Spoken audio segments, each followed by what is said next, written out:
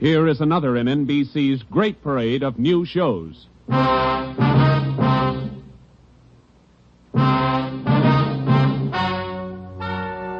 Ladies and gentlemen, the story you are about to hear is true. Only the names have been changed to protect the innocent. NBC brings you Dragnet.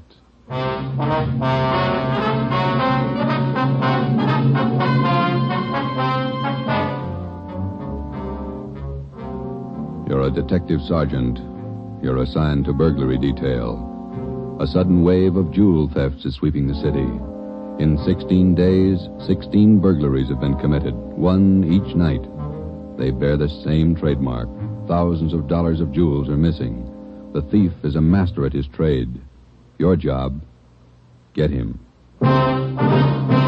Dragnet, the documented drama of an actual crime, investigated and solved by the men who unrelentingly stand watch on the security of your home, your family, and your life. For the next 30 minutes, in cooperation with the Los Angeles Police Department, you will travel step by step on the side of the law through an actual case transcribed from official police files. From beginning to end, from crime to punishment, Dragnet is the story of your police force in action.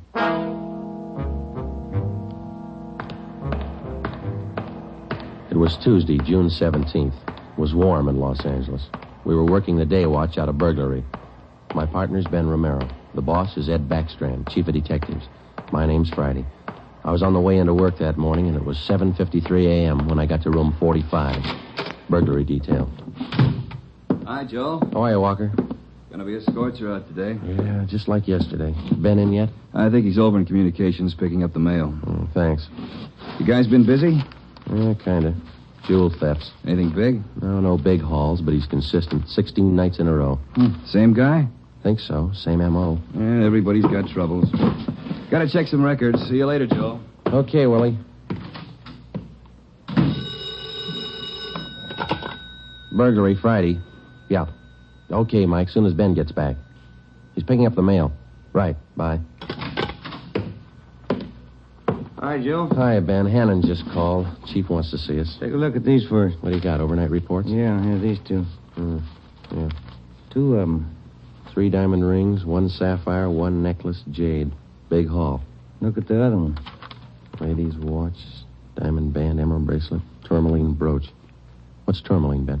I don't know. Must be valuable. It's gone. Let's see. Owner left house about 9 p.m., returned about 1:30 a.m., found property gone, scratches on the door. Probably using the cellophane method. Hasn't missed yet. 2 in one night. Well, he's picking up his pace. Must have a bag full of loot somewhere, whoever it is. You get the description sheets from pawn shop detail? Yeah, got him right here. You take half of them. Let's see what luck we got this morning. Yeah. Nothing so far. Me neither. Let's see. I'll get it, Joe. Burglar Romero. Hi, Ben. Chief still wants to talk to you, boys. He's got an appointment at 8:30. Wants to see you before he leaves. Okay, Mike. Just checking some buy sheets. Be right in. Better make it fast. He's in a bad mood this morning. Okay, Mike. Thank you. Backstrand again? Yeah, he's in a bad mood. Come on. Wonder what's bothering him. Something's bad. He doesn't blow very often. Chief of Detective's Office, Hannon. Go ahead in, boys. He's waiting. Thank you, Mike. All right, ma'am. I'll connect you. Friday, Romero, sit down. Wait till I get the phone. Backstrand. Oh, yes, Mrs. Winthrop. Yes, ma'am. We're doing all we can. Yes, ma'am. Yes, ma'am. Yes, I'll do that. Yes, ma'am. Goodbye. Got trouble, Ed? Taxpayer, Mrs. Winthrop. You two ought to remember the name. We do, Skipper. 10 days ago, somebody lifted $2,000 worth of diamonds from her bedroom while she was at the symphony. Last night, she was hit again. A diamond watch, an emerald bracelet, and some kind of a brooch. Tourmaline. I don't care what kind it was. It's gone. What's the pitch? We just read a report a couple of minutes ago, Skipper. Could be a tie-in with those other 16 jobs. 16 jobs in 16 days. You haven't got a lead on the thief yet? Nothing shows up. No prints, nothing. What about the pawn shops? Nobody's tried to soak any hot stuff as far as we know. We double-checked the detail. We got every hock shop in town on the alert. Whoever it is, they've got to try to pawn the stuff sometime. Unless they're going to give diamond rings for Christmas presents. And they haven't tried the pawn shops yet, Skipper. We're sure of that. Look, 16 burglaries in 16 days. Jewels and watches. Good ones. Well, it's got to stop. It's got to stop soon, you understand? We'll stay right on top of it, Ed. We're doing all we can. For 2 weeks, I've had half a dozen women calling me every day. Society women. Some of them figure they should get extra treatment. They're only DR numbers to us, Skipper. They all get the same attention. I'll try and explain that to some of them. They think you're in on the racket. Maybe you boys would like to take these calls some morning. No thanks, Ed. All right, then, let's get some action. Keep the pawn shop operators on their toes and get after every known fence in town. That's all. I've got an appointment. All right, Ed. Check you later. Holding a call for you, Ben. Oh, thank you. Hello. Oh, hi, Max. What? Well, hold it. Be right down. First break, Joe. What do you got? Necklace and a watch. Both of them on the stolen property list. Where? Henry's pawn shop. 5th and Main. 6 minutes later, at 8:25 a.m., Ben and I drove up in front of Henry's Square Deal Pawn Shop. Quick cash, no red tape, watches bought and sold. The proprietor was Max Murphy, an old friend of Ben's. Well, pal, of all days, it had to happen yesterday. Took the day off and went fishing up at Big Bear. I left my nephew in charge, Harry. A real knothead, that kid. How do you mean, Max? Joe, if I told him once, I told him 101. Whatever you do, whatever they come in with to Hawk, check it with the list. Check it with the stolen property list. What does he do? He forgot. He forgot. Oh, a real knothead, that boy. How old is he, Max? 32. A real knothead. I checked the slips from yesterday. Then I checked the stolen property list. There it is. Hot stuff.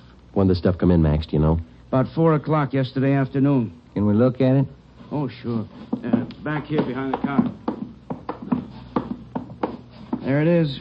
Did you check out the serial numbers on the watch yet, Max? When I found out, yes. They matched to a T. All right, let's see. Yeah. Description on this necklace matches, too. Let's have a look at your buy book, huh, Max? Yes, sir, Joe. Here you are. There's a deal right there. Here? Yeah, that's him. That's how he gave his name. Walter Tracy, 132 and a half Blackstone Court, Los Angeles. Let me check the book for the description, Max. Oh, sure. Yeah, here. Mm-hmm. Okay, Max, thanks. We'll be checking with you later. Sure, Joe. Anytime. Sorry. All right, Max. See you later. You fellas take it easy. Right.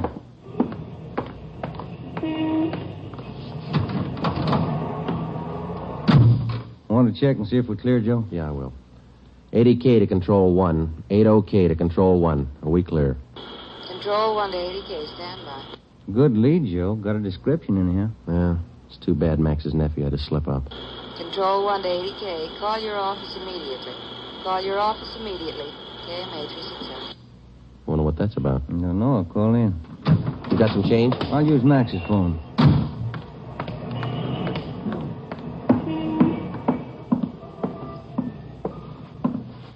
Use your phone a minute, Max?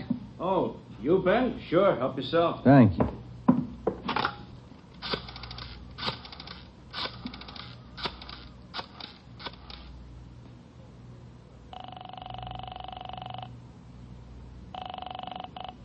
City Hall. 2524. 2524. Burglary. Levine. This is Ben, George. You got something? Hot one. Universal Loan Shop, 6th and Barton Place. Guy just took in a couple of rings. He checked too late. What you mean? He checked the form after the guy left. It was signed Walter Tracy.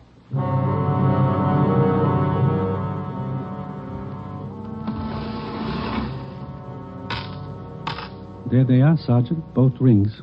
Fine quality diamonds. Don't you usually check your stolen goods list before you take in stuff like this? Usually, yes. Last night, no.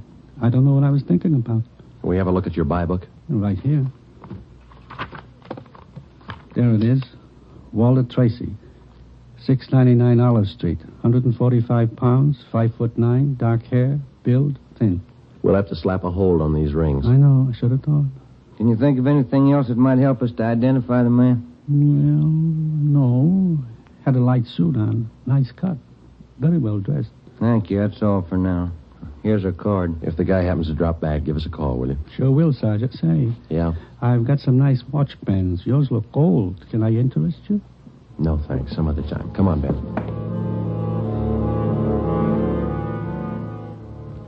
That afternoon and the following morning, despite our alert and our warnings, 2 more pawn shops called in with reports of stolen watches taken in. We checked them out. The serial numbers on the watches matched those on the stolen property list. On the pawn shop account books, the loan was listed under the name Walter Tracy. The addresses were given as number 12 St. Vincent Place and 700 East Flower. The descriptions of the man were the same. Slight build, well-dressed, about 145 pounds, 5 feet 9 inches tall, dark wavy hair. We had the name and description distributed to every pawn shop in Los Angeles and surrounding communities. Through our informants, we checked up on every known fence in the city. For the next 2 nights, we received no reports of stolen jewels. That made up for the double burglary the night before. On June 19th, the box score read 18 successive nights, 18 successive jewel burglaries.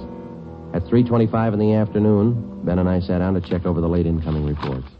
Got anything, Joe? Not yet, no. Nothing here. Maybe the guys left town. Nope. No such luck. Take a look. That's it, number 19. He may set a record. Well, he's making monkeys out of us, isn't he? Look, man's watch, lady's watch, Chinese amber necklace, diamond shirt studs, and a bracelet with 2 large rubies. He's getting ambitious.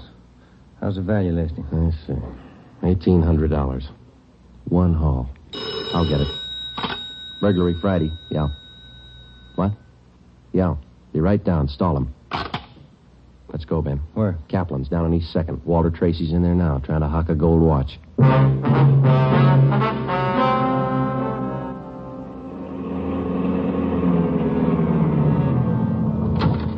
Ben, cover the door. I'll do it look like I'm shopping around. Right, but watch your step. We don't know this guy. Yeah, stay close to the door, huh? I'm sorry, that's the best we can do on the watch. Look, Mac, this is gold. 21 jewels. Well, that's the best I can do. Drop dead. Well, it's the best I can do. Don't get sore. Yeah, sure. See you later. That's him, Sergeant. Walter Tracy. I stalled him as long as I could. All right, I'll check back with you later. Did you spot the guy that just came out? Yeah, I went up straight. Let's follow him. Hustle it. You spot him, Ben? Straight ahead, about 15 yards. He's crossing the street. Yeah, let's get up a little closer. We'll lose him, sure, if the light changes. Come on, run for it. Watch the traffic light. That was close. You might have spotted us. It's going faster. Come on, Joe, run. Yeah. Don't lose him. This crowd's not helping. Hey, wait a minute. I bet you're a cop. You're chasing somebody. All right, let go of my arm, mister. Let go. Well, you don't have to get tough. Lousy cops think they own a street. I'm going to write the mayor's office. Come on, Joe. He's running for it. Yeah, I see him. Watch the signal up ahead. Hurry, Joe. Almost up to him. Into the parking lot. Hey, you! Stop! Look out, Joe. A gun. Yeah, I see. All right, get away. All right, smart guy. It's a nice job. Yeah. He's too fast for an honest man. Let's take him in. When we got back to headquarters, Walter Tracy was under technical arrest. We took him directly to the interrogation room. We searched him thoroughly. We had him take everything out of his pockets and put it on the table. Then we had him take all the money he had in his wallet, count it out, and hold it in his hand. What is all this routine? That's all the money you have on you? $47.17, right? Yeah. Okay, keep it in your hand. Ben, shake him down. All right, Tracy. Take off your coat, shirt, tie, and your shoes and socks. What kind of a pitch is this? I'm no hood. Take them off. 2-bit cops. You're not pinning anything on me. I don't care what you do. Sleeves, pockets, lining. Nothing in the coat, Joe. Get his shirt. Take it light with the threads, huh? Costs money. How about the trousers, Ben? Let's see. Cuffs, pockets. No. Let me get the belt. Zipper on the inside of the belt? No, it's clean. Shoes are okay. All right, Tracy, let's see the soles of your feet. I hope you don't mind. They're dirty. Why don't you take a shower? Let's see. All right, Joe, nothing. Put your clothes back on. Yeah, thanks. All right, you. What's your name? Huh? I said, what's your name? You telling jokes? Walter Tracy, you know that. Your real name. How old are you, Tracy? 27. Where do you live? No place. Just got in town a couple of days ago. Where are you from? Salina, Kansas. Where you been sleeping the last 2 nights? The park, Pershing Square. Clothes don't show it. Pretty natty. I had him pressed. Where? Down by the square. I don't remember. You ever been arrested before? No. Where'd you get this gun, Tracy, the one you pulled on us? I didn't know who you were. Could have been a couple of hoods. You kind of look like it. Where'd you get the gun? I won it in a crap game coming out on the train. Where'd you get the watch? Graduation present. You want to run a make on him, Joe? The gun and the watch? Yeah, I'll call him. Go on, check. You can't prove a thing. Pawn shop records, Gilmore. Gil, is Friday. Can you give me a make on a watch? Sure, Joe, go ahead. Time Master, yellow gold, man's wristwatch. Okay. Case number 716F23. Right. Movement number B351708. Got it. Okay. Now give me a make on this gun, huh? 32 S&W automatic. Serial number 579461. Okay. Call me back? Right. What's your station number? 2572. I'll ring you, Joe. Thanks. Having fun? What'd you do with all those jewels you stole? When do I get out of here? I don't think you're going to get out. You got nothing on me. How tall are you, Tracy? Get your tape measure. 5'9". How much you weigh? 140. I'm 27. My name's Walter Tracy. I come from Salina. I've been in town 2 days, and I don't know what you guys are talking about. You sound smart. You don't act it. And you're flying blind, copper. What'd you do with those jewels you stole? I don't know what you're talking about. What color are your eyes? I don't know. I'm colorblind. What color would you say your hair is? You colorblind, too? You ever been arrested before? Straighten out. He asked me that. I'm asking you. No. You ever done any big time? No. All right, I don't care if you level with us or not.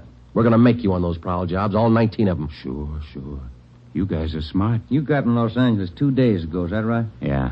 You don't know anything about any jewel thefts. That's what I said. Then how come your name and your handwriting's on the account books in 4 pawn shops in Los Angeles? It's not mine.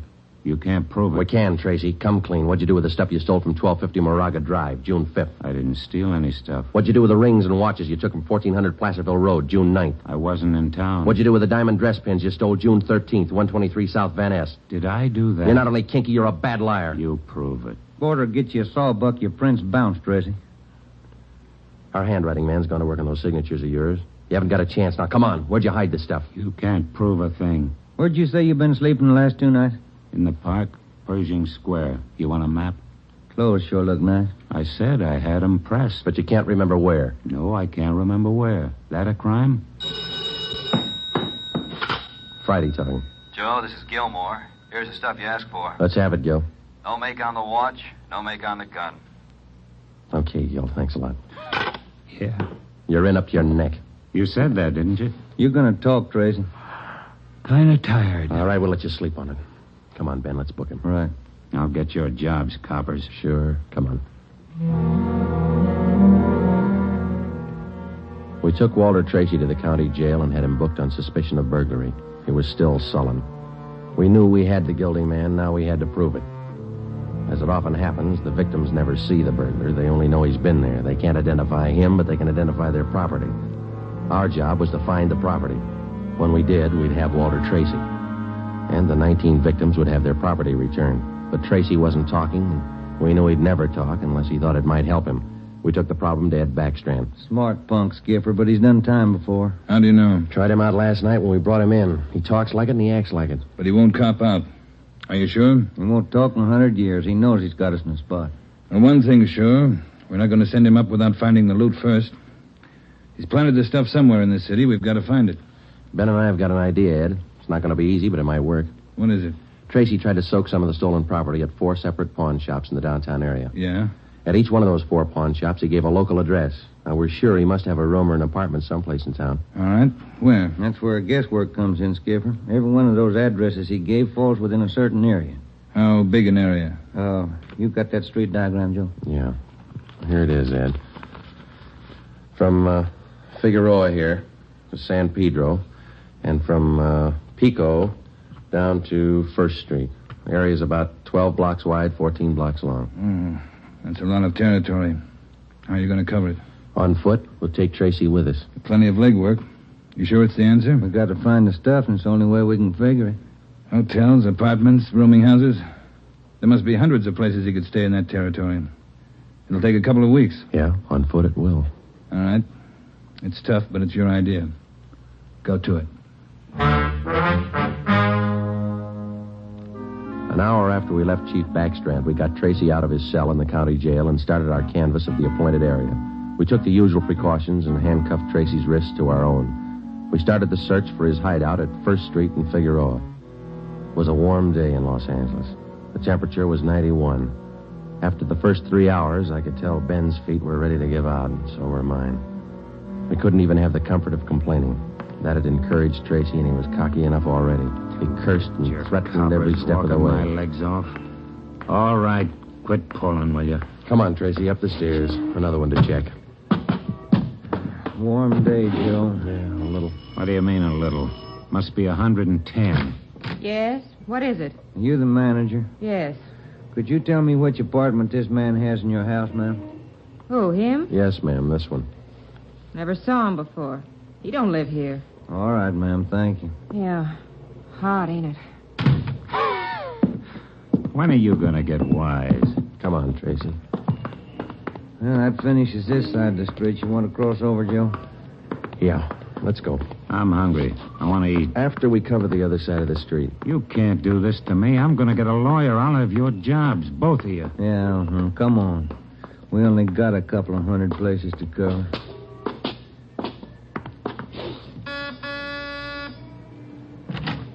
Hi, gents. What can I do for you? You the manager? I run the place, yeah. Which room does this man have in your place? Him? You made a mistake. He doesn't live here. All right, thanks. My feet are killing me. Wait till I get a lawyer. I'll burn both of you dumb cops. What do you think you're doing anyway? Making a guy... All that day and the day after that and the day after that, Ben and I, with Tracy handcuffed to our wrists, canvassed the designated areas, from hotel to hotel, from rooming house to rooming house, and the apartments, too. Every day our feet ached a little more, our pace slowed down, Tracy got more irritable, and the weather got hotter. The second day it reached a high of 92, the third day 94, the fourth day 94. Police regulations say plainclothes officers must wear a coat and necktie on the street at all times. We wore our coats and neckties. The search continued into the fifth day. Our pace got even slower. Ben and I started to lose heart. After a while, we forgot our object was to recover the stolen jewels. All we wanted was to find Tracy's hideout. We knew we were right. We knew Tracy was our man. It was a point of pride. Whether your feet hurt or not, you don't give in to a thief. Yes? What do you want? You the landlady here? I am. Which apartment does this man have in the building? Well, none of them. He's not one of my tenants. Thank you, ma'am. Come on, Tracy. By the sixth day, all three of us had special pads in our shoes. Our feet ached worse than ever. Tracy let us know about his every 3 minutes. By late afternoon of the sixth day, we'd covered more than half of the designated area. The temperature was 95. You guys gonna go on forever? I'm sweating like a horse. I'm getting tired of your moaning. That looks like the manager behind the desk. Yes, sir? You the manager? Yes, sir. What can I do for you? Can you tell us which room this man has in the hotel? Him? He doesn't live here. Hey, you fellas look awfully warm. Like to cool off in the lobby? We're air-conditioned. No, thanks. I'm hungry. When do we eat? You're always hungry. You got the biggest mouth on a cop I ever saw. Oh, all right. Yeah. I'm hungry. I want to eat. Now. Wait till I give this story to the papers. Mistreating innocent guys. They'll break you. All right. Come on, up the stairs. I'm going to get a lawyer tonight. I'll show you. Yes? Why, Mr. Baker, where have you been? We questioned the landlady, a Miss Elizabeth Hunter. She told us that Baker, alias Tracy, had rented an apartment from her about 2 months before. That's all the information she could give us. Tracy clammed up. He would admit nothing. We asked Miss Hunter to accompany us as a witness. We took the elevator up to Tracy's apartment on the 6th floor. Miss Hunter, Tracy, Ben, and I. Down this way. Here. Do Do you want me to open it? Please, Miss Hunter. What? There's a girl. Walter? What is it, Walter? I told you to get out of town if I didn't come back. I didn't want to leave. I didn't want to leave without you. I thought you slept in the park. Take a jump. Where's the stuff hidden? All right, Ben, handcuff him to a chair. The girl behind him. We'll find the stuff ourselves. All right, Tracy. All right, you're next. I haven't done anything neither. See, you can't prove it. Billy, shut up.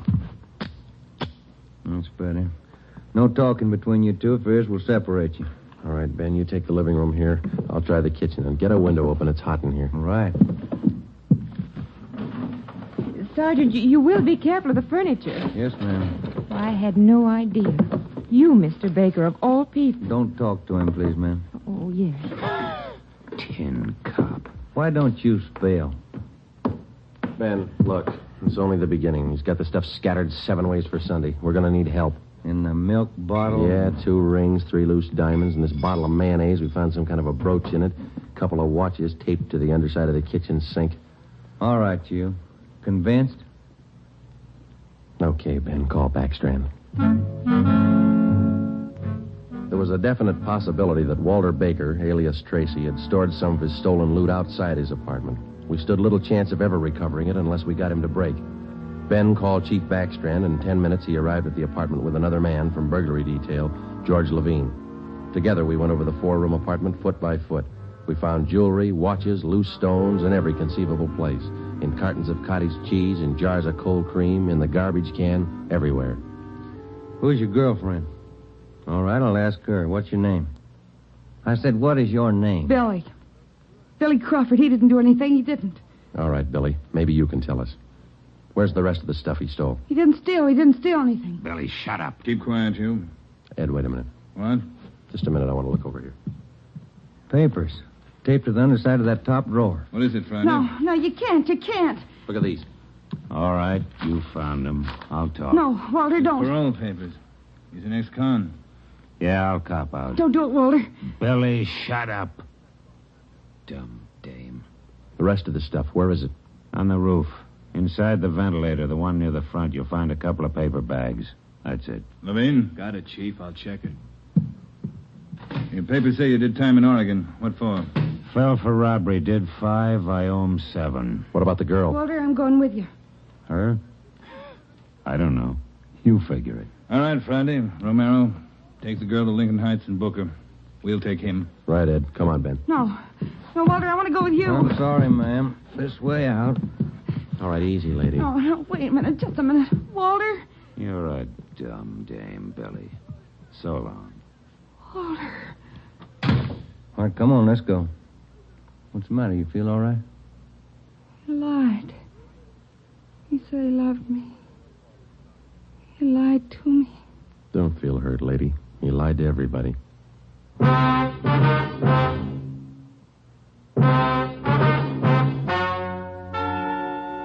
The story you have just heard is true. Only the names were changed to protect the innocent. Walter Baker, alias Walter Tracy, was tried and convicted on 3 counts of first-degree burglary and received the maximum sentence prescribed by law.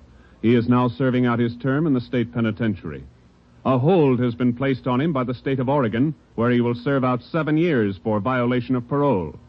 Billy Crawford, Baker's accomplice, was tried and convicted of receiving stolen property and is now serving time in the state penitentiary for women.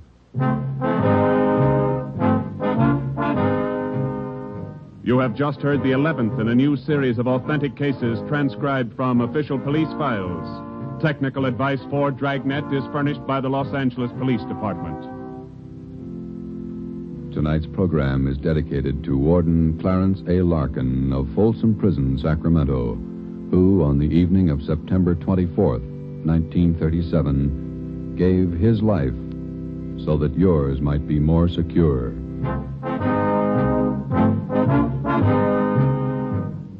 Dragnet came to you from Los Angeles. If you enjoyed tonight's production of Dragnet, you'll want to listen this Saturday evening to a pair of adventure shows featuring 2 well-known Hollywood personalities. You'll enjoy Brian Donlevy, star of Dangerous Assignment. Also on Saturday's schedule is Richard Diamond, Private Detective, as played by the screen's romantic tough guy, Dick Powell. Listen to both of these exciting programs this Saturday over most of these same NBC stations. This is NBC, the national broadcasting company.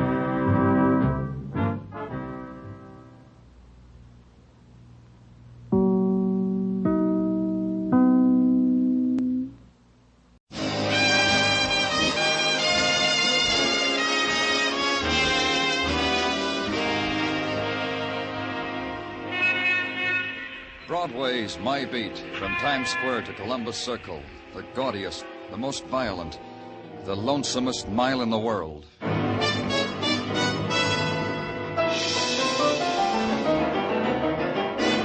Broadway's My Beat, with Larry Thor as Detective Danny Clover.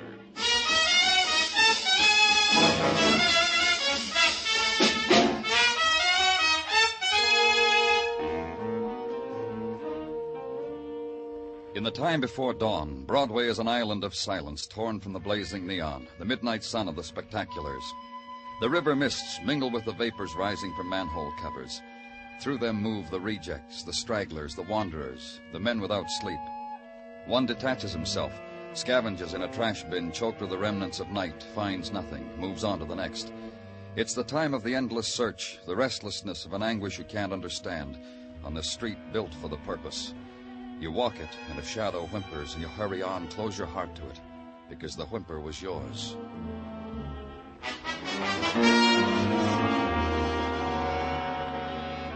And finally, you must put aside whatever it was you were looking for, because on a side street a man waits for you to give you the nighttime's departing gift. The boy lying dead against the iron gate of the tenement's basement court. Pablo Malari, Danny, from uptown, West 109th Street. Carried one of those handwritten identification cards. Find anything else on him? Not much. $5 bill in his wallet. His saint's medallion he's wearing on a chain around his neck. That's about all. Now, you question the people in the... Yeah, Danny, every door. No one ever heard of the kid, had nothing to do with him, didn't want to talk about him.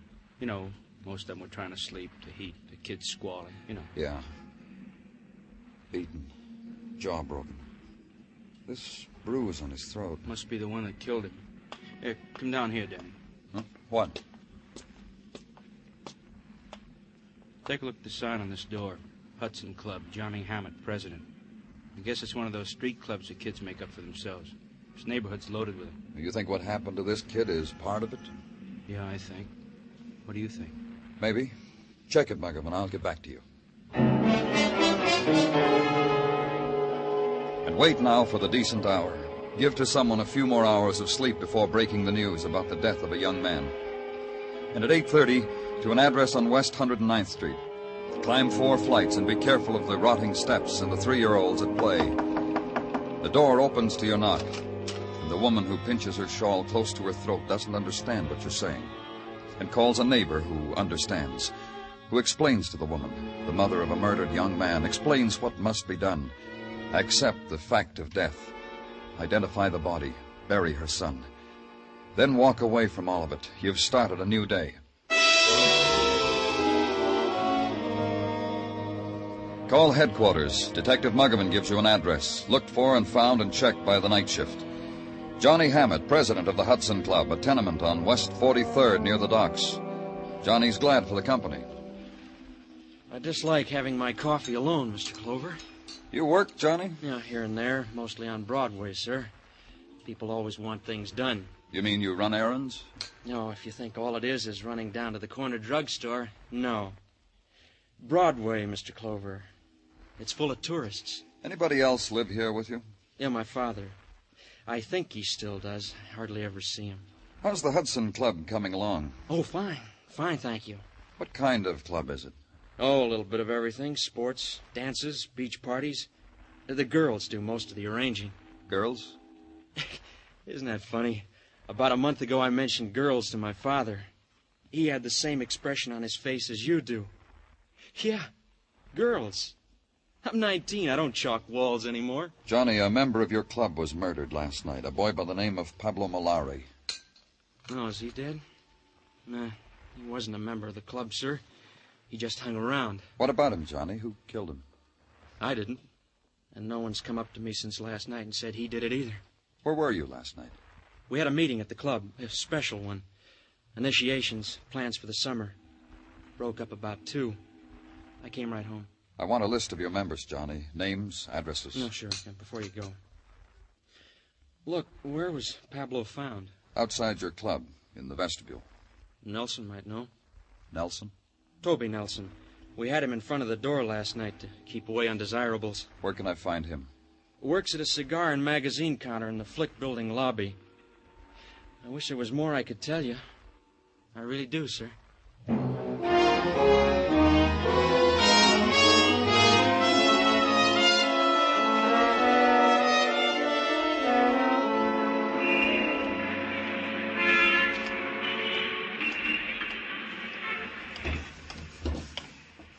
Hey, sis, don't forget your change. Here you are, baby.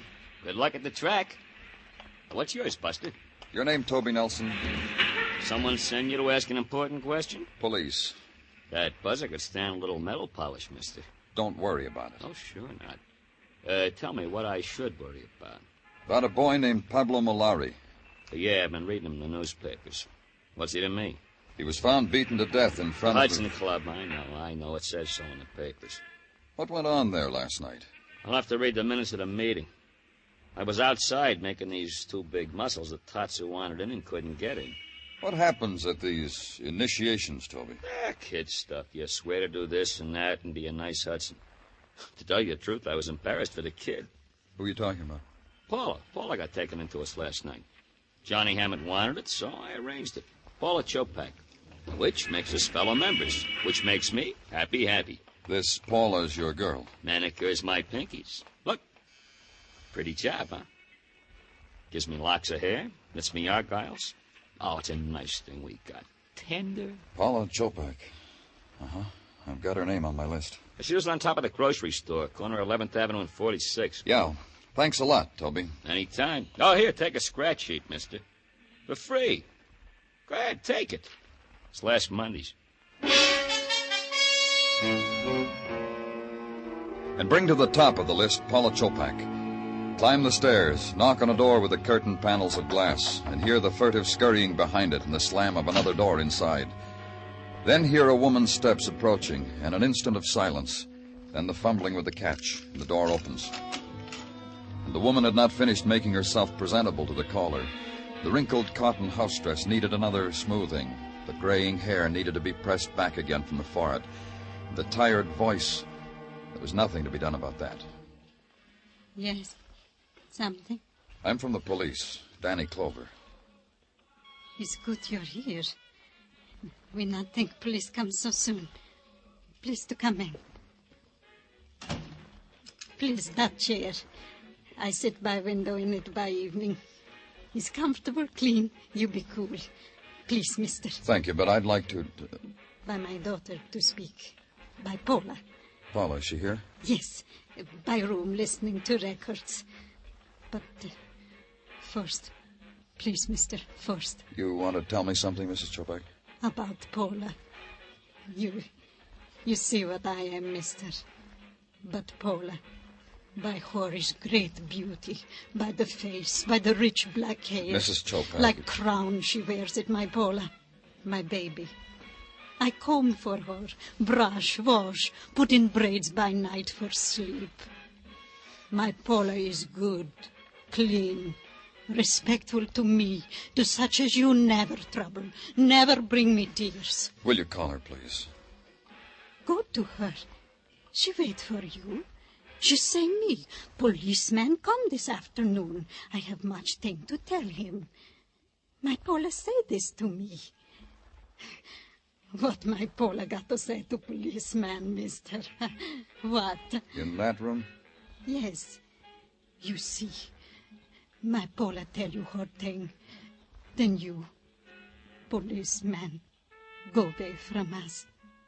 Mister.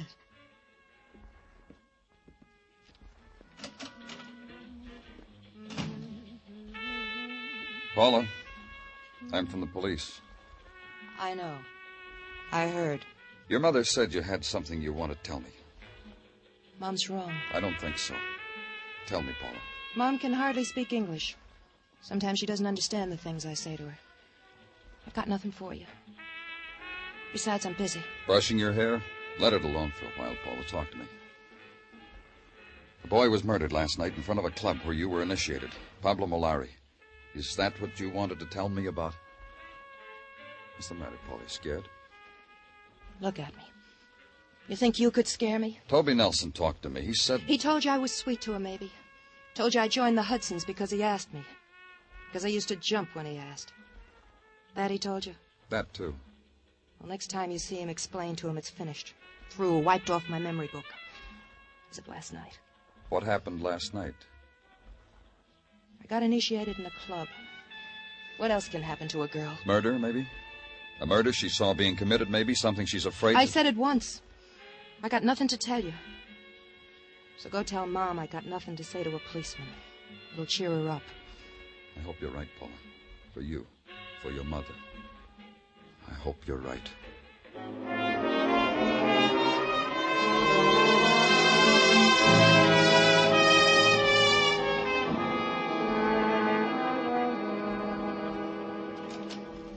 Danny, I give you the evening's greetings. Thanks a lot, Gino. Hey, you're here so late tonight. Why didn't you go home after you saw the Chopak girl? I had some work to do. Danny, would you mind very much if I regaled you with a tidbit that happened early this evening at the house of Tartaglia? Please do. Cousin Stanley from Gay Paris showed up after 10 these many years. Not him. Oh, him it was. And with arms akimbo with goodies. Nicks for Mrs. Tartaglia, knacks for the kiddies, and for me, a great big bottle. Champagne, huh? Had a call, Danny. 51. From Paris? Those Continentals know how to live. Gino, did you have that list of the Hudson Club checked? Indeed I did, and each and every member swears on the bylaws of the club that they know nothing of the murder of Pablo Molari. Danny Clover speaking. Squad car's downstairs for you, Danny. Paula Chopak was washed up on the beach at Far Rockaway a little while ago. Maybe an accident, maybe homicide. You going, Danny? Right away.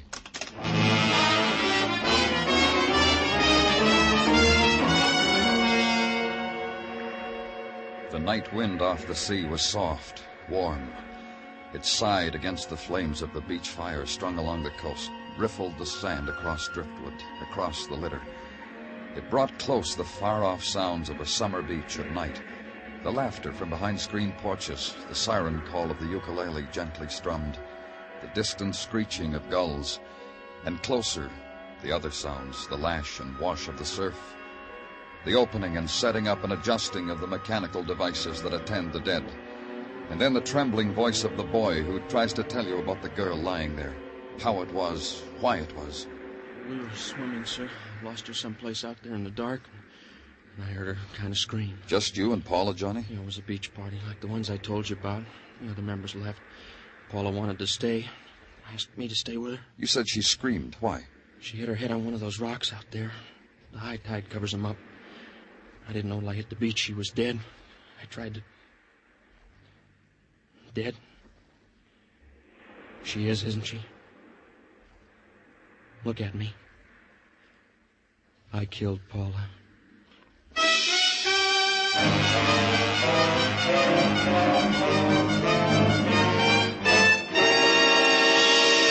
You are listening to Broadway's My Beat, written by Morton Fine and David Friedkin, with Larry Thor as Detective Danny Clover.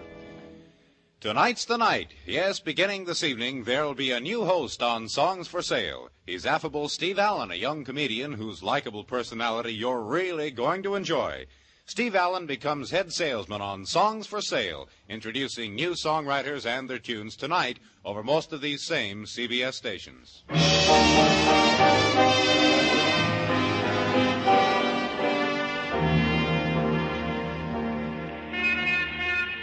On an early summer's night, Broadway stands on a corner, leans against the orange juice stand, and sums up the day. Some days are better than others. Some days you break even. You only had one end of the daily double, but the new blonde in the office looked over her shoulder at you and smiled. And later, when she dabbed on her lipstick with a finger, she smiled again. Oh, it was quite a day today. The Dodgers passed a miracle. You forgot to pay the check at the cafeteria and got away with it. And a girl. A song of a girl was washed up on the beach at Far Rockaway. Here is maybe a tragic day, but here is a day. It was 11:30 toward the end of it when we got Johnny Hammett back to headquarters. Sit down there, Johnny. Cigarette, kid? No. No, thank you. Well, maybe you'd rather have one of Danny's. Yeah, here, have one, Johnny. I don't want one. Guess Johnny doesn't like the brands we smoke, Danny. I just don't want to smoke, that's all. Can a man not want to smoke? Take it easy. Sure. Sure, relax, kid. Am I under arrest? You said you killed Paula. It was my fault. I shouldn't have let her swim out that far. Did you kill her or didn't you kill her? It was my fault. Who killed Pablo Malari? You think I did? Did you, Johnny? You think I killed him, don't you, Mr. Clover? There you go again, Johnny. Look, kid. A couple of your friends were killed. We're police. We're asking. I didn't kill anybody. You don't have to explain to Johnny Muggerman. He knows why he's here. He knows we need his help. Yeah, help, Johnny. That's what we want. We're not asking for a confession. Who's kidding? Who? Were you in love with Paula? She wasn't around long enough. She was around tonight. What happened tonight? You know what happened. What's the matter with you? Look, Johnny, I'm going to tell you something. You're not talking to your little hoodlum friends. You're talking to a policeman. Nobody's trying to intimidate you. Nobody's trying to make you say things you don't want to say. You're talking to a policeman who's trying to do his job. What happened tonight? We had a beach party. The Hudsons? Yes, sir. That's better, Johnny. Paul and I came late. The others were already there. Toby Nelson? Yes, sir. Toby wanted to take Paula home. Paula wanted to stay. So we stayed. Paula and I. We were the last ones there. What made Paula want to stay? She'd never been swimming at night. And she swam out past the breakers and a wave washed her against a rock. Is that what happened? Yes, sir. All right, Johnny. Can I go now? Uh-huh. Good night, Johnny. Thanks. What do you think, Muggerman? You believe him? I don't know. I'm going to check. I'm going to talk to Toby.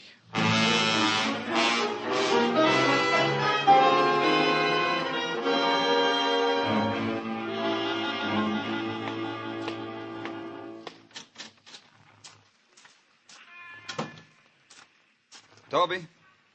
Toby? Who wants me? Oh, you got a long nose, mister. Your landlady told me you were up here on the roof. Hers is even longer than yours. What's the guy have to do to get a square foot of air to himself? Your girl's dead, Toby. Paula's dead. You're stale, mister. The smooth voices on the radio have been telling me Paula's dead. For an hour now. Up here, I thought I couldn't hear him. I hear him.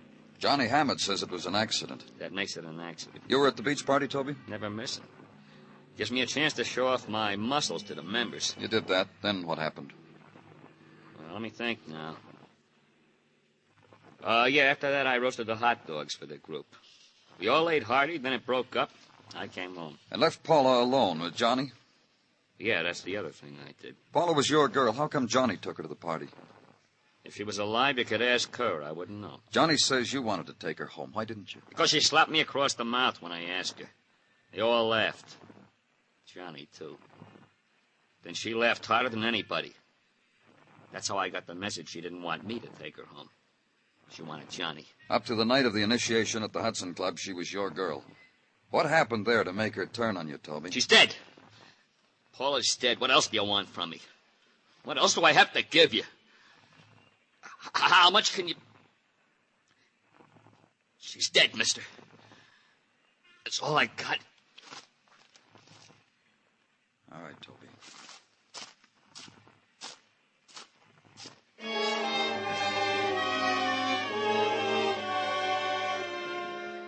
And leave the boy alone. Give him the time and place of his grieving, and the quality of it that's bled out of a tenement rooftop in a city stretching into the hours after midnight. Go away. Resign yourself that another day is over.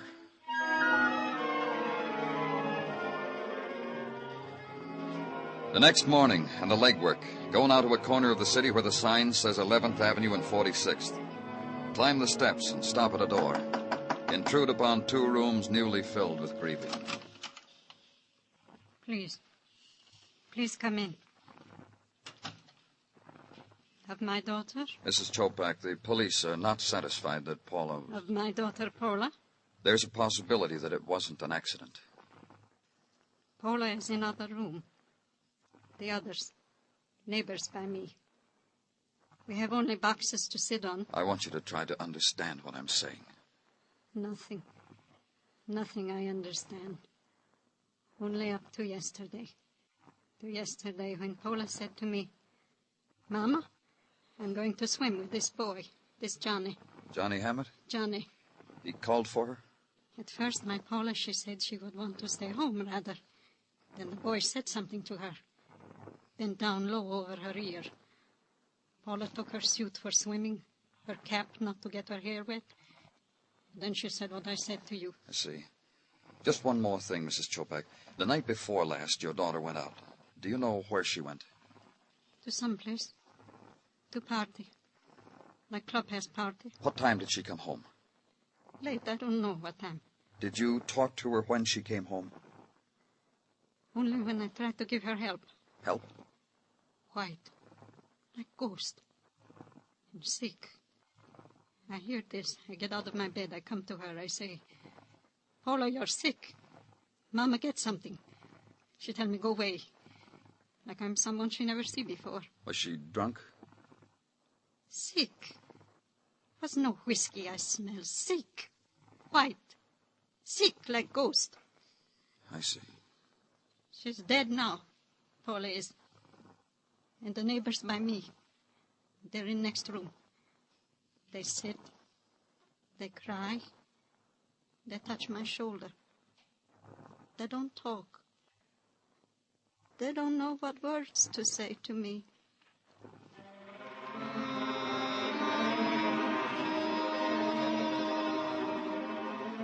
Then walk the tenement street and have your passage greeted by the sudden silences of the yelling kids, the turning of backs after the furtive gesture of insult, because somehow you were guilty of that anguish over the corner grocery store.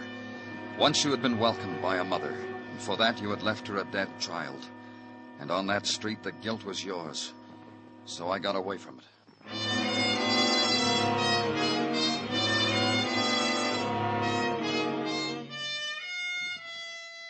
At headquarters, reread the file on Malari, dead of a beating.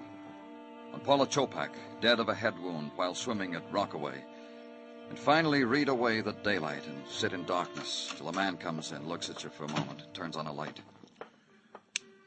You don't mind the light, huh, Danny? It's all right, Gino, thanks. I agree with you that this killing, this dying of kids, makes one wish to sit alone in the dark.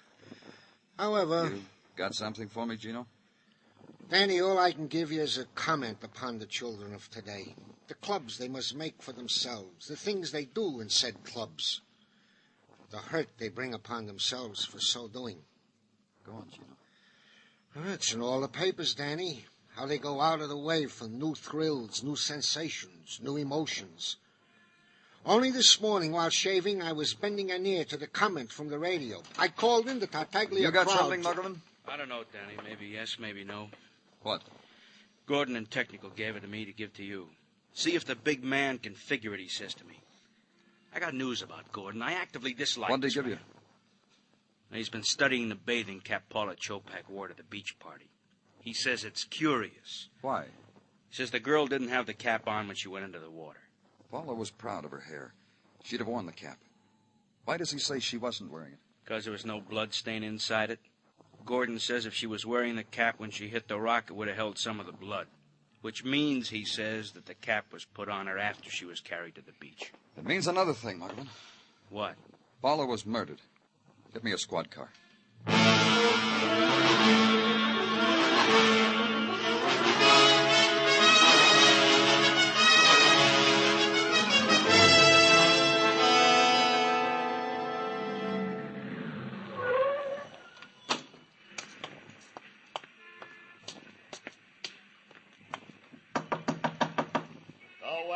Open. It's the police. What do you want? Let's go inside, I'll tell you. Inside, Toby. Are you the only Hudson here? Hey, Johnny, look what's here. We got a caller, Johnny. Good evening, Mr. Clover. Nice clubhouse you've got here. Can I show you around? Where's everybody? I thought you had quite an organization. They'll be around. When you leave, people will start swarming in here. I'm glad you came, Mr. Clover. Thanks. Hey, what's with you, Johnny? You buy a cop for a friend? Don't pay any attention to him, sir. He doesn't know about policemen. He doesn't know they have a job to do. You understand all about that, though, don't you? Hey, what's going on? Too bad about you, Toby. Huh? I said too bad about you. Your muscles, your temper. The mad you had on the other night. Hey, Johnny, what's eating you?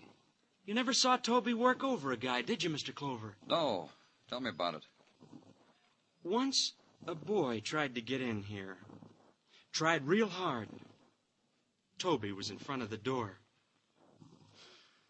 The boy never made it. Pablo Molari?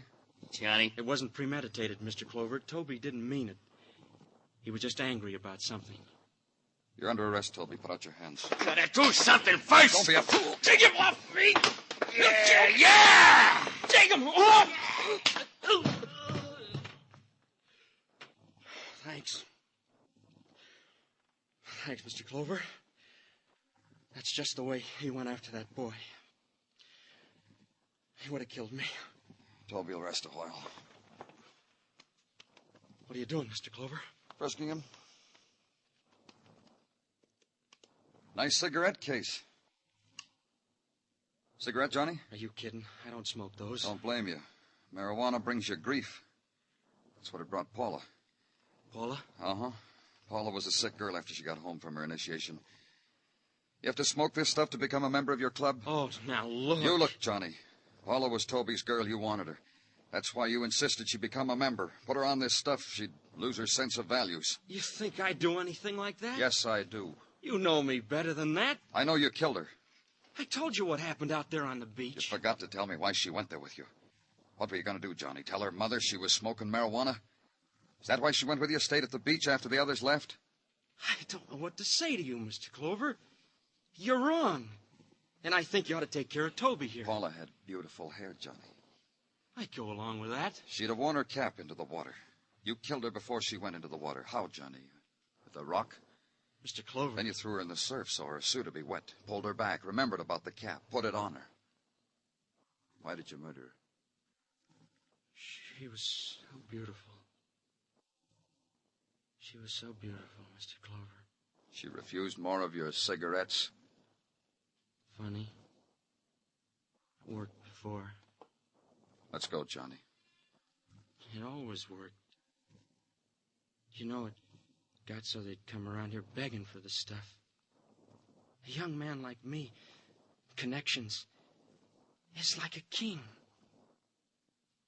I'll tell you another funny thing. I wouldn't touch this stuff. Come on. Yes, sir.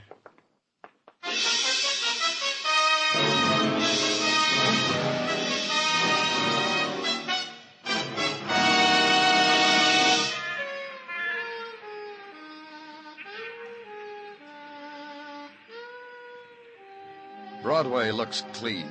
The winds of the evening have swept away the litter. Everything looks sharp. Sharp. Like a knife at your heart. You walk against it, and it plunges deeper. Deeper until there's no pain at all. It's Broadway, the gaudiest, the most violent, the lonesomest mile in the world. Broadway, my beat.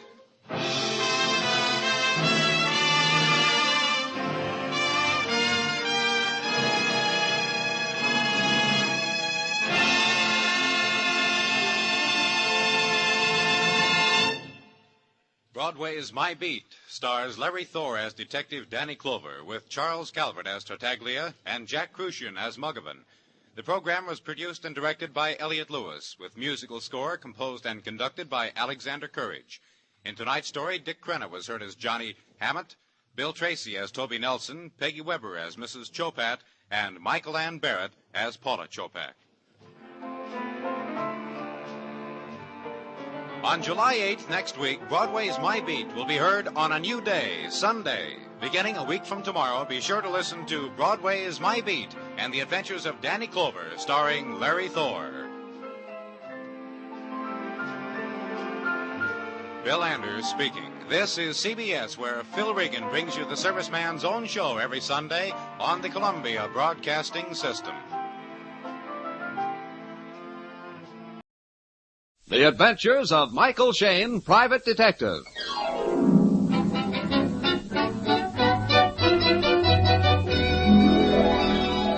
The people who make 76 gasoline and Triton Motor Oil, Union Oil Company, present The Adventures of Michael Shayne, Private Detective, starring Wally Mayer and Kathy Lewis.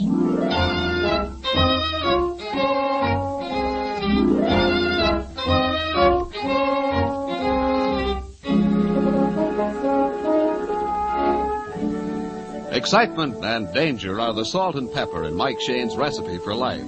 But at this particular moment, Mike seems fresh out of spice and seasoning. Life is very dull for our detective friend.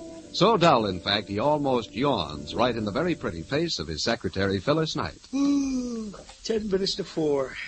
You've had that poetry book propped under your nose since lunch. Well, certainly. If I'm going to write poetry reviews, I've got to read them. Exactly 3 people have walked through that door today. 1 bill collector and 2 guys asking where they could... Mike. Where they could comb their hair.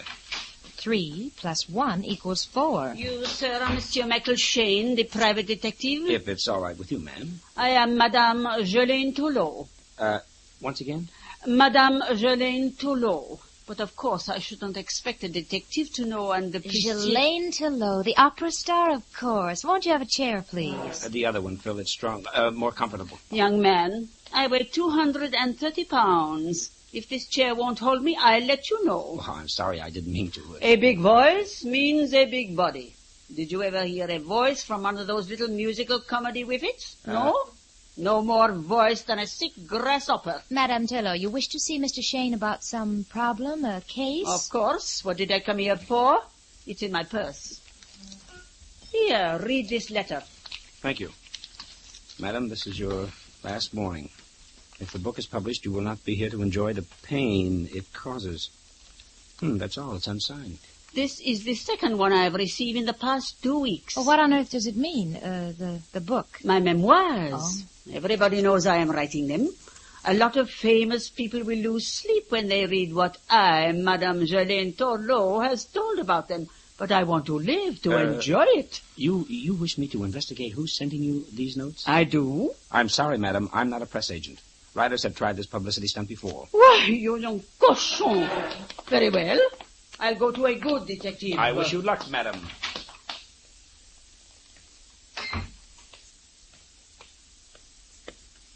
I like you, young man. You talk back to me and don't apologize. Only in months spelt with an R. I admit I like publicity, Mr. Shayne. I love to see my name in print, but not in the obituary. If you will take the case, I'll give you the names of the people that might have written these notes. Go ahead, Mike. We wouldn't want anything to really happen to Madame Toulot. Thank you, my dear. What is your name? Phyllis Knight. I remember hearing you sing Carmen when I was a little girl. You're older than I thought.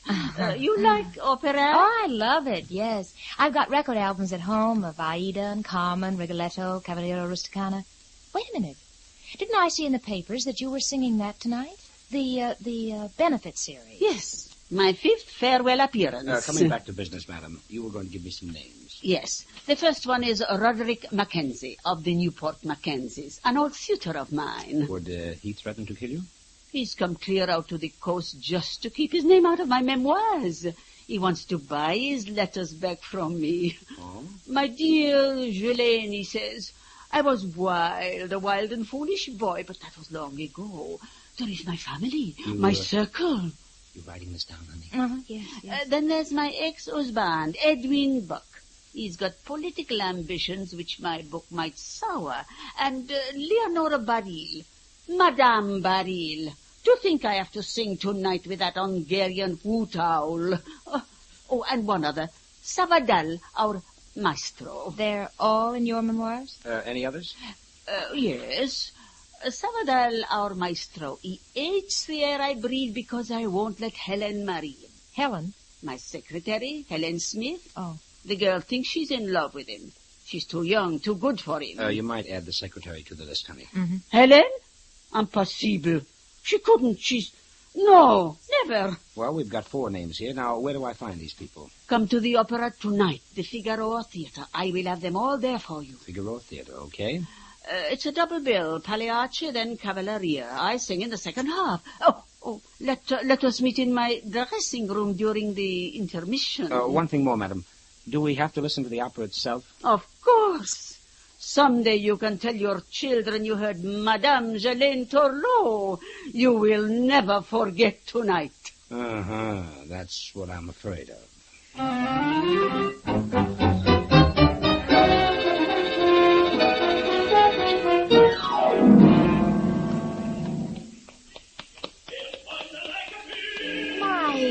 wanted to hear the end of Pagliacci. Yeah, so do I. It can't end quick enough. Oh, you're just being childish. You like music and singing. Yeah, sure, darling, but when guys get up on the stage and insult each other, I want to enjoy it in English. Oh,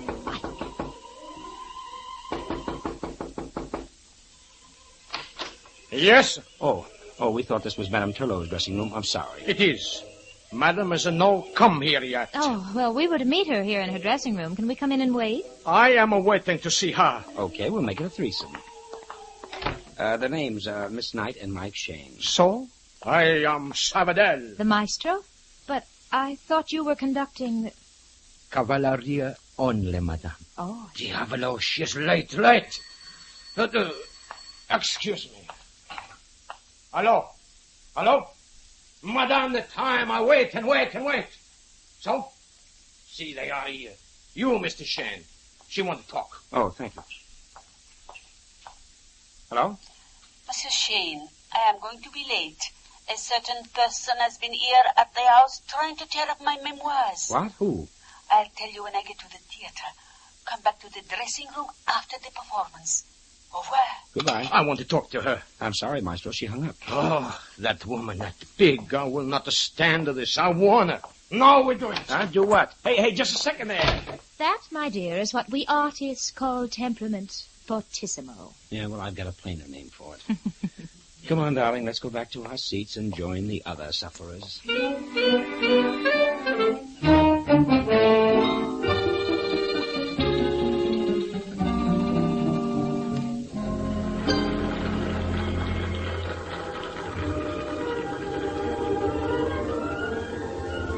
Mike. Hmm? Hey, that man conducting the orchestra, he doesn't look like Sabadell. Yeah, you're right. It's the same bald head who umpired the first opera. Yeah, but Sabadell said he would. Wonder what it means. Don't ask me, darling. The only thing I know about Grand Opera is the price of our tickets.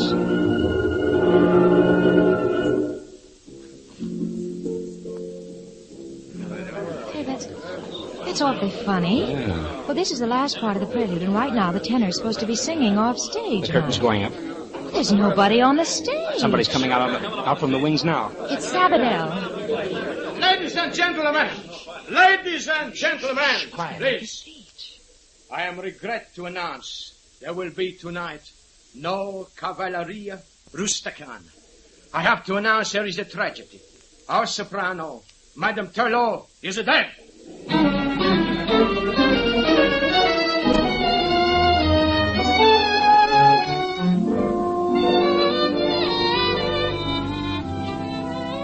We'll return to Mike and Phyllis in just a moment.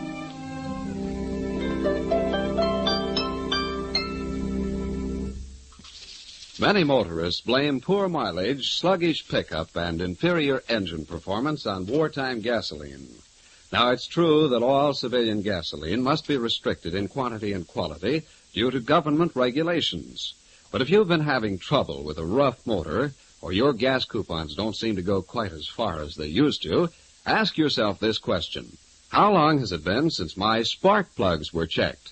You see, spark plugs have a lot to do with engine performance. If they're old or burned or dirty, they won't fire properly and they waste gasoline. In fact, engineering tests show that defective plugs can waste 1 tankful of gasoline out of 10. Now, there's no reason why anyone should put up with this condition when it's so easy to have your Union Oil Minuteman check your spark plugs. Union Oil spark plug inspection is scientifically performed. The condition of each plug is carefully measured on a special machine, and you can see the results for yourself. If your plugs are dirty, the Minuteman will clean and adjust them. The cost of this service is only a few cents per plug, and you'll soon save that in extra mileage. You'll find Union Oil Minuteman ready to serve you wherever you see the sign of the big orange and blue 76.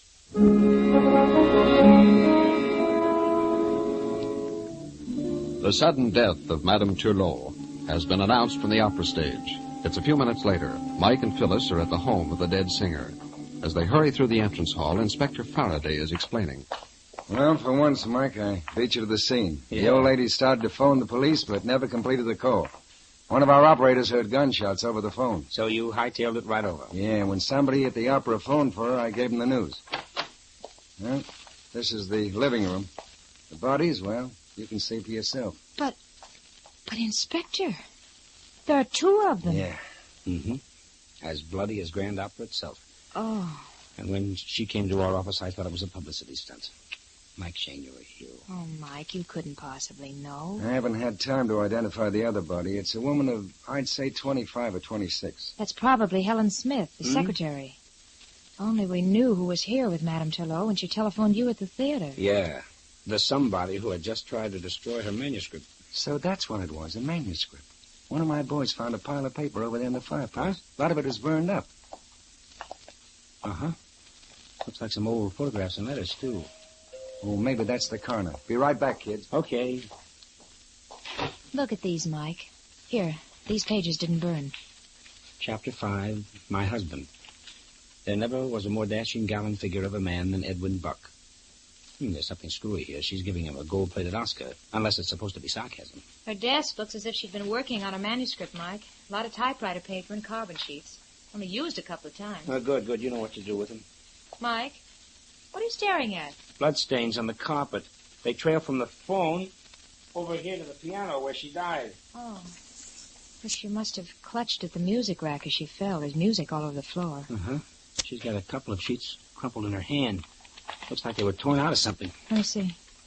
That's part of an opera score. An aria from Rigoletto.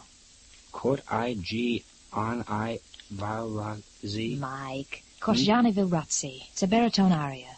I thought she was a soprano. Helen, Mamma Mia, Helen. No, Sabadell, no, don't touch her. I don't know who these men are, but they all insist they're special friends of Madame Turlot. What's your name, sir? Edwin Buck. I was once her husband. And you? Roderick Mackenzie.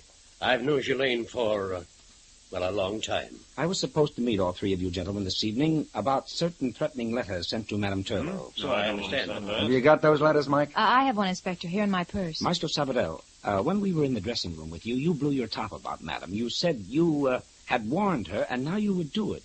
Do what, Maestro? I was a meaning for Helen. Madam, she say we cannot marry. I'm say Madame Turlot have no right to stop us. Tonight I'm decide. No more talk. We do it. And where did you go when you slammed out? First I go for a walk. Get over my temper. Then I phone Madame. She's very late. They say she's dead. Mr. Buck, you came here for some reason, but you're very quiet. Yes, Oh, it's so horrible. And how long ago were you divorced from Madame Turlot? About 18 years. I understand you have political ambitions. Is that right? I hope to run for Congress. And what your ex-wife wrote about you might do your opponents more good than you. Why, no. From all Ghislaine told me, she wrote rather well of me. From all she told us, that wasn't her idea. Can you tell us, Mr. Buck, where you were during the past hour? Why, certainly. At the opera to hear Ghislaine. Mr. Mackenzie, I believe you made a special trip here from New York to keep your name out of these memoirs. There's no crime in that. You tried to buy your letters back from Madame. I did. I have my family to think of, my social standing. Some of my letters were, full of youthful enthusiasm. I was afraid Ghislaine would distort them. Mr. Mackenzie, where were you during the past hour? I was at the opera. No, that is one a lie. He was here. I'm see him. All right, Mackenzie. Drop the innocent act. What were you doing here? Well, if you must know, I came to talk to Ghislaine's secretary. And? I was going to bribe her to steal my letters for me, but nobody answered the door. I never got in. You can't prove anything on me. Except that you're a poor liar, sir. That goes for all of you. Any one of you three could have sneaked up here from the opera and killed these women. Inspector? Yes, Mike. Madame has some of the musical score in her right hand. I want to borrow it for an hour or so. But, Mike, that's evidence. Nothing's going to happen to it, Inspector. And, honey, if you'll give me the keys to your apartment, please. What? I'll go with you. No. I want you here to sort of observe proceedings. Mr. Shannon, please. I want to talk with you. It must be private. Inspector Faraday will be glad to hear anything you have to say, Maestro. I'll be seeing you, children. Oh, Angel, you dropped your handkerchief. Oh, thanks. All right, Mr. Sabadell. What was it you wanted to tell Mike? No, it's like I say, it's a private. Okay, I suppose it's private why you came here earlier and saw Mackenzie. I'm already tell. I come to see Helen. And say to Madam that we get married. But nobody's opened the front door. They're already dead. Inspector. Now what? This isn't my handkerchief. It's got the initials L.B. Mm-hmm. Of course. Leonore Beryl, the singer. Her name was on our list, too. Then she must have been here. We're knee-deep in suspects. Well, maybe this one is the fish we're really after. See you later, Inspector. Hey, Phil, where you going? Where do you suppose? Right, Inspector?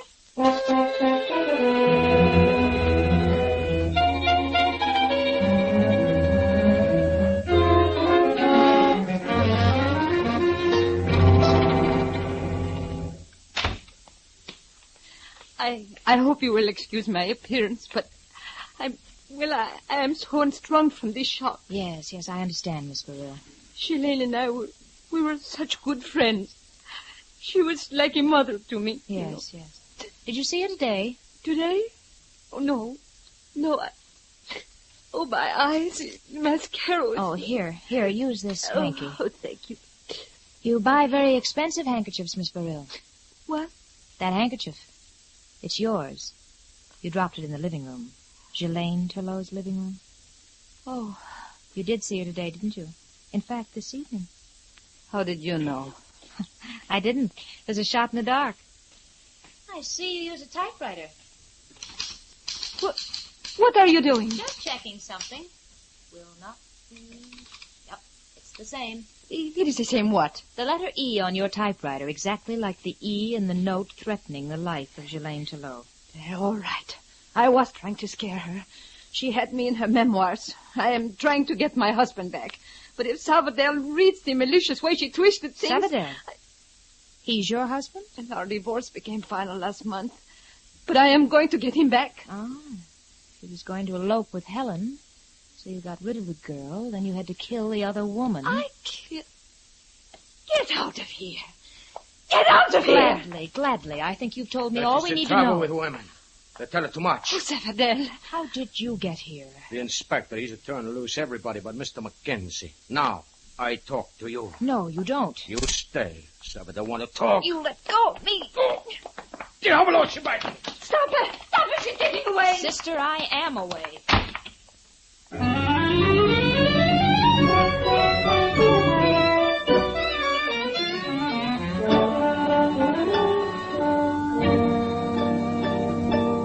She was lying every minute of the time because everything that she said... Please, Angel, please give it to me slow. I can't get it all at once. Well, listen, all right.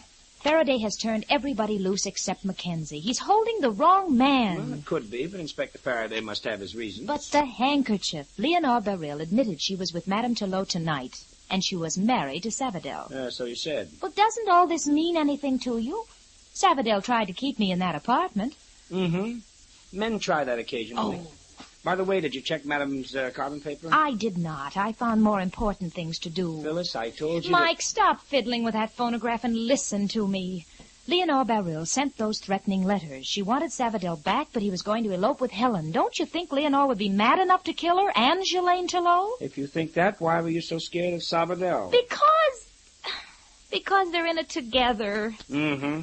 Oh, by the way, honey, have you got some extra phonograph needles? This one's getting scratchy. Oh, Mike. What's the matter? Something wrong? Yes, you. Huh? I beat my brains out trying to help you on this case. You just stand there gawking at sheet music and phonograph records. Excuse, please, but the doorbell. That's the apartment phone, stupid. Down by the mailboxes. Oh, I'll get it. It's probably Inspector Faraday. Hello? Please, Miss Phyllis Knight. Well, who is it and what do you want? Senor Sabadell, I must see her at once. Look, mister, look, this is Mike Shane, and if you come around here to pester Phyllis, I'll punch you... No, please. I want to talk to both of you. It's a secret. I have an idea. Hello? Hello? Hello? Mr. Shane. Yeah? The aria. Oh. Sabadell, what's wrong? Sabadell!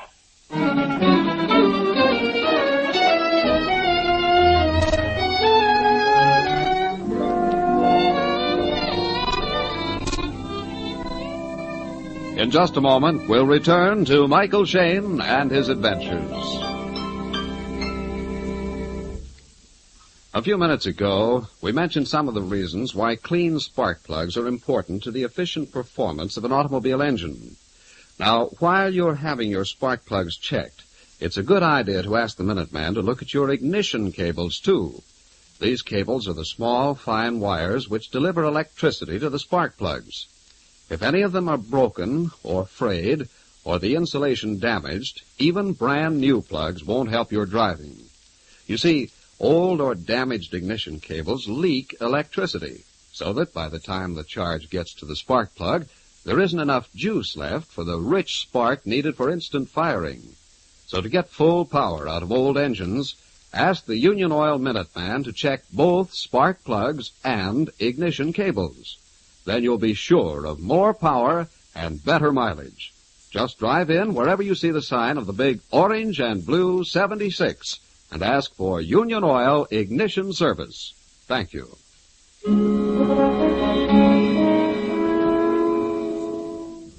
For the second time tonight, a phone call has been ended suddenly by a revolver shot. It is minutes later. Mike and Phyllis are standing on the sidewalk outside Phil's apartment house. Two men in white are lifting a limp body onto an ambulance stretcher. Mike, do you think he'll live? Well, the doctor says he will if they get him to the hospital quick enough. Even so, we won't be able to question him for days, and that may be too late. Not a soul in this crowd saw who did it. Somebody decided Savadell shouldn't talk to us. Yeah. Oh, if I had only listened to him when he tried to tell me something at Madame Turlow's. Or you at Leonore Barill's. Well, if we just knew what he wanted to tell I us. think I have a sneaking hunch, honey. You have? Yep. Well, come on, Bright Eyes. We're going to phone Inspector Faraday and send out the invitations. Invitations? Mm-hmm. To a midnight reunion at Madame Turlow's. The guest list will be very select and slightly dangerous.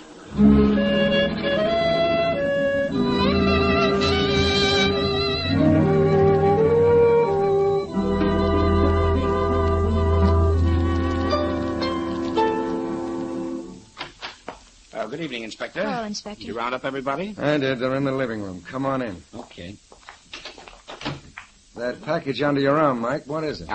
Patience, me lad, patience. Everything in due time. Mike, you tell me on the phone that Mackenzie was innocent and to release him. Well, I haven't. You mean you've got proof on him? Mackenzie came clear across the continent just to stop Madame Turlow from publishing that book. He admits he was going to bribe her secretary to steal the stuff for him. And Savadell placed him here at the house at or about the time of the killing. That's enough for me. There's just one hitch, Inspector. What?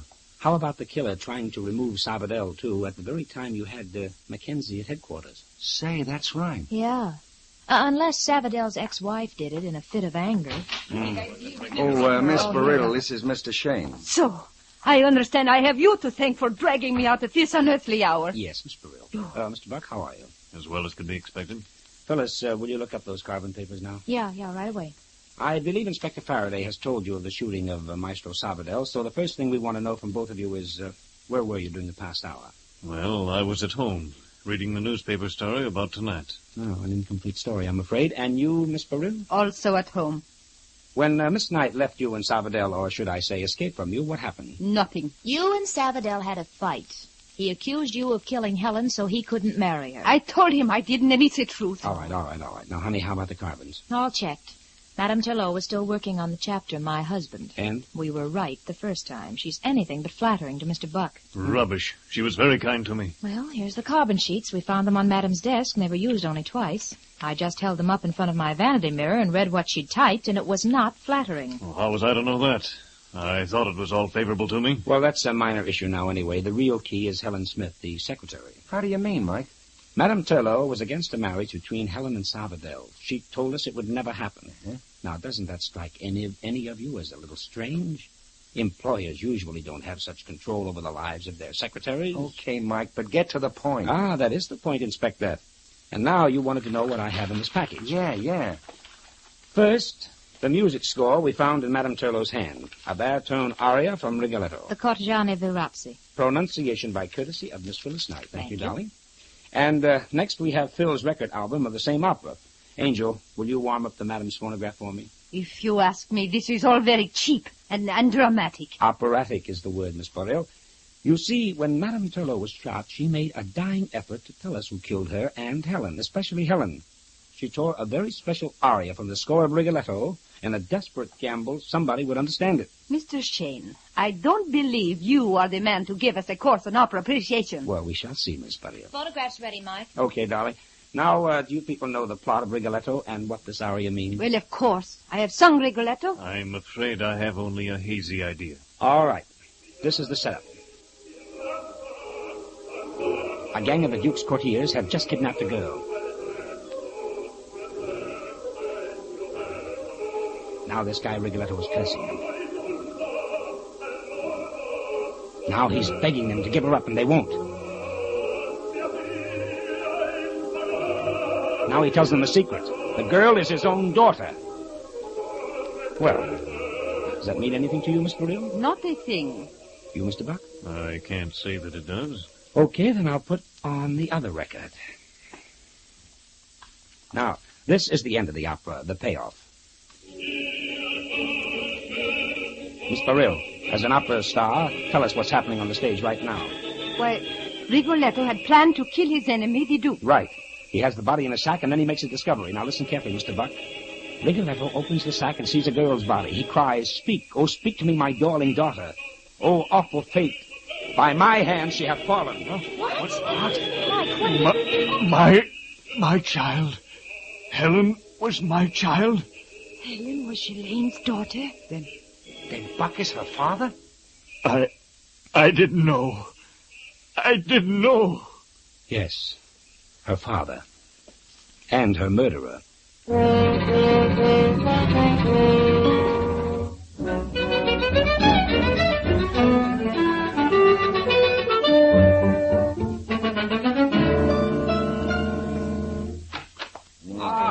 There you are, Maestro. Very well. Are you feeling better? Mr. Shan, to you, bigger congratulations. Your work, bravo. She's the most brilliant. Well, thank you, Maestro. I thought it was pretty good myself. Good? Well, Buck could hardly add anything to his confession. He hadn't seen his daughter Helen since she was 6 years old.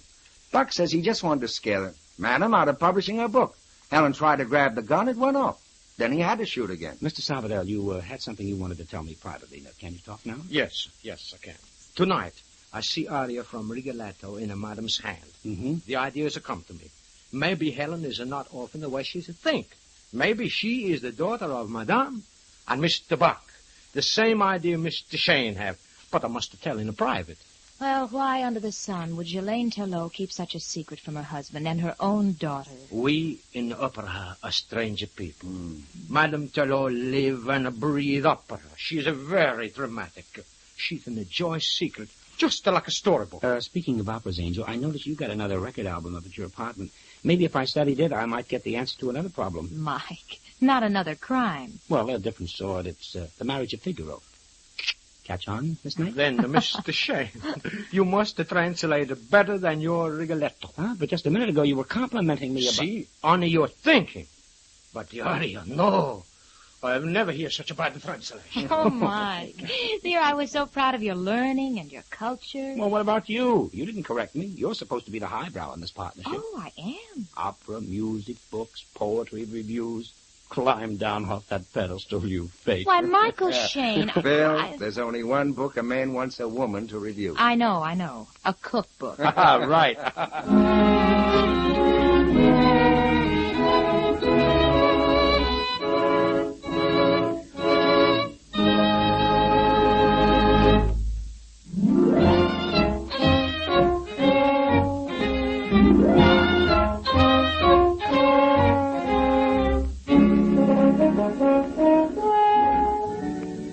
Tune in again next week at 8:30 for another adventure with Michael Shane, Private Detective, starring Wally Mayer and Kathy Lewis, with Joe Forte as Inspector Faraday. Tonight's story was written by Richard DeGraff and based on the character created by Brett Halliday.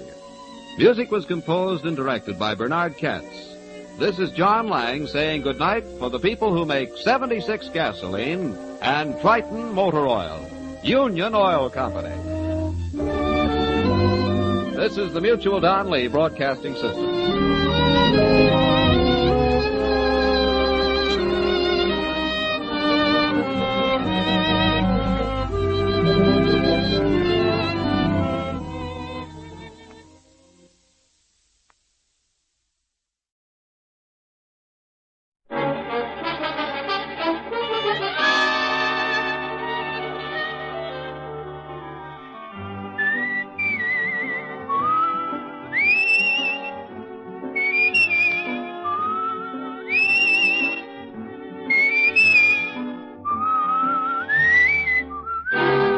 Dick Powell as Richard Diamond, private detective.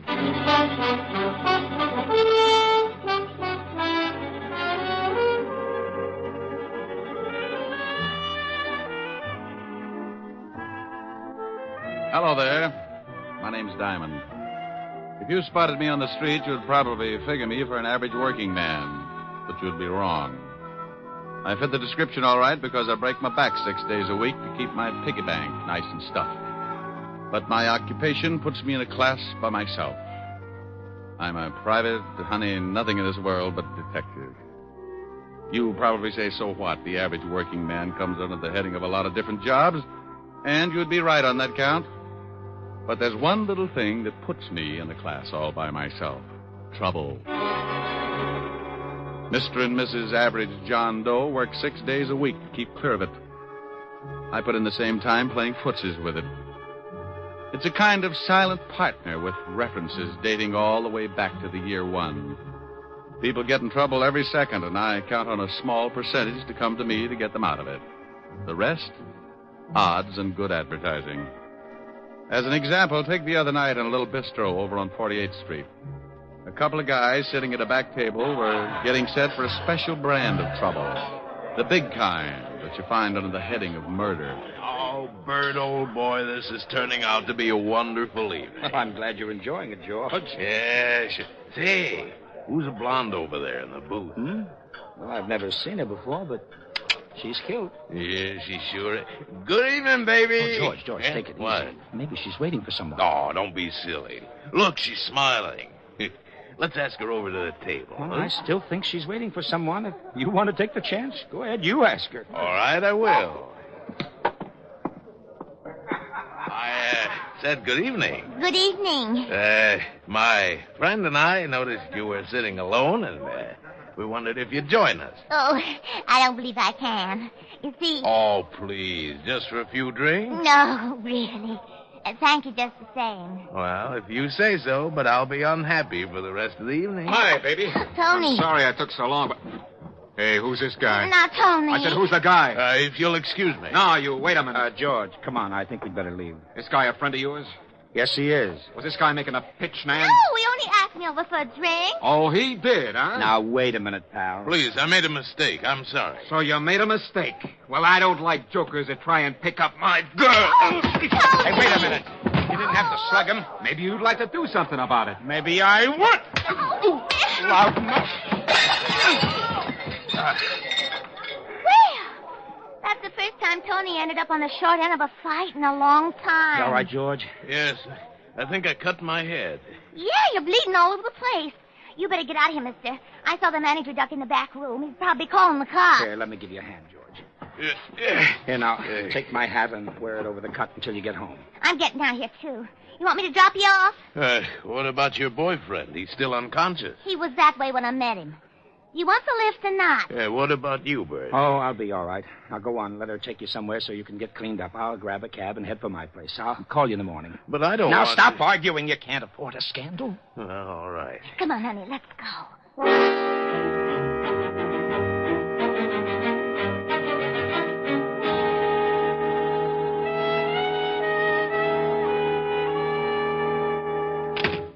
Well, this very nice apartment. You better go get cleaned up. Back to that room. I'll get a couple of drinks. I can sure use a drink. I won't be long. Take your time. Yes. Tony, get out of here. Where is that Go guy? on, get out of here. Why, you cheap little... I'll beat it out of you. Let go of me. Take your hands off me. Take your hands off her. Help. I'll kill the both of you. Help. There's a gun in the stairs. A gun? All right. I'll wring your little neck. Oh. You shot him. I did? You better get out of here. Yeah, but what about you? Go on, get out while you can. I'll think of something. Yes. Leave the gun. I'll throw it in the river or something. Huh? Oh, all right. Now go on, beat it. You just killed a man.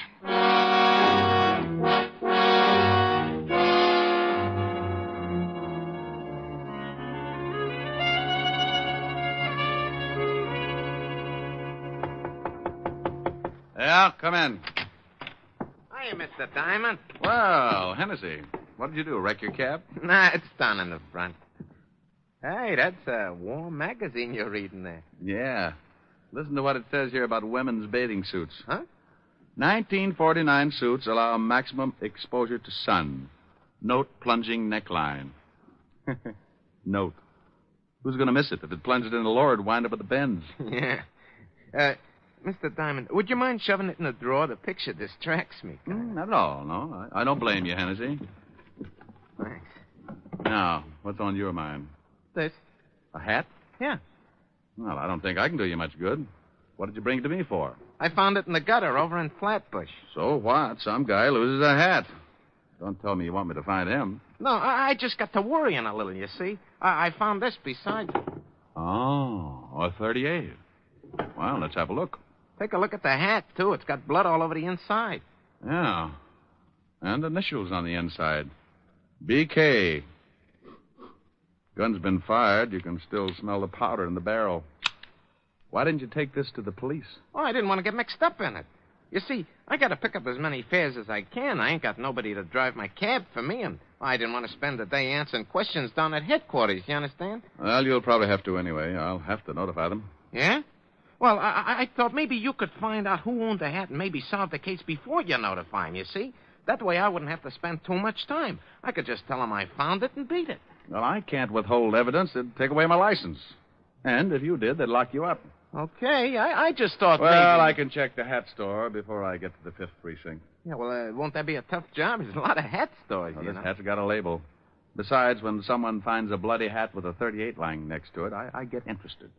Particularly when there isn't a corpse to go with it. Yeah. Well, I gotta go, Mr. Diamond. Thanks a lot. You got a free ride anytime you want it. I may take you up on that. So long, Hennessy. Well, there you are. What did I tell you? When you're working with trouble, something always shows up. Sometimes it's just a routine case. A guy knocks off his wife and he comes to you because he suddenly found out that he had that lonely feeling.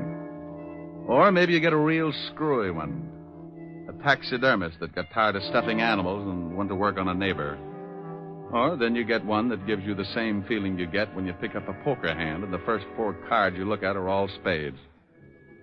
Well, I was holding 2 cards. A hat with blood on it, a gun that had been fired, and all I needed to fill out the hand was a body. By all rights, I should have taken the evidence right down to my friend, Lieutenant Levinson, at homicide. But I didn't have anything to do, so I decided to see what kind of pieces I could fit into the puzzle. The label in the hat was from a store on 5th Avenue. It wasn't far from my office, so I walked it. Yes, sir. Something I can do for you? Yeah, stop munching your sen-sen and tell me if this hat is from your store. Well, let me see it. These glasses are not telescopes, you know. Yeah, here. Well, if you're planning to return this merchandise, sir, I can assure you the store will not accept it. You've been bleeding on the sweatband. Look, Rosebud, I just want to know if the hat is from this store. It most certainly is. It's one of our custom models. Who did you sell it to? If you found this hat, we will be glad to return it to its owner. We are not supposed to give out the names of our clients. I have a small badge here that should cut this conversation down to a few words. See? Oh. Now, would you mind telling me to whom did you sell this hat? Well, just because you're a detective, I am not impressed. However, under the circumstances, I'll give you the buyer's name. You're a real sport. I suppose you wear a shoulder holster, too. Or is that bulge your tailor's fault? Psst. Come here. I really keep a midget in there. You don't say. Yeah. He spits through the lapel of stupid hat clerks. Oh, really? Now, come on, Bright Eyes. Who bought the hat? Well, if you'll just hold your horses. That's the new line, if I ever heard one. Come on, Bubbles. Yeah. Here it is. This hat was sold to a Mr. Bertram Calmus. We make all his hats for him. Well, bully for you. What's his address? 430 Sutton Place. Now, will that be all, sir? Yes, that will be all, and thank you. You've been a brick through the whole ugly mess. I left him watering his gardenia and headed for the residence of one Mr. Bertram Calmus. The apartment house was about 10 blocks away, and with the money I had in my pocket, all taxicabs started looking like iron claws with 4 wheels. I walked. Yes? How do you mean that? Yes, I don't want any. Oh, and I've got a pretty good sales stock. I never buy anything unless I have a demonstration. My middle name is Semper Paratus. Like the Coast Guard, I'm always prepared. I suppose I could top that, but I'm getting tired of trying to close the door on your foot. What is it you want? I hate to admit it, but I'm looking for Bertram Calmus. My husband. Good for him. Is he in? No, but he will be any minute. What's it about? This hat, I believe it's his. What blonde's apartment did it turn up in? It was found in the gutter in Flatbush. Well, Flatbush is a little out of his territory, but the gutter sounds familiar. What's that stain all over it? Blood. Does your husband bleed a lot? Not recently. We've been getting along. Are you from the police? I'm a detective. Oh. Come in. I'd hate to be selling brushes. I'd have slammed the door on your face. Oh, well, then I made an impression. Perhaps. Let's just say you're waiting for a sacrifice to move you to second base. Won't you sit down? Thanks. What happens when I round third? That depends on your batting average, Mr. Diamond, Mrs. Calmus. That fits. Now, getting back to a very dull subject, does this hat belong to your husband? I don't know. It looks like one of his. Has it got any initials in the band? Mm-hmm. BK. When did you find it? I didn't. The cab driver picked it up this morning. And it isn't my husband's blood. He left about a half an hour ago to do some shopping, and he was very bloodless. No cuts on his head? No cuts. He came in around 2 this morning. He'd been drinking, but he wasn't cut up. Oh, here he is now. I hope we can discuss baseball another time. Oh, I got all the things you wanted, and... Bert, this is Mr. Diamond. He's a detective. Yeah? Well, how are you? Fine, Mr. Calmus. Tell me, is this your hat? My hat? Let me see it. Why, no, it isn't. The hat store on Fifth Avenue says they sold it to you. Well, I can't help what they say. That's not my hat. Are you sure, darling? It was found in a gutter. I don't care if they found it on a Yale man in the Harvard Club. It's not mine. Well, I guess I'll have to take your word for it. Wait. Isn't that blood on the hat? Yeah. Well, goodbye, Mrs. Calmus, Mr. Calmus. Nice meeting you both. I'll see you to the door. I can do it. I know you can, dear. Coming, Mr. Diamond? Sure. Bye. Come back again, Mr. Diamond. Well, goodbye, Mr. Calmus. Where can I call you? What? I can't explain now. Where can I call you in about a half an hour? My office. It's in the book. You'll hear from me, but please don't do anything until then. Okay. Half an hour. Then I go to the police with this hat.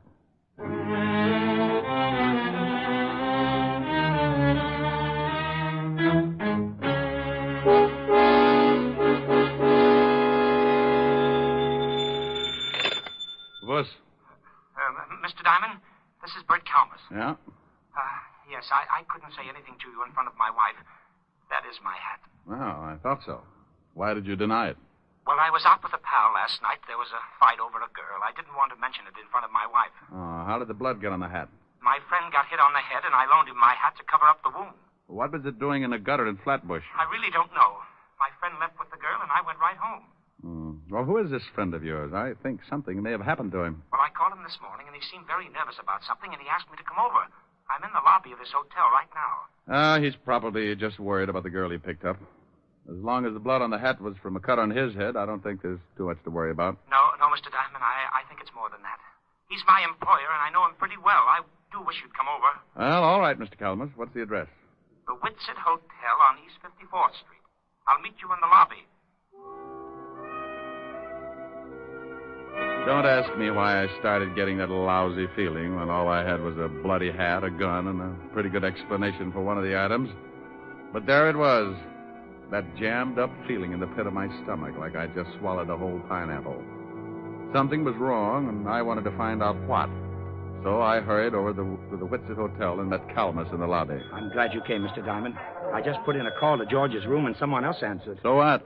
Well, the man asked a lot of questions, like who I was and what did I want with George, and... Oh, I take it George is your friend of last night. Yes, George Watkins. He's the president of the firm I work for. Well, let's go up.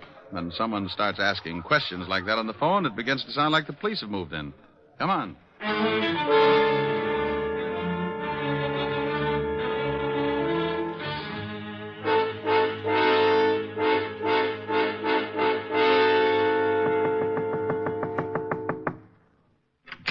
Yeah?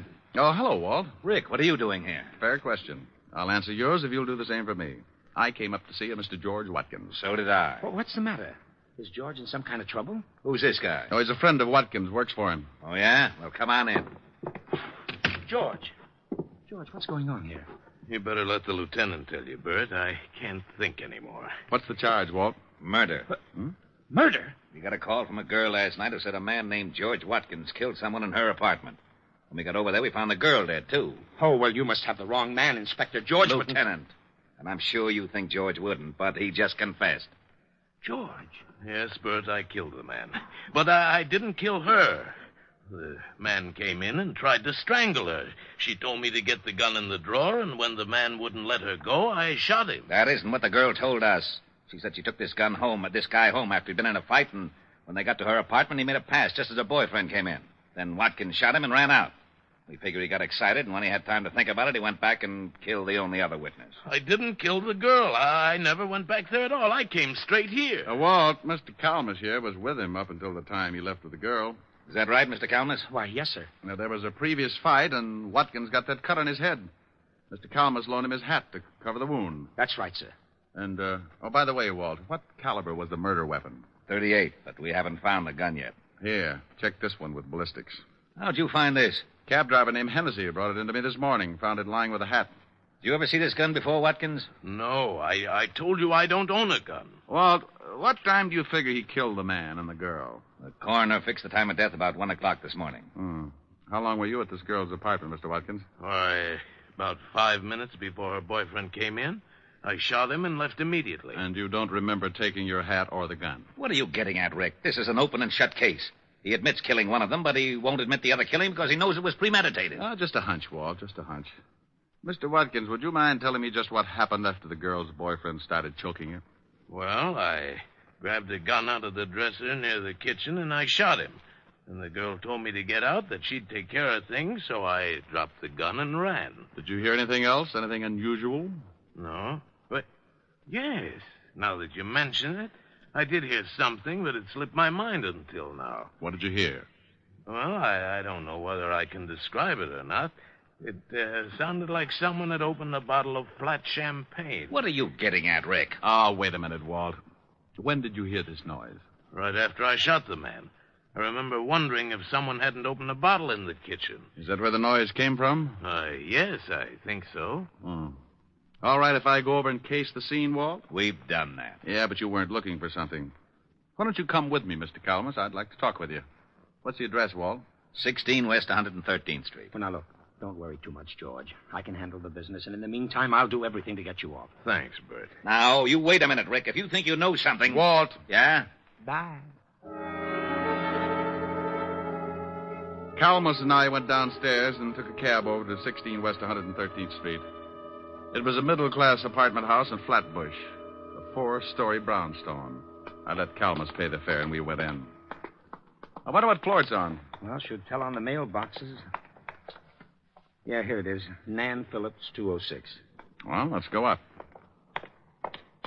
Oh, what do you do for Mr. Watkins? I'm his vice president. That's why I took him out last night. I wanted to interest him in a new account. I just can't imagine him killing anyone, but I guess people do funny things when they lose their heads. Yeah. 206. Oh, here it is. Yeah? Hello. Oh, no. Good afternoon, Sergeant Otis. What do you want, Diamond? I want to stand out here in the hall and count the hairs in your 5 o'clock shadow. Now, let us in. The lieutenant said it was all right. Okay, comic. Mr. Calmus, meet Sergeant Otis. How are you? Hello, Sergeant. Otis, make like a policeman and point out the circumstances in this killing, will you? Well, I don't know why I should, Shamus, but if the lieutenant sent you over, I guess I'll have to. 2 bodies was over there by the window, lying pretty close together. Uh-huh. And the killer, that Watkins fellow, was standing about here in the center of the room. With his back to the kitchen door. Yeah. He shot them both from about here. Hey, what are you looking for? Oh, I like to get down on my hands and knees. It's cooler. Well, it won't do you no good to start looking for fancy clues. The guy already confessed. Well. Hey, what do you got there? Just a wad. So, you got some wadding from the murder gun. You better give it here. Sure. But hang on to it, Otis, and be sure to give it to the lieutenant. Maybe you haven't noticed, but murder guns don't throw this much wadding unless you can kill someone with a blank cartridge. What? Don't let it throw you. Mr. Calmus, I've got some things to do. Can I drop you somewhere? Well, no thanks. Now that Mr. Watkins can't take care of the office, I'd better go down and check over some things. But I'll keep in touch with you, Mr. Diamond. You do that. Now, wait a minute, Diamond. Oh, stop trying to figure it out, Otis. You'll snap your wig. I was getting close to something. I wanted to tie the ends together before it caught up with me. I had a big, fat hunch that Watkins had been framed good, and the more I found out, the more it looked like a killer was still loose. The whole setup had been screwy from the first. Why would a guy lose his hat and drop his gun in the same place? Or, if he threw them both away, why wouldn't he burn the hat and throw the gun in the river? Nobody's frightened enough to lay them side by side in the gutter. I learned a lot since this morning, and I was certain of one thing. The killer tried to make it look good, but he was an awful amateur. I knew something else, too. Amateurs can be awfully mean sometimes when you corner them.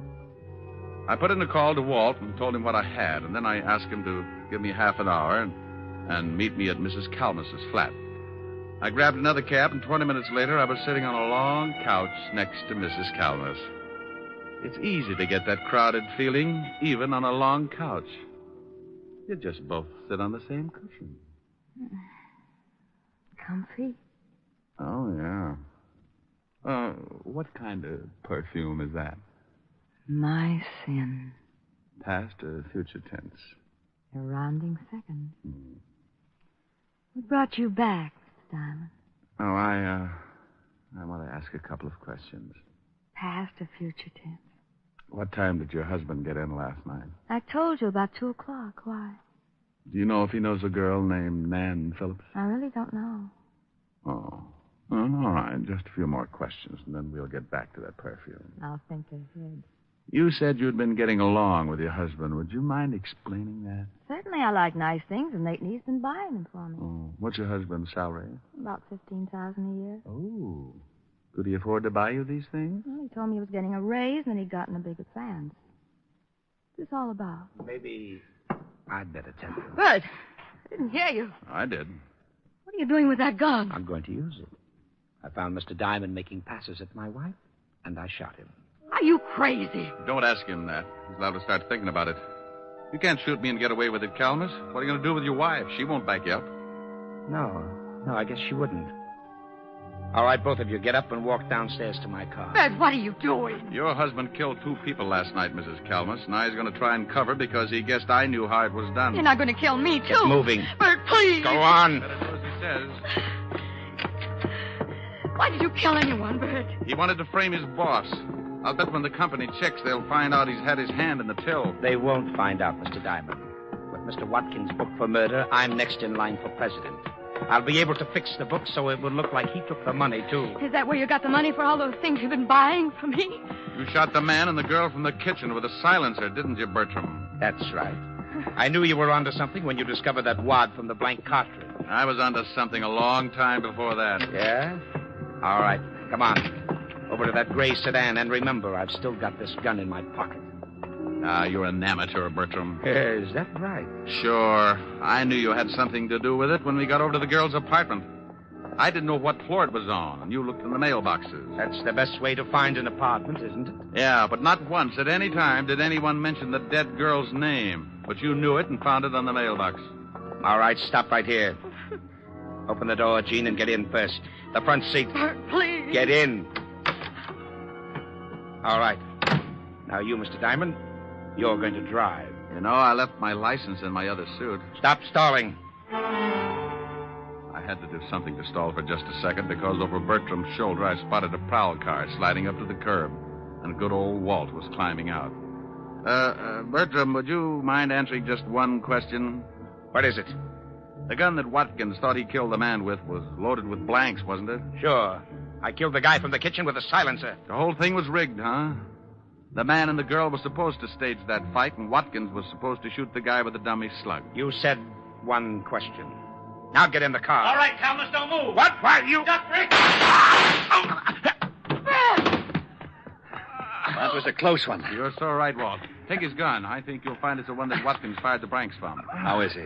On his way. Hey, Bertram. I'll go call the wagon. Bertram. Yes? You want to tie the ends together? I paid the girl and the man to stage the fight. I told them I wanted to frame George and blackmail him. So you framed him with a double murder instead. Why? I'd been stealing money from the company. How'd you know it was me? Well, knowing the girl's name for one thing, and your wife told me you'd gotten in about 2. You told me over the phone you went straight home after the fight in the cafe. The killing took place about 1. Watkins said he'd been at the girl's for 5 minutes. About 15 to get to her place, so that meant you all left the cafe around 12:30. It doesn't take an hour and a half to get... Hey, Bertram. Simon, Huh? I don't think Bert can hear you. Yeah. Well, it was a pretty dull story anyway.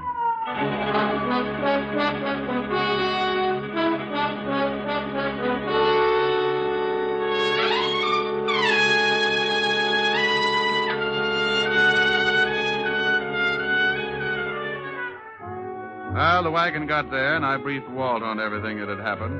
They took Mrs. Calmus home and released Watkins. It was a stinking hot afternoon, and I needed something cool to bring me down to normal, so I headed for 975 Park Avenue. A tall lemonade with a mind of its own, and a curvaceous redhead with the same gimmick. Yes? Oh, good afternoon, Mr. Diamond. Afternoon, Francis. Miss Asherin? Yes, sir. She's in the study, reading. Thanks, Francis. Oh, how about something cool? Yes, sir. Right away, sir. Hi. Hi. Wow, you look cool enough. That's a nice getup. You like it? It's the newest thing. Yeah, I saw it in the magazine. What do you do if it shrinks? Oh, silly. No, I'm concerned. You might get raided. Don't you like it? Yes, ma'am. What do you think of me? Oh, you're adorable. You're beautiful and you're cute. Hey, that sounds like a song. Uh-huh. Come here. No, not sing it. It's cute. That's too hot. I'm rather cool. Well, I was only lukewarm until I spotted that play suit.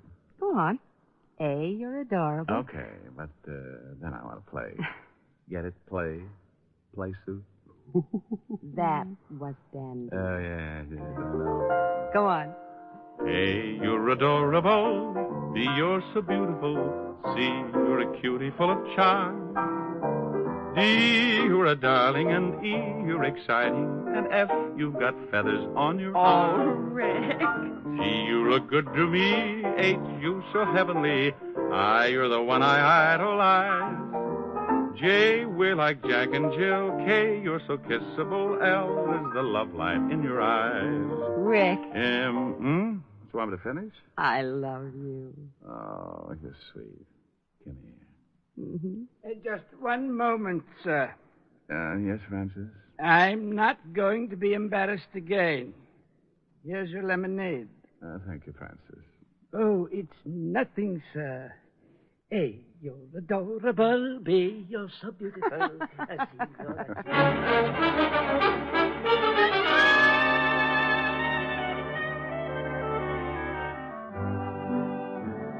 You have just heard Richard Diamond, Private Detective, starring Dick Powell. Helen was played by Virginia Gregg, Lieutenant Levinson by Ed Begley. Also in our cast were Wilms Herbert, Byron Kane, Lorene Tuttle, Paul Freese, and Wally Mayer. Music was under the direction of Frank Worth. Richard Diamond is written by Blake Edwards and directed by William P. Rousseau. Now, this is Eddie King inviting you to be with us again at the same time next week when we will again bring you Dick Powell as Richard Diamond, Private Detective.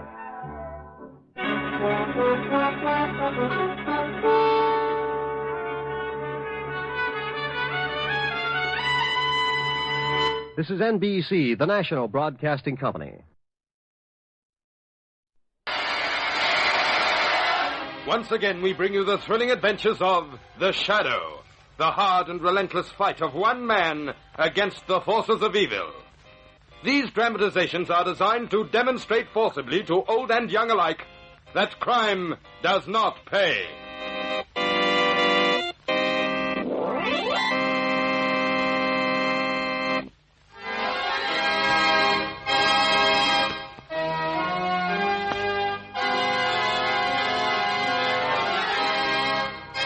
The Shadow, who aids the forces of law and order, is in reality Lamont Cranston, wealthy young man about town. Several years ago, in the Orient, Cranston learnt a strange and mysterious secret. the hypnotic power to cloud men's minds so they cannot see him. Cranston's friend and companion, the lovely Margot Lane, is the only person who knows to whom the voice of the invisible shadow belongs. Today's drama, Death Stalks at Night.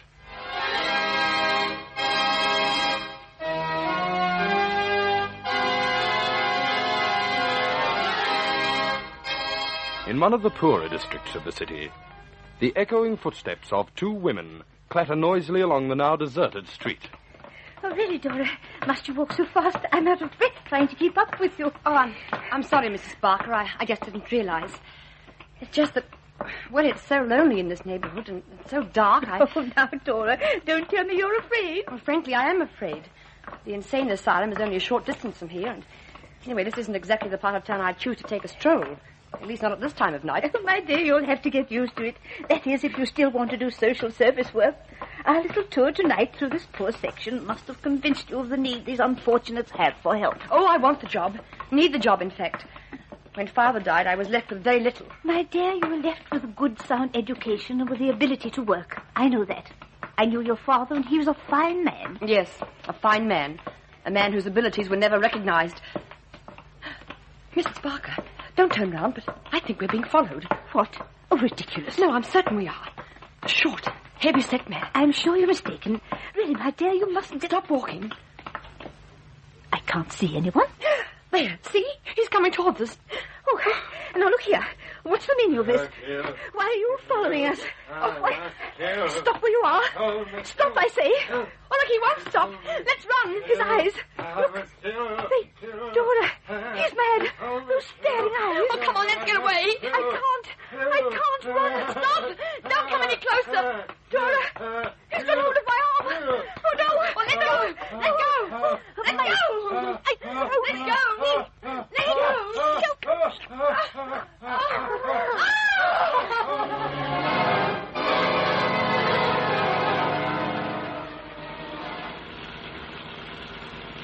And all the information the police could get from the hysterical girl was a statement that Mrs. Frederica Barker, the well-known social worker, was strangled to death before her eyes by a heavy-set, ape-like man with a long, jagged scar on his right cheek.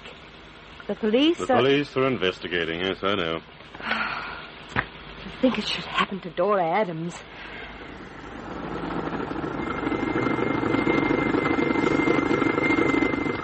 Here we are, Mr. Cranston, Miss Lane. This is it, City Hospital. Ah, come on, Margot. Let's go inside and see Dora Adams. Now, just a few more questions, Miss Adams. Don't worry.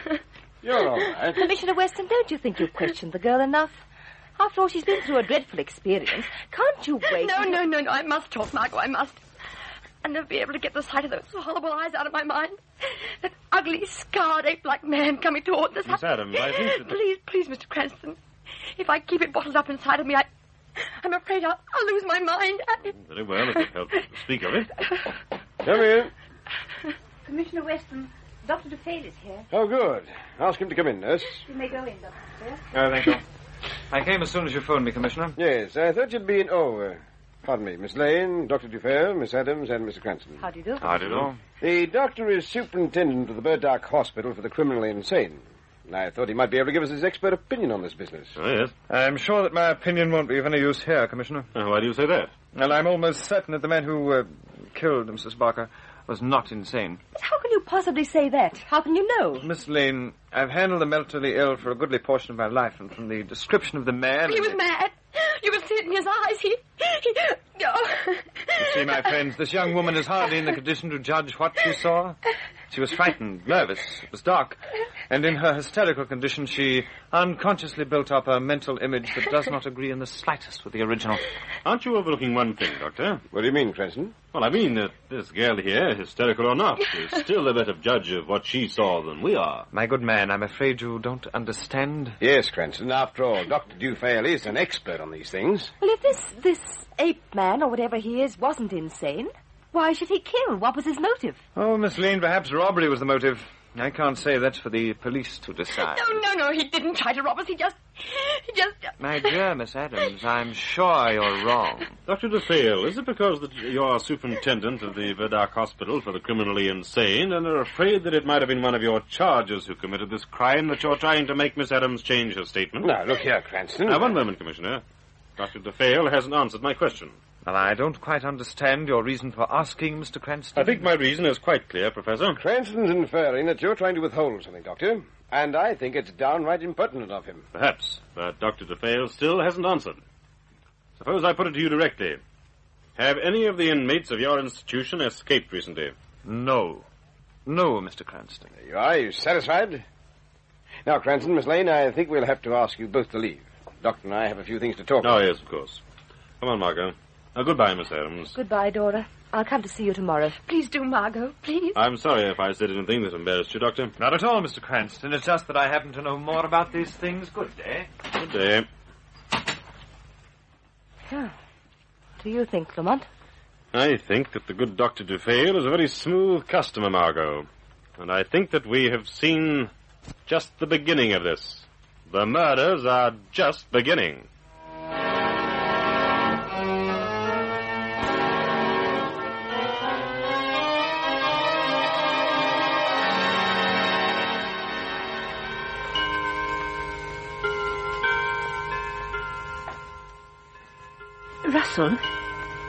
Russell, are you going to sit up all night?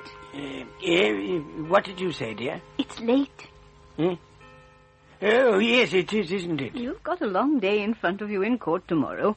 Don't you think you ought to get some sleep? Oh, I just can't get over it, my dear. Mrs. Barker's death. Well, we've known her for years, and then... Now, it isn't going to do any good to dwell on it. We served on the board for the Verdark Asylum together. Do you think... No, it's ridiculous. What, dear? Do you suppose one of those poor unfortunate creatures could know that we... Oh, how could they know, Russell? Yeah, you're right. There's no way that they could know. And even if they did, why should they want to kill... You must put those ideas right out of your mind, dear. Yes, you're right. I think I'll put... What was that? I don't know. There's someone in this house. What are you going to do? I've got my revolver. The door. Russell, don't open that door. Who's there? Answer me. If you don't answer, I'll shoot through the door. Stay where you are, or I'll shoot. Oh, he's coming toward you. Stop, I say. Shoot him. Stop him. Kill. No, my throat. My throat.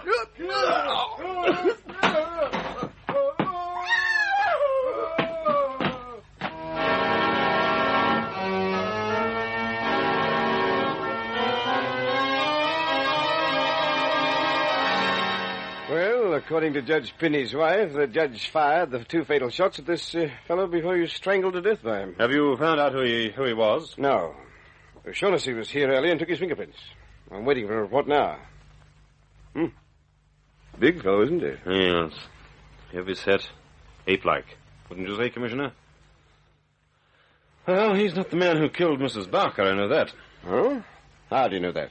Dora Adams noticed that the man who murdered Mrs. Barker had a long, jagged scar. This man here hasn't a mark on his face. Look at him lying there. Definitely a manic-depressive type, eh, Commissioner? What's that? It's a type of insanity, Winston. They're usually short, squat, powerful types. Exactly the same as Mrs. Barker's murderer. Now, look here, Cranston. I thought we decided the murderer was not insane. Murderers, Commissioner. I'm sure there are two of them. Cranston, there's only one murderer, and he's dead. Want to bet on it? Yes. I'll bet you the best dinner in town with all the trimmings. Careful, Commissioner. I'm a man who likes expensive trimmings. But Cranston, Dr. Duvale says... Oh, yes, Duvale. By the way, where is he? Oh, I don't know. I called his home and his office, and I can't get hold of him. Can't get hold of him, eh? Well... Now, Cranston, I don't like your tone. Perhaps it's because you've been so busy listening to Dr. Duvale. Oh, Cranston. All right, I'll go quietly, Commissioner. Well, I'll see you for dinner, say, Thursday. And by the way, you'll be shouting. Goodbye now.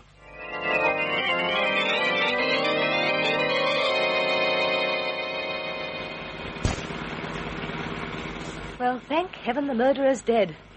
I was getting afraid to leave my flat after dark. I'm not too certain that the murderer is dead, Margot. The killer was shot by Judge Penny just before he himself was strangled. But the murderer is not dead, I'm sure of it. I don't understand, I'll Lamont. explain what I mean when I know more about all this myself, Margot. Mr. Cranston, I was discussing this case with my mate, Bluey Peter, this morning, and he's got a theory which is most interesting. Oh, yes, Shreve. What does Bluey think? Well, Bluey's worked it out all very carefully. He says it's just like a detective story he's reading. The fellow that killed the woman social worker and this other one that finished off Judge Penny are in a pact to... In a what? Oh, I don't know. That's what Bluey said.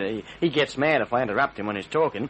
Anyway, they have this pact to see which one is going to finish off the most people. At the moment, they're even. But one of them's going to try to get ahead by killing another fella, just to be ahead. Shreve. Oh, just a minute. Lamont, what is it? Shreve's story. Not that it has anything to do with the case, but just made me think of something. Shreve, drive to the city hospital as fast as this car will go. But why, Lamont? Margot, your friend Dora Adams is in danger.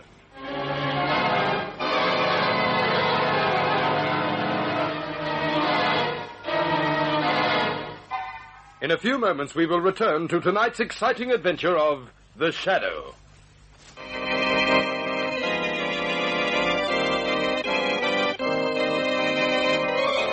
And now, back to The Shadow.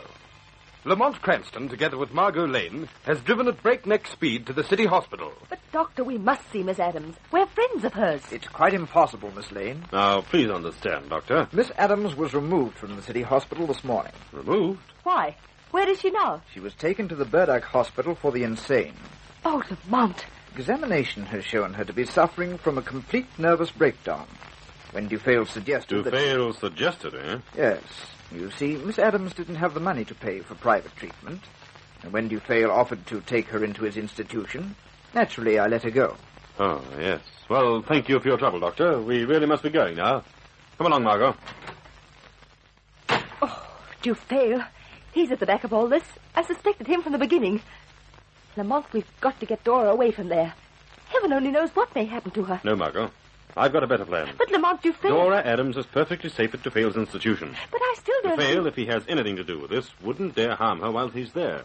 Remember, it was at his orders that she was brought there. He's too closely tied up with the whole thing for him to take the chance. But what can we do? Margot, I think it's time the Shadow took a hand in this affair.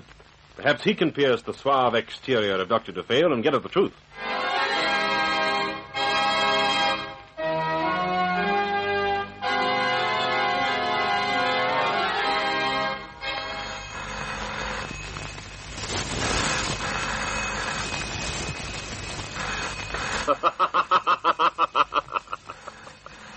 Why don't you answer your telephone, Dr. Dufayl? Eh?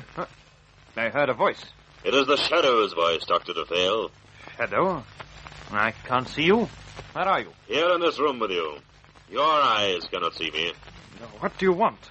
Why do you come to me? You have the answers to several questions. Answers I must know. What do you mean? Why have you hidden yourself away, refusing to answer your phone? What are you afraid of? Afraid? I don't understand you. Perhaps you understand more than you're ready to admit. 2 inmates from your home have escaped. Why have you tried to conceal that fact from the police? Well, You can't lie to me, Dr. Dufayl. Don't try. Answer me. Isn't that true? Yes, it's true. 2 have escaped. They both suffer from the same type of insanity, both manic depressives, one of the most dangerous types of mental disorders. Yes, that's right. And yet you've not reported this escape to the police. Why? Well, it would be a reflection on the way I manage the hospital. It might cause serious repercussions within the institute. And that kept you from doing everything within your power to catch these 2 homicidal maniacs. You let that stand in your way. You don't deserve the trust that has been placed in your hands. Oh, it wasn't only to save myself that I've tried to hush it up. Do you realize what would happen in the city? The panic that it would cause if the news got around? There is no way you can stop that panic now, Dr. Dufayl. Prompt action might have saved 2 lives. Commissioner Weston must know by now that the murderers are both inmates of your institution. No? How can he know? Judge Penny was murdered last night by one of them. The Judge managed to shoot the man fatally before he himself was killed. Judge Pinney? Didn't you know that? I haven't left this house. I haven't heard anything. First Mrs. Barker, then Judge Pinney. There's a strange similarity in these murders, Dr. DeFale. Both Mrs. Barker and Judge Pinney were members of the board of the Burdock Hospital for the Insane. Both were murdered in the same way. Are you inferring that I had something to do with the murders? Perhaps. No, that's not true, Shadow. Why should I? That is something I mean to find out. Don't try to run away. You're being watched by the Shadow.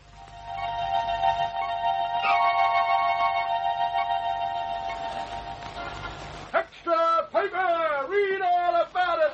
Madman loose in city! 2 mad murderers loose! Read all about it! Hello. Is that Dr. DeFale? Yes. DeFale, this is Lamont Cranston. I've been trying to get onto you all the afternoon. And what did you wish to speak to me about? I want you to call Commissioner Weston and ask for a police guard. What? Oh, please, Mr. Cranston, I'm a very busy man. I haven't time to listen to such nonsense. I wish... Oh! What is it? Oh! My throat... Help! Help! Hello?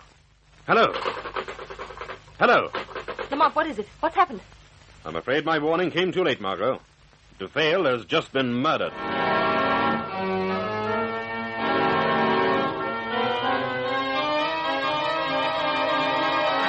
All right, Cranston, all right. DeFale's dead. But what I'd like to know is how you knew it was going to happen. It was just a premonition, Commissioner. Well, anyway, it's all over now. We've caught the maniac who murdered him. Caught him? Yes. Some of DeFale's staff overpowered the man. He put up very little resistance. Can I see him? Now, Cranston, if I can't get any sense out of him, you won't be able to. Well, let me see him anyway. All right. Have it your own way. He's right in here.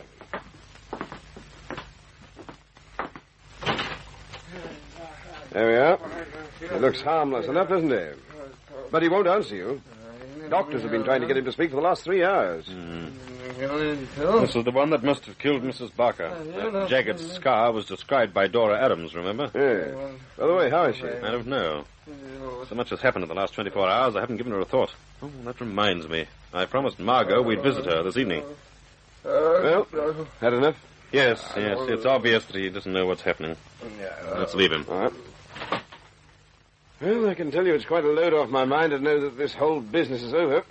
The panic that escaped mental case caused was enough to drive me a little insane myself. You think it's over? Well, we've got both the men. One dead, one captured. I'm sorry to break your beautiful dream picture, Commissioner, but I still think the real murderer is at large. Cranston, are you going to stop... just a minute. Yes. Commissioner, is Lamont there? Yes. Oh, yes. Just a minute. For you. Oh, thanks. Hello? Lamont, I just got a phone call from Dora. She's escaped. She has? Yes, she wants us to meet her. She's waiting. I'll be there right away. Now what? I'll tell you later, Commissioner.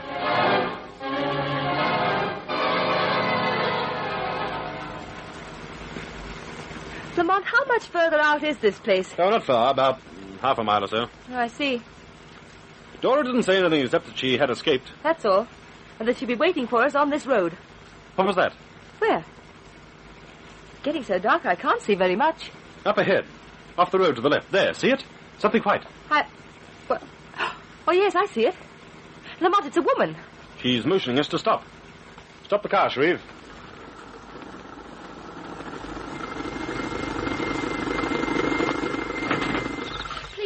Please, you've got to help me. Dora. Margot, Mr. Cranston, I thought you'd never get here. Get in the car, Miss Adams. Yes, take me away. My life is in danger if I stay there. Danger? Yes, that's why I phoned you. What's happened to make you feel the way you do? It's something I can't quite explain, but there's death back there. Don't make me go back. Take me with you away from this place. We must go back, Miss Adams. Why? Lamont, you can't send her back. I had no intention of sending her back, Margot. At least not alone. We're all going back. Because I know now that we have reached the end of our trail. We'll meet the murderer face to face tonight.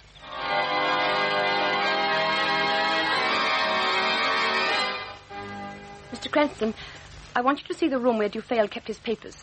If you search through them, you will come to one which will tell you all you want to know. I don't quite understand you, Miss Adams. A few minutes ago, you gave us the impression that you hadn't the slightest idea who the murderer was. Now you tell me that I'll find all I want to know in DeFale's papers. You must trust me, Mr. Cranston. I had my reasons. When you read the papers, you will understand.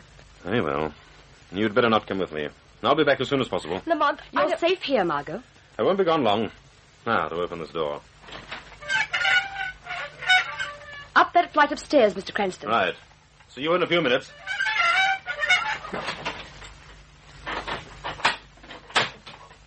Dora, why did you lock the door? So we'd be safer here. But when Lamont returns... I'll open it for him. Do you know, Margot, for a while you suspected me of the murders, didn't you? What? No, Dora, you were never under suspicion, not for a moment. You needn't spare my feelings, Margot. That isn't the question. If we had thought you were connected with the murders, I'd tell you now. Don't lie to me. Tell me what you know. What? Why, Dora, do you know what your friend Cranston will discover when he finds the papers? You said he'd find out who committed the crimes. Yes, but you already know, don't you? No, Dora. And I'll tell you, Margot. My father was a brilliant psychologist and a brilliant failure. He never achieved the recognition he deserved. The last and only chance he had was when the superintendent's job in this asylum was vacant. It was not worthy of him, but it was better than he'd ever had in his life before. The only thing he had to live for was this position. But Dr. Dufresne eased him out of it, helped by 2 members of the board of directors. Mrs. Barker and Judge Penny? Do you know why I'm telling you all this? Why? Because I'm going to kill you, as I killed the others. You knew I'd committed the murders. You and Mr. Cranston. Lamont! Lamont! Scream! Cry out if you want. It will do you no good. They're used to that here. What have you done to him? I sent him into a room with a homicidal maniac. No! I know how to control them.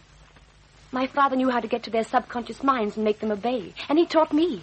Lamont Cranston is dead. The door. You haven't locked it. There's only a latch on it. Why don't you open the door? Yes, open the door. I will.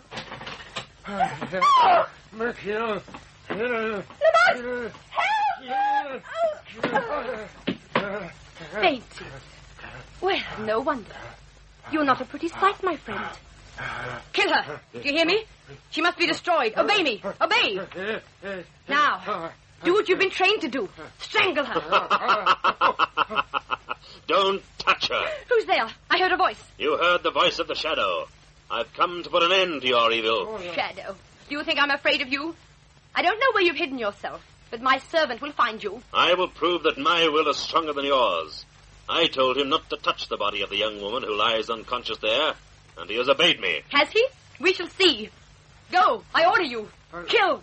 Kill. You're forced to do something that you don't want. You don't wish to kill or destroy, but you're forced to do it. You can be free. Free if you resist. Listen to my voice. You must. I am free. There. Now he's free of you, Dora Adams, and you will pay for your crimes.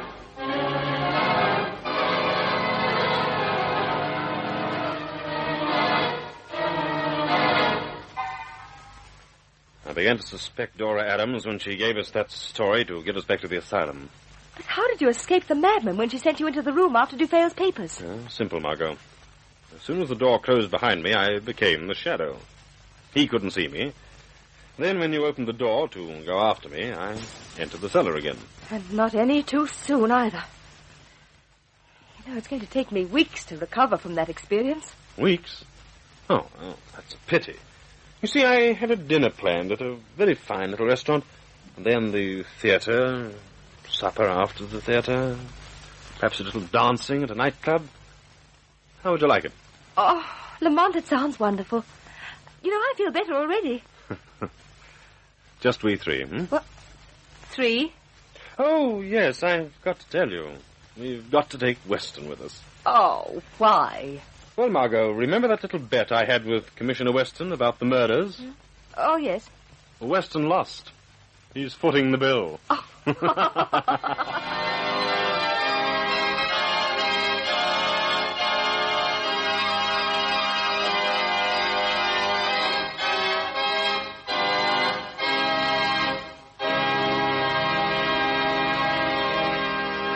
I shall return with further news of The Shadow in just a moment.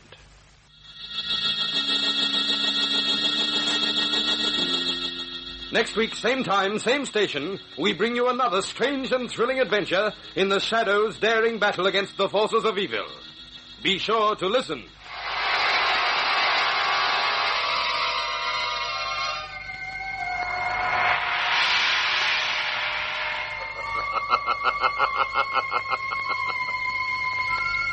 As you sow evil, so shall you reap evil. Crime does not pay.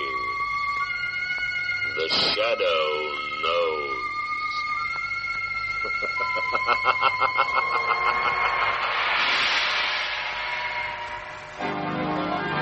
This feature is produced by Reg Johnston for Grace Gibson Radio Productions, a masterpiece of suspense.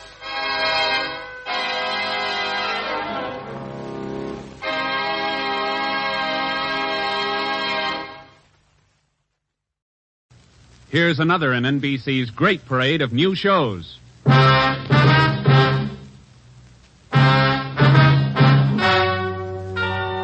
Ladies and gentlemen, the story you are about to hear is true. Only the names have been changed to protect the innocent. NBC brings you Dragnet.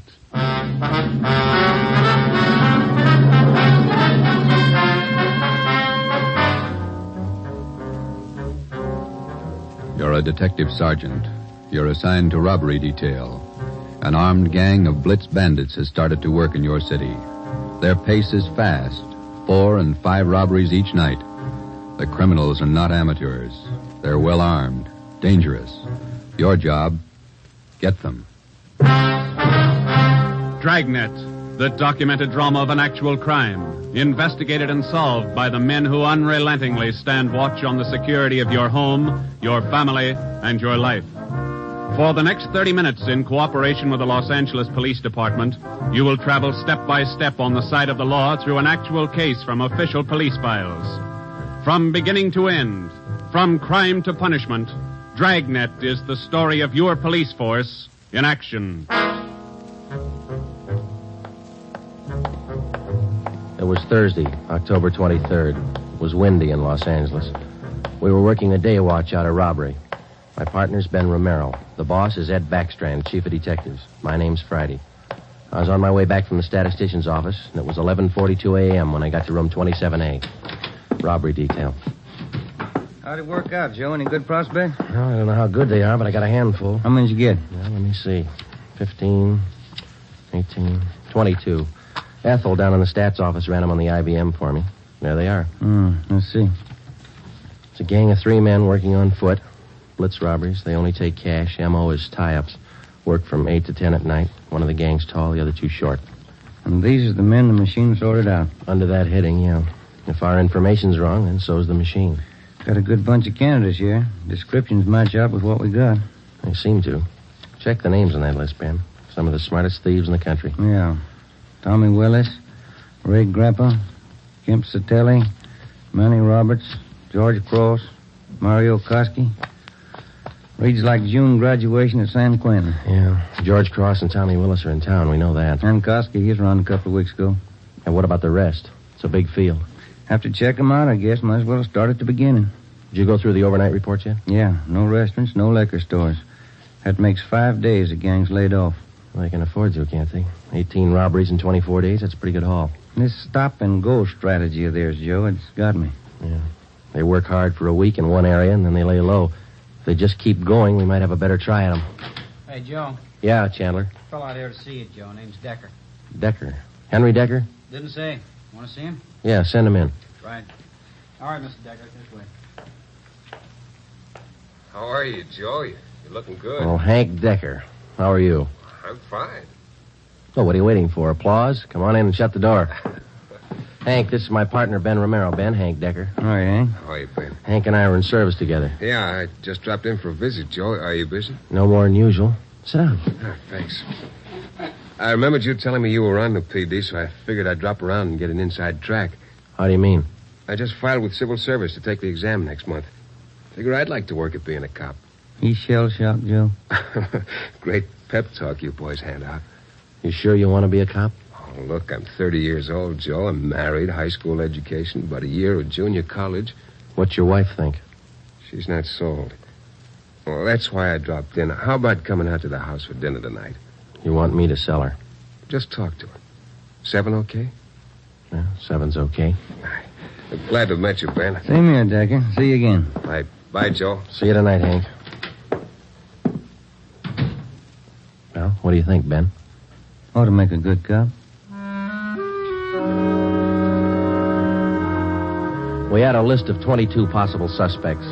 By 5 o'clock, Ben and I had checked out 2 of them who might possibly have had a hand in the blitz robberies of the 18 liquor stores and restaurants in the past 24 days.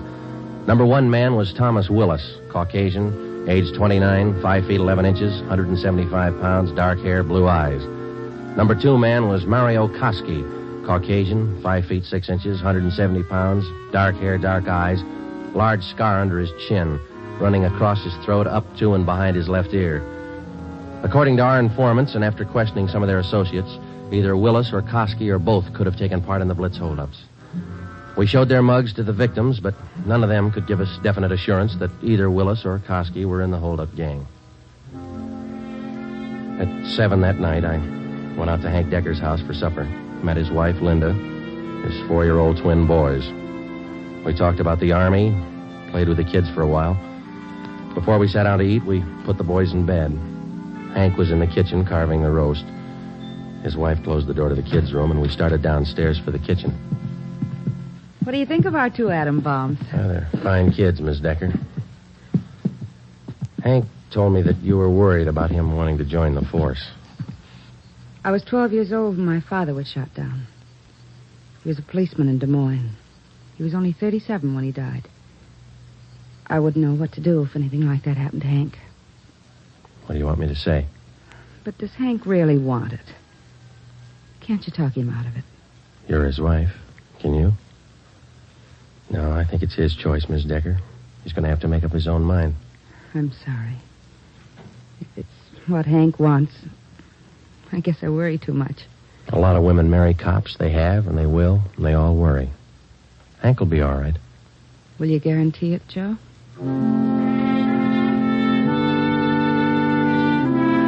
During the next month, I heard from Hank Decker only once. He was studying hard. During the same month, Ben and I were working hard, trying to find some kind of a concrete lead to break the Blitz gang.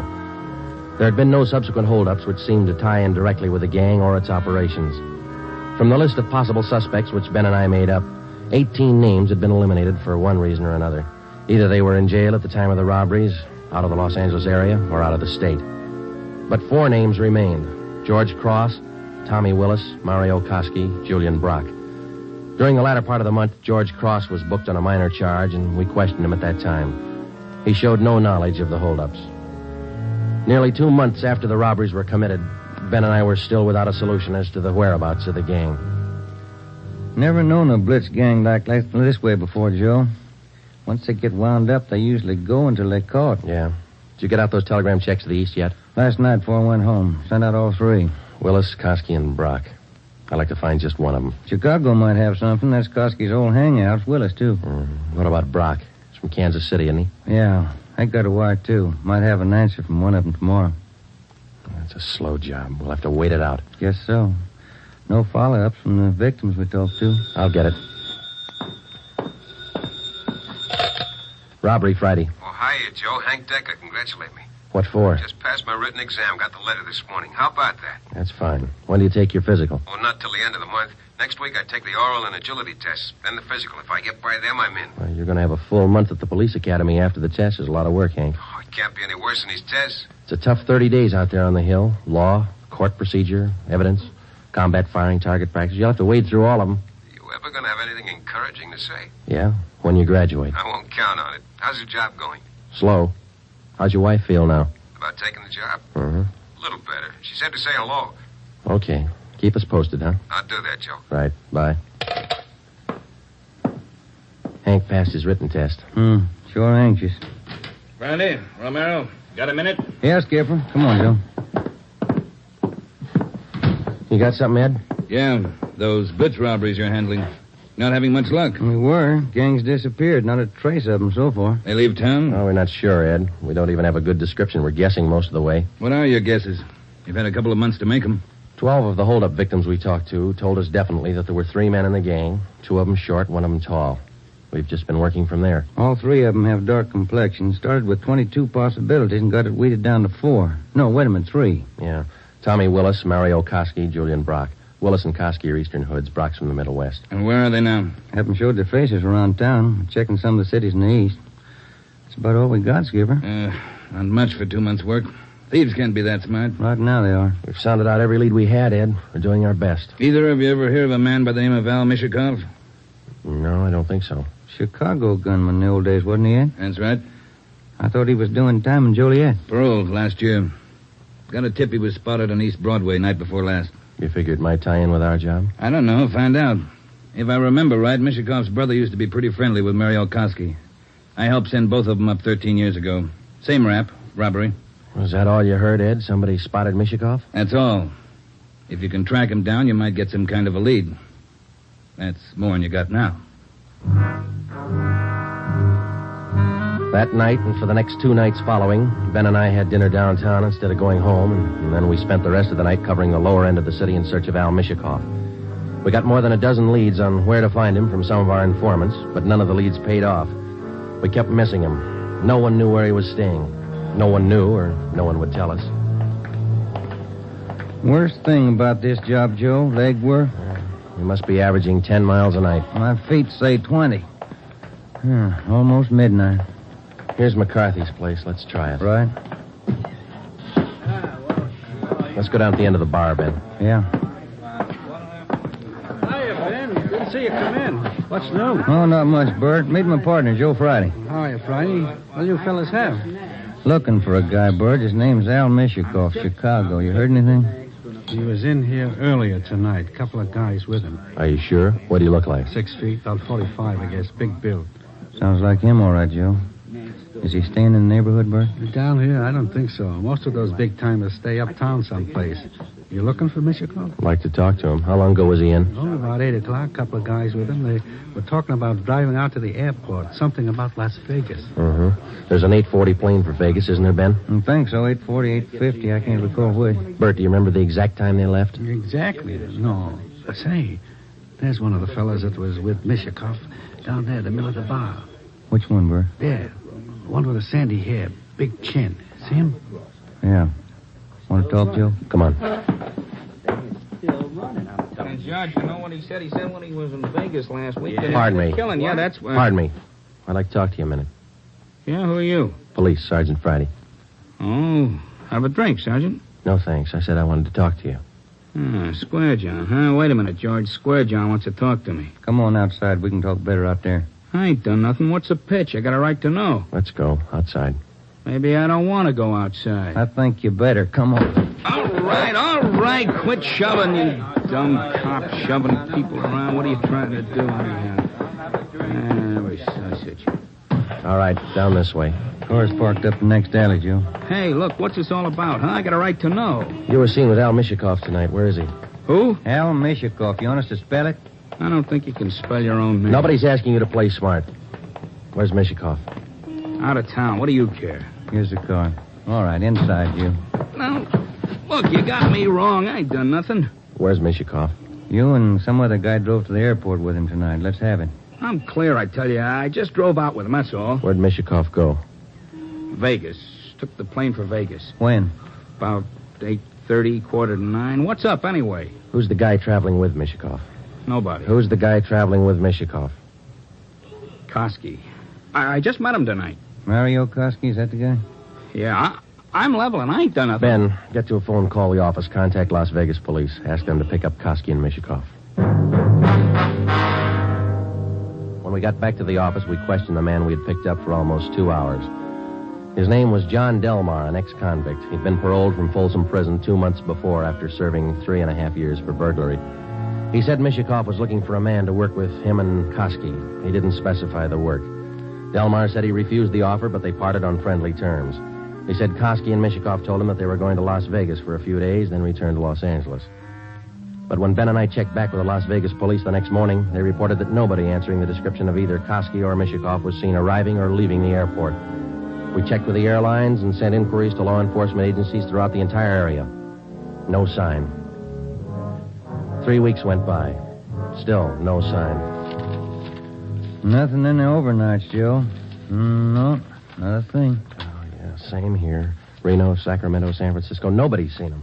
Ain't got to come out sometime. We can wait. Yeah, we can wait. Gets on your nerves. Let's check with Backstrand. Maybe he's got a job for us in the meantime. You getting as eager as your friend Hank Decker, Joe. Incidentally, how'd things turn out for him? He passed all his exams, putting in his month's training at the academy now. He should do all right. Oh, yeah. Hi, Mike. Skipper busy? Not in his office. Won't be in till afternoon. What's the matter? He's got a lecture at the police academy this morning. Thanks, Mike. Come on, Ben.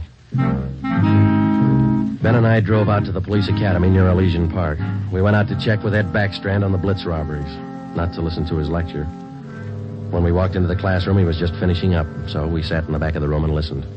It was a pretty good speech. Because of the alertness of the arresting officer, his talent for memorizing detail, and his knowledge of how a criminal acts under a given set of circumstances, the arrest was made. Well, that's about it, gentlemen. Thank you for your attention. Now, when I ran this speech over at home, my wife said it wasn't a very good talk, but at least it came out on time. Now it seems I'm 2 minutes short, so I guess I failed on both counts. But if I may, I'd like to use the few minutes that are left to tell you what I think of being a cop after 24 years. For one reason or other, you men have chosen the career of a police officer. Well, let me tell you right now, without any qualifications, it's a thankless job. Maybe you can't see it now. Maybe you think I'm exaggerating. But when you graduate next week and get that uniform on, your whole lives are going to change.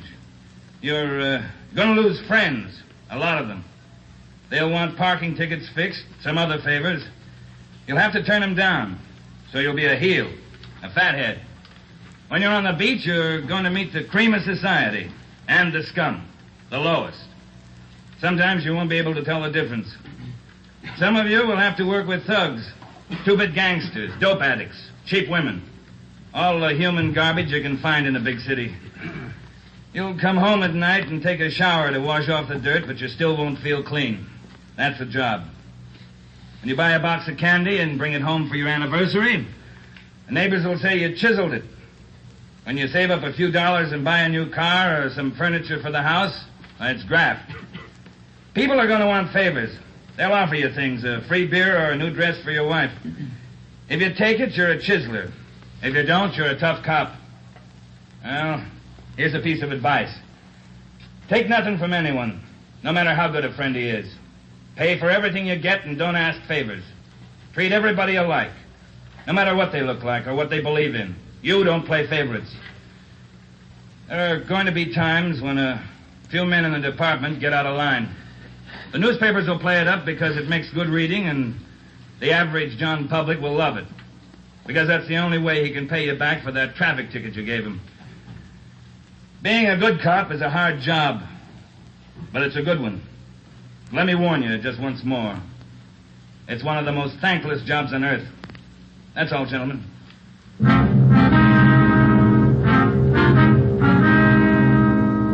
The following week, Hank Decker graduated from the police academy and hit the transfer list for a regular assignment. He drew a job of teaching combat firing and boxing at the academy. He didn't like it, so he put in a request for a transfer and waited. For the next 6 weeks, Ben and I waited, too, for some sign of the Blitz bandits. There wasn't any. The only possible suspects, Mario Koski and Al Mishikoff, had disappeared completely. We kept a close check on every possible avenue of information. Still, no sign. Ben and I were transferred to the night watch on robbery for a few weeks, and that gave Hank Decker a chance to drop in and visit with us a couple of hours when he went off duty at the academy. He was still as eager as ever. Hi, Ben. Joe, anything new? Hi, Hank. Nothing here. What about the academy? Oh, big news. What's up? Getting a transfer starting next Monday. Gonna start on a beat.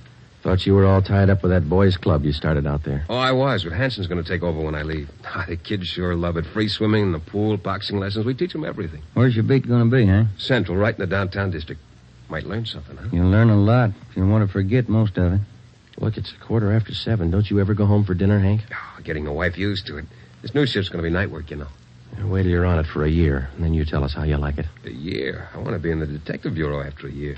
Well, you're not even going to last a year if you don't get home to dinner. Your wife's called twice this week already. She calls me. Okay, when did she call tonight? She hasn't yet. Oh, I guess I better head her off. Let me know if anything breaks, huh, Joe? I'd like to tag along. Okay, Hank. Well, on your way. Okay, good night. So long. Good night. Yeah. How eager can you get? Were we like that when we started? Not me. I never had that much energy at one time my whole life.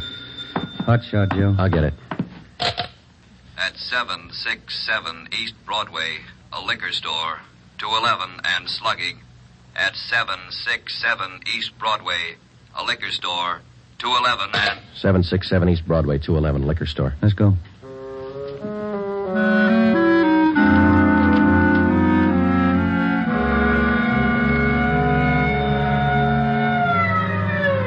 .767 East Broadway, King's Liquor Store. We pushed our way through the small crowd outside the door and into the shop. 2 patrolmen in uniform were already interviewing the proprietor. He had 2 large gashes on his head just above the right temple. He was trembling and badly shaken, but he managed to give us a good description of the hold-up men. Yeah, I can tell you what they look like. 3 of them. One short, one tall, husky, another short one, fat. You remember what they were wearing? Coats. All 3, dark coats. One of the short men, he had a big scar here on the throat, like this. After the 3 men robbed the store, they slugged me and tied me up. Turner, this man's hurt. You call an ambulance? On the way, Sergeant. That's fine. We have just one more question, Mr. King. Here's a handful of pictures. We'd like you to tell us if any one of these men were in the gang that held you up tonight. Let me look. There you are. Take your time. No, not him. No. Oh, this one. Here. He took the money from the register. Would you look through the rest, please? Are there any more? Let me see again. No. Oh, here. Another one. The fat one with the scar. This is him. I think he's the one that slugged me. Thanks, Mr. King. Here's our card. We'll be contacting you later. Turner, will you and your partner take the crime report? We've got some checking to do. Right, Sergeant. Thanks. Come on, Ben. Yeah. Koski and Mishikov. He picked out both of them, Joe. Yeah, he certainly did, didn't he? Attention all units. Attention all units. Wait a minute. The southeast corner of Broadway and East 3rd, a liquor store and restaurant 211, code 3. All units. The southeast corner of Broadway. Come on, Ben, let's roll. East 3rd.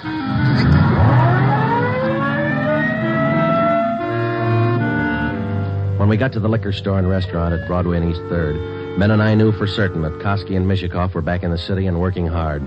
Their M.O. matched down to almost the smallest detail. We put a call through to communications, and the entire Central Division was alerted. Then we called Chief Backstrand and told him the news. He assigned a special detail from the Metropolitan Unit to patrol the area until further notice. But at 9:23 p.m., before they pulled out of the police garage, the Blitz bandits added 2 more liquor stores and 1 more restaurant to their list of victims.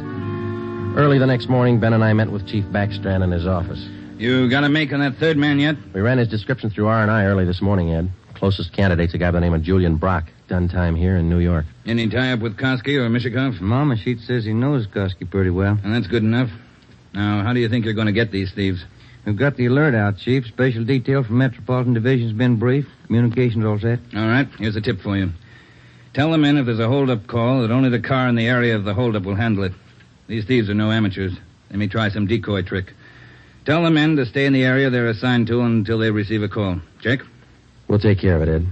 You going to be on hand tonight? And when do you figure on starting? We'll have the full detail out by 6:30. Play it safe and start at 4. Why chance missing him?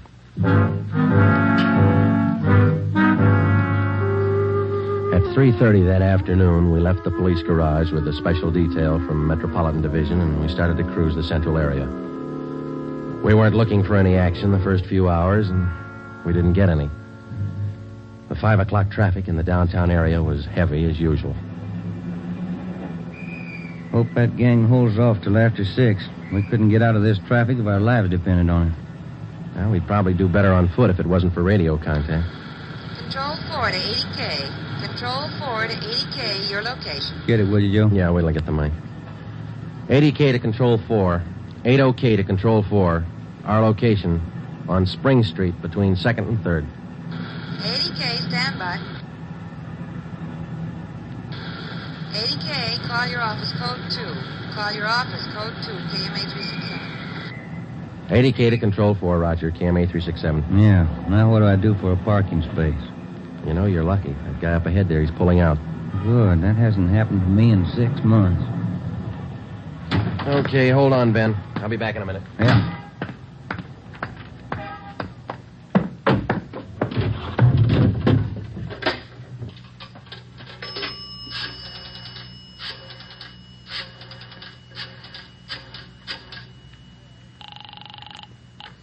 Hall. 2511. 2511. Robbery, Chandler. This Friday, Bill. You want us? Yeah, just a minute, Joe. Chief wants to talk to you. Hello, Friday. Yeah, Ed. Cruiser car just brought in a guy answering the description of Mario Koski. Yeah? Get over here right away and question the guy. If it is Koski, we can all go home early. Ben and I went back to the office and questioned the man who gave his name as Conrad Larkin. He was Koski's approximate height and weight, same color hair, same color eyes. The resemblance to Koski's picture was evident. We questioned him thoroughly about the Blitz robberies, and then we checked out his fingerprints. The coincidence was hard to overlook, but we were satisfied. The man was not Mario Koski. There was a phone message on my desk to call Hank's wife. I called her, and then we checked with Chief Backstrand again and started for the police garage. It was 10 minutes past 6. Hey, Ben, Joe, wait a minute, will you? Oh, hi, Hank. What's all the excitement? I heard about those jobs last night, the Blitz gang. How about tagging along tonight? What's the stir? You suit yourself, Hank. When are you due home for dinner? I told the wife I'd eat out tonight. You sure you're not due home for dinner? No, not tonight, Joe. Did you have any luck yet? Not so far, Hank. Maybe later on tonight. Come on, here's the garage. How close did you come to the gang last night? Not close enough. 2 steps ahead of us all the way. They sure must work fast. 5 jobs in a row. All right, Hank, let's don't rub it in, huh? Hey, Ben, watch it, will you? Yeah. Woman driver. How about it, Joe? You think I can make the outfit? You can talk to Ed Backstrand. He might get you a transfer after a while. Yeah, I might try it. Joe, look across the street. There's a guy coming out of the bar. Where? In front of the bar. He's standing there. Guy in the dark coat, you see? Yeah. 2 other guys behind him. Who is it? I can't be sure. Ben, you better pull up. Koski. Looks just like his picture. All right. Come on. All right, hold it, mister. We want to talk to you. Run for it, Al. Copper. Watch it, Joe. Hank, get down. Get down. 2 of them down, Ben. Other one up alley. Let's go. Did they get Hank? Yeah. All right, hold it right here. All right, Koski. Throw out your gun and come out with your hands up. All right, let's return the fire. Come on.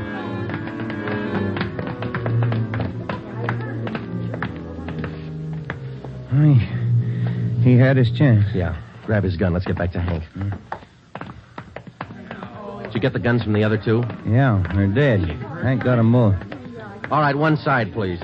Officer, did you call an ambulance? Yeah, they're on their way. Come on, Ben. One side, please. Will you let us through? Hank, how you doing? Not so good, Joe. Ben, will you get the crowd black? Give him some air. Would you just move back and keep right on walking? Joe, All right, stay there. All right, easy, Hank. They'll be here in a minute. Hank? Hank? How's it doing, Joe? Gone? Yeah. Come on.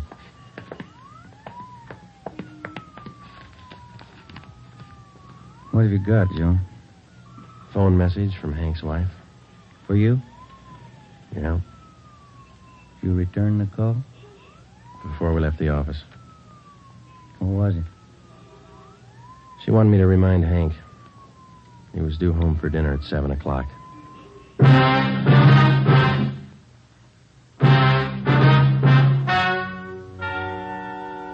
The story you have just heard is true. Only the names were changed to protect the innocent.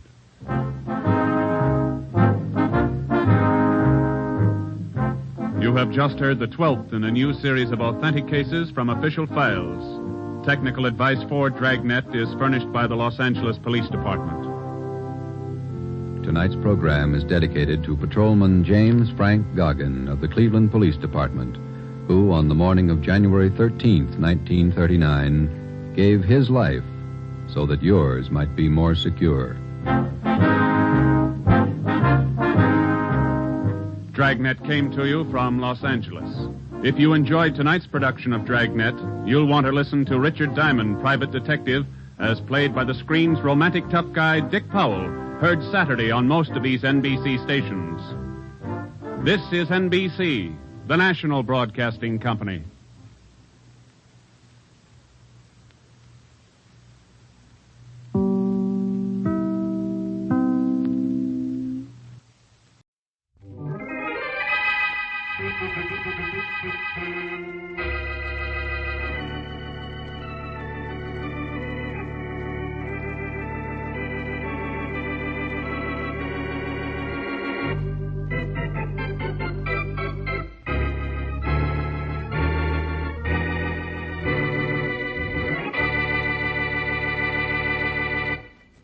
We've got to find that woman, you understand?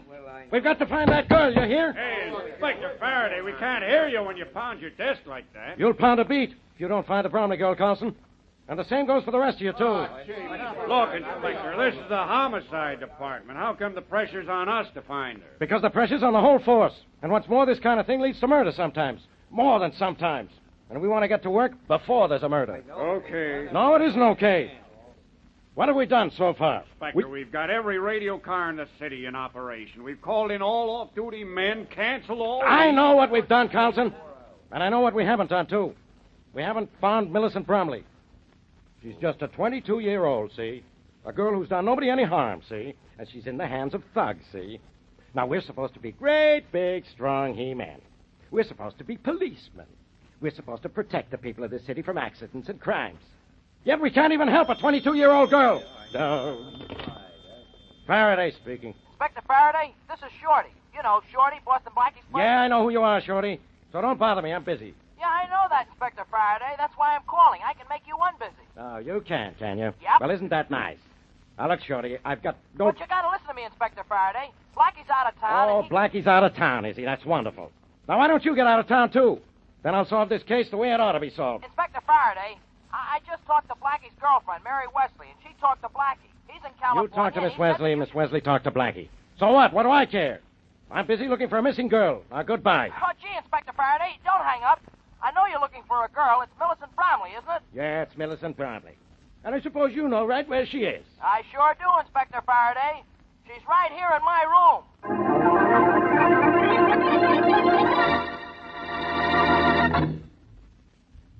And now on to tonight's adventure of Boston Blackie. Enemy to those who make him an enemy. Friend to those who have no friend.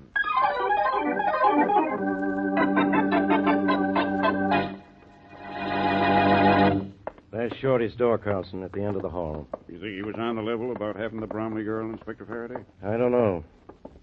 If he does, this case is awful easy. I haven't had an easy case in 10 years. We'll know in a minute. Open up, Shorty. It's Faraday. Open up! Come on in, Inspector Faraday. Hey, what's the matter with you, Shorty? You're bleeding. Grab him, Carlson, before he falls down. I got him, Inspector. Thanks. You better sit down, Bud. Yeah, sure. All right. There you are. You know, you guys got here too late. Hey, what happened to you, Shorty? Where's the Bromley girl? I don't know, Inspector Faraday. Uh-oh, Faraday. You said this might be one of Blackie's gags? Yeah. Oh, no, Inspector. This ain't no gag. She was here, but somebody slugged me from behind, and when I came to, she was gone. Oh, yeah? So help me, that's the truth. Take this down, will you, Carlson? You're bad, Inspector. Okay. Now, Shorty, Blackie put you up to this, didn't he? No. It's his idea of a gag. Or maybe he's mixed up in this. Honest, Inspector, all Blackie had to do with this was to tell me to call you up and say the girl was here. But the girl wasn't here, was she? But she was, Inspector Faraday. Honest, she was. She was right there on that couch there when I was talking to you on the phone. All right, she was right there on the couch. How'd she happen to get here? You grabbed her, didn't you? No, honest, Inspector Faraday. She was here when I got here. And the professor was here, too. He said she was his niece. The professor? Who's he? He's a guy I know. Nice guy, too. He's used my room before, but he's never brought anybody with him before. Especially anybody he swiped. How did you know the Bromley girl wasn't the professor's niece if the professor said she was his niece? Well, the professor left and told me to let the girl sleep. I turned on the radio in the other room, and I heard what the Bromley girl was wearing. Now, this girl was wearing the same thing. Sure. I went over to wake her up and ask her if she was the Bromley girl, and then I saw she was doped.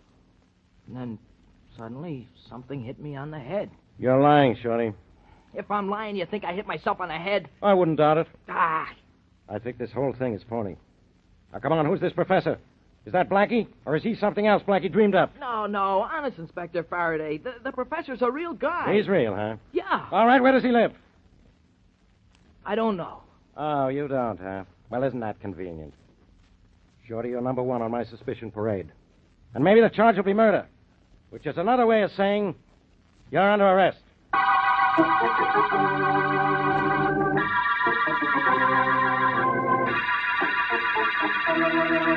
You recovered the Bromley girl from Shorty's room without Shorty seeing you, didn't you, Tommy? Oh, sure, Professor. He didn't even know what hit him. And the Bromley dame's still sleeping in the next room. Splendid. Now, I want you and Bill to listen to me very closely. I think I know what we're going to do next, Professor. I hope you do, Tommy.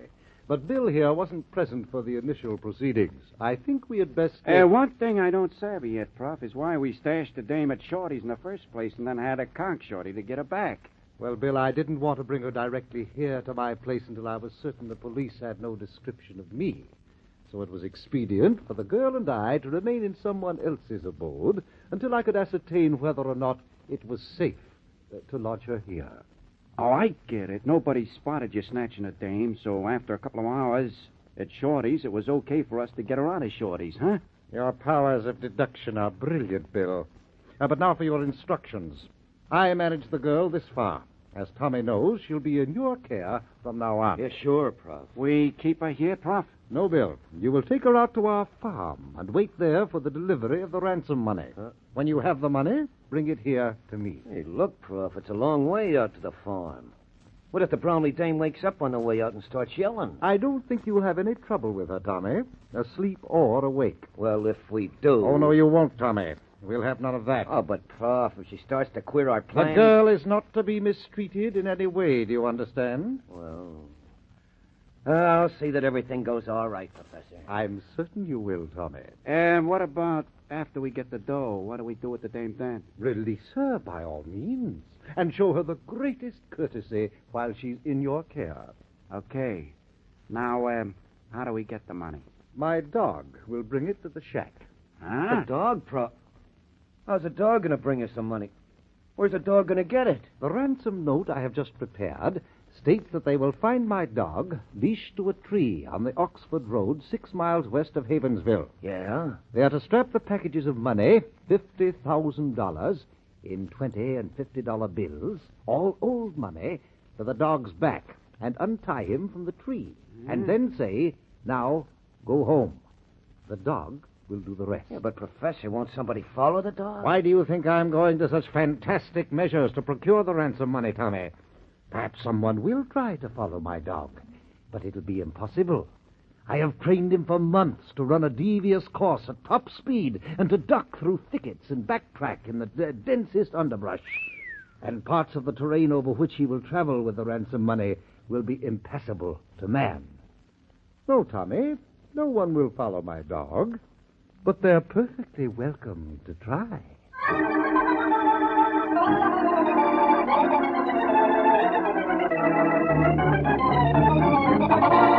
Inspector Faraday, I know you're doing everything possible to find my daughter, but can't you do the impossible and get her back? Mr. Bromley will do anything to find that daughter of yours.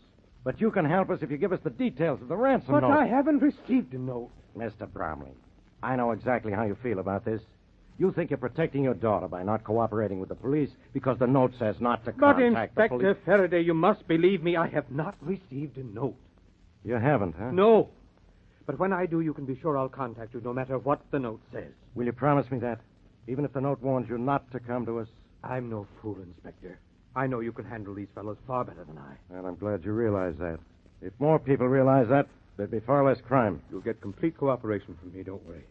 But isn't there anything you can do before I get the note? We've done all we could on the leads we've had. Well, this Shorty person, what does he know about it? I don't know.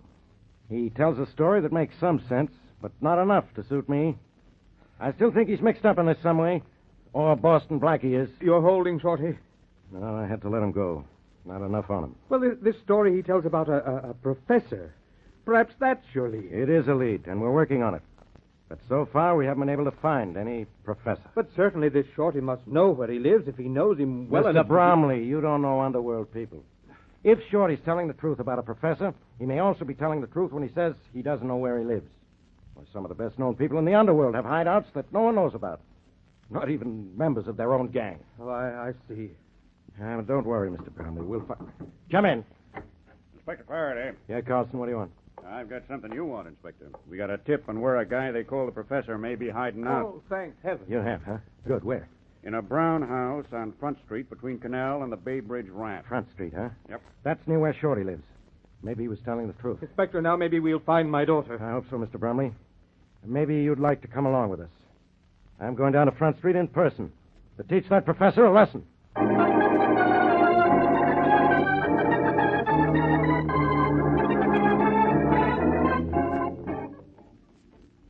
Here's the professor's house, Mr. Brumley. Are you sure? Yes. The tip said it was a brown house on Front Street, didn't it, Carlson? Yes, sir, and between Canal Street and the Bay Bridge ramp. This is the only brown house on the block. Want me to go in first, Inspector? No, I'll go first. You and Mr. Bromley follow. We have to find Millicent here, Inspector. This is our only lead to her. And there's still Shorty. We can pick him up any time we want to. Oh, on what grounds, Inspector? We never saw him with her. We can't charge him with anything. I know that, but we... Well, let's go in and have a chat with this professor. There won't be shooting, will there? If there is, Mr. Bromley, I'll start it. My gun's all set. Hey, why not try the door, Inspector? It might be open. All right, but watch it. You'd better step back a few feet, Mr. Bromley. That's all right, Inspector. I'm not afraid. Door's open. Let's go in. But slowly, slowly. Doesn't look to me as if this house has been lived in lately. Some people don't care how they live, Carlson. Inspector, there's a light shining from under that door. There. Yeah, I just saw it, Mr. Bromley. Come on, let's have a look. Ready with your gun, Carlson. Ready. But be careful. He may be holding my daughter as a shield. Please, be careful. We'll watch out, Mr. Bromley.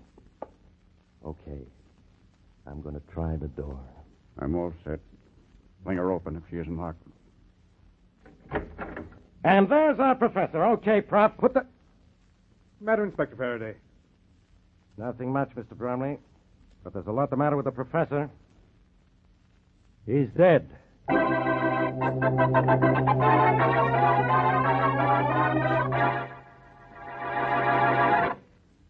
And now, back to our story.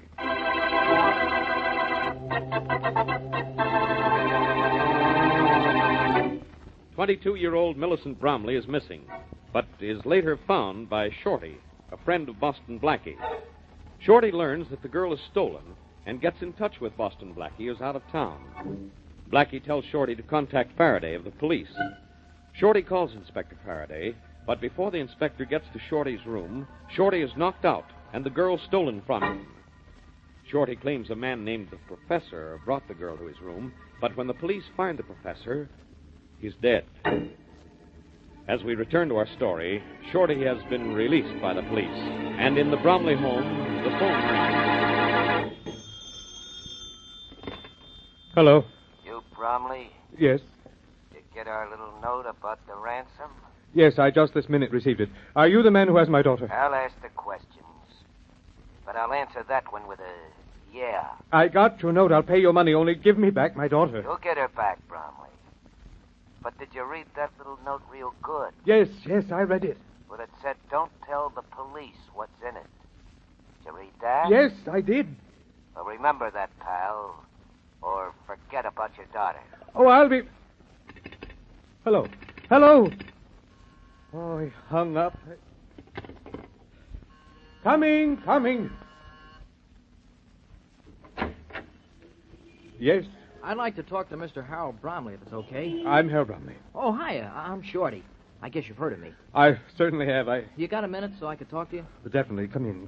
Thanks. The police have released you, I trust. Yeah, but they'll nab me again if we don't find your kid. I'm still in a jam. Look, I just been talking to my friend Boston Blackie long distance, see, and he asked me to come and see you. Your friend Blackie is going to help me find my daughter? He's trying to now, Mr. Bromley. But how can he help me when he's out of town? Oh, he'll be here tomorrow, but he figured he might help even before he got here.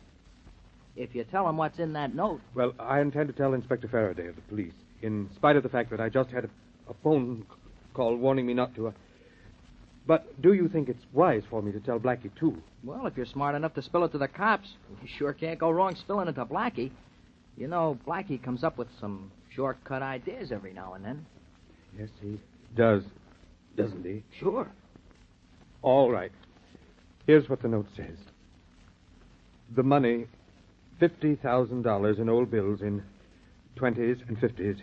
He won't move. And now to try to follow it. It'll be impossible. Oh, it is, huh? Well, maybe so. Look, when do you have to kick in with the ransom money? At midnight, tomorrow night. Tomorrow night, huh? Okay, now I'll tell you what. Just so those guys can't say you double-crossed them, I'll go to the cops. That note sure didn't say nothing about me.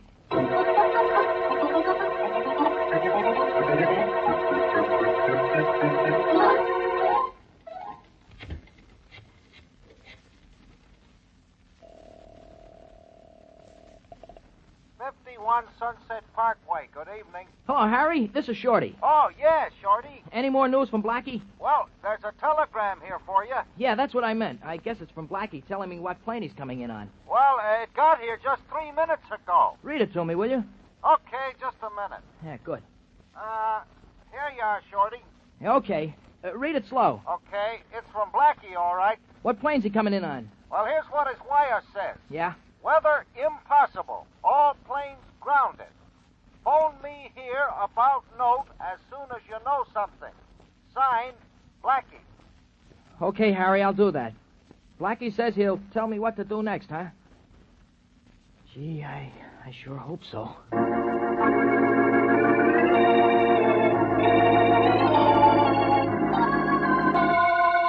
Yeah, Blackie, I got it. Oh, gee, that's a swell idea, Blackie. But the note says not to tell the cops what's in it. Well, okay, if you think it's okay. Yeah, I'll go see Inspector Faraday right away. Uh-huh. Uh-huh. Uh-huh.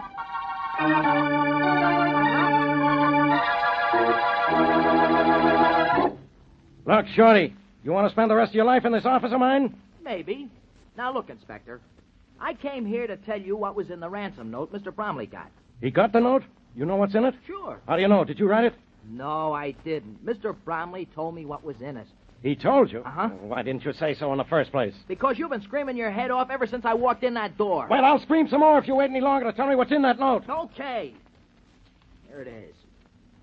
Now, at midnight tonight, we take $50,000 in old bills, 20s and 50s, to a tree on the Oxford Road, 6 miles west of Havensville. I know, the old gag. Leave it in a hole in the tree, huh? Oh, no. There'll be a dog there. Yeah, I thought. A dog? Yeah, a dog, tied to the tree. We strap the money on the dog's back, untie the dog, and he scrams with the dough. That's fine. Just how are we going to follow a dog? Those things can run, and they probably got this one trained to break records. Yeah, I guess maybe they have, Inspector Faraday. But Blackie's come up with an idea how we can trail the dog without following him. He has. Uh-huh. How are we going to do it? Tie rockets to our pants?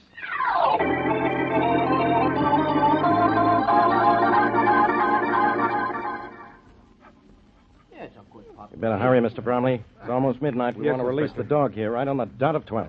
It's almost done, Inspector Faraday. My hands are shaking so I can hardly... There. It seems secure enough. Good. Now, here's where we start fooling these guys. How, Inspector? We'll never be able to follow this dog by trying to run after it. No. But we can do something so we can watch where he goes. Now, look around you, Mr. Bromley. What do you see? Well, nothing but darkness. Yeah, pitch darkness. But in that darkness are hills. Pretty high hills, too. I have men posted on the top of nearly every hill in the vicinity. Will they be able to see the dog? No, they won't be able to see the dog, even using binoculars. That is, not as the dog is now.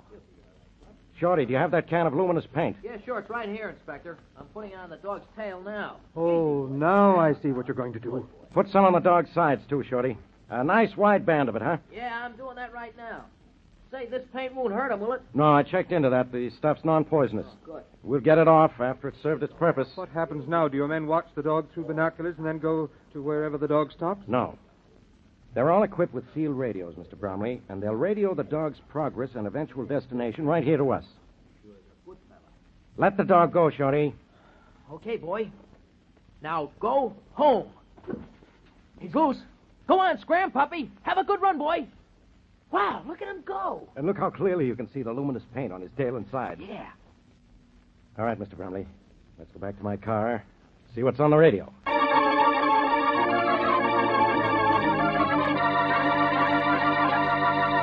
This is Sergeant Lawrence in north position. The dog just crossed Highway 6 going due west. I followed him straight west until he disappeared into a pass. This is Carlson, west position. The dog just passed below us, heading up the bank of the Owl River, 7 miles from the Staten Bridge. He's now heading into open country in the direction of Plainfield. This is Williams on a hill near Plainfield. The dog just arrived at a farmhouse 18 miles north of Plainfield. As I'm watching now, the door has been opened by someone on the inside. The dog has entered the house. All right, Inspector Faraday, it's all yours.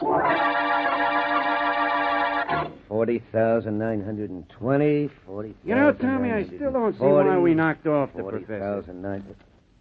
Well, Bill, we got rid of the professor because $50,000 splits bigger 2 ways than 4. 4 ways? Yeah.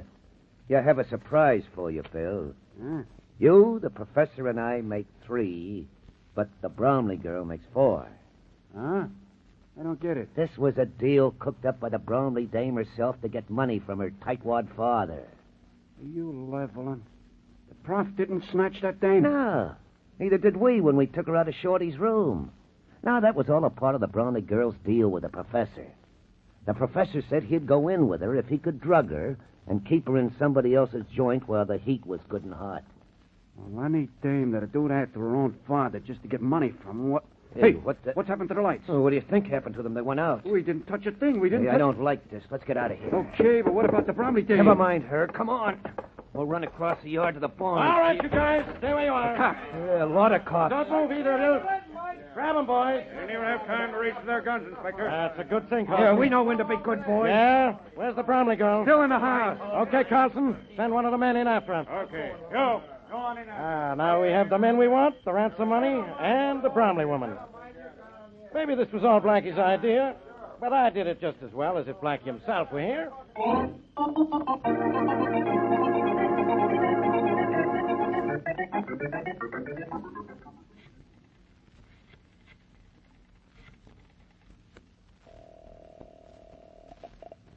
Police headquarters, homicide.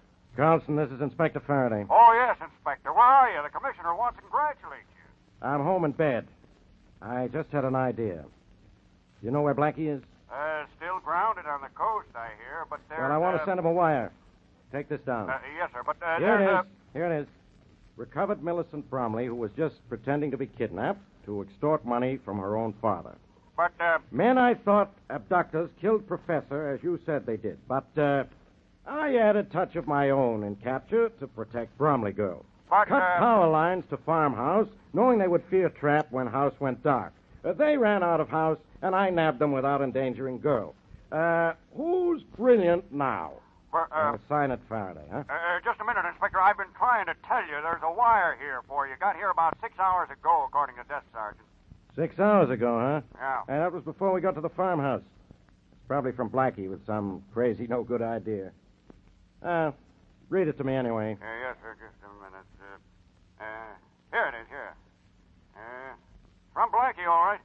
What's he say? He says, Judge, from use of dog, kidnappers are holed up in farmhouse or country home. To avoid danger to Millicent Bromley in event of shooting, suggest you cut power lines. Throwing house in darkness will possibly force them outside where you can nab them without risking life of girl. Don't bother reading the rest of it, Carlson. And don't bother sending my wire to Blackie. And wipe that smile off your face, Carlson. It isn't that funny.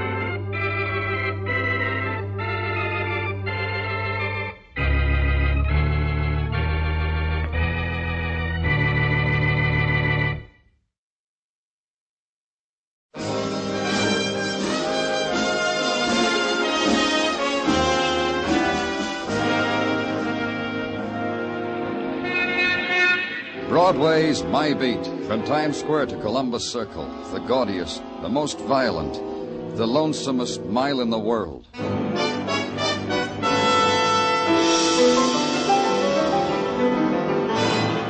Broadway's My Beat, with Larry Thor as Detective Danny Clover.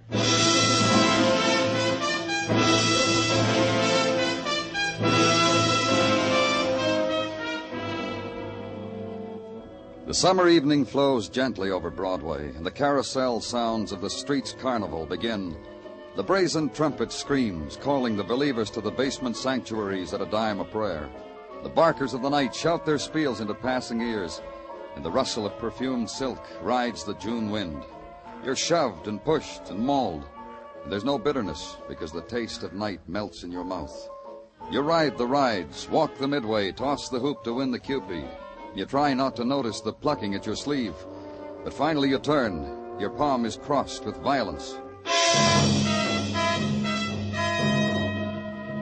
You hold on to it until the man in the tweed jacket and the gray flannel slacks takes it away from you, gives death back to the other man, its owner, sprawled across the silk sheets of his bed, the blood from his bullet wound draining the sleep out of him. And because blood like that can stain the reputation of an exclusive apartment hotel, the man in tweed makes a suggestion. I offer it in all modesty, Mr. Clover. A mere suggestion. This can be... What, Mr. Tracy? What can it be? Handled discreetly, of course. You can do that. You have the power, the know-how. Keep it out of the papers. Treat the frightful mess with velvet gloves. Anything else? Nothing more I can think of at the moment. Not that I can bring to mind at the snap of your fingers. That's good. Now you can do something for me. Understand me, Mr. Clover. Managing this place is all-consuming. I spent years at school, here and abroad, learning the quirks, the ins and outs of the profession. All that education, maybe you can spell out for me the murdered man's name. Did I forget to introduce you? Pity. The fellow over there on our bed was once Frank Dunn, a bartender, of all things. A rather crude chap, I thought. But genteel enough to pay the tab in this slick joint of yours. They do bartenders like Dunn well at the trade winds, I hear. The club on West 52nd? I wouldn't know where the place was. Do you mind? Tell me more about Dunn. Well, he appealed to the female of the species, shall we say. They called on him constantly, at all hours. Tonight? Difficult to say. But do you not detect the faint odor of a lingering perfume? The aura a woman leaves? Pardon, I'll rid us of that. Never mind, I'll get him. Hello? Hello? Frank? Would you put Frank on the line, please? Frank just stepped out. Could I give him a message? Who are you? Why do you answer for Frank? I know he's there. Does he not wish to speak with me? Who is this? Who shall I say is calling? No. No, there is something. This is not the way Frank would have it with me. Hello? Hello?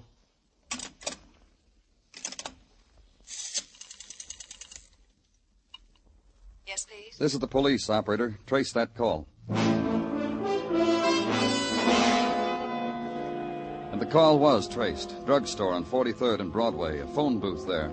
The third one from the left as you pass the Chiron reducing display.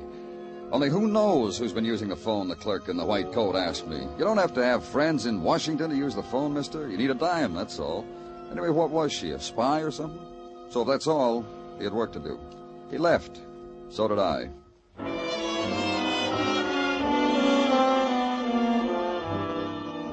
It was a short walk up to 52nd Street and the nightclub that's known as the Trade Winds. Outside, a beach boy in a custom-made loincloth said aloha and pointed inside. And inside, a beach girl said aloha and offered her nose to be rubbed, which came with a cover charge, the price of admission to tropical paradise. And it was. Even to the tropical birds playing tropical games and singing their sad songs in huge cages of gilded bamboo. And sitting in a fan-shaped wicker chair in the corner was Trader Milt Barker, wearing yellowed linen, his eyes bleary with the grandeur of it all. Until he saw me. Hey, Danny. Grab yourself a wicker and take a load off. Yeah. Quite a place you have here, Milt.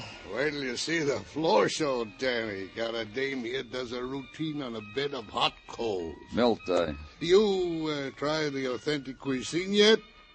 You like fish? I got cold huma nuka hapawa. That would set you crazy. You sit still. I'll slice you some from the middle. Sit down, Milt. Huh? All right. So I'm sitting. So? About a bartender here, Frank Dunn. Frankly, he ain't showed up yet tonight. He commit something? He's been murdered. Kismet. Pure kismet. Fate, Danny. The way the department figures, it took a murderer to do it. Yeah, I guess. How'd he go out? Shot. Like I say, kismet. What are you talking about? A guy like Frank, it figures. It just don't make me surprised. Come on, Milt, talk to me. What's on your mind? Well, he served smiles with the tall, cool ones. When Frank wiped the bar in front of a female patronesses, it had a meaning all its own. Personality. Keep talking. Well, Danny, a guy like him... Well, a dame would be embarrassed leaving less than a fin or a phone number for a tip. Did he cause any trouble here? Frank? No. An operator with a head on him. Wait until the male escort was occupied elsewhere, then... Well, Frank would drop a small onion in a cocktail glass in such a way that patronesses would leave teeth marks on the bar. Like, for instance... Well, for instance, who? Louise Hathaway is current, Danny. You know, the dame who is Mrs. to Edward Hathaway, the guy who manufactures hardware. You know Hathaway's hardware, nails, hose. Yeah, tell me more about Mrs. Hathaway. She's current. That's all I know, honest. Come on, Danny. Eat some of my cuisine. I'll make you a regular lava.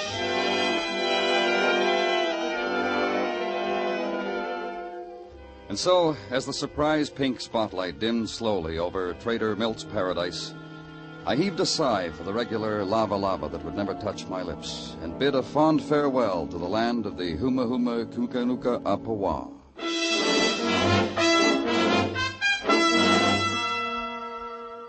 At the Park Avenue apartment of Mr. and Mrs. Edward Hathaway, a maid in gray silk and high-spiked heels told me they were out for the evening.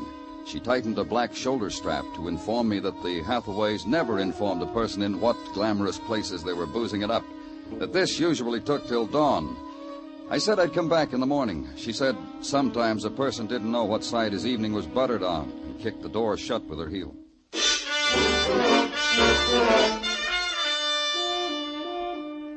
I guess I didn't wait the polite and proper interval after dawn, because the girl who opened the door to me this time was still yawning.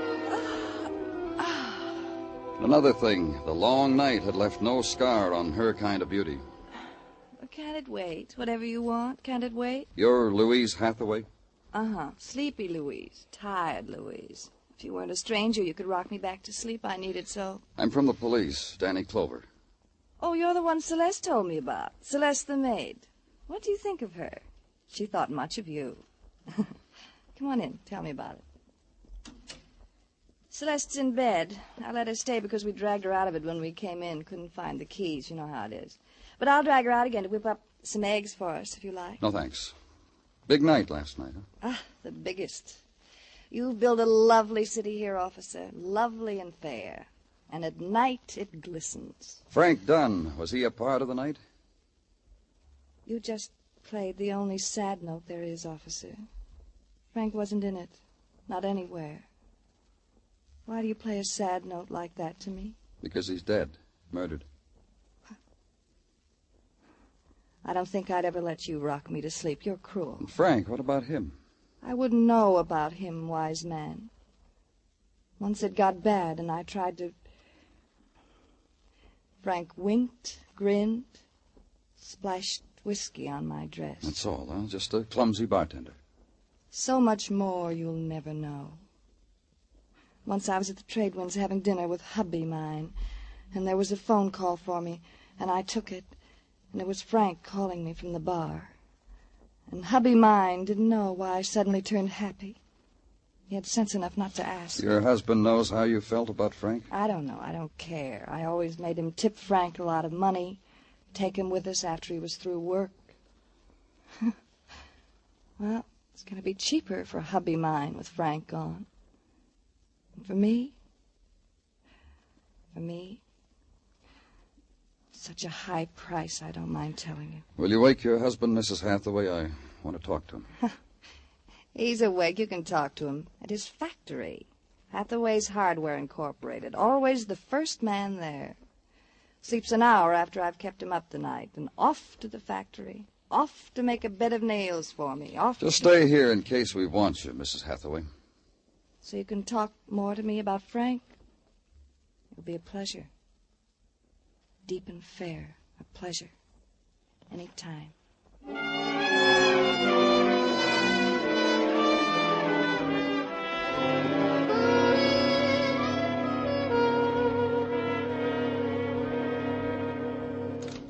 That'll be all, Miss Garvey. All right, sir. Who are you? I gave my name at the gate, Danny Clover. From the police, aren't you? That's right. What's on your mind? I just came from your house, Mr. Hathaway. My house? What's the big idea? What did you want there? I had a chat with your wife. My wife? You don't go to my house, policeman. No more. You understand that? You don't bother Louise. You want something? You got a ticket to sell? You got something that gives you worry? You come to me. Louise don't get bothered by police. She gets bothered, Hathaway, any time the department feels the need. Yeah, you think so, huh? You get bothered, too, mister. Go ahead, call your lawyer. Say murder to him, because that's what you and your wife are involved in. Murder? Call your lawyer, Hathaway. Look, now... The death of Frank Dunn, bartender, at the hands of person or persons unknown. Your hands, your wife's hands, both... I thought you were kidding. I'm not kidding. Louise is a kid. I got a young wife, Clover. Wild sometimes. Country kid come to the city wild. And not excusing her, understand? I like to watch it. She knew Frank Dunn. So she knew Frank Dunn. So I know Frank Dunn. 1,000 people know Frank Dunn. She didn't kill him. Why should she kill him? What could he do for her? Give her a double martini? A couple of those go a long way. Look, Frank Dunn was a joke passed over the bar to Louise. Louise is married. So that settles that. All right. Who killed Frank Dunn? I'll tell you this. If he would have put a finger on Louise, I'd have killed him. One finger on Louise. I've told her that time and time again. And she and Lily think Who? it's... Lily. They think it's smart. They got to have cocktails at 5. They go in by themselves. Who's Lily? Lily. Lily Prokosh, a dopey dame who writes poetry, wears glasses that goes like this. Lily Prokosh. Prokosh? Foreign? Yeah, talks accent talk. Where do I find her? Lily. Sometimes I pick up Louise at Lily's place in the village hotel. Yeah, I know where it is. Good. Maybe you're onto something, Clover, huh?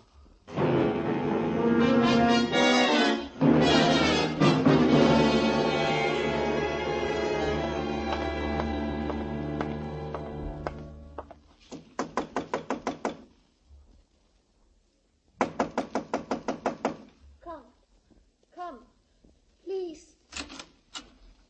Fell asleep here on the couch. I dreamed. Lily? It was painful.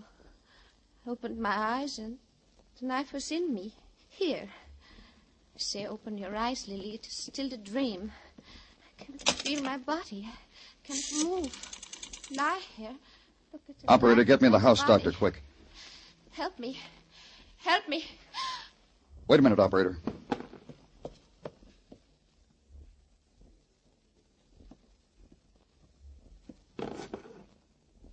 Never mind, operator.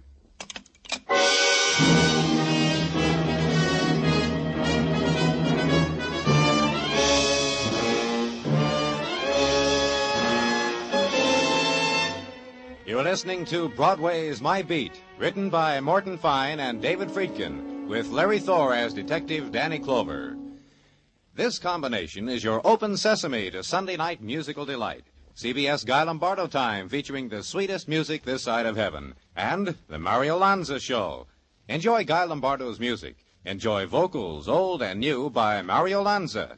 Mario, singing sensation, called both the new Caruso and the hottest singer in a decade, may be heard Sunday nights on most of these same CBS stations.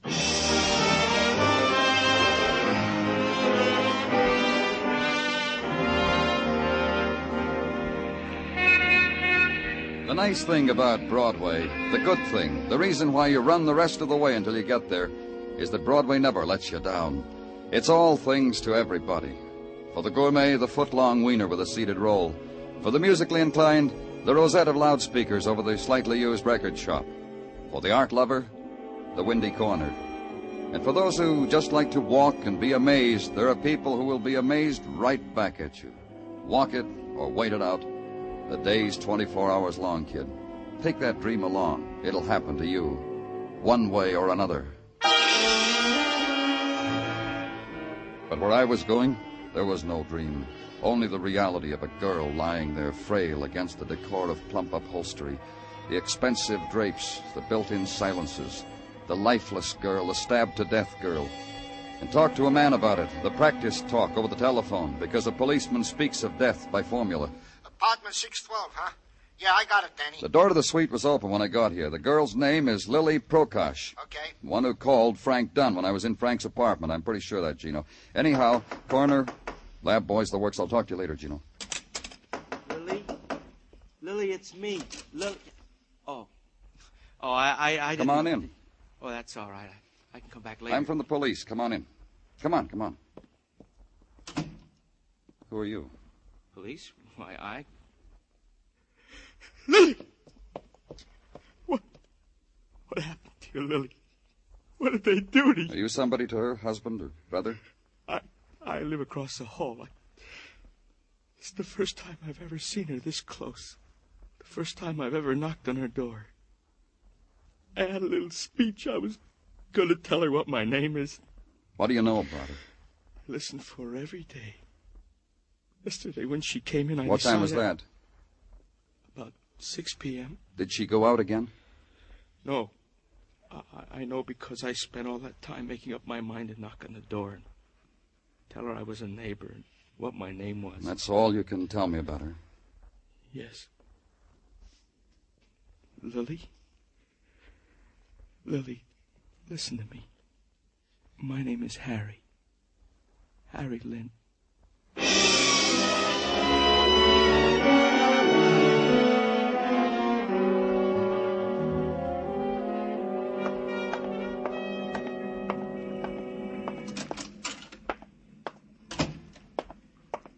Tartaglia. Huh? Oh, it's you, Danny.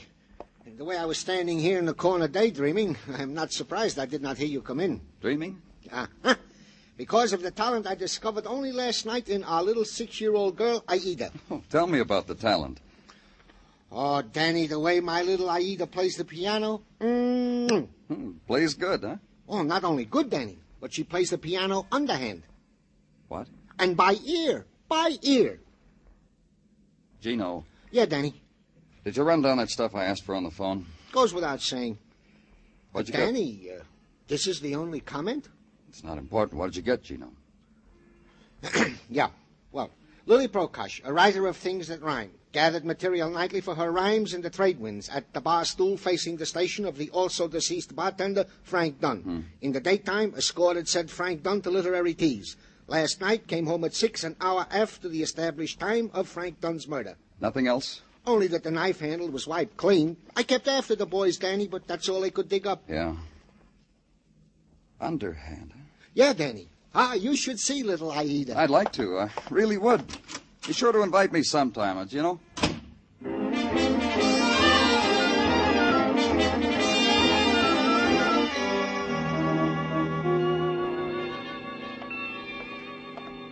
I see the wicker chair is still open, Milt. Danny, sit in it, kid. 2 nights, I see you each time. To what is due this sudden harvest of Danny Clover? Not that the trade wind ain't humored, but to what is due. You know a girl named Lily Prokosh? Names don't register with me, Danny, unless for a reason. Is there a reason? A tall girl, blonde, harlequin glasses.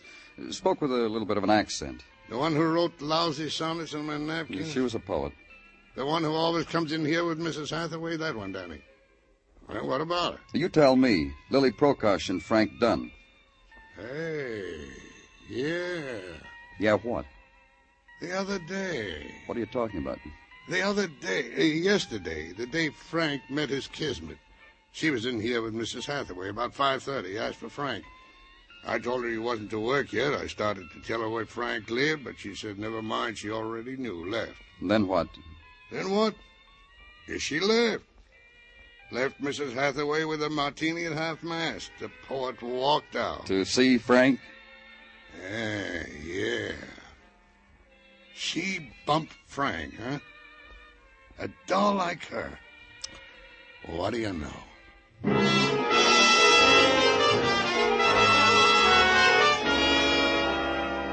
And then start all over again. Back to the room where I'd first seen Frank Dunn with his blood on the monogrammed sheets. Back to the room where this particular set of violence had begun to shape itself. And touch once more the things that had belonged to a man who had been well loved. The gold money clip with his initials written in chipped emerald, the gold cigarette case, the gold keychain, the silk robe that hung in the scented closet. And on none of these things the mark of an identity, the whisper of a killer's name. And all of it with the man in tweed at your elbow, commenting, snickering, fingering the imagined price tag. This little trinket must have cost one of them a good deal of her rainy day savings. Put it down. Dead, don't touch. Is that it, Mr. Clover? Exactly that. There's an etiquette about these things, I've been wondering, Mr. Clover.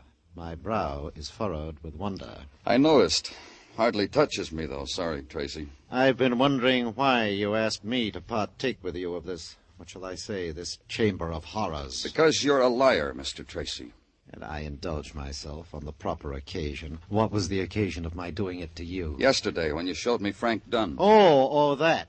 You mean when I didn't reveal to you who had been visiting the bartender at his siesta before death? Now's a good time for revealing. Sorry, but it's slipped my mind. There's nothing the police can do about a mind like mine. Is there, Mr. Clover? Correction, there is. Who was here, Tracy? Who was here? Else you'll beat me? You hardly make it worthwhile defending a dead woman's honor. Who? That foreign thing, with the wind in her hair and the mist on her eyeglasses. Lily Prokosh? I've heard her announce herself that strange way on the house phone. She stayed long enough with the bartender to read him her newest poem. But they had an interruption. You can reveal that, too. It'll cost me a dear little savings plan I had in mind. The interruption, who was it? Lovely, frolicsome thing. Never been here before. Knocked on the bartender's door, was waved away, it seems. Tapped on my office door. Asked if I had a deck of cards. Wanted to play away love's bitterness. Sympathized. Played against her. Won 40 cents. Would have won more, only... Only what? In the midst of a deal, I had a call from the bartender ordering me to whisk the Prokosh thing away by freight elevator. I did. When I got back, my card-playing lady was gone. You won 40 cents from her. That ought to make a girl like that unforgettable. Ever seen Louise Hathaway, Mr. Clover? I have, in society columns. And that evening, she played cards with me. She's precisely what you say. Unforgettable.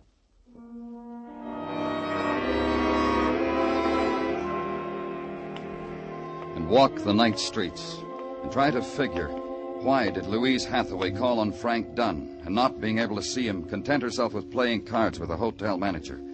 Why had she gone to see Frank? She knew her friend Lily Prokosh was there. A lot of whys. And keep on walking, east from Broadway to Park and up to the 70s, and stop in front of the canopied apartment house, pause, smoke a cigarette, then go in. And on the second floor, ring a bell.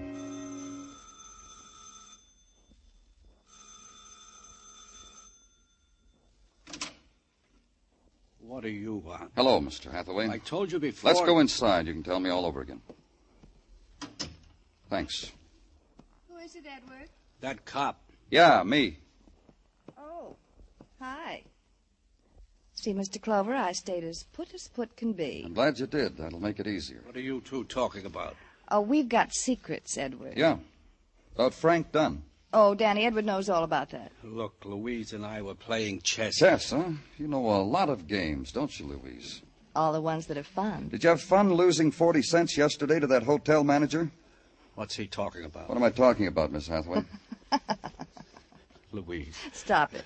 Darling, listen to me. Let me handle this. Take your hands off me, Edward. Louise. You knew Lily was with Frank Dunn. Why did you go there, Mrs. Hathaway? Why? That's right. Lily was my friend. I didn't want to see her get into any trouble. I told you to let me handle it, Louise. Stop it. Stop it. You see, like I told you, Mr. Clover, she's wild. Louise, you're in a little trouble now. Let me handle it. Take your hands off me. Can't you understand? Take your hands off. Oh, I'm sorry. I lost my temper. I didn't mean to slap you. Hardware man, fat man, bald man, nothing man. Jump. Jump, Edward. Louise, don't make me lose my temper again. Why don't you jump for the man, Edward? You do everything else I want you to do. Tell the man what you did for me, Edward. Crazy. What are you talking about? About murder. About murder, Edward. You once told me something, Mr. Hathaway.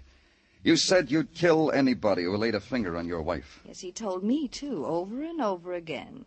That's why you always followed me, Edward. That's why you followed me to Frank Dunn's apartment house that night. Shut up. And Frank wouldn't even look at me. He sent me away, Edward. And you killed him all because I spent an hour playing cards with a hotel manager. I was never with Frank, Edward. Never. But you killed him for me. Go ahead. Jump for the man. I followed you. I always followed you. I couldn't stand it. You're going to see that man. Take the hardware man away, Mr. Clover. You, too. What? For killing Lily. You couldn't have Frank. Lily was luckier. So you killed Lily.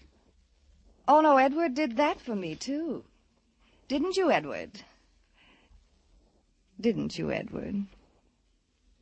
No, I didn't. I followed you to Lily's. Her door was open, wasn't it? I saw Lily after what you did to her. Oh, you don't know what you're saying, Edward. Listen to me. You love me, Edward. I'm going to have to sign a confession, Louise. What I just said about following you to Lily's, I don't have to admit that. Sign my name to it. I could deny I ever said it. I don't know whether I will or not. I'll have to think about it. I love you. Honestly. Truly, Edward. I love you. Jump, Louise. Jump. Jump.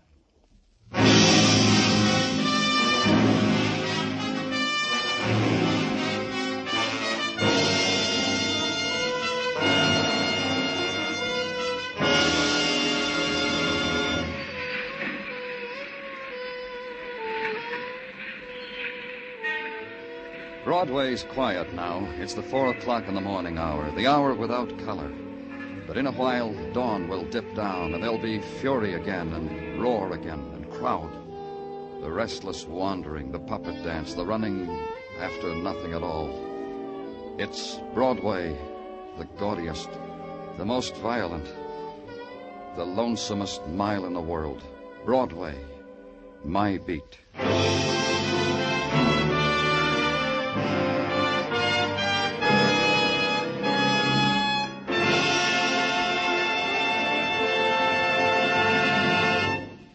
Broadway's My Beat stars Larry Thor as Detective Danny Clover, with Charles Calvert as Tartaglia and Jack Crucian as Muggavan. The program was produced and directed by Elliott Lewis, with musical score composed and conducted by Alexander Courage. In tonight's story, Mary Jane Croft was heard as Louise, Herb Butterfield as Edward, Joe Granby as Milt Barker, Edgar Barrier as Neil Tracy, and Gladys Holland as Lily Prokosh. Just once around the clock aboard the second hand for Singin' Again, an hour of comedy, music, and cash for the CBS listener who can identify the phantom voice. Jan Murray is your host. Judy Lynn, Alan Dale, the Riddlers, and Ray Block supply the music. Stay tuned now for Sing It Again, which follows immediately over most of these same CBS stations. Bill Anders speaking. This is CBS, the Columbia Broadcasting System.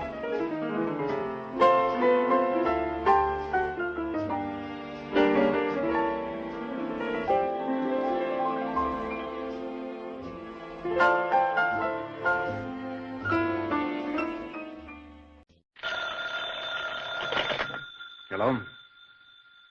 Yes, this is the Falcon speaking. Oh, Marta. Now, you'll have to include me out tonight, Angel. Army intelligence is firing me to Casablanca. Yeah, that's the place in North Africa they made that movie about. No, they don't plan to star me in a picture, but if I behave myself, they may use me in a frame.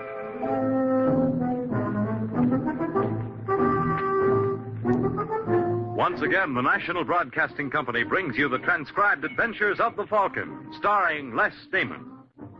The Adventures of the Falcon, dedicated to private investigators everywhere. Those hard-hitting detectives who, like Mike Waring, risk their lives to aid law enforcement agencies. So join him now when the Falcon solves the case of the broken key.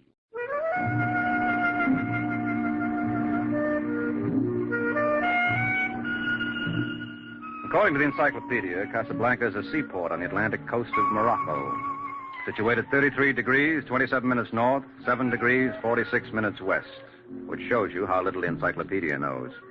What does that tell you about Casablanca? Does it conjure up the romance and intrigue? Does it say if you peek behind the beaded curtain in the Café Tangier, you'd find both there personified by Helene Grant? And though Helene may not be Ingrid Bergman, it works out even, because the boy who just parted those curtains isn't Humphrey Bogart either. Mademoiselle Grant? Yes? I am Mulai Hafid. I was told to meet you here. Of course you can identify yourself. My credentials, comrade. Well, they seem to be in order. You are disappointed? Very. These papers show you're Mulai Hafid, but how do you know I'm Helene Grant? I naturally assumed. You had no right to. A Comintern agent takes nothing for granted. Forgive me. Sit down. Would you care for a drink? I am a Muslim, comrade. Oh, yes. I forgot. You find it strange a follower of Mohammed can be a member of the Communist Party? I don't care who you follow as long as it doesn't interfere with your work. You cabled Paris that Robert Foch is in Casablanca. He is. You're sure you've got the right man? Yes, I took this photograph of him last week. Mm-hmm. It's Robert, all right. Who's the girl? She arrived with him from Marrakesh. Her name is Yasmin Marin. So, Robert has gone native. Pardon? I meant no offense, Mulai. It was a natural reaction. You're annoyed. Disturbed is perhaps a better word. I have a problem, comrade. I would like to disaffiliate myself from the party. Oh, ridiculous. Just because I hurt your feelings. My feelings count for nothing. I made this decision many months ago. I joined the party hoping it would improve the lot of my countrymen. You're an idealist, Mulai. You are amused. Oh, I realize such people exist. Even among ignorant natives. I apologize for my remark. Now, about Robert Foch and this woman. Mademoiselle has not answered my question. Mamselle has the same answer for you she has for Robert Foch. Why do you think we're looking for him? I have no idea. Comrade Foch was a member of the party in France, a valued member. 10 months ago, he asked to resign. Naturally, the party couldn't release him, so he disappeared. Now he turns up in Casablanca with a... native girl. Yes. And I've been sent here to reason with him. Mademoiselle had better work quickly. He leaves tonight from Kazes Airport. What? He purchased a ticket this afternoon for Cairo. Oh. Well, maybe I can talk him into canceling out. Get a car, comrade. We'll try.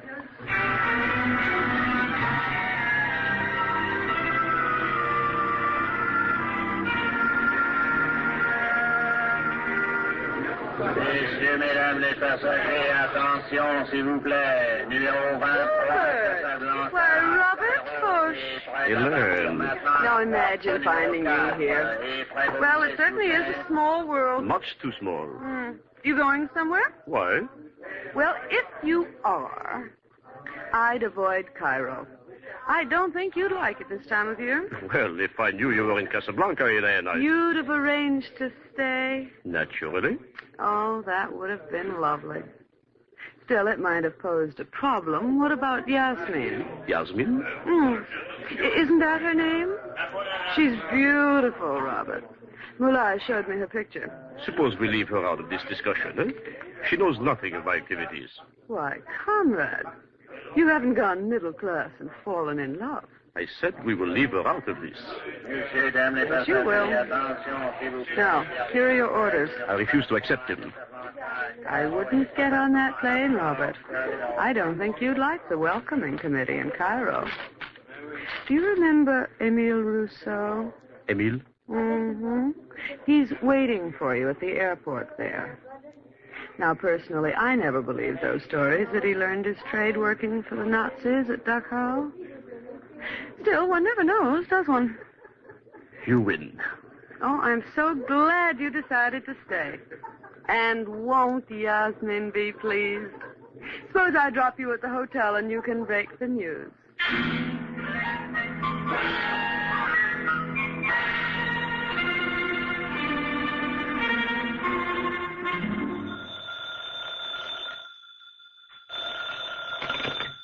Yes? Have I the privilege of speaking with Yasmin Marin? Who is this? I am called Mulai Hafid. What is it you wish? For myself, nothing. I merely desire to be of service to Mademoiselle.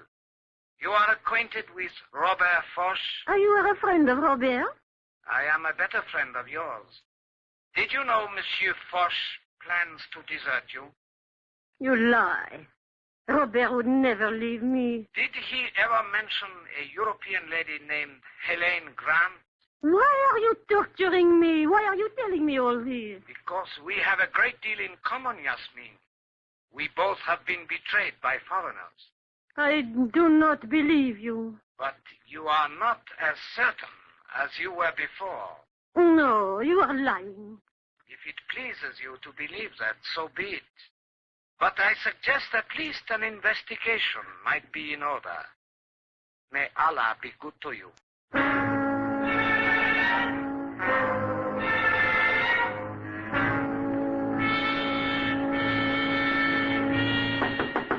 Robert.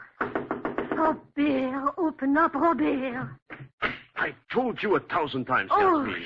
Sherry, I should have known he was lying. What? Imagine I almost believe him. What are you talking about? That man who called the one who gave his name is Mulai Hafid. Mulai Hafid? He said the most awful things, Robert. That you were running away with some woman, and I was jealous enough to... What are you staring at? Those suitcases. Well, He was telling the truth. You are planning to leave me? don't be a fool, Yasmin. Then why are the bags packed? Oh, this is none of your concern. I suppose Helen Grant is none of my concern either. What is she to you? Nothing, absolutely nothing. Yet you were going away with her. Look, Yasmin, there are certain things you will never understand. Because I am an ignorant native. That has nothing to do with it. It's true I was running away. So you admit it?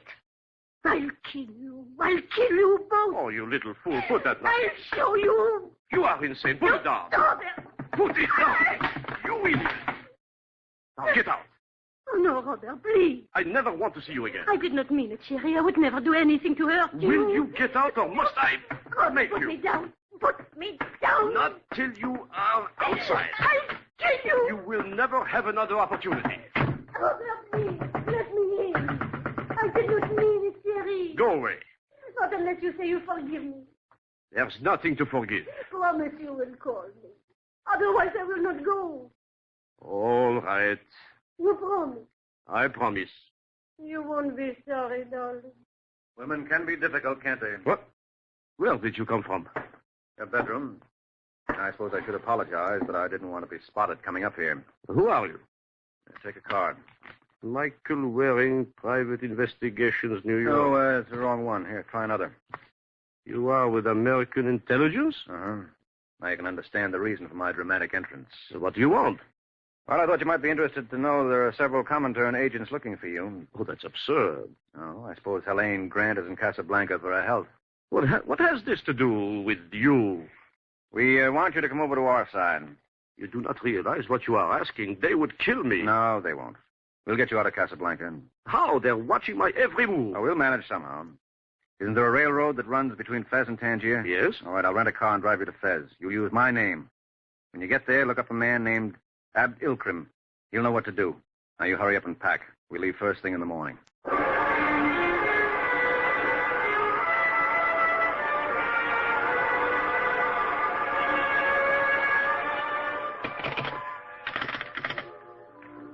Votre service. This is Helene Grant in 412. Oui, mademoiselle. I don't want to make a noise like a tourist, but 1 hour ago I called room service. I haven't heard from them yet. 1,000 apologies, mademoiselle. Well, what do I have to do to get... Oh. Well, never mind. They finally made it. Just a second. I said just a second. Well, what do you... Oh, no. No, you mustn't. You can't. You don't know.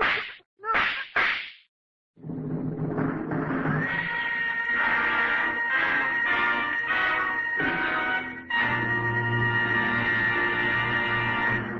Let's pause for a moment. Les Damon returns as the Falcon right after these messages. The 60 Greatest Old-Time Radio Shows starring Frank Sinatra and Friends. Radio Spirits presents a collection of 60 rare radio episodes guest starring Frank Sinatra. Hear Sinatra on Suspense, Jack Benny, Rocky Fortune, and the Lux Radio Theater, to name only a few. You'll also receive a 64-page booklet with photographs and show histories. Order now and save $20 off the $59.98 catalog price. Pay just $39.98 during this limited-time offer. Call now, 1-800-RADIO-48. That's 1-800-723-4648, or order online at MediaBay.com. And now let's rejoin Les Damon as the Falcon in The Broken Key.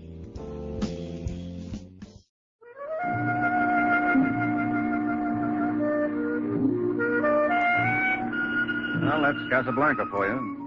Not a bad place if you want to live it up, but a horrible spot if you've got to die. But then what place isn't? Oh, I don't imagine it made much difference to Helene Grant and her condition. The first I knew of it was some 4 hours later, when I remembered my promise to Robert Forsh and hustled over to Comrade Grant's hotel room to meet her. Well, when nobody answered, I walked in, and that was my first mistake. She was lying on the floor under the big ceiling fan, and in the dim light, the blades made like a windmill above her head. The effect was almost hypnotic. And then the spell was broken. Pardonnez-moi. What? Permit me to introduce myself.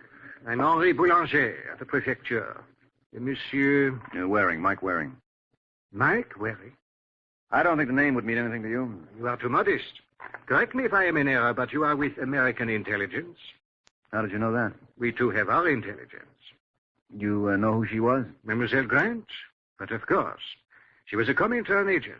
You were, as they say, on opposite sides of the fence. Oh, now, wait a minute, Inspector. If you think I had anything to do with her murder... Why, monsieur, it would never occur to me. I'm a most unsuspicious type. Still, as long as you mentioned it, what are you doing here? I wanted to talk to her. I should have guessed that for myself. And at the time of her death? I was in my hotel room reading. It's very strange. You're ready with an alibi when you have no idea when she was murdered. Well, it's pretty obvious. She's been dead about 3 hours, which would put it around 9 o'clock. How do you arrive at that conclusion? A state of rigor mortis. Look at her arms. Most interesting. I wonder if you would be kind enough to accompany me to the Place de France. And in the meantime, the killer gets away. I don't think there is much danger of that. Look, I tell you, you're making a mistake. Then I shall have to pay for it. No, thanks. Stay where you are, monsieur. Another step and I shall be compelled to shoot. Well, in that case... Sorry, fella, but you left me no choice. You mind if I borrow your gun?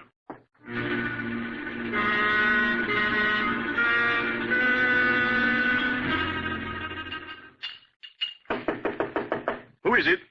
Mike Waring, Robert. Open up. Just a moment. Come in. Try and keep me out. I'll lock it. But why? Just humor me. You secured the car? Huh? You were to drive me to Fez. Oh, yeah. Well, the situation's changed somewhat. Helene Grant has been murdered. No. Yes. Have they any idea who was responsible? Where were you at 9 tonight? Oh, surely you don't think that... Why not? Now, where were you? At the Rouge et Noir. Rouge et Noir? It is a cafe near the Place de France. I thought I told you not to go out. Then it is most fortunate I ignored your instructions. Otherwise, I would not have an alibi. I went there to say goodbye to Yasmin. So, you were with Yasmin? From 8 till 10. All right. Nice long goodbye. You mind if I check that? Yes, I do. You are not to disturb her. Oh, well, I wouldn't advise you to try to stop me, Robert. If I dumped a police inspector who tried it, it figures a mere civilian wouldn't stand a chance. I'll be seeing you, fella.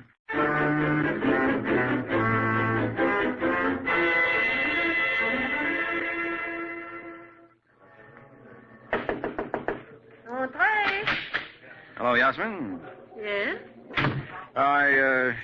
hope you'll forgive the intrusion, but it's important I talk to you. I'm sorry, I'm very busy. Well, this won't take long. My name is Mike Waring. Mike Waring? Yes, I'm a friend of Robert Foch. Robert never introduced her? Well, naturally. There was no need to. I do not believe you.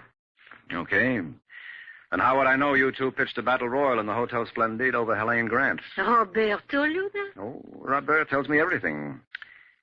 Incidentally, you don't have to worry about Helene anymore. She's dead. Not really. You don't seem very upset. Why should I be? She was my enemy.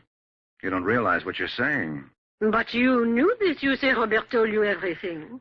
Yeah, he also said you came back to the hotel again between 8 and 10. Robert said that? Yes, why? Isn't it true? No. I knew it. But why should Robert say I was at his hotel when he was visiting here with me in my dressing room? He what? You sure Robert was here between 8 and 10? Positive. Well, then he was telling the truth. Pardon? Nothing. How did you find out about Helene Grant in the first place? A man told me. This man got a name? Yes, he called himself Mulai Hafid. Mulai Hafid. Where did I hear that?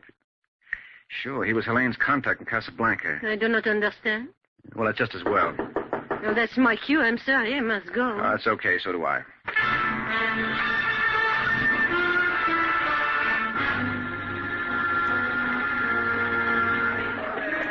Cigarettes, candy, all American kinds, monsieur. You like to buy, monsieur? No, thanks. Maybe some postcards? Very lovely lady. No, I'm sorry. I stocked up in Paris. Where can I find a coppersmith, Mulai Hafid? You are sure you would not like to buy the postcards? Oh, well, come to think of it, I guess I would. I forgot my grandmother collects them. Oh, she will like these, monsieur. That will be 500 francs. There you are.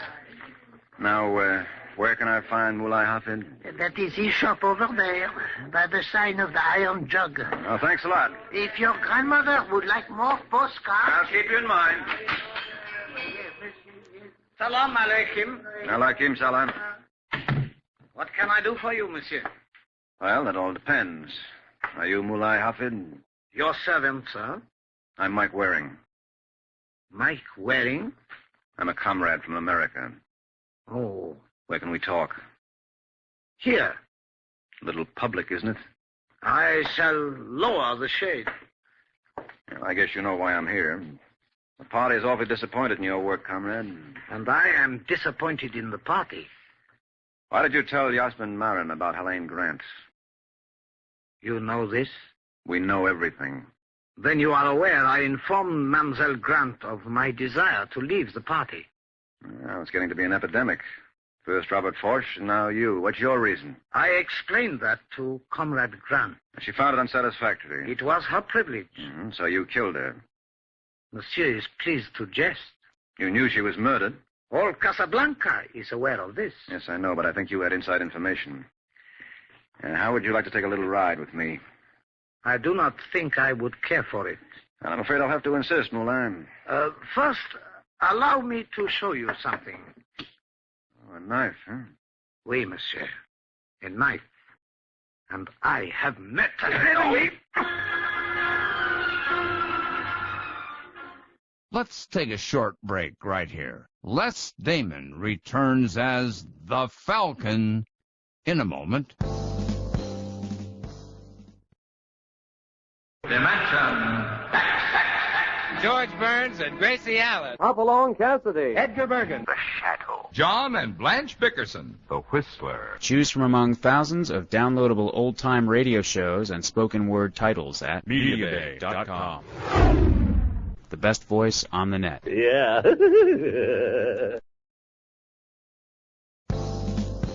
And now Les Damon returns as the Falcon in the conclusion of The Broken Key.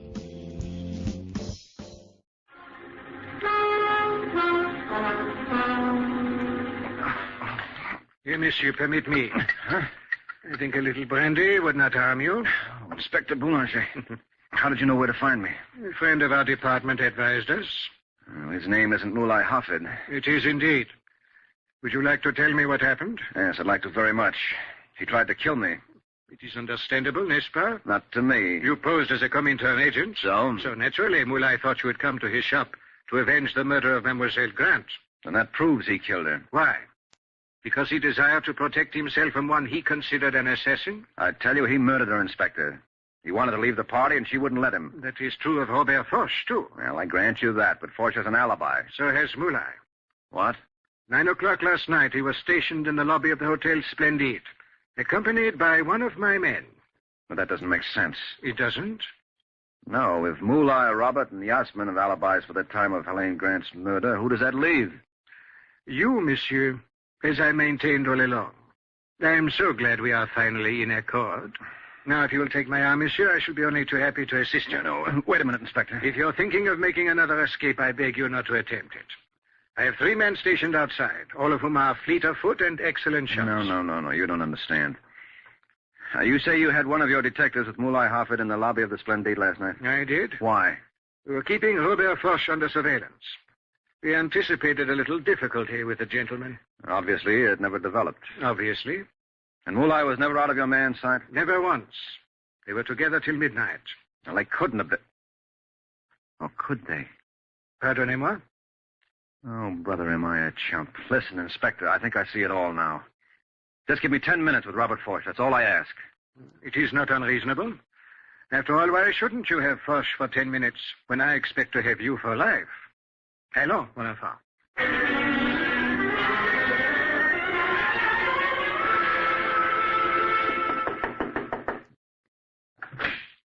Hello, Yasmin. Monsieur Waring? Yeah.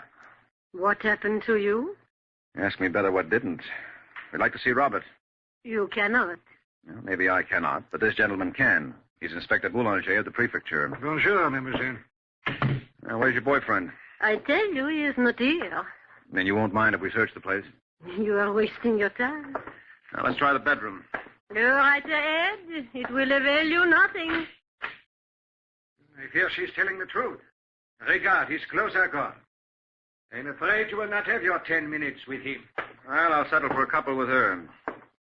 All right, where did he go, Yasmin? I do not know. You're lying. You must have planned to meet him somewhere. You will never find out. Oh, I wouldn't bet on it, Angel. Why did you lie to me about meeting Robert in your dressing room last night? I did not lie. He was there. No, he wasn't. That alibi was strictly a phony. No. Boulanger had a couple of men downstairs. They would have seen him go out. He did not kill that woman. No one said he did. But you claim his alibi was fabricated. The one he volunteered was. He said he spent the evening with Yasmin. But if he was lying? It follows she couldn't have been with him. Then where was I? Over at the Bonaparte, killing the woman you thought was your rival. You are insane. Oh, no, you're the one who's insane. And it was that old green-eyed monster that did the trick. I'll kill you. I'll kill you. No, you don't. Let me go. I'm sorry it had to work out like this, Angel, but it was either you or me. I guess when you come right down to it, I'm no gentleman.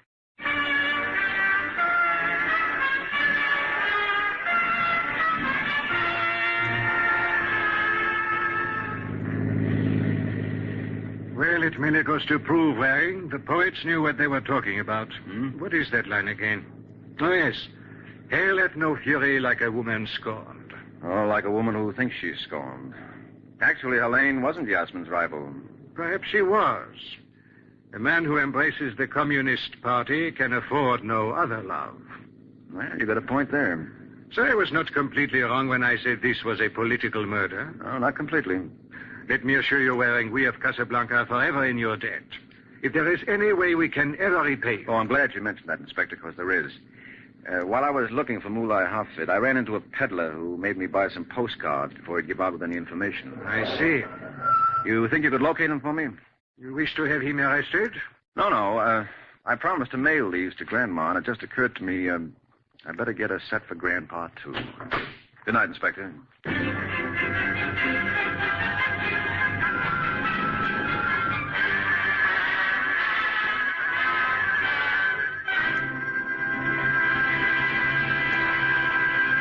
The Adventures of the Falcon are based on the famous character created by Drexel Drake. Produced and transcribed by Bernard L. Schubert. Written by Eugene Wang and directed by Richard Lewis. Les Damon was starred as the Falcon, with Ann Shepard as Yasmin. This program came from New York. Fred Collins speaking.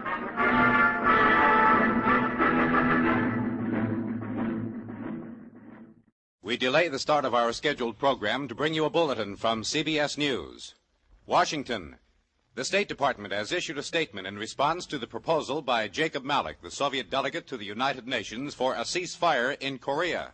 The State Department said that if Malik's proposal is more than propaganda, adequate means for discussion and end to the conflict are available. The State Department said we are ready to play our part. This bulletin has come to you from CBS News. We now resume our regular program.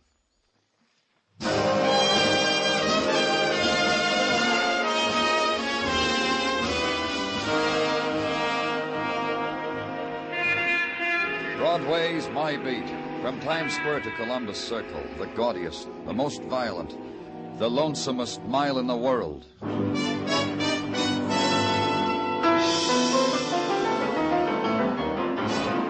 Broadway's My Beat, with Larry Thor as Detective Danny Clover.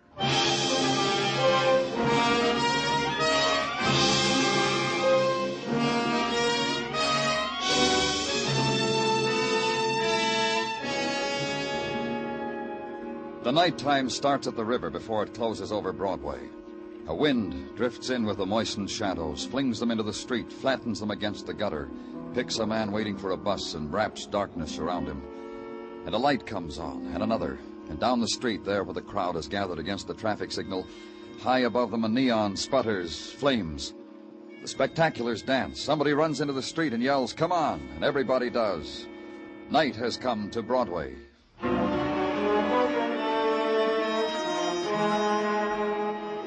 And where I was, there was a wind. The built-in wind, a thing composed of poor ventilation, tears, shed and unshed, and bottled chemicals. It was the basic ingredient of the city morgue, though not to be found on blueprints or bills of specifications. It was something new to the man walking beside me. This place? This place? Just take it easy, Mr. Larson. I'll tell you something. I guess it'll sound funny. I've read about places like this, and I've closed my mind to what I read. I guess I never wanted to visualize anything. Right here, Mr. Larson. What was your daughter wearing? Mrs. Larson wrote it down for me. You see, I wasn't home when Ruth went to the movies, so Mrs. Larson...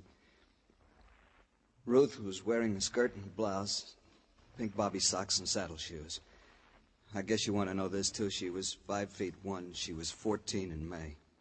She had brown hair and brown eyes. And I want you to know, Mr. Clover, I guess all fathers feel the same way. My Ruth was... Well, our friend said she was a remarkable child. We're going to send it to... under that sheet. This girl was found in a vacant lot between your home and the theater your wife mentioned when she called. How... I mean... Look, you know what Beaten, fractured skull. I have to look, don't I? Yes. If it's your daughter. Ruth's a nice girl. She started to go to parties with boys, and she always gets home by 11 o'clock. She's going to be a dancer. When people come to the house, she dances for them. Mr. Larson. You see, as I told you before...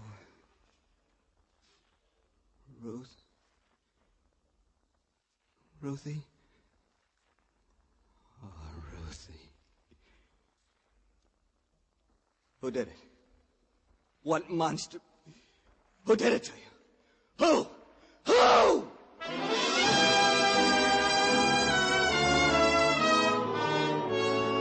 The fury took over. The man, trembling with it, shivering with it, scurried from wall to wall, and raged at the wound the death of his child had clawed across his heart, torn inside his throat.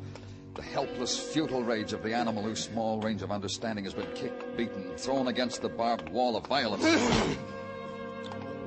Not once more did he look at his child. Now try only to wipe out the memory, try to strangle the long-ago laughter and sobs that the child had let echo through him. And finally, the collapse, the heap on the concrete floor. And you call quietly to the officer on duty to help you lift the man, carry him to a place where he can sleep away the fury of his dead.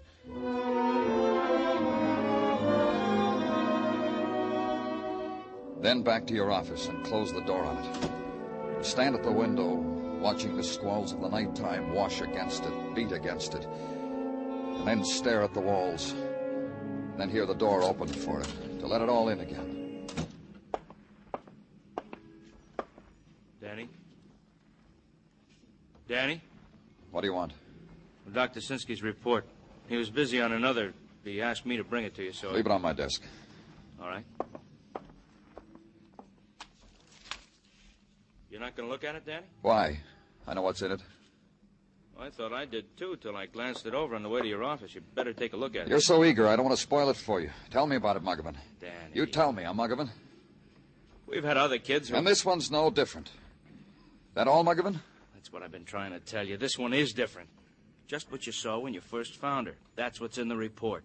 Beaten, skull fractured with the butt of a gun. Nothing else. Then give me a motive. Give me another motive why a 14-year-old child should...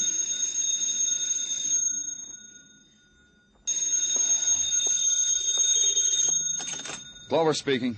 Sergeant Tartaglia at this end. Homicide, Danny. Woman in backyard of house at 1845 West 11. People named Murray. Upstairs wants you on it. Shall I tell him you're agreeable, Danny? Tell him I'm... Bring me a motive, Muggavan. Upstairs wants me to run an errand.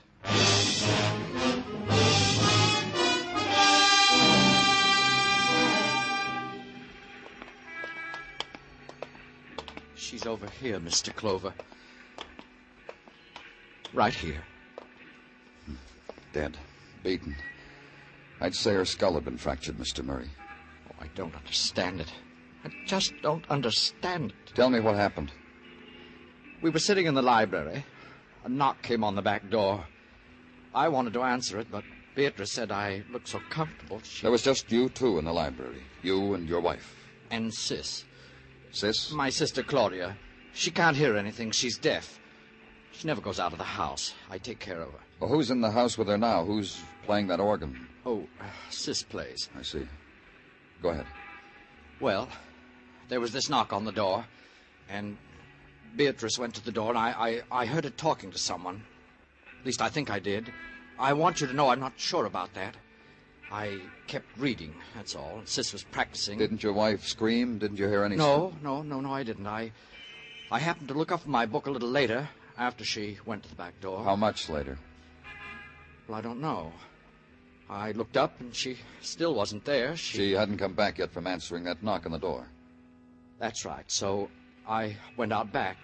The back door was still open, but there wasn't anybody there. I called to her, and then I started toward the alley, and I stumbled. I stumbled over Beatrice lying... Then what did you do? Well, I called the police, and then I told Sis what had happened. You speak sign language? Yes, I learned it when I was very young so that I could speak with Sis. She's been with me all the time. Yeah. How long have you been married? 14 years.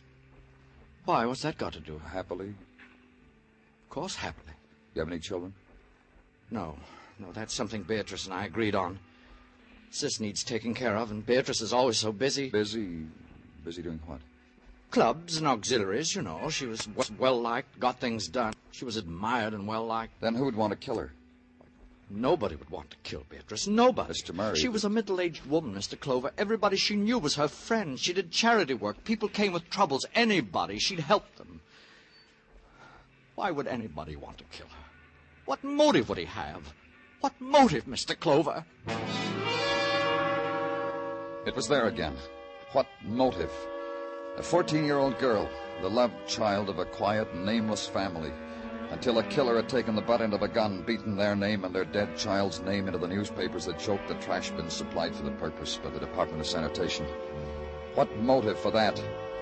And for Mrs. Beatrice Murray, admired, liked, charitable, a woman to whom the trouble came, a childless woman who sat in the evening and sewed together the patchwork of her day while her husband read and his sister released the music she couldn't hear.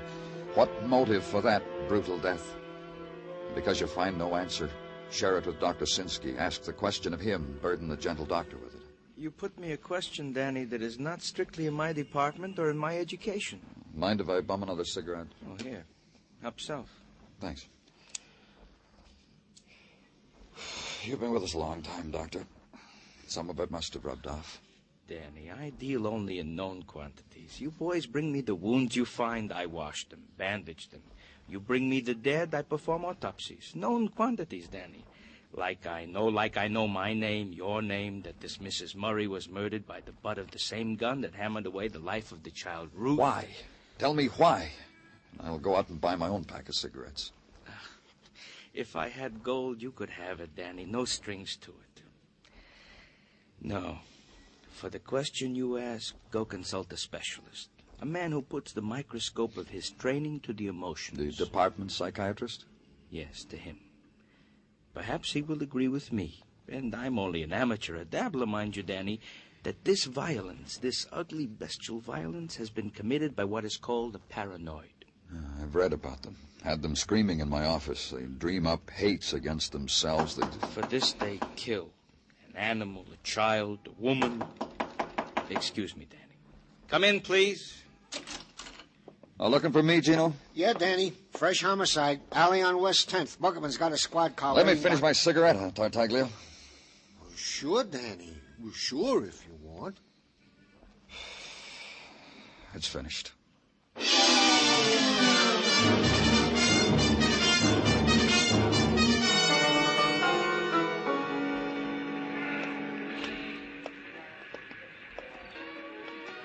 woman, Danny. Yeah. Put your flash on her. Hold it right there. Where's that music coming from? An apartment upstairs. Danny? The back of her head, it's... Uh-huh. Keep your flash still. We've seen it 2 times already. In a short space. This makes 3. It made 3. The woman staring into the beam of the flashlight Muggerman held close to her face, staring in the final disbelief that this had happened to her in this place, in this time. She lay in awkwardness, her dress disarranged, her hand where it had frozen trying to straighten the wisp of blood-clotted hair under her black straw hat. The alley wind found the white lace at her throat, riffled it, and the murdered woman made 3.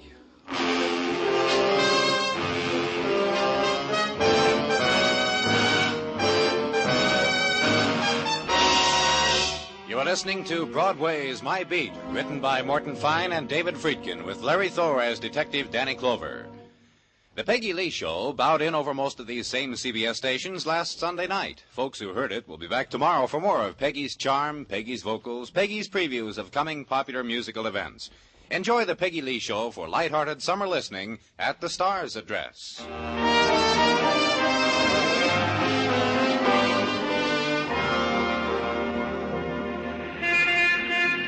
The night music of summer spills into Broadway from the scarred throats of the loudspeakers hanging over the record shops. And this summer's kids, in the off-the-shoulder cottons and the transparent California sports shirts, squeeze each other into the doorways and lap it up.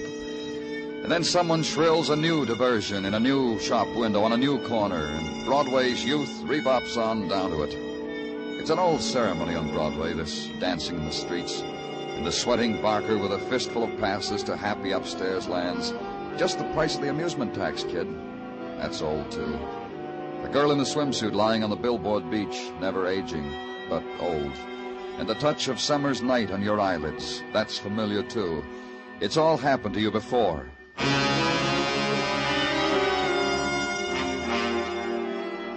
And where I was, where Muggerman was, it had happened before, too.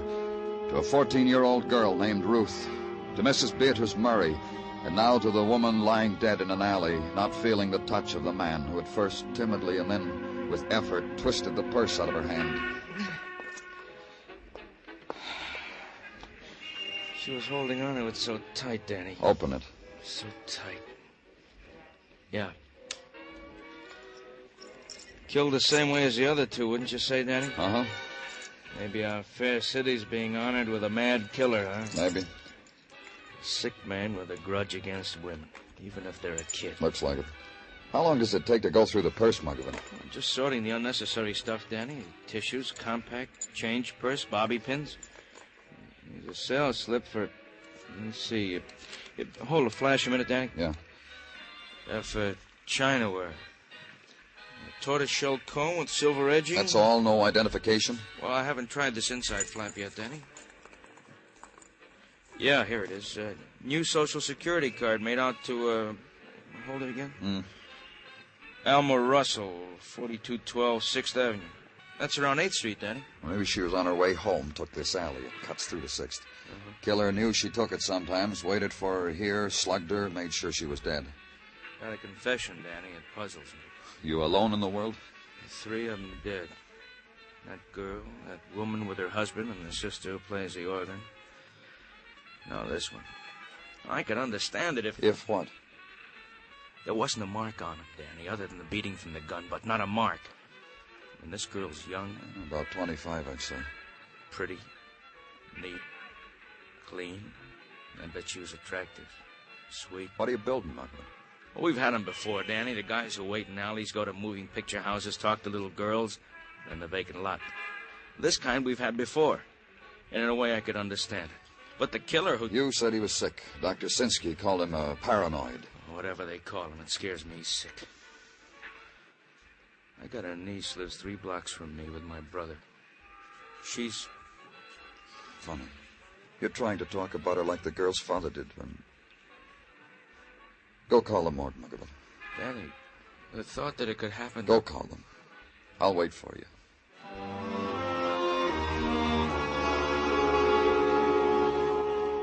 And in a little while, the young woman who had hugged death in an alley was attended to by gentle people, which is the miracle of violent death in a great city. The intern, the stranger in the white jacket, knelt beside her, shook his head, and thought a thought that included both of them. And an ambulance driver looked at her and bit his lip when he put her on the stretcher. Then the alley was no longer remarkable. It resolved back unto itself.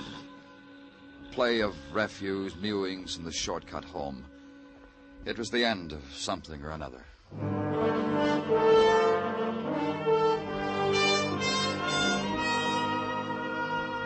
For me, it was the end of the day. Home now in bed. Adjust the mind not to dream. This can be done by a policeman assigned to homicide. Sleep the night through and wake and have the coffee and read the paper and get to work. Go now to the address on 10th Street because a girl named Alma Russell once lived there. Ring the bell. Adjust your mind again to the fact that you're going to talk about the murder of a young woman at 8:30 in the morning. You from the police? Yes, I am. Well, come in. In here. The kitchen. Sit down. Thanks. What's your name? Danny Clover. Mine's Perdon. Ethel Perdon. I'm mine host to the boarders. Had your coffee yet, Danny? Uh-huh. Me too. You won't mind if I try making up this face of mine, do you? I say making up because that's the phrase that's used. How is it that you're expecting the police, Mrs. Perdon? Well, I read the morning papers, don't I? Alma got killed, didn't she? She lived here, didn't she? So, who should I expect? Humphrey Bogart? Yeah. How does the lipstick look, Danny? Kissable or otherwise? Otherwise, huh? Look, Mrs. Perdon, I want you to tell me everything you can about Alma Russell. Sure, sure. Can you reach that mascara, Danny? Hmm? Yeah, right there in the shelf, see? Thanks. About Alma? A maid. Cleans, sweeps, dusts. $1 an hour. Who'd she work for? Well, she never said. Quit a job a couple of weeks ago. I think she got another one just the other day. Well, I guess that's the best I can do with my facial equipment. Mirror, mirror on the wall. What else about her? Well, I don't know what else. She paid board, kept to herself, was no trouble, didn't talk, except a how do you do and a very well, thank you. Nice table manners. Broke her bread and never left much crumbs. Nice girl. What about boyfriends? None here in my establishment. All ladies. What happens in the street, I wouldn't know. Help me with my coat, will you, Danny? You going someplace? Well, sure I am. I want to look at Alma's room. First landing, door on your right. You want to talk to me soon again, Danny? Maybe. After I look at Alma's room. I'll be easy to find. Your place. Your morgue. I'm going down and cry for Alma Russell. Somebody's got to cry for her. Watch her leave for a session of weeping through mascaraed eyelashes. The pastime, the protest against her being bitter and lonely and unwanted. And enter the dead woman's room. Search it. Note its primness. Handle the modest belongings of a girl who had washed, dusted, arranged the belongings of other women in other, richer rooms. The pile of old magazines carefully saved on the closet shelf. And on the bedstand, the new ones. The fan magazines, the romances, truer than her own because they were printed on slick paper. The dresser, lined with a thin layer of inexpensive underclothes. The wardrobe with the bargain flowered prints. The starched maid's uniform, the cloth coat, and the moth-proof bag. And that was it, the sum of Alma Russell's life.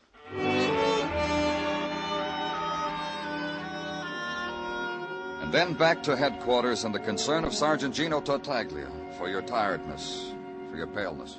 Danny, not that it is mine to meddle, but, well, you should exhibit yourself to the sunshine more. Loll on Far Rockaway on your day off. Gino. Bring cheeks of tan to your cheeks. Bare your pale feet to the vitamin-filled rays My pale feet bother you? Nothing whatsoever about your personality bothers me, Danny. It's only that I know, Gino. You'd feel better if I got sunburned. Well, it is the fashion of the season. There's a rumor murder is the fashion. Yeah, this also. 3, the members of the opposite sex. It would be so simple. If only somewhere I could find where their lives had been touched by one man, by one killer. Danny, don't whip yourself. I put the boys working on it like you asked. They can't find it either. All they come up with is a reading on a sales slip. Huh? The sales slip you found in the purse of the deceased Alma Russell. It seems the girl bought a teapot from a place called Ivar's, paid $200 for it. And this makes a mishmash, upsets your colleagues in the department. $200 for a teapot bought by a girl who makes $1 an hour. Doesn't it upset you?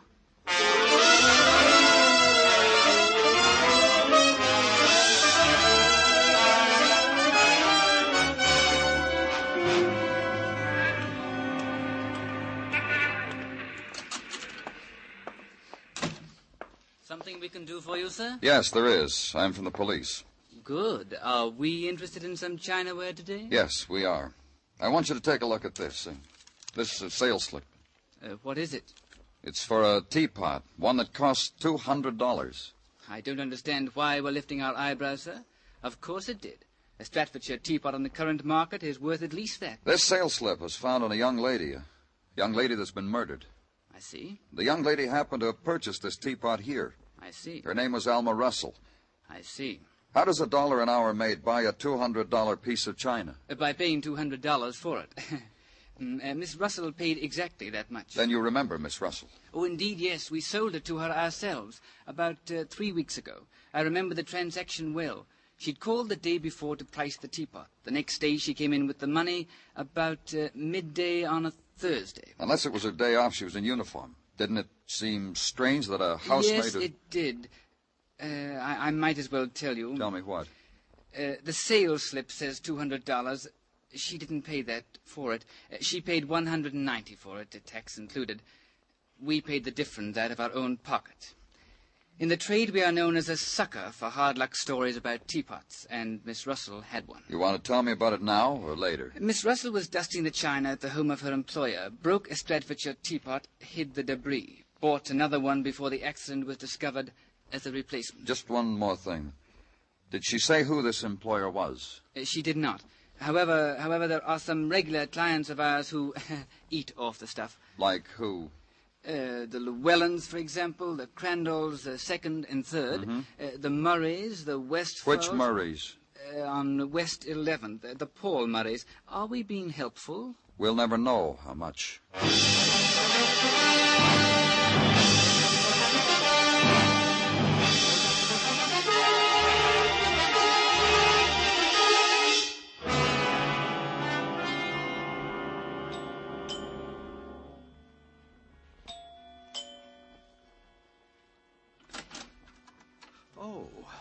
Oh, it's you, Mr. Clover.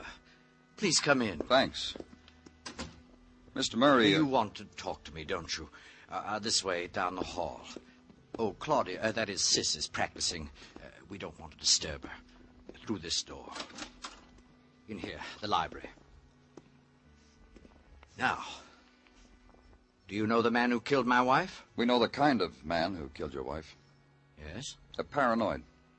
Paranoid? A person who's quick to find a reason to kill, and he doesn't need much of a reason. Just cross him. A crazy man? You could say that. Well, they tell me a lot of crazies are clever, but why come to tell me about it? You should be out looking for the man. I just thought I'd stop by and let you know how we were progressing. I'm busy. Oh? my hobby. Model trains. I was assembling this engine. It's a diesel. Oh. Careful work. Must take a lot of patience. Please, put it down. It's fragile. I don't allow anyone to touch it. All right. I said I stopped by to let you know how we were progressing. Come back when you can tell me the killer's name.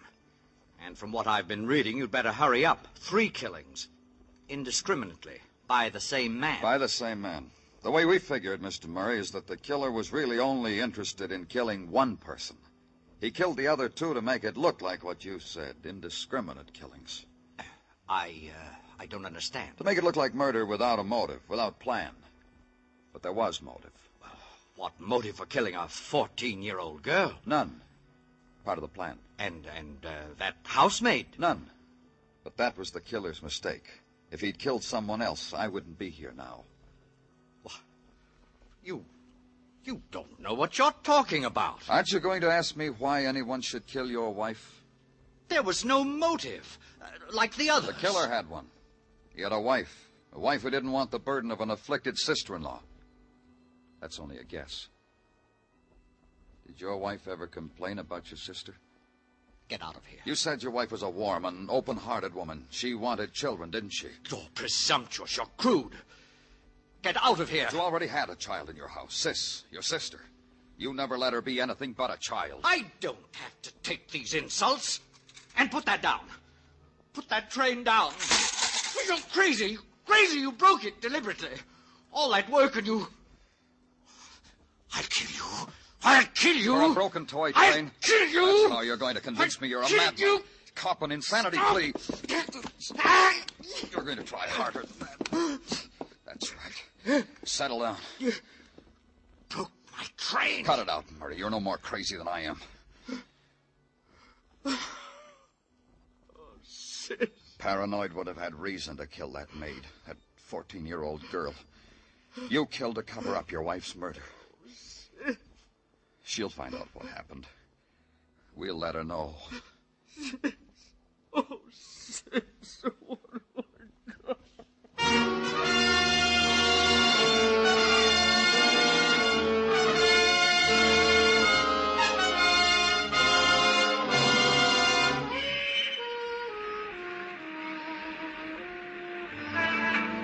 Broadway leaps against the night.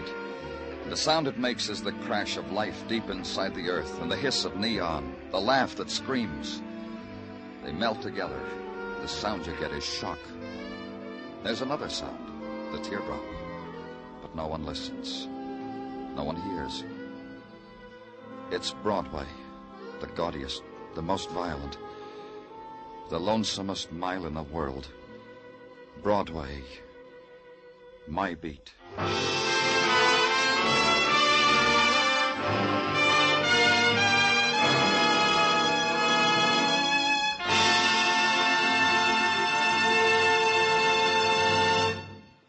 Broadway's My Beat stars Larry Thor as Detective Danny Clover with Charles Calvert as Tartaglia and Jack Crucian as Muggavan. The program was produced and directed by Elliott Lewis with musical score composed and conducted by Alexander Courage. In tonight's story, Joseph Kearns was heard as Paul Murray. Featured in the cast were Charles Davis, Martha Wentworth, and Harry Bartell. 2 styles of music, both tops in popularity, are heard every Sunday over most of these same CBS stations. Guy Lombardo's Sweetest Music This Side of Heaven is one. The other's the singing style of Mario Lanza, new vocal sensation of the airwaves. Enjoy Guy Lombardo and his Royal Canadians and the Mario Lanza Show tomorrow night. Stay tuned now for Sing It Again, which follows immediately over most of these same CBS stations.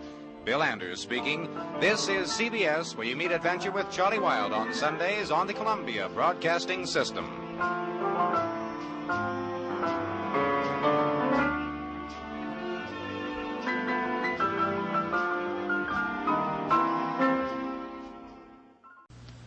Here is another in NBC's great parade of new shows.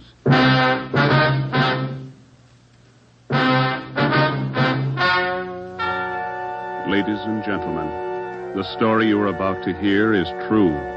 Only the names have been changed to protect the innocent. NBC brings you Dragnet.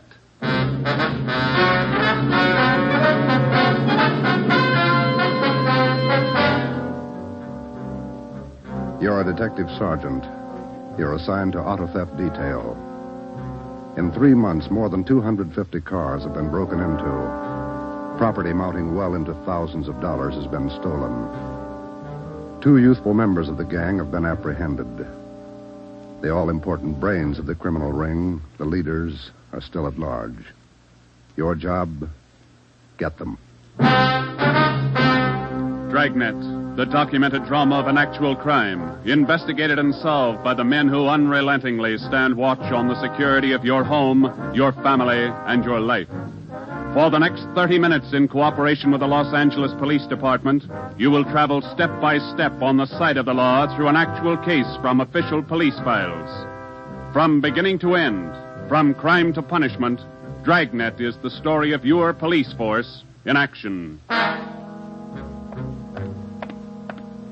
It was Monday, March 2nd. It was cold in Los Angeles. We were working the night shift out of auto theft.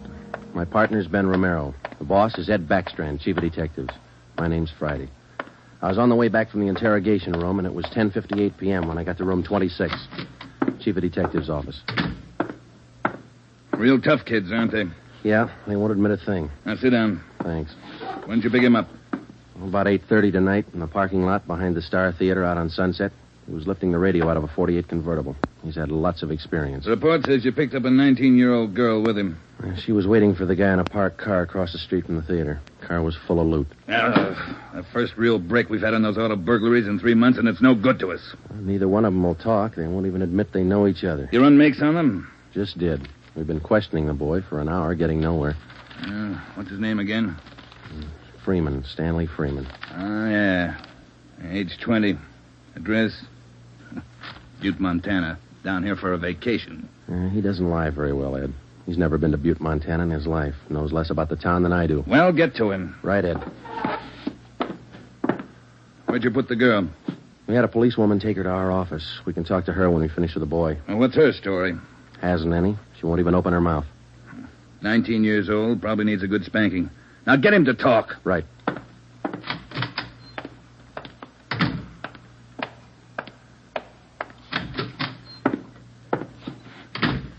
Did you run a make, Joe? Yeah, he's clean. Get wise, huh, Flatfoot? Look, you're in a bad spot, son. That kind of talk isn't going to help. Says you. We caught you red-handed trying to steal a radio that didn't belong to you from a car it didn't belong to you. Is that right? That's enough to send you to San Quentin, boy. You better give us the story. Shut up. We got all the evidence we need for him. Maybe you don't realize how serious this is. We've had more than 250 car burglaries in this city in the past 3 months. Over $200,000 worth of property's been stolen. That's a lot of money. So what? So you're the number one suspect, young fella. Your method of operation in breaking into that car tonight is the same used in most of the other burglaries. That means you're not going to be tried just for this job tonight. What are you getting at, Flatfoot? Listen, son. In the state of California, breaking into a locked car is a felony. You can go to state penitentiary for that. And we're going to file a complaint of burglary with the district attorney in the morning. You say you're from Butte, Montana. All right, I don't believe you, but we'll make sure. Ben, go down to our office and call the news photographers. Stanley here is going to have his picture on the front page of every newspaper in Los Angeles tomorrow. Right, Joe? No. You can't. I won't let you. I got my rights. What's the matter, youngster? Everybody wants his picture in the paper. Yeah, well, I don't. I won't let him. We got your picture already for him, remember? They took it when they fingerprinted you. You can't use it. You can't. I'll get a lawyer. Reporters will be over in a couple of minutes. We have to give them your story and your picture, too. This one. You won't. You won't. Give it to me. All right. Give it to all me. right, Freeman, get your hands off him. Now, sit down. All right. Now let's have it straight. Don't let him use the picture. Don't let him. You can't. You can't. We got to have the truth, son. Now, look, you're 20 years old. You know right from wrong. You'll have to take your medicine. If you cooperate, we'll do all we can to help. I live out in the Wilshire district.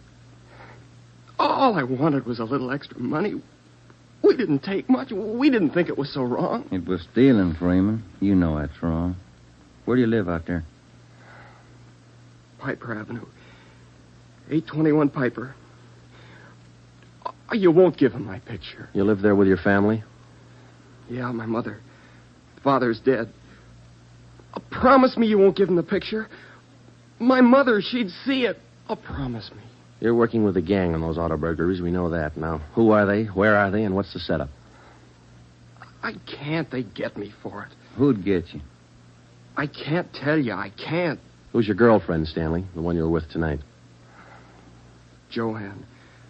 Joanne Miller. Where does she live? Piper Avenue, same as me. Lives on the same block, 866. Is that her home? She live there with her folks? Yeah. Mother and father. They work. And you got her into this. Isn't that the story she gave us, Ben? I did not. I didn't. It was her. She said a bunch of kids were doing it. It was quick money, something to do at night. She started it. All right, Romero. I'll go see the girl. You stay here with Freeman. All right, Joe. Just stay put in that chair for him.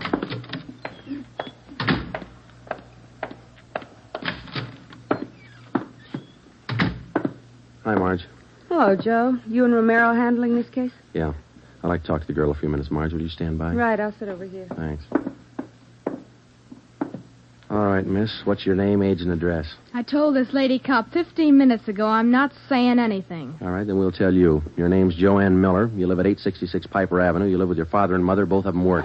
You're a liar. That's not me. You're 19 years old. You live on the same block as your boyfriend, Stanley Freeman, and you're the one who got him mixed up in this gang. Isn't that right? No, it's not right. It's not. I didn't do anything. Well, that's only half the story. Freeman told us everything. You want to hear the rest? No. Stan wouldn't tell you. He wouldn't. He told us how you got him mixed up in it. Quick money. That's what you told him, didn't you? No, it was him. I can prove it. The rest of the kids will tell you. He got me in this. Ask them, they'll tell you. It was Stanley and Fred Milford and George Jansen. They started it, all three of them. All right. Will you tell the story to a police stenographer? I'll tell him everything. He's not blaming this on me. Marge, will you go get the stenographer? Right, Joe. Now, how many persons in this gang of yours? Oh, about 10 or 12. And it's not my gang, either. He got me into this, and now he's trying to lie his way out, blaming me. How long you been doing this, burglarizing cars? Me? Oh, only about 2 weeks. It was supposed to be fun, something to do at night. The rest of them been at it a couple of months. Who's the head of the gang? I told you, it's him, Stanley, and Fred Milford and Jansen, all three. I only started going out with him 2 weeks ago, maybe less. All right, Joanne. Tell it to the stenographer the same way. Stenographer will be in a minute, Joe. Okay, Marge, thanks. Stay with it. Right, Joe.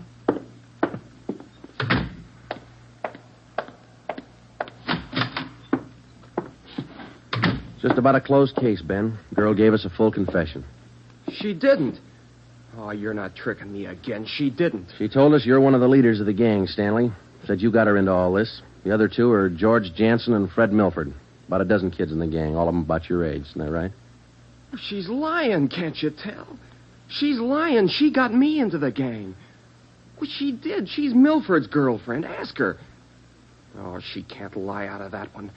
She got me into it. I can prove it. Who's the real leader of the gang? Milford. He started it. He organized the whole thing. He collects the stuff we get, and he delivers it. Jansen helps him do it. What do you mean he delivers the stuff? Where does he deliver it? Well, somewhere in Dogtown, I think. Down around South Main, near the railroad yards. Who's it delivered to? Oh, I don't know exactly. I heard Jansen mention the name once.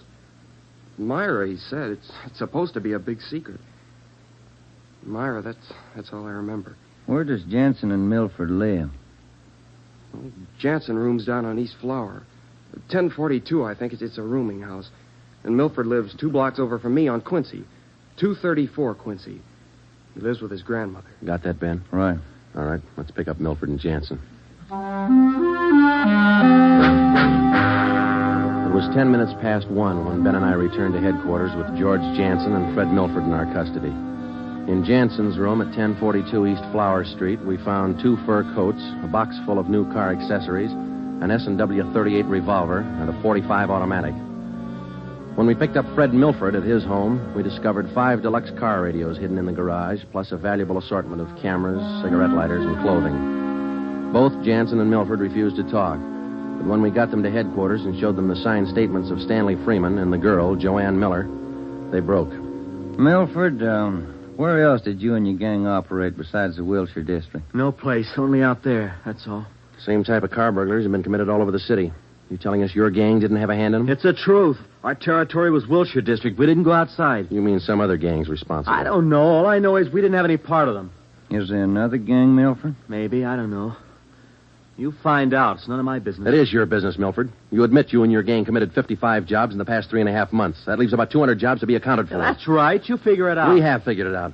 I think you and your gang of young thieves pulled every one of those 250 jobs. There isn't any other gang.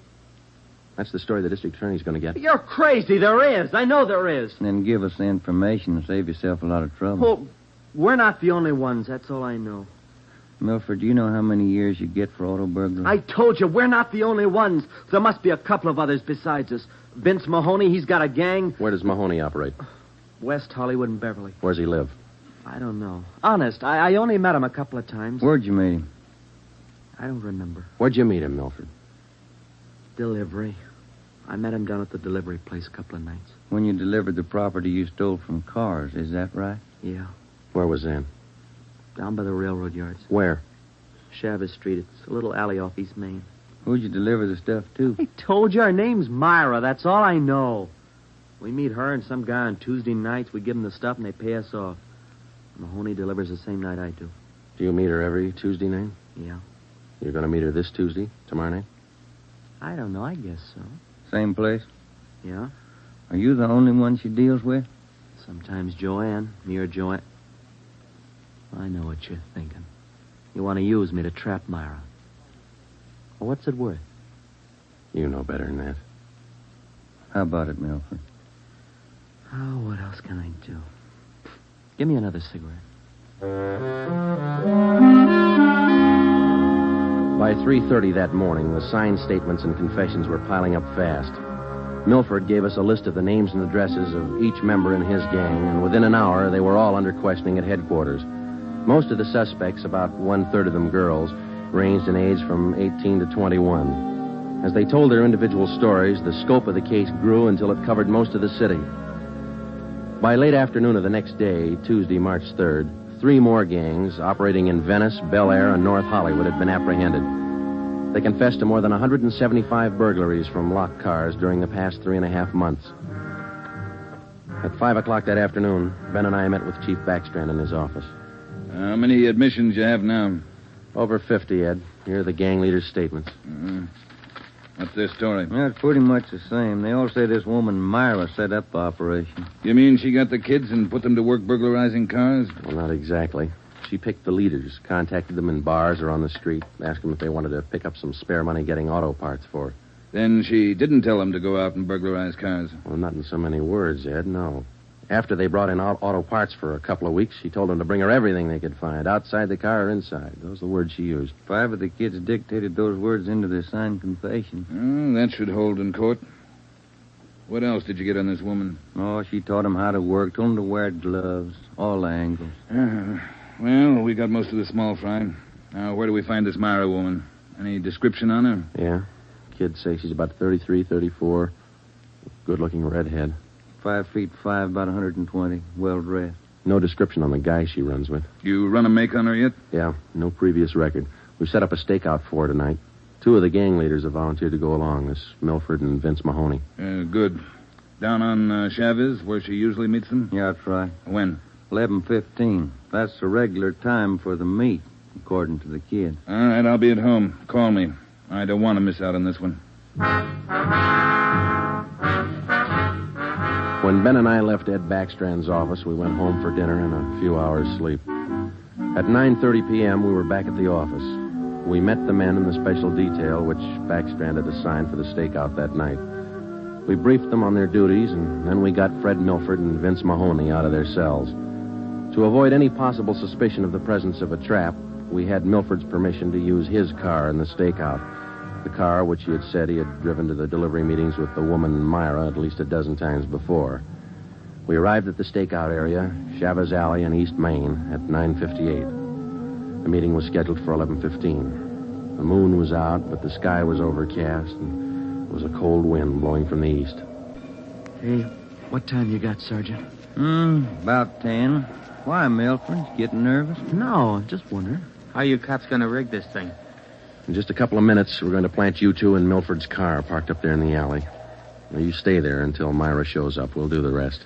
Yeah, I know, but what'll we say? Suppose she asks for some stuff. We ain't got any. You won't need any. You won't have much time for talking. Hey, suppose she wises up.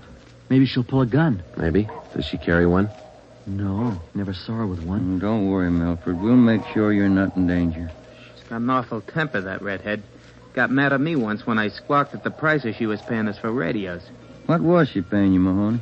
An 8-tube radio, good shape, $7. She got all the gravy and you got all the grief. You're not kidding. Joe, are you? Yeah, Steve. What do you got? Well, the men are all staked out, Joe. Got the area covered from every angle. All right. You got an extra man to stay in Milford's car? I'll handle that myself. Fine, thanks. Okay. All set, Joe? Yeah. Now, Milford and Mahoney, we're going to put you two in your car now. There's going to be an officer with you, so there's no need to be nervous or afraid. You just sit in the car and act natural.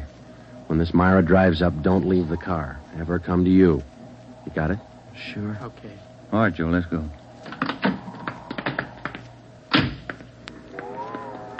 Sure is cold out. I don't even have a heater in my car. You stole enough of them. Okay, Steve, here they are. All right, boys. Milford, get in first behind the wheel. Okay. Mahoney in the middle. Now I'll sit in the back. We'll be parked in that garage across the street, Steve. Got a perfect view of the alley. Okay, Ben. Check with you later. All right. Mean night, Joe. Yeah, come on.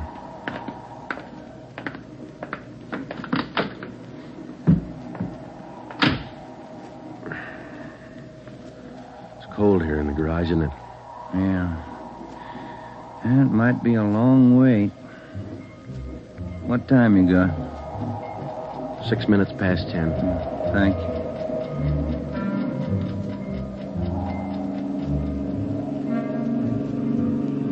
Hey, Joe. What is it? It's nothing. Thought that passing car was turning in the alley. Relax. It's early. Lonely place. Dark. Gets on your nerves.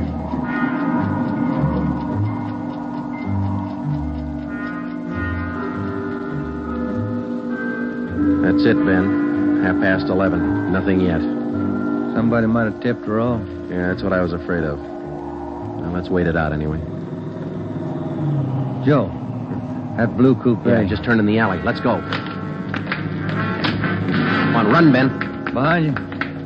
All right, you fella. Quit your fighting. What'd you get, Steve? Here he is. Just drove up in the coupe. Got out and called Milford Mahoney by the first names. He's in on it. What about the girl? No sign. Kid was the only one in the car. All right. Tell them in the stakeout's off for tonight. Have them report back in. We'll take the kid with us. Okay. All right, young fellow, this way. What do you cops think you're doing? I ain't done nothing. Look, sport, we heard that from 54 different kids yesterday. We're tired of that line. Come on. When we got back to the office, we took the boy to the interrogation room and questioned him. He gave his name as Matthew Leiter, age 21. He wouldn't break until Vince Mahoney definitely identified him as a member of his car burglary gang and the special favorite of the red-headed woman they called Myra. Then Leiter copped out and told Ben and I that he had talked with Myra as late as 10 o'clock tonight. He told us that she had heard that the police had picked up some of the gang members, and she asked Leiter to drive down to the Chavez Alley meeting place. He was supposed to tell Milford and Mahoney that the weekly delivery date was off until further notice. We questioned Matthew Leiter for an hour and a half. You told us a little while ago that you talked with this woman, Myra, late tonight. Yeah. Where'd you talk to her? At her home? Her home? Don't be stupid. Nobody knows where she lives. I met her at a bar. Which bar? Julius, out of Santa Monica. How did she contact you? Called me at home. She's not such a bad dame. She treats you right. Sure, that's why you're in jail. Did you ever call her on the phone? I don't know her number. None of the kids do. She's smart. She taught me all I know about the racket. You'll have a rough time getting her. Maybe, but we'll get her. Ben and I left the office at 2 a.m. and went home to bed. We reported in at 8 that morning to Ed Backstrand. The three of us went down the street to Koken's restaurant for a cup of coffee. Nobody was in a good mood. We had most or all the small fry in the citywide burglary ring, but it seemed we were still a long way from cracking the inner circle. The latter kid said that none of them knows where she lives, what her phone number is, nothing. Pass the sugar, Ed. I think we still have a few angles to study on that score.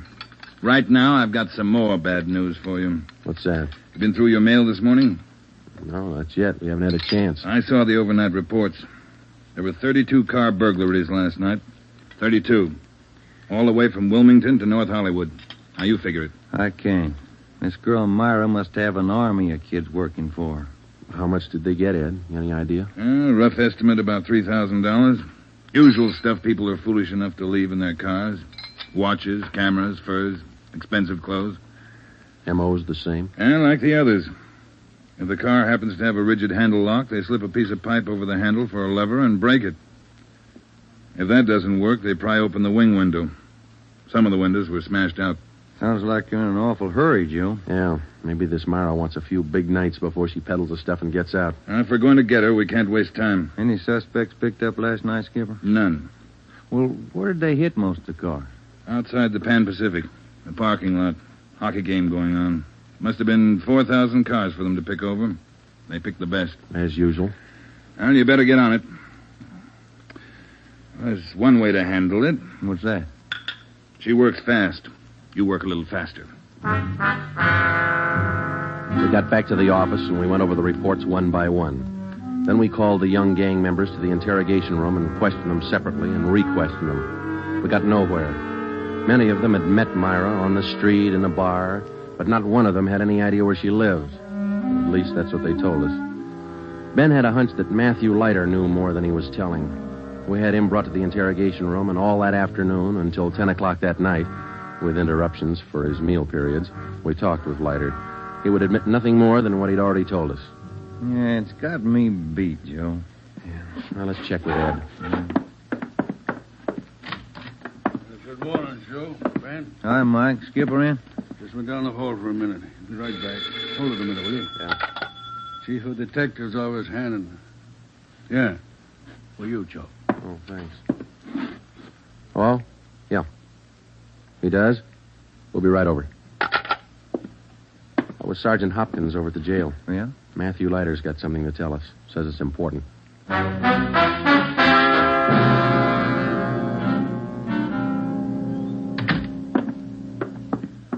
Have a chair here, Leiter. Yeah, thanks.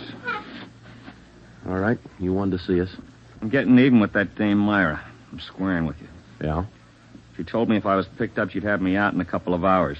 She promised me a lawyer if anything happened. Said she'd get me bail. All right. Where can we find her? I don't know if she's there now, but you can find out at Francisco Motors. Big used car lot. Garage, too. It's out on Melrose past La Cienega. What's the tie-up? That's where she fenced most of the stuff we stole. Some old guy she buddies with runs the place. Big shop in the back. Store a lot of hot stuff there.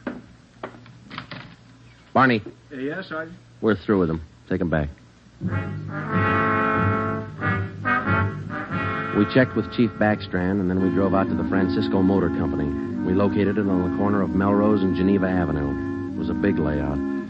Consisted of a large used car lot sign bannering the slogan, Deluxe Auto Accessories, lowest prices in town.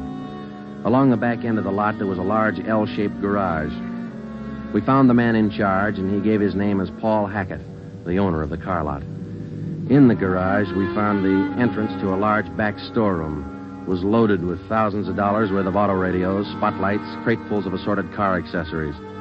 Special closets built into the walls of the garage contain racks of fur coats, suits, dresses. Below that, smaller boxes containing watches and cameras, all wrapped in tissue paper. You can save all of us a lot of time and trouble by talking to us now, Mr. Hackett. Where is Myra? I don't know who you're talking about.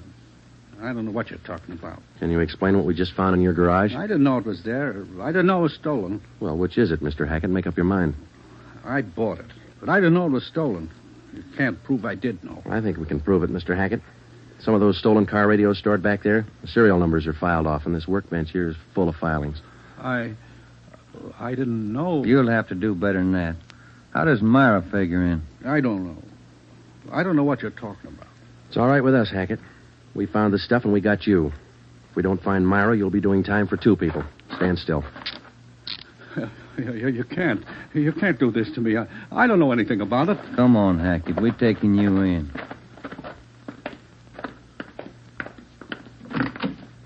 All right, get in the car. Come on, in the car. Am I going to jail?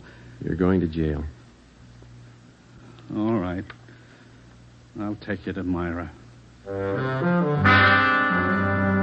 Hackett told us that Myra lived at 1345 Munich Drive in Beverly Hills. He said that he was Myra's husband.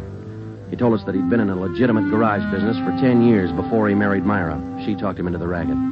He identified 1345 Munich Drive as their home. When we got there, we found stores of stolen property similar to those found in the garage. Myra was not there. Hackett had no idea where she might be. We sat down in the living room and waited.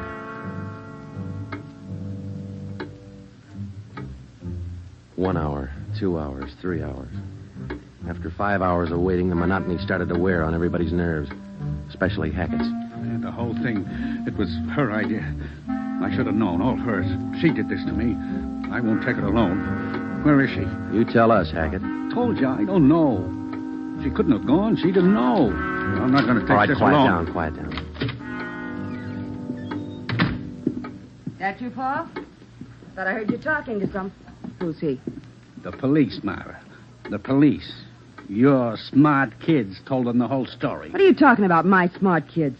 What are these cops doing here in the living room? That's enough. Get your dirty hands off me. Get away. Kids are right, Joe. She got a Get temper. away. Who do you think you're... There, that ought to hold you for a while.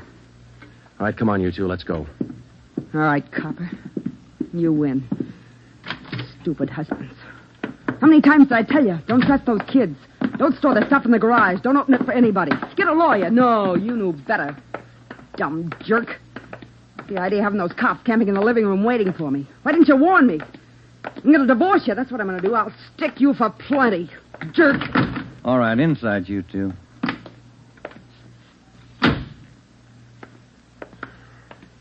You got a smoke, Ben? Yeah. Here. Thanks. I was just thinking. What? Those kids were right. She's a pretty nice-looking woman. Yeah. Nice face. Beautiful figure. Mm-hmm. Sure talks a lot, though, doesn't she? Yeah. Hey, Joe, remind me to take home some flowers to my wife tonight, will you?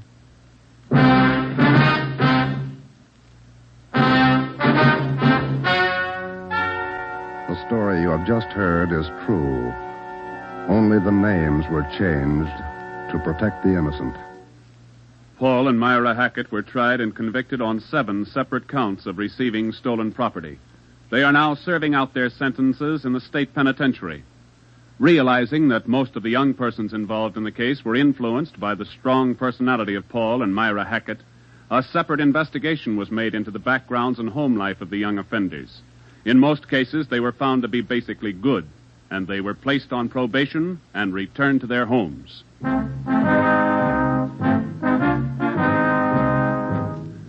You have just heard the 13th in a new series of authentic cases from official files. Technical advice for Dragnet comes from the office of W.A. Wharton, Acting Chief of Police, Los Angeles Police Department.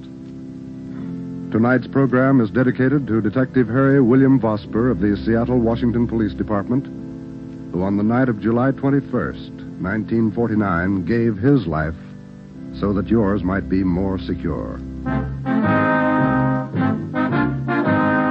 Dragnet came to you from Los Angeles. And now, an important announcement. Starting this Saturday, September 3rd, Dragnet will be heard at a new time over your NBC station. Consult your local newspaper for the new listening time. And now, speaking in behalf of the producers and the entire cast of Dragnet, we would like to take this opportunity to thank you for your many kind letters of encouragement and approval. Remember, next Saturday for Dragnet, this is NBC, the national broadcasting company.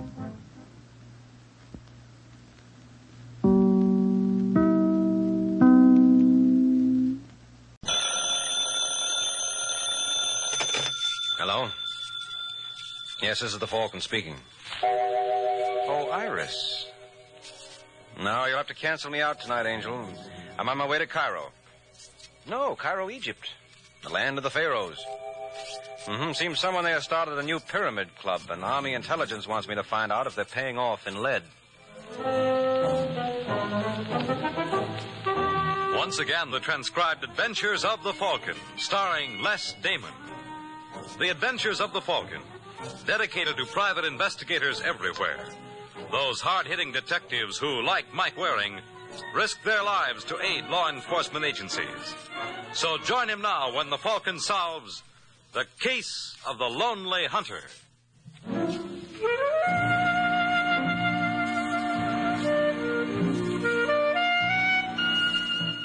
Well, the boy who first said there's no place like home must have had me in mind. But I never realized how much truth there was in those 5 words till Army intelligence picked up my option and sent me flying to Egypt. And if you think I'm the only one who feels this way, you might query Vince Torrio. Mr. Torrio is a rugged-looking gent sharing a table with the character wearing the tarbush in the Cafe El Kala near the Arab quarter of Cairo. Vince is a long way from home, and obviously that's where he feels charity begins. Go on, beat it. Bakshish, miss. I said beat it. Arms for the love of Allah. Oh, how I hate this place. For my part, they can take it and give it back to the pharaohs. You are not very charitable to a land that granted you asylum. Well, for mine, Joe Yusuf, it stinks. Where I made my mistake was not going to Italy with Lucky. Lucky? He's the guy I told you about, the one I used to work for. Now, there was a sport, Hussein. When we went into a club in New York, all the flunkies used to knock themselves out. My best places, too, not sores like this. Boy, would I love to see him again. Then why did you come here? Because I was a big schmo, that's why. Lucky would have taken me with him in a minute, but no, I had to come to Egypt. Romantic land of the Nile. Well, you watch how fast I shake the Sahara dust off my shoes when I make a score. I gather you mean money. That's exactly what I mean. Then I have a proposition that might interest you. A friend of mine has 2 kilos of pure opium he would like smuggled into Morocco. What'll he pay? 100 pounds. We could share it equally. Include me out. I'm not taking a chance of winding up in your local flea bag for that kind of... Well, I'll be... Carol! Carol Morgan! Beg your pardon? What's the matter, baby? Don't you remember me, Vince Torrio? I'm afraid you're making a mistake. Are you kidding? I'd recognize you. Trouble, darling? No, Abdul. This gentleman thought I was someone else. Yeah, I guess I did. No hard feelings? No, of course not. Shall we go, Abdul? Anytime you're ready, dear. I think you might enjoy seeing the Citadel. It was built by Saladin in the 12th century. Well, that's one for the book. The eyes play strange tricks, eh? Huh? What'd you say, Yusuf? You were mistaken about the young lady. No, I wasn't. It's Carol Morgan, all right. It sure is a small world. Remember me telling you about this guy Lucky I used to work for? Well, Carol was his girl. I wonder who that character was with her. Perhaps I can be of some assistance. He is Abdul Salim Bey. Where'd he pick up that accent? I believe he attended Oxford. Loaded, huh? If you mean wealthy, the answer is yes. Well, what do you know? Leave it to little Carol to land on her feet. You think you could scout around and find out where she's staying? You have an idea? I have a couple. You know something, Yusuf? I was wrong about Egypt. This could be the land of opportunity.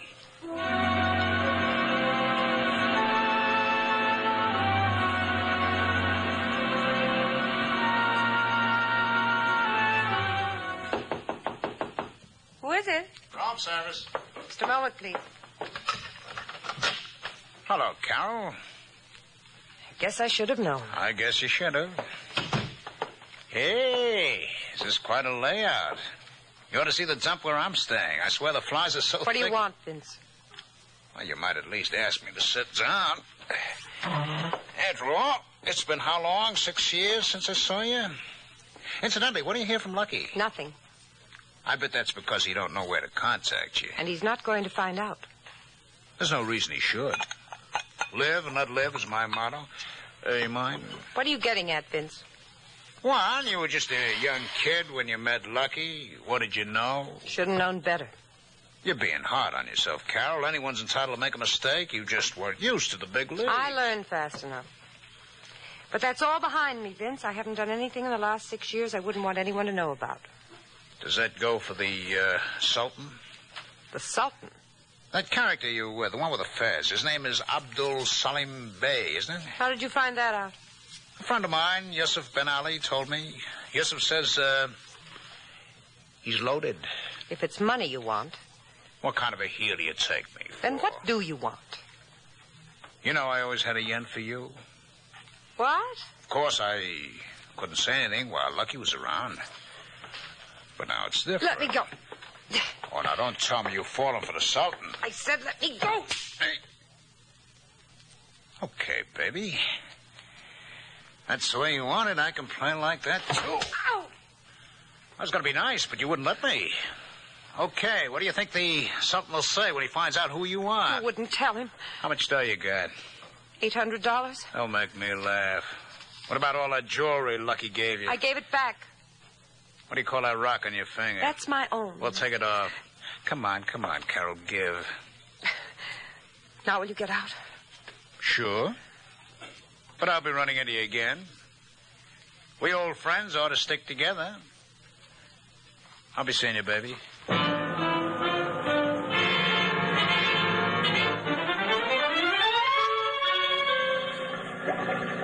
Oh, Captain, will you slow down to about 10 knots? I don't want Miss Morgan to miss this. Look, Carol, over there. That's old Cairo. Those ruins are part of the Roman fortress of Babylon. Better pay attention to how I'm going to ask questions later. I'm sorry, Abdul. That's all right, darling. Now, that island we're passing is the island of Rhoda. According to our tradition, that's where Pharaoh's daughter found Moses and the bulrushes. That's very interesting. Is it? What do you mean? There's something bothering you. Oh, you're wrong. Whatever it is, I want you to feel you can tell me. There's nothing to tell. That man you met yesterday in the Café El Cala. I told you he was mistaken. You heard him admit it. He knew your name. He knew nothing of the kind. You know how I feel about you, darling. Does that give you a license to pry into my private affairs? I never maintained it did. Well, then, for heaven's sake, stop needling me. Carol. And take that hurt look out of your eyes. It doesn't do a thing for you. Now go away and leave me alone.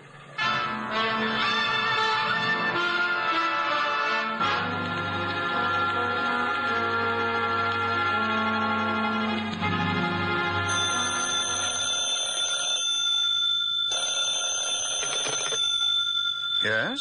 Have I the pleasure of speaking with His Excellency Abdul Salim Bey? Who is this? I am called Yusuf Ben Ali. Yusuf Ben Ali? I could not expect His Excellency to recognize the name.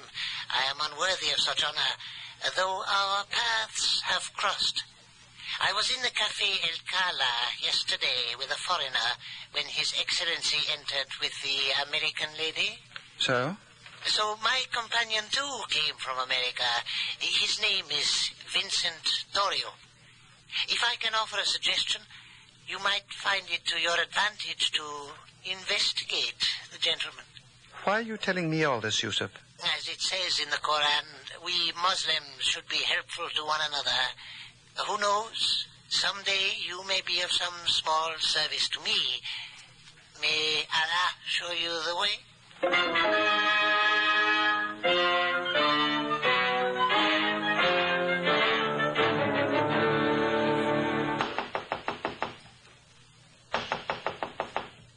That you, Yusuf? Yes? Wait a minute. Come on. Hello, Vince. Who the devil are you? You don't remember? No. Well, it's been a long time. The name is Waring, Mike Waring. Oh, sure. You're that private dick they call a Falcon. It comes back to you now? Yeah, but I don't remember inviting you in. Well, you just forgot your manners. What in the world ever possessed you to move into a dump like this? I like the view. Yeah, I bet on a clear day you can see 8 million flies. Lucky did much better for himself. I hear tell he's got a villa in Italy that's out of this world. How come you two separated when you were deported? None of your business. No, but it's Uncle Sam's. I'm working for him these days. What are you babbling about? Cigarette? I asked you something, Waring. Well, it's come to Uncle's attention that narcotics are being smuggled into the States by way of Egypt. We've got a hunch the traffic is being directed by Lucky from Italy. What's that got to do with me? Well, isn't it strange I find you in Cairo? I'm studying to be a Muslim. Oh. And what's Carol Morgan's reason? Who? Lucky's old girlfriend. Is she here? You mean you didn't know? No. It's funny. I tailed a boy to our hotel yesterday who looked exactly like you.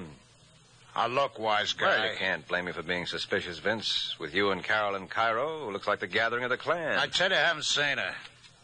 Isn't that her diamond ring? Huh? You shouldn't leave it lying around, Vince. It's much too valuable. How come she gave it to you? She's crazy for me. Well, there's no accounting for taste. I guess I'll take a little ride over to the Ministry of the Interior. Like to join me? Not on your life. Come on, fella. I said not on your life, and I mean it. Now, put away that gun, Vince. You know you wouldn't use it. Wouldn't I? Well, yeah, I guess you would. So, in that case... Get back. Well, you can't hate a guy for trying. Who can't? Personally, I can hit him like poison. Oh.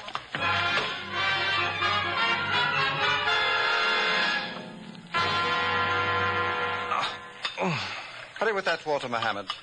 I believe our friend is coming too. Thank you. I'll give it to him. Oh. Try some of this, Mr. Waring. What is it? Just water, unfortunately. Oh. Where am I? Oh. I'm afraid your headaches are just beginning, sir. What the devil are you talking about? Mohammed, will you be good enough to lift the blanket? You recognize the gentleman? It's Vince Torrio. It was Mr. Torrio.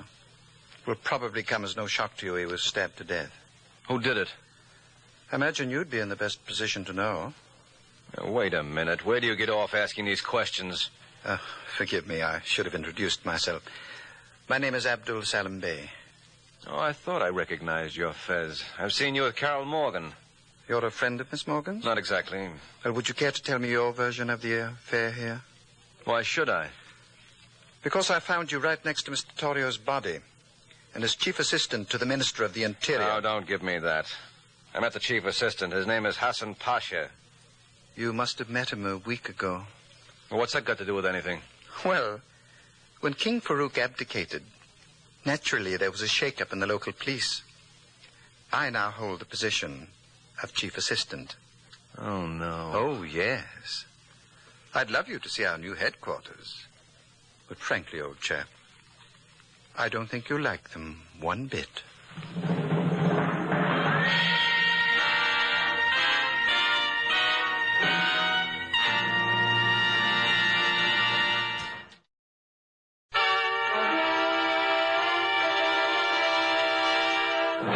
Now back to the adventures of the Falcon.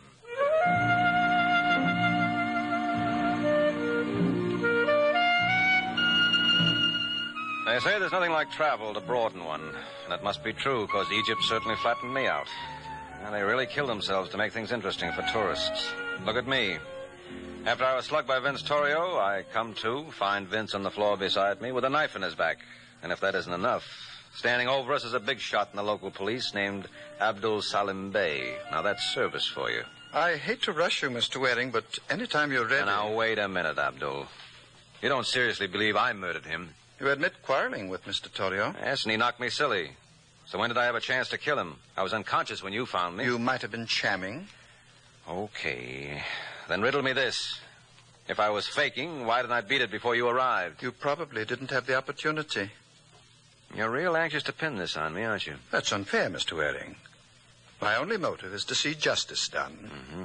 Even if Carol Morgan is involved? I beg your pardon. You should. Did you know Carol and Vince Torrio were old friends? You're lying. I tailed her to a hotel yesterday. Suppose he was blackmailing her. Ridiculous. And why did she give him that diamond ring? All right, Abdul. What did you do with it? Do with it? There was a ring on that table when I walked in. And you think I removed it? Yes, I do, to protect Carol. You're mistaken, my friend. Oh, we'll see about that. Just a moment, Mr. Waring. Where do you think you're going? Over to see Carol. No, you're not. Oh, does this mean I'm under arrest? I thought that was fairly obvious. Okay, Abdul. Who are you calling? The American ambassador. Operator. Operator. That won't be necessary. Oh, may I go? Yes. However, I must caution you. Not to go too far away. On the contrary, old man. You can't go far enough to please me. I shall notify your ambassador my government finds you persona non grata. Which means? You have 6 hours to leave Egypt. And what about him? Mr. Torrio? It's no problem. After all, when a man commits suicide... Suicide? Oh, that's a hot one. I suppose he stabbed himself in the back. Exactly. What? You forget. This is the mysterious Egypt. The strangest things can happen here. If I were you, old man, I'd bear that in mind.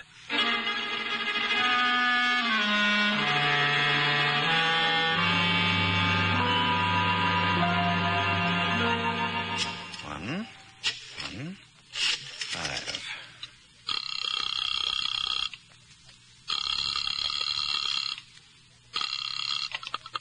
Hello? Carol? Yes? This is Abdul. Oh, darling, I'm so glad you called. I want to apologize. for That the way isn't I- necessary. Carol, do you love me? You know I do. Then you must have confidence in my judgment. There's a Michael Waring on his way over to see you. Michael Waring? He was formerly a private investigator in the States. At present, he's with American intelligence. What does he want with me? There's no reason for alarm. If he asks you if you know a Vincent Torrio, deny it. I don't know him. That's fine, darling.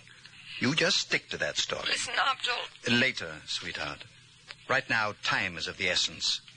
Just remember, you never heard of Vincent Torrio.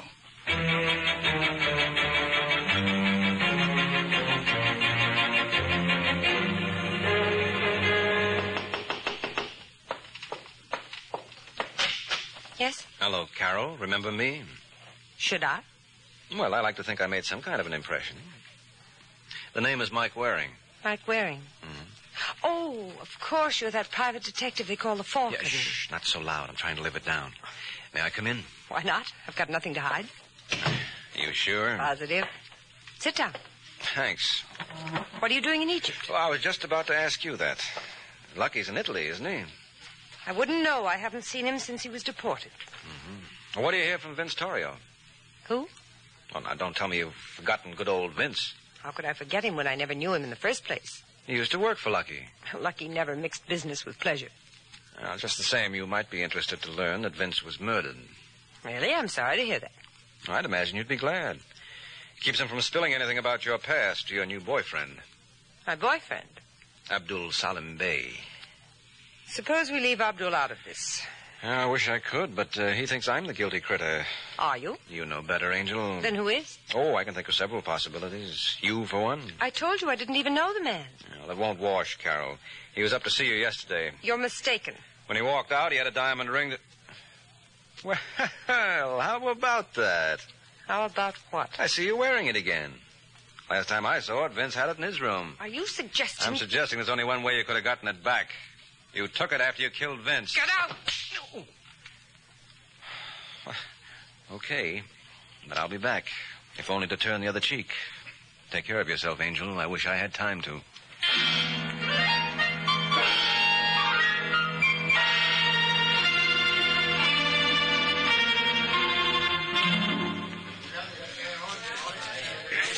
Yusuf Ben Ali, Who goes there?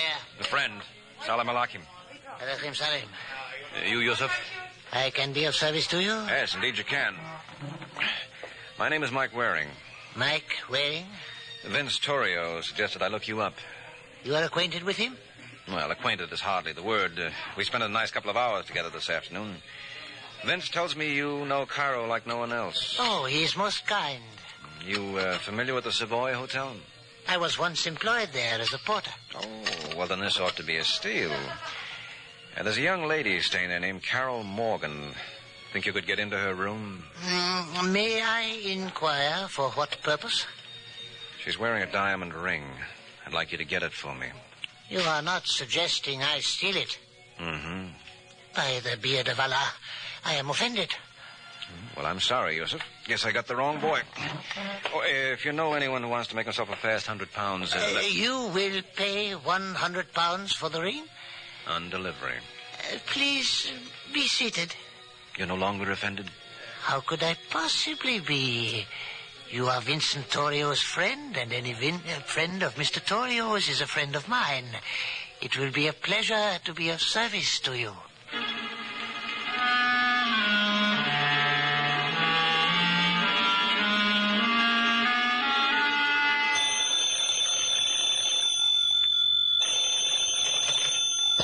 Ministry of Interior.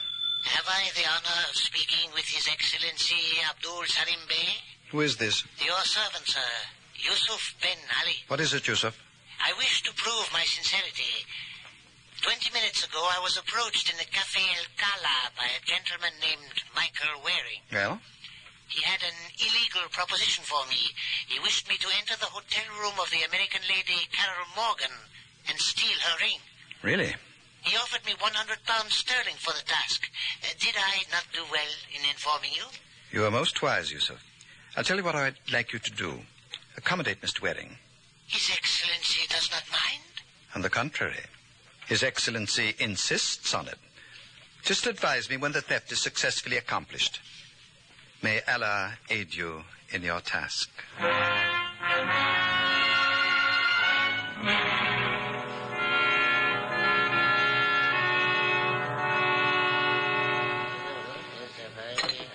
Yusuf! Yusuf, over here. Ah, Mr. Waring. Did you get the ring? It has been said of Yusuf Ben Ali that failure and he are strangers. Miss Morgan gave it up with scarcely a struggle. I knew I picked the right boy. All right, let's have it. The gentleman is forgetting something. Huh? I was promised 100 pounds. Oh, yes, that's right. You were. 50, 70, 85, 100. There you are. Oh, you are most kind. And now I am happy to complete my end of the bargain. Come to Papa. It is permitted to ask to what purpose you intend to put this ornament? Yes, it is indeed. This is the little gimmick that's going to give us Vince Torio's killer. What? Oh, didn't I tell you? Vince is now in the land of Osiris. But who That's the question of the hour. But I've got a hunch this ring will provide the answer. I'm so happy for you, Mr. Waring. What? Oh, please keep your seats, gentlemen. In case you've forgotten, I'm Abdul Salim Bey. I didn't forget. What you failed to remember was that I gave you 6 hours to leave Cairo. I'll get out in time. I doubt it. Correct me if I'm wrong, but the ring you're holding is the property of Miss Carol Morgan. How would you know that? Elementary, old man. I gave it to her. What? And since I now find it in your possession, it forces me to one conclusion. You're a receiver of stolen merchandise. Now, wait a minute. You're wrong. Perhaps I am. Here I gave you 6 hours to leave my country, and I'm afraid we're going to have to play host to you for the next 5 to 10 years. I guess it proves even the best of us make mistakes.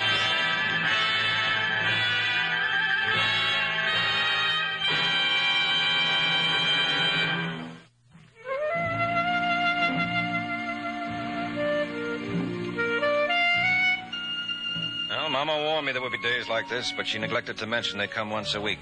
No, Mama wouldn't have approved. She would have hated the Cafe El Cala. She has a sinus condition, and the smoke in the joint would have played the devil with it. And it was certainly no place for her boy. When you're caught with a hot piece of ice in your hands, you can't very well insist it's a frame. But obviously, Abdul Salim Bey didn't think it was going to stop me from trying. I suppose you'll maintain you're a victim of circumstance, Mr. Waring. You boys are pretty cute. Why, what in the world do you mean?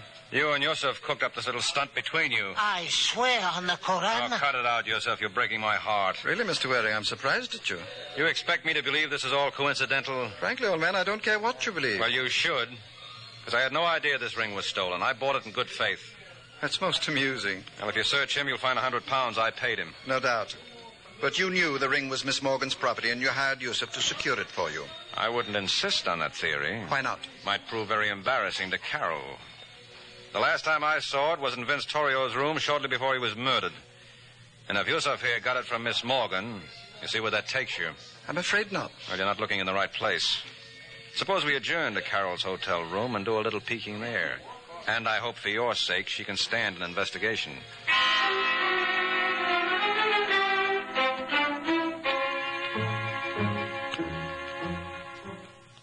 I assure you, darling, there's nothing to worry about.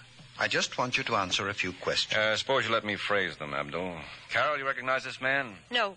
The lady is mistaken. That's enough out of you, Yusuf. Sweetheart, I promise you there's no reason to be frightened.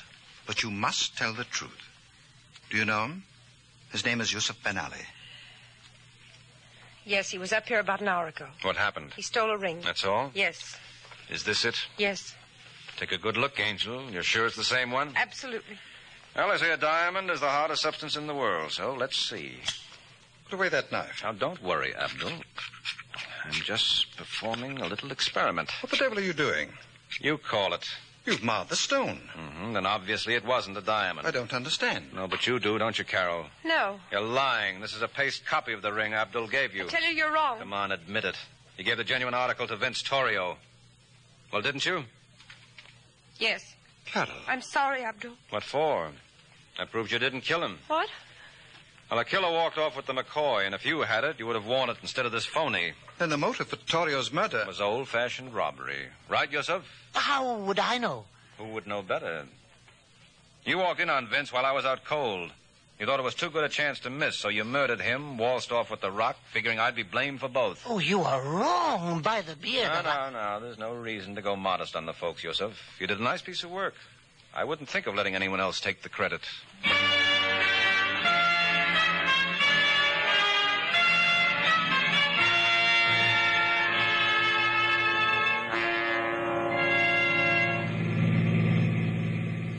I can't tell you how much I appreciated your assistance, Waring.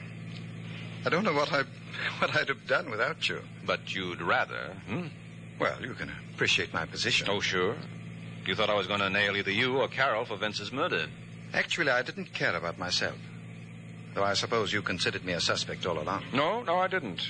If you had killed Vince and taken the ring, somewhere or other you would have arranged for Carol to get it back. The fact that she was wearing the copy proved both of you were innocent. Hey, what are we stopping here for? Isn't this your hotel? Well, yes. Well, you'll have to start packing if you plan to leave Egypt within the 6 hours I gave you. Now, wait a minute. I hope you don't take this personally, old man, but you're such a troublemaker, I'd just as soon not have you around. But you can't kick me out. I'm an American citizen. Farouk was king of all Egypt. Oh, and you did it to him. Exactly. Bon voyage, Mr. Waring.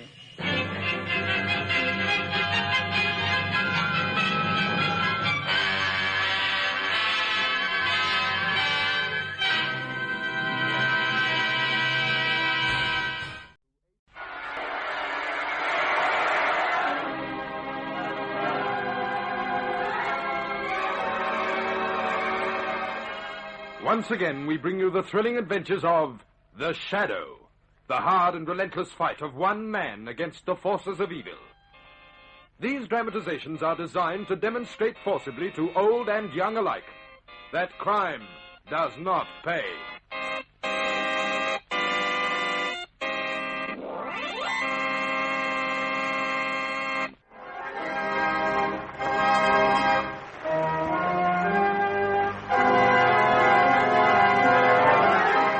The Shadow, who aids the forces of law and order, is in reality Lamont Cranston, wealthy young man about town.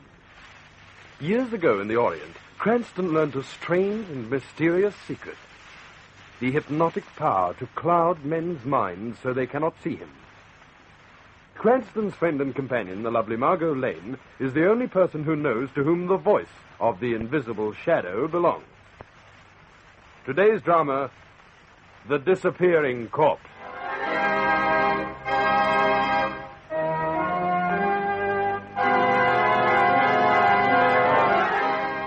As our story opens, it is late afternoon of a dark and dreary day, and we find Lamont Cranston and Margot Lane on a tour of inspection. They are inspecting some of the city's poorer districts, and Margot is wondering what it's all about. Lamont, are you ready to tell me now what we're doing here? But I did tell you, Margot. We're picking up some local color. In this unsavory neighborhood? Oh, only 50 years ago, this was considered one of the most exclusive districts in town. Why, there was more money living along these streets. What was that? A shot, Margot. Come round that corner. Come on. Lamont, give me a hand. I can't keep up with you. Perhaps you better not. Oh, be careful, please. Anything can happen in this neighborhood. It has, Margot. That man, lying in the gutter. I'd better take a look at him. There you are, Margot. There might be some more shooting. No, I'm staying with you. What did you just pick up? A gun. Evidently dropped in a hurry by whoever shot this fellow. I'll slip it into my coat pocket as evidence. What about him? Is he dead? No, but is badly hurt. We'll have to get a doctor in a hurry. Oh. Well, Lamont. Look there behind you. A doctor's nameplate. Where? Oh, yes. Dr. Braddock. All right, Margot, I'll stay here with this man. You tell Dr. Braddock that we've got a case for him.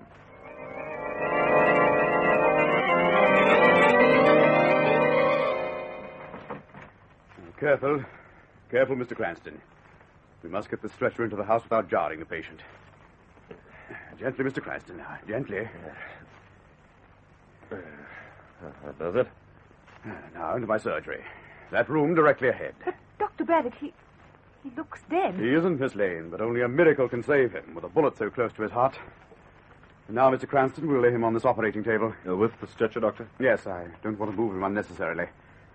There, Miss Lane, will you be good enough to close that window? Yes, Doctor. We must keep out as much infection as possible.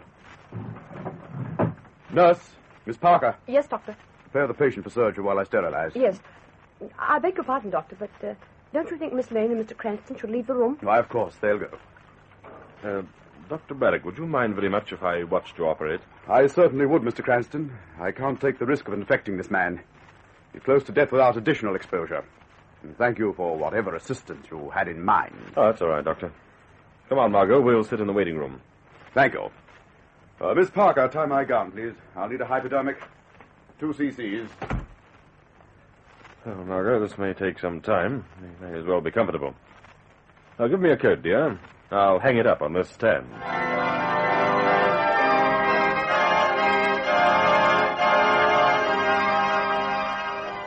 Lamont, what are you thinking about? Oh, that fellow in the surgery. Oh? Do you... I've seen him before, someplace. You sure? I'd stake my life on it, Margot. You are sure. But how is it he didn't look familiar to you half an hour ago? He did. That's why I wanted to stay in the surgery. What? I'm afraid this is slightly over my head, Lamont. Well, you see, Margot, in there I would have had a chance to go through his clothes, perhaps find some identification. Oh. Did you notice that mole on his neck? Right on his Adam's apple? Well, I can't say that I did. Well, I've got an idea I've seen that mole before. Oh, Mr. Cranston. Dr. Braddock, how's the patient? He's dead, Miss Lane. Oh. Miss Parker, will you come in here, please, and bring your notebook? Certainly, Doctor. Mr. Cranston, there was absolutely nothing I could do to save that man's life, although I tried. I understand. Was he a friend of yours? No. As a matter of fact, we were walking along the street when we heard the shot. Did you see anyone? We were around the corner when it happened. Didn't you or your nurse hear the shot? I didn't. But then we might have thought it was a car backfiring. Mr. Cranston, I'll have to report this incident to the police and give your name. I know your duty as a physician. Naturally. You're quite sure you didn't know that man? Well, I didn't say that, Doctor. I think I do know him. Oh? You might be able to help me. Did you find any identification on that fellow? Identification? I didn't look for any. He was in too serious a condition. Would you mind if I went into your surgery and searched him? Well, it's irregular, but go ahead. Thanks. Hey, what's going on here? Lamont, is something wrong? Something wrong? Well, that body isn't here. Isn't there? But this is ridiculous. He must be there. Now, look for yourself, Dr. Braddock. Very well. I don't understand it. Nurse Parker and I left the dead man on the operating table not 2 minutes ago. And it got up and walked out. Look, Lamont, that window's open, and I remember closing it. That body was stolen. But who would do such a thing in my office with the 4 of us in the waiting room not 20 feet away? I don't know. But whoever did... Lamont. What is it, Margot? Before we do any speculating, don't you think Commissioner Weston should hear about this right away?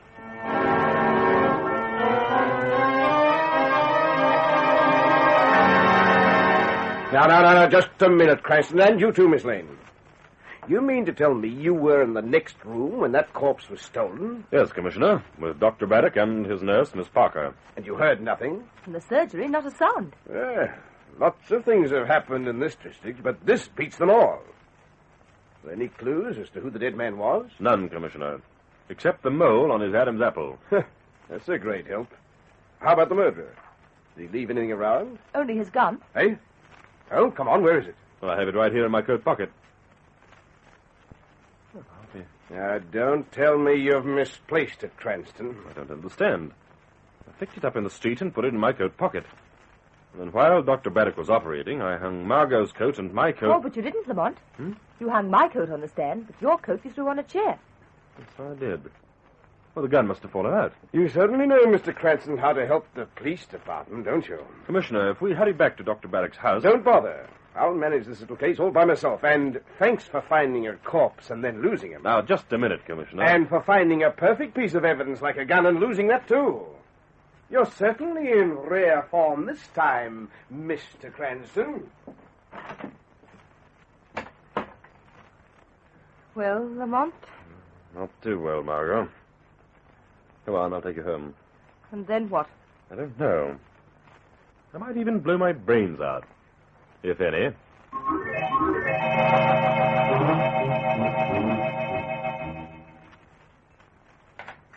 Oh, come on, Lamont. Don't be so depressed. I seem to be missing on all cylinders, Margot. What you need is a cup of hot tea and a chance to think. If I could only remember who that dead man was, where I've seen him. Here, give me your coat. I'll hang it up. All right, darling.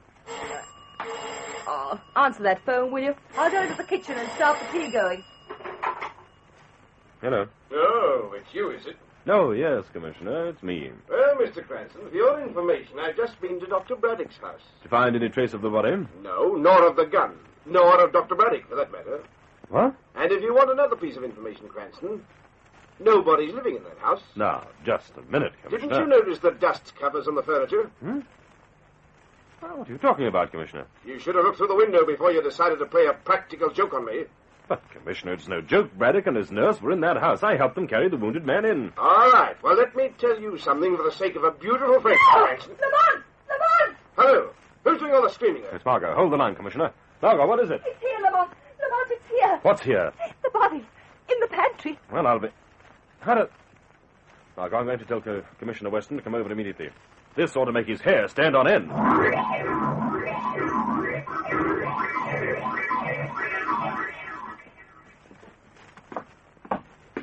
Well, let's get back upstairs, Margot. I wish I knew what all this is leading to, Lamont. Well, it's obvious that whoever brought the corpse into your flat had to use this tradesman's stairway. That's not what I mean. Using the front entrance would be too dangerous. The liftman and the other people would see the murderer. The tradesman's entrance is into the basement through a dark lane. Then he came up those stairs and into your flat. That's what I mean. Why my flat? I don't know, Margot. But it's certainly part of a plan. Well, I don't mind telling you I'm nervous. Imagine going into a pantry for some tea and finding a corpse. A corpse that was stolen. But what kind of a plan? Who's behind it? What does he want? Oh, I'm sure I don't know. Let's go into the living room. Oh, Lamont, will you please stop staring at that body? Yeah, that's another thing. That mole on his Adam's apple. I've seen him somewhere, but I don't know just where. Lamont, are you coming into the living room? Yes, I'm coming. I'm sure that's the key to the whole riddle. What is? The identity of that man. Margot, I've never felt so strongly about anything. The minute I find out who that man is, I'll know who killed him. Well, then think while I try to relax. It's been a pretty tough day for you, hasn't it? Being a lady-in-waiting to Lamont Cranston, alias the Shadow, isn't exactly easy. Still, that's my business. Oh, that must be Weston. I'll answer it then. All right. Where's the corpse, Cranston? In the pantry, Commissioner. And this time it'll better be there. Oh. You look kind of sick, Miss Lane.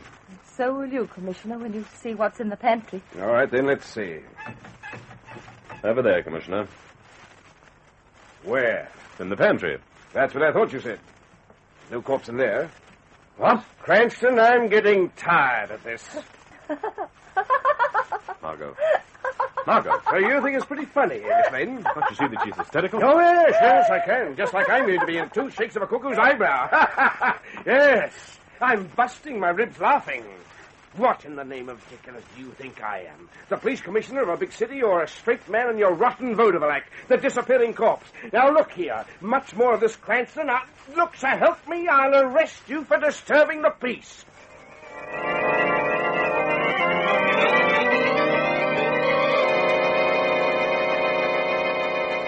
A difficult situation for Lamont Cranston to explain.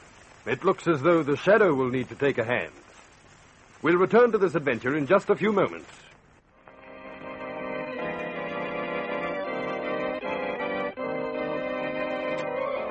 And now back to the shadow.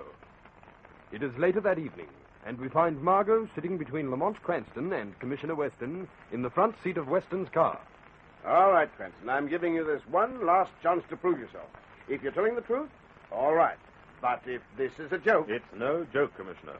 Somebody's playing a ghoulish game with a murdered man, and I'm convinced we'll find the reason for it at Dr. Braddock's house. We'd better. For your sake, Cranston. How do you feel, Miss Lane? Perfectly all right now, Commissioner. Good. I don't want you to think I didn't believe you really were hysterical for a moment, Miss Lane, but, well, you caught me at a time and I wouldn't have believed my own grandmother. Rest her soul. Yes, I understand. Well, here's Dr. Braddock's house. Yes, it is. Well, there's a light inside. So I've noticed. Is this the house you came to, Commissioner, and found unoccupied? This is it. Now, look here. Are you trying to tell me I went to the wrong house? It's possible. Well, this is the house, Cranston. There's only one Dr. Braddock in the street and only one plate with his name on it. There was no one home when you rang the bell. So it seems. There were no lights. The furniture was covered. Yes? Hello, Miss Parker. Do you wish to see the doctor? Yes, if he's in, nurse. Come in, please. Dr. Braddock will be with you in a moment. Thank you. This way, please. Lamont, she doesn't recognize us. Looks like a convenient lapse of memory, Margot. Now, which one of you is the patient? None of us. Say, what happened to the sheets that were on this furniture a couple of hours ago? The sheets? I took them off. Why were they on? Why didn't someone answer the bell? May I know what right you have to question me? Certainly. Commissioner Weston, please. Oh, something happened. That's what I'm trying to find out. Where were you and Dr. Braddock? I was home. The doctor was out of the city. But that just isn't true, Commissioner. They were right here. Why, Dr. Braddock even helped Lamont carry the wounded man into this house. Into this house? A wounded man? Who died, Miss Parker? Hi, Commissioner, I can show you the surgery in which Dr. Braddock operated, and from which the body was stolen. It's over here. Let's have a look at it. But this is no surgery, Cranston. But it was. I only this afternoon. With all that junk piled over the floor? This isn't the room, Commissioner. What's that, Miss Lane? Cranston just said it was. Now, is it or isn't it? Well, it is, but it wasn't anything like this when Lamont and I were here. It was clean and neat, and there was an operating table standing right there in the middle. Was there, Miss Parker? Of course not, Commissioner. This room has always been a storage room. Would you like to see the surgery? No, thank you. I think I've seen just about enough.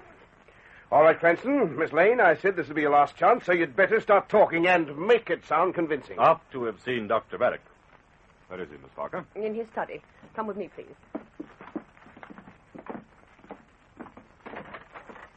Excuse me. Dr. Braddock, some people to see you. Ask them to come in, Miss Parker. Thank you. Miss Lane, Mr. Cranston, Police Commissioner Weston. Police? But, Lamont, this isn't Dr. Braddock. I beg your pardon, young lady. You're not the man who was here this afternoon. Here this afternoon? Miss Parker, what is the meaning of this? I don't know, Doctor. But I think these people are trying to ruin your reputation. Well... They claimed you operated on a wounded man, and that after he died, his body was stolen. I see. That's a very serious charge.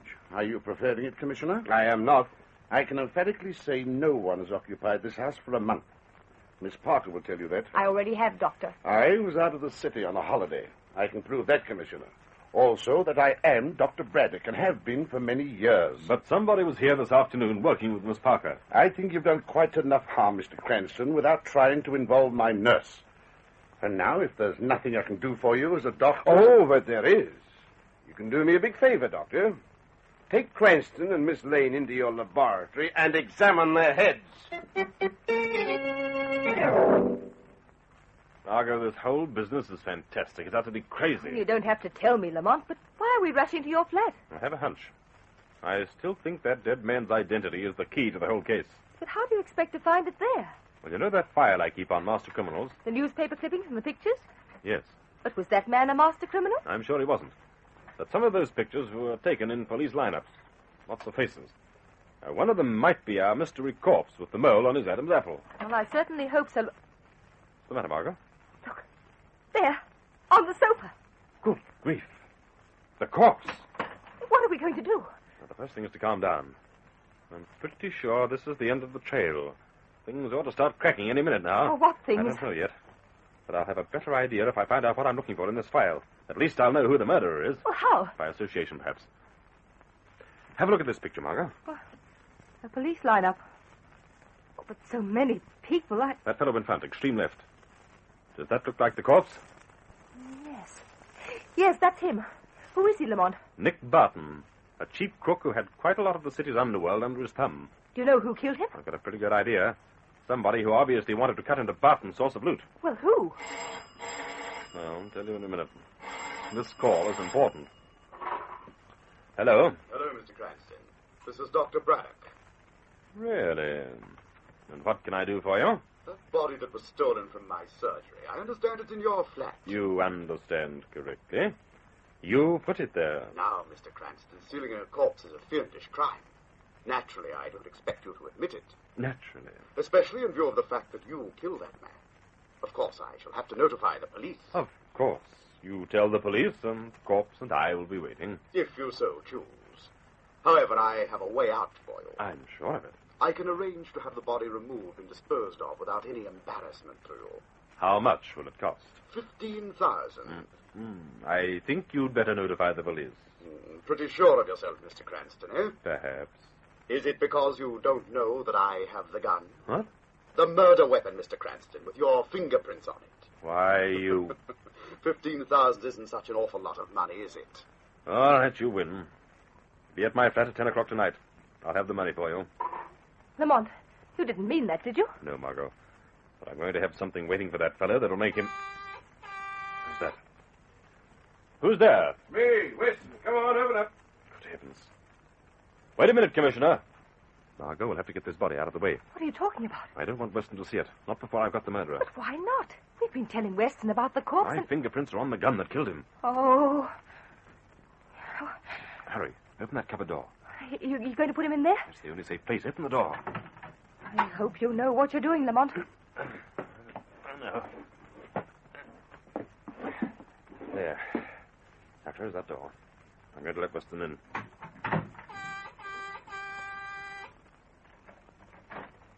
Oh, hello, Commissioner. And about time, too. Why did it take so long? Oh, hello, Miss Lane. Hello, we were just... That's all right, Miss Lane. You don't owe me any explanations. Look here, Cranston. I've been thinking this whole thing over. Perhaps I've been too hard with you. Really? Yes. This business with Dr. Braddock and the disappearing corpse, it's a very good joke, and I should have been sport enough to take it. I don't want you to think I haven't got a sense of humor. But it isn't a joke. There. What? And if you'll give me a couple of hours, I'll prove it to you by delivering the corpse and the murderer. Now, listen, Cranston. Will we shake on it? No, we will not. I came out here out of the goodness of my heart to apologize for being a poor sport, but you don't know when to stop. Good night. Not that way, Commissioner. Right. Look, you've got me so darned annoyed I almost walked into that cupboard. Ah, good night.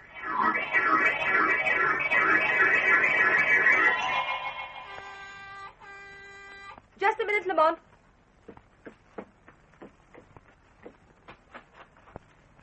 Hello, Miss Lane. Tony Nesbitt. Dr. Braddock.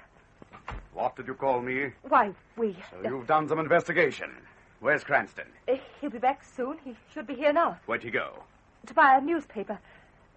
Won't you sit down? Thanks. Incidentally, Miss Lane, I have a gun. Of course. Where's the corpse? In the cupboard. But do you mind if I look? No, of course not. Satisfied? Yes. How soon will Cranston be back? Well, he just went down to the corner for a new... What was that? Didn't you laugh? No, but someone did. Listen to me, Miss Lane. If this is a trap... I know you have a gun. And I won't hesitate to use it. Just as you used it on me, Tony. What? Who said that? I did, Tony. Look. The corpse. Dick Barton. It's walking. You didn't think you could kill me and not take the consequences, did you? Didn't you know Nick Barton always pays off in full anyone who crosses him? Keep away from me or I'll shoot. Go ahead and shoot, Tony. You've put one bullet through me today. That hurt. You can't hurt me anymore. Keep away from me, I tell you. Keep away. Why, Tony? Why should I?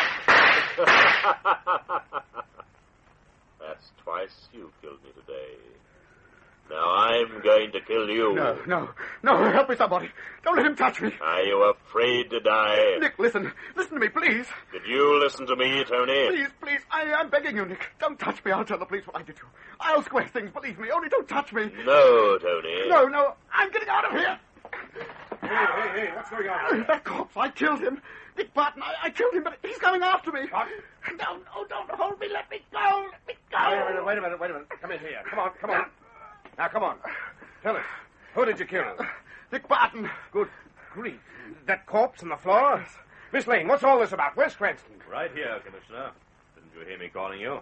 I was no more than 20 steps behind you. What is this all about? This fellow just confessed to killing Nick Barton. That corpse in the middle of your living room. Well, you know what to do with a confession, Commissioner. Who should know more about a certain murderer than the murderer himself?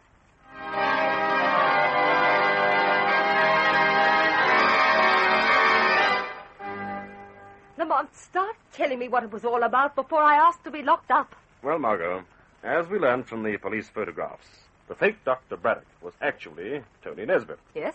Now, Nick Barton and Tony Nesbitt were rival crooks, whose sphere of influence was the part of town we were visiting when the shooting occurred. You see, Tony killed Nick to get rid of competition. And then ran into Dr. Braddock's house. By pre-arrangement with Miss Parker. You see, Tony and Miss Parker were sweethearts. I see. And she let Tony pretend to be the doctor. Yes, but Lamont, why didn't they just run away, as criminals usually do after a crime? Well, that was the original plan. Tony was going to hide out in Dr. Braddock's house until the ghost was clear. But when we came into the picture, Tony recognized me and couldn't resist the temptation to try a little blackmail. So he and Miss Parker hid the body while we were in the waiting room? Yes, and then they began that ghoulish shuttling of the body from flat to flat. I still don't understand why. Well, that was just a clever device to make us look ridiculous. They wanted Weston to think it was a joke. With him out of the picture, Tony could go to work on me. And did. Oh. But what about the gun with your fingerprints on it? Did you lose it, or was it taken from your pocket? It was taken, Margot, by Miss Parker, while Tony was asking us a lot of questions. Oh. You know, what nauseates me is the way they carried that corpse around from place to place and... Anyway, how could they have done it without being seen? By using a truck and moving in lanes. Well, they won't do either again, ever. You should have seen Tony's face when he saw that corpse walk out of the cupboard. I did. The shadow was holding that corpse up, remember? How could I forget? And believe me, I was darn scared when Tony began shooting. Margot, I'll let you into a secret. So was the shadow.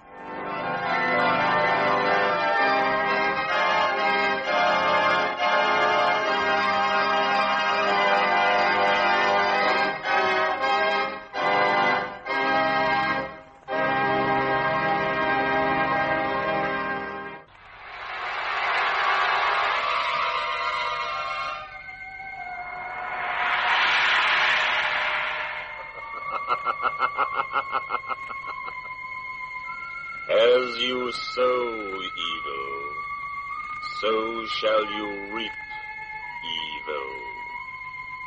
Crime does not pay. The shadow knows.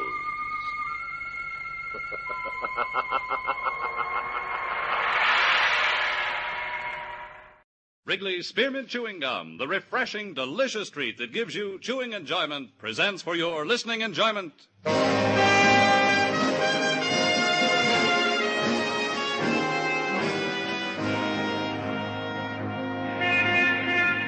Broadway's My Beat, from Times Square to Columbus Circle. The gaudiest, the most violent, the lonesomest mile in the world.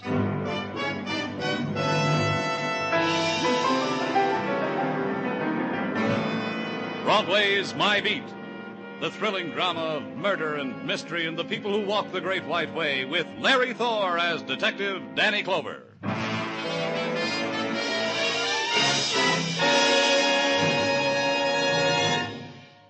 For refreshment while you work, for enjoyment anytime, chew a stick of Wrigley's Spearmint Gum. The delicious, long-lasting, real mint flavor of Wrigley's Spearmint cools your mouth and freshens your taste. The good, smooth chewing helps keep you feeling fresh and alert, adds enjoyment to whatever you're doing. So indoors, outdoors, at work or play, enjoy chewing Wrigley's Spearmint Gum. Wrigley's Spearmint. Refreshing, delicious.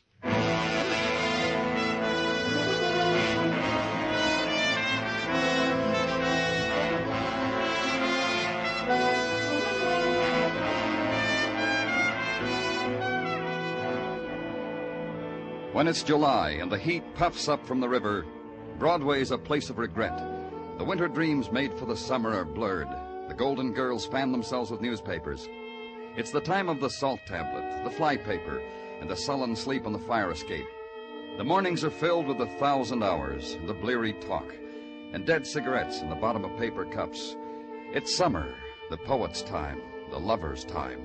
And if you can afford an ocean voyage, it's the most wonderful time of the year.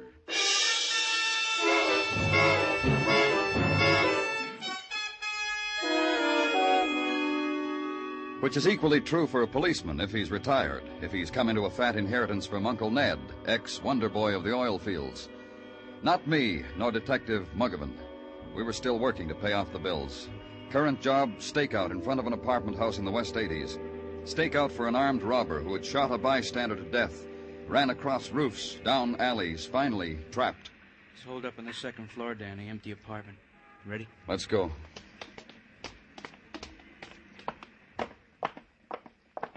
All the other tenants cleared out? Uh-huh. Had a little trouble with the people in 2B. How come? People named Morgan, their grandmother died. A funeral. Got all the mourners out. Apartment right next to the one our killer's in, 2A. You sure he's in there? Probably him, Danny. Description fits. Let's find out. Open up. Open up. This is the police. Muggavan? Yeah.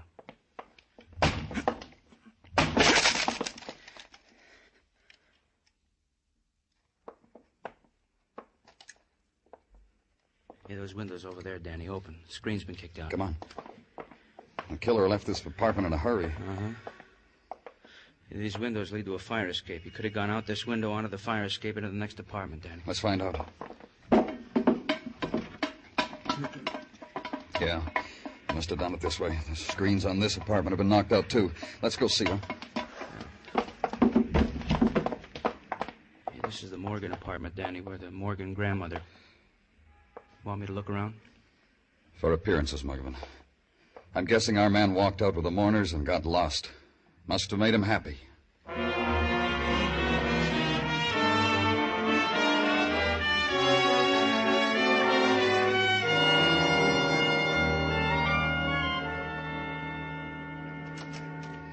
Greetings, Danny. Well, looks like we made a boo-boo. It amuses you, Sergeant? Oh, Danny, it is only that I am trying to tickle your funny bone with what otherwise could blossom into a severe headache. You got out the all points on the killer? Goes without saying. The bulletin is out, but the puzzle lingers on. Oh, that Muggavan and I were on him and he got away from us? No puzzle, Gino. We lost it, that's all. Be friendly with yourself, Danny. Such things happen. The puzzle to me is that a burglar in his chosen line of duty should so overstep himself as to enter the ranks of the killers. Overambitious type, huh? Tried to beat his way into Mrs. Conlon's apartment on West 76 with a gun. It bothered a neighbor. The neighbor tried to stop him, tried to beat him off. The neighbor got killed. You got any other troubles, Gino? Well, nobody's got troubles compared to the way Mrs. Conlon's got troubles. A man with a gun tried to get to her. He didn't make it. If I were Mrs. Conlon, what'd you say? About Miss Conlon? Well, when your call came in, Danny, the name Conlon registered on my gray matter. So I nudged it up a notch by referring to a file, and flash. It came to me that like a year ago, a Mr. Hugh Conlon was found shot dead at the side of an unidentified woman, also shot dead. Verdict? Murder with suicide. This Conlon was the husband of the said... Hey, you! To see Danny Clover, permission must be obtained and granted. Don't try to stop me. Don't anyone. Who are you? Now, don't try to bypass me, sir. You have spoiled the plans of Lucian Cobb, funeral director, after we'd rehearsed and rehearsed. This is a new type show business, Danny? Sit down, Mr. Cobb. Tell me what I've done to you. I'll not sit, sir. While bearding a criminal, you this morning did destroy the careful staging of a month. We rehearsed the old woman, Grandmother Morgan. How the little old lady would lie in her coffin, her pose, her attitude, and when death took her, we were ready for it. And now... You're saying out trying to take a killer ruined your carefully planned funeral. How? 20 minutes ago, the granddaughter of the deceased phoned me, told me tearfully she'd opened a clothes hamper, and there was her grandmother folded in with last week's wash. I'm sorry, Mr. Cobb. Death has a dignity, Mr. Clover. I'm aware of it, Mr. Cobb. Gino? Yeah, Danny. That's how the killer got away. Climbed into the coffin himself. Get on the phone. Find out what happened to that funeral. Tartaglia did very well. He lifted a receiver and dialed and asked a question. He got an answer and replaced the receiver. Hey, Danny, the hearse took off for parts unknown. Deserted the rest of the funeral. Make some more calls to traffic and to highway patrol. And wait. And finally a call comes back. One hearse located on a side road off Queens Highway. Driver recovering from pistol whipping, but still bewildered by the strangeness of it all. Go there and talk to him. Look, mister, the first thing I want you to understand is I'm not lying to you. Just tell me what happened. We were cruising along through the streets, uptown toward the cemetery. It happened at 180th Street. What did? There's a glass panel between my driver's seat and the coffin, the flowers. That's where the tapping came from. Tapping? Yeah, with the butt end of a gun. The coffin was open and this guy was kneeling there with the gun. Then he busted through the glass, pointed the gun at my ear, says, "Take a right here." I took a right. Wouldn't you? Go ahead. I took a right. I took off from the rest of the funeral. A long nose, a head full of red hair, and a big gun. When we got to where we are now, he tells me to stop this hearse, to get out. I get out. He slugs me. Is that all? Is that all? You think this happens every day?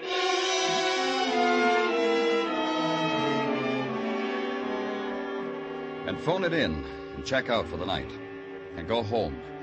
Find the heat piled high in your room waiting for you. And take the blanket and the pillow to the roof and step carefully past the sleepless child, his eyes wide with reflection of nighttime, and hear the whispered, tired scolding of the man at his side and the rustle of the woman's cotton robe as she pulls it tight to her throat.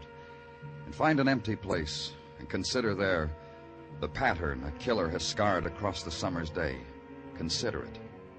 Then make your way back downstairs to the hall phone. Ask Mrs. Conlon to meet you at your office in the morning. And go back for the sleep you left on a brownstone's roof.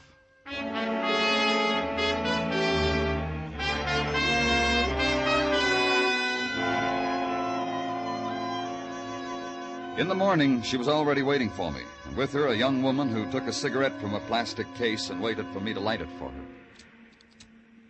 Thank you. You're sweet. My daughter, Mr. Clover, Myra. Hi and hello. Myra insisted on coming with me. She said she didn't want me to be alone with you. Don't lie, Catherine. Myra. The reason I came, Mr. Clover, it was a chance to meet a new man. I told Catherine that. The poor thing's trying to cover up. She doesn't mean that, Mr. Clover. Myra's a child. All the excitement, that man trying to break in, your call last night, a child's mind. It can be too much for... You through, Catherine? Because if you aren't, Mr. Clover will never have the chance to tell us why we're here. The man who tried to break in, Mrs. Conlon, had you ever seen him before? Why, no, I never... I told you that yesterday. Why do you ask again? Maybe the attractive man doesn't believe you, Catherine. Myra, what are you trying to do to me? You come in here, make a show of yourself before this man, talk fresh. Mrs. Conlon, had you ever seen the man before? No, I told you no. Yesterday was the first time. He beat at my door. When I wouldn't let him in, he threatened me with a gun. And then that nice neighbor from across the hall. He's helped Myra and me so many times, and now... Mrs. Conlon, try to understand why I'm going to remind you of... Of what? Remind me of what? Of your husband's death, of What's he got to do with it? What's my husband dying a year ago with that nameless woman got to do with it? Patience, Catherine. Let the man tell you. It's only that the killer we're after might have had something to do with this other thing that happened to you. It's the only way I can figure it. Why should he beat on your door openly with a gun? He's a thief. He wanted to rob me. A thief who stands in a hall and knocks and asks permission to... What are you trying to do to me? Hasn't it been enough? Haven't I had enough? Oh, Myra, tell him... Pardon. Danny Clover speaking. There's a man sleeping in my boarding house. Answers the killer's description you got in the papers. You want him? I give him to you. Where? Boarding house. 1756 West 61. You come from right away, huh?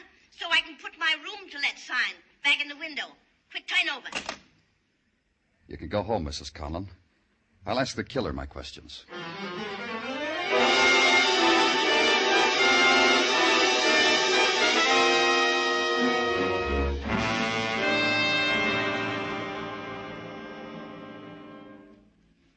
I'm telling you, mister, when I give this man a room, I thought there was something funny. Why didn't you call the police then? Just because he was breathing hard? Like he'd been running? Well, that ain't no reason.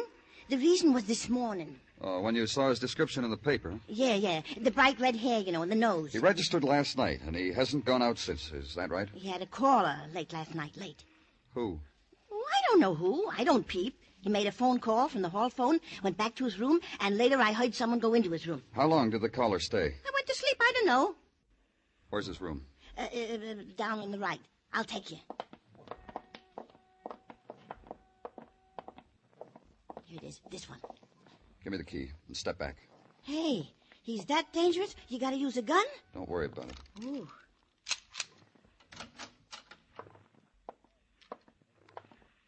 All right, you. Wake up. On your feet. On... Deep sleeper, ain't he? He really sleeps, huh? What's the matter with him? What's the matter? You should have peeped at his collar. You would have seen what a murderer looks like.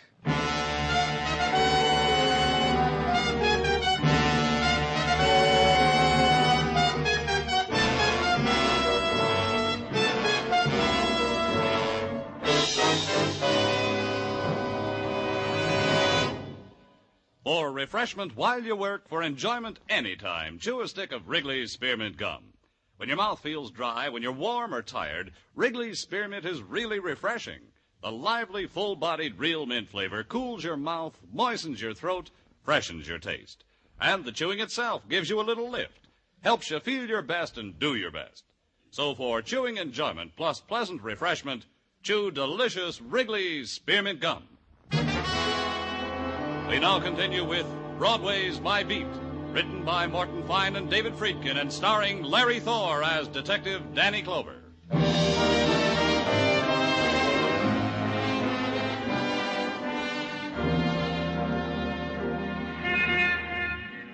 The July twilight bleeds the color out of Broadway's neon, and the street is a summer's sigh done in pastel. The delicate cottons cling to the visitors' shoulders, and their husbands shoo them away from Broadway's kindly folk. And Broadway's forced to other summer delights. The boat ride to Coney, try that, kid. The quick shipboard romance, and at the end of it, the guided tour through the Hall of Mirrors, or the rendezvous at the coffee pump in the automat. Or just stand on the corner and sniff the cool air from the Catskills sent in the open envelope from the wife and kids, and compare its message with the one in the headlines, Fugitive Killer Found Murdered in Boarding House, and decide, it's better here, kid. Happiness is where the heart is. It's better here. And at headquarters, feel the twilight slip from your fingers as the door opens, and the nighttime is brought to you in the capable hands of capable Sergeant Gino Tartaglia. I come to sound the hour, Danny. At the sound of the bong, it will be late. And even now, the aroma of the cacciatore that awaits at Tartaglia's house is being wafted from uptown down Center Street to tickle the nostrils. Bong. Give me what you got, Gino, and then you can go home. Thank you, Danny. You are indeed a kindly, generous employer. Did ballistics check the gun that killed Joe Gruber? No, it is the same with which this Joe Gruber murdered an innocent neighbor in the to-do in front of Mrs. Conlon's apartment, which proves to all concerned that this Joe Gruber was indeed the murderer of the innocent neighbor. Oh, anything else? What is else is that Detective Muggervin has compiled for you the criminal record of the aforesaid Joe Gruber, which I will brief. It seems that in his past, Joe Gruber Danny. was... I got the record on Gruber. Detective Muggervin, I'm surprised at you. What's the matter with you, Gino? I was about to parlay the information you have gathered. Efficiently, I grant, but I was about to parlay this info into the ear of Lieutenant Clover with my own mouth. When you were so rude... Oh, you did good anyway, Gino. You can go home now. Mrs. Tartaglia will be waiting for you. She at least appreciates the endeavor I make to... Good night, Lieutenant Clover. Detective Muggervin. Good night to all. Good night, Gino. Tell Mrs. Tartaglia you were fine today. Tell her I... What's eating him? Call him up in a little while. Tell him you're sorry. What for? What'd I do to him? Oh, just do it, Muggerman. Okay. What have you got on Gruber? Oh, Technical's got the knife that killed him. Trying to trace the make, manufacturer, distributor, retail outlets, etc. You said you had a record on him. Yeah, 20 years long. Gave it to us when an officer booked him up for disturbing the Pell Mell Rotisserie and Bar on 3rd. Got in a beef with some woman, mauled her. She yelled police. Happened 5 days ago. Oh, who was the woman? No, we don't know. She didn't show up to make complaints, so we released Gruber. You want the rest of the rundown on him? If it means anything. Well, that's up to you. Gruber began 20 years ago in San Francisco. Car heists, filling station holdups. They finally got him good on a negligent manslaughter charge. 15 years in San Quentin. Released 6 weeks ago. Next heard of at the Pell Mell bar. Then released to murder Mrs. Conlon's neighbor. Then dead on arrival. That all of it? Yeah. Anything, Danny? Not much, huh? It wasn't much, but it was all I had. Joe Gruber had been mixed up in a disturbance at the Pell Mell Rotisserie and Bar, which was on 3rd Avenue, which took up 40 front feet of sidewalk, and whoever was thirsty enough to dare what was inside. The inside was all bar and 3 fellas deep. The rotisserie part of it being a cheap hot plate burner that melted things upon occasion. It took a few minutes to get close, but I finally made it. And what's yours? Talk. I'm from the police. Here, badge. Oh, something wrong? No, just talk. Oh, sure. Hey, Ed, come here, take over, will you? I gotta talk to a guy. Yeah, scooch down to the end of the bar, mister, so we won't get our talk mixed up with people. Better, huh? Hey, can I give you something from the shelf? Some Johnny Walker? About a week ago, there was a little trouble in here. At least I keep the trouble inside, off the sidewalks. Take a look at this picture. You ever see this man before? Well, who is he? Name's Joe Gruber. His eyes are closed because you took her while he was on the slab, huh? That's right. Yeah, I seen him. Like you said, about a week ago. Trouble with a dame. What dame? I don't know. I didn't see much what happened. I got told. Had you ever seen Joe before? First time. He was in here, picked up one of my customers. You know, throw the arm around the shoulder, I'll buy you a drink, pick up. Friendly, buys drinks. I ask him to pay. He says, sure, my sister'll be in a minute and pay. He looked serious, so I fed him drinks. Later, I was back in the storeroom, I hear yelling. I get back in time to see a cop off the beat, hauls this guy away. Leaves Mal standing there. Drinks unpaid. Mal? Mal who? The arm around the shoulder pickup. Mal. Hey, Mal! Mal, come here! Yeah? What do you want? Yeah, my friend here's a cop. A very nice cop, one. out of my way. Hey, come back here. Let me through. Let me through. Let go of me. Let go. If I'm going to have to take you down on the floor to talk to you, that's where you're going. How'd you get here so fast? It ain't been 5 minutes I opened up that payphone. But it was only because the operator got snippy. A man's got a right. Let's go.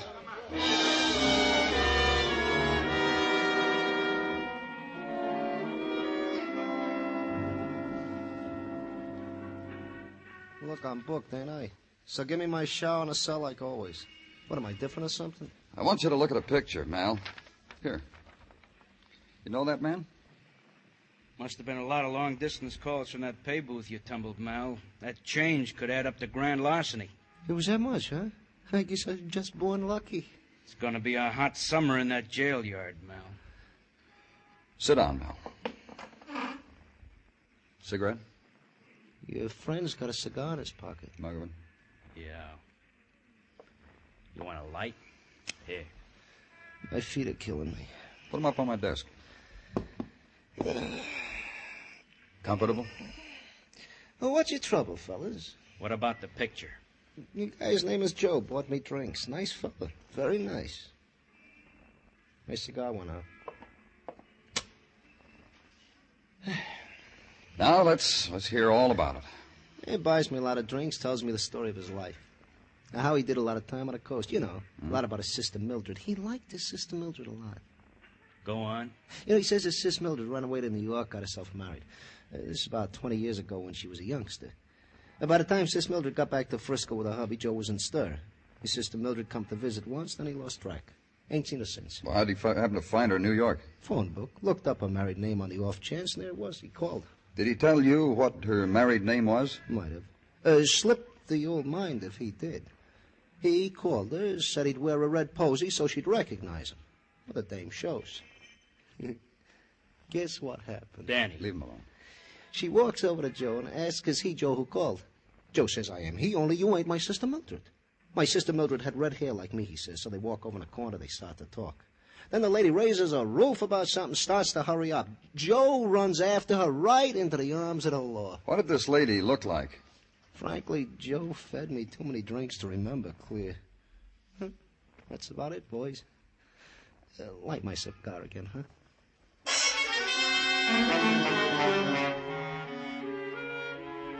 Muggavan picked the nickel thief up by the frayed collar and carried him off to the showers, which left me alone to sift the pleasant time we'd had together, come up with a name. Mildred Gruber, the sister who had run off to New York 20 years ago to marry.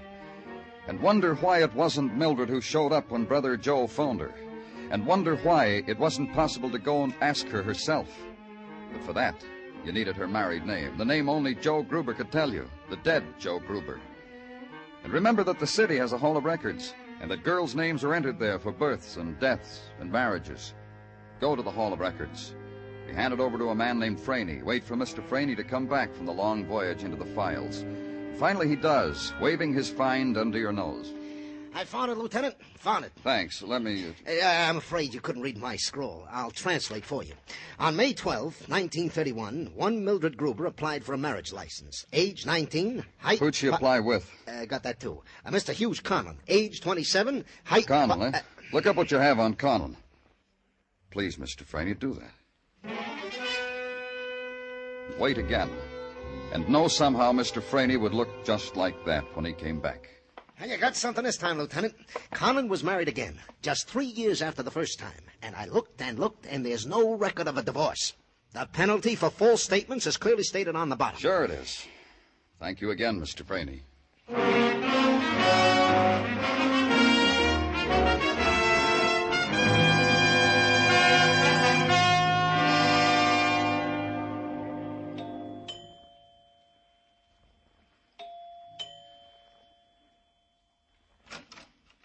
Oh, hi and hello, Mr. Clover. Come on in. In here, the living room. Say, I've been trying to make Alexanders for years. Can I try one on you? How old are you, Myra? 17. And I won't breathe a word of it. Is your mother home? Let's chip in and send her to the movies. Get her. Are you kidding? Get her. Oh, you're a fool. You could have had an Alexander. Did someone come in, Myra? Do you want me to lie to her, Mr. Clover? I most always It's the police, do. Mrs. Conlon. I want to talk to you. Hello. I was about to go to bed. Maybe you won't make it, Catherine. Will she, Mr. Clover? Myra, I'm sure there's nothing here to concern you. Will you please go? No. Myra... You heard me, no. When you were in my office, Mrs. Conlon, there was a question we never got finished with. It concerned your husband and the woman with whom he was found dead a year ago, and a man named Joe Gruber. I don't at all understand what you're talking about. Mother. Mama. Mom. Don't you have a date tonight, Myra? Every night. It'll keep. They always keep. All of them. All the time. You still haven't told me what I want to know, Mrs. Conlon. Well, my husband shot himself. Because of me. Because of my child. He was ashamed of what was going on with that woman. He killed her and then shot himself. That's Daddy. That's my... Shut up, Myra. Shut up. I've never laid a hand on you, but I... Mother dear. You're talking like a mom. Never talked to me like this before. The woman found with your husband was his first wife. Did you know that, Mrs. Conlon? My husband's first wife? That's not true. When did you find out he wasn't divorced? Why, it's not true. When Mildred Gruber showed up? Daddy had such bad taste in women. Myra, I'll... You'll hit me? Go ahead. I'll... Myra, please. You found them together, your husband and Mildred. Killed them. Made it look like murder and suicide. Why? Listen to me. Then Joe Gruber showed up. A long-lost brother, looking for his sister, looking for Mildred. Found the name Mrs. Hugh Conlon in the phone book. Thought his sister was you. Please, listen to me. When you met Joe at the bar, and he saw that you weren't Mildred, he began to figure, and it started to build into money. That's what he wanted when he tried to break into your house. Myra, child, try to understand what I wanted for you. Gruber got away from us. Holed up in a room. Called you for money. You came to his room, stabbed him to death. You did all that, Catherine? For me? Just because Daddy was a bigamist? Just because all these years you haven't really been married to him? For you. For you, darling. For your name, darling. Wait. When you're married and have children of your own. Wait. Mother. All for you, darling. Don't you see? I couldn't let that woman destroy what I built for you, or that man, or your father. The years, the good name I wanted for you. Wait till Charles hears this. Myra! Charles will die laughing. Wait till I tell him I'm just Nobody. He'll float the evening in champagne. He'll be here any minute. Wait till I tell him. I'll marry him, Mom. His last name is Tobin. Then I'll have a name, Mom. Myra Tobin.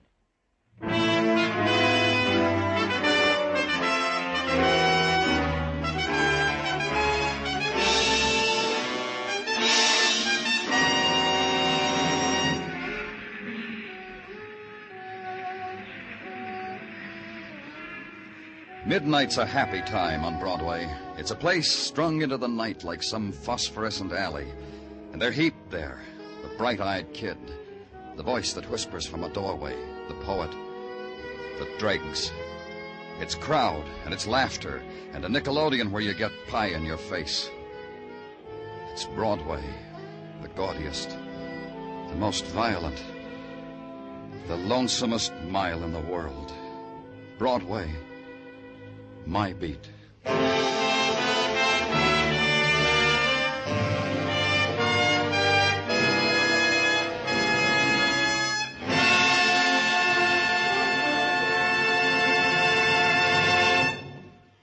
Remember, friends, for refreshment while you work, for enjoyment anytime, chew a stick of Wrigley's Spearmint Gum.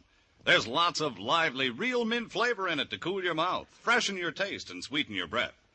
And chewing Wrigley's Spearmint helps keep you fresh and alert. You feel better, work better, get more fun out of doing things. So indoors, outdoors, at work or play, always keep delicious Wrigley's Spearmint Chewing Gum handy. For refreshment while you work, for enjoyment anytime, chew a stick of Wrigley's Spearmint Gum. The makers of Wrigley's Spearmint Chewing Gum hope you've enjoyed tonight's story and that you're enjoying Wrigley's Spearmint Gum every day. We invite you to join us next week at this same time when Detective Danny Clover returns again with Broadway's My Beat. Broadway's My Beat, brought to you by Wrigley's Spearmint Gum, is produced and directed by Elliott Lewis with music composed and conducted by Alexander Courage. The program is written by Morton Fine and David Friedkin and stars Larry Thor as Detective Danny Clover with Charles Calvert as Tartaglia and Jack Crucian as Muggavan. In tonight's cast, Barbara Whiting was heard as Myra and Irene Tedrow as Mrs. Conliffe. Featured in the cast were Lou Krugman, Martha Wentworth, Norman Field, and Jerry Hausner. Bob Stevenson speaking. This is CBS, the Columbia Broadcasting System.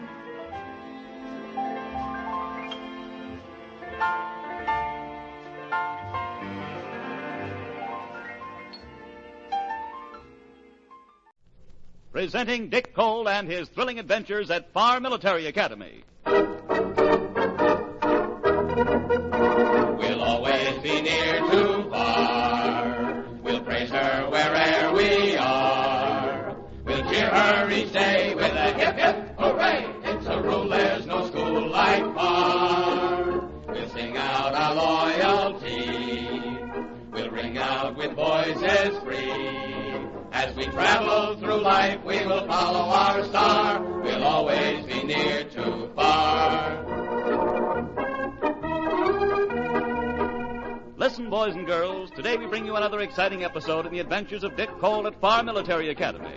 You've known Dick Cole in Blue Bolt magazine and in Foremost Comics for a long time, and now you meet him every week at this time over this same station on the air. In just a moment, you'll hear from Dick Cole himself. But first, here's a message you'll all want to hear.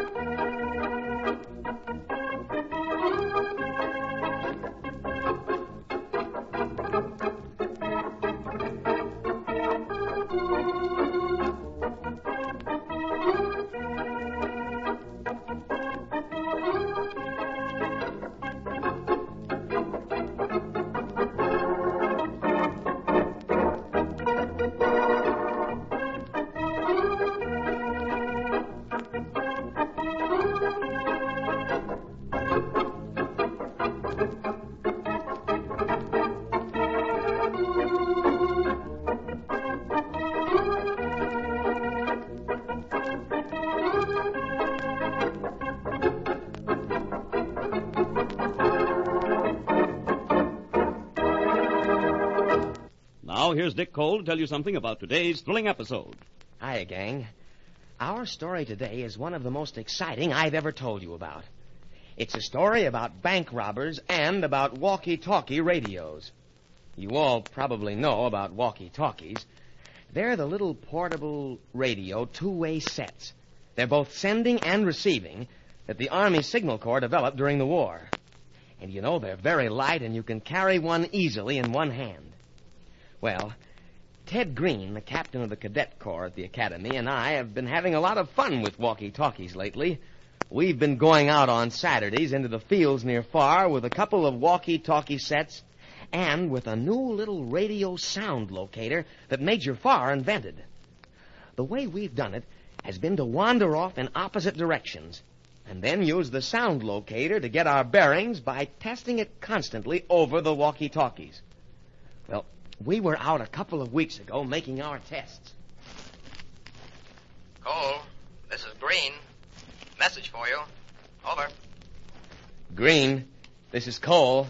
Send your message. Over. The sound locator is working beautifully, Dick. I can see you now from the top of this hill. Ah, that's swell. I'll keep moving in. All right. I'll keep on talking. I've got you beamed on the radio sound locator, Ted. You're not looking at me, are you, Dick? Because you can certainly see me from where you are now. Nope. I'm not looking. Because I have no idea which of these hills you're standing on. You're moving straight toward me. Hey, the sound locator's doing the work. Some gadget, isn't it? Oh, boy, you bet. This is the 4th or 5th time we've tried it out, and it hasn't failed us yet. Keep coming, Dick. Another 100 yards and you'll knock me over. Well, I'm still not going to look up. As long as I keep following this little compass needle, I can probably get there in a straighter line than if I tried it by looking at you. Major Farr really invented something when he came up with this one, Dick. Boy, you can say that again. What gets me is that it's so simple. It just picks up the frequency that the walkie-talkie uses and then tracks the person who's talking. Yep. It's just like following a string or a telephone wire. Well, that's enough of the walkie-talkie, Dick. There you are. Wow. Say, again we hit it right on the nose. We sure did. Dick, do you realize that we were 3 or 4 miles apart when you started using the sound locator? And that by tuning in on the walkie-talkie, it led you straight to me? Boy, it's amazing. But this gadget could spot a dime. It's got a lot of military value, all right. Sure. And it's got peacetime uses, too. I guess it has. But I wonder just what? Well, I can't think of anything in particular at the moment. Well, it must be something. Say, Ted, I wonder what had happened if you hadn't stood in one place while I was moving toward you. I mean, if you'd been moving around, too. Well, what's so funny? I didn't stand in one spot. You didn't? No. I'll be darned. You mean that you were moving around, too? Mm-hmm. I walked all over these fields the whole time that we were testing. Say, that's interesting. It proves that the person who's being sought by the radio sound locator doesn't have to be stationary. Dick, the locator doesn't care where the person is or how fast he's moving or what kind of a zigzag course he takes. It'll find him anyway. Well, let's come out again next Saturday and try some more tricks with the thing, shall we? Sure. I think Major Farr will give us some more batteries for the walkie-talkies, aren't you? Oh, sure. You know, he told us that he thought that what we're doing is good military education. And we could take a couple of walkie-talkies and the sound locator any time we want them. All right, then. Next Saturday, we'll take another whack at it and see if we can't get the locator confused. We're going to have to try awfully hard. I've got a hunch that this little machine is a lot smarter than we are, and that we'll practically have to stand on our heads before we can fool it. Even if we do that, it'll find us. This is one gadget that really knows all, hears all, and sees all. Yes, sir.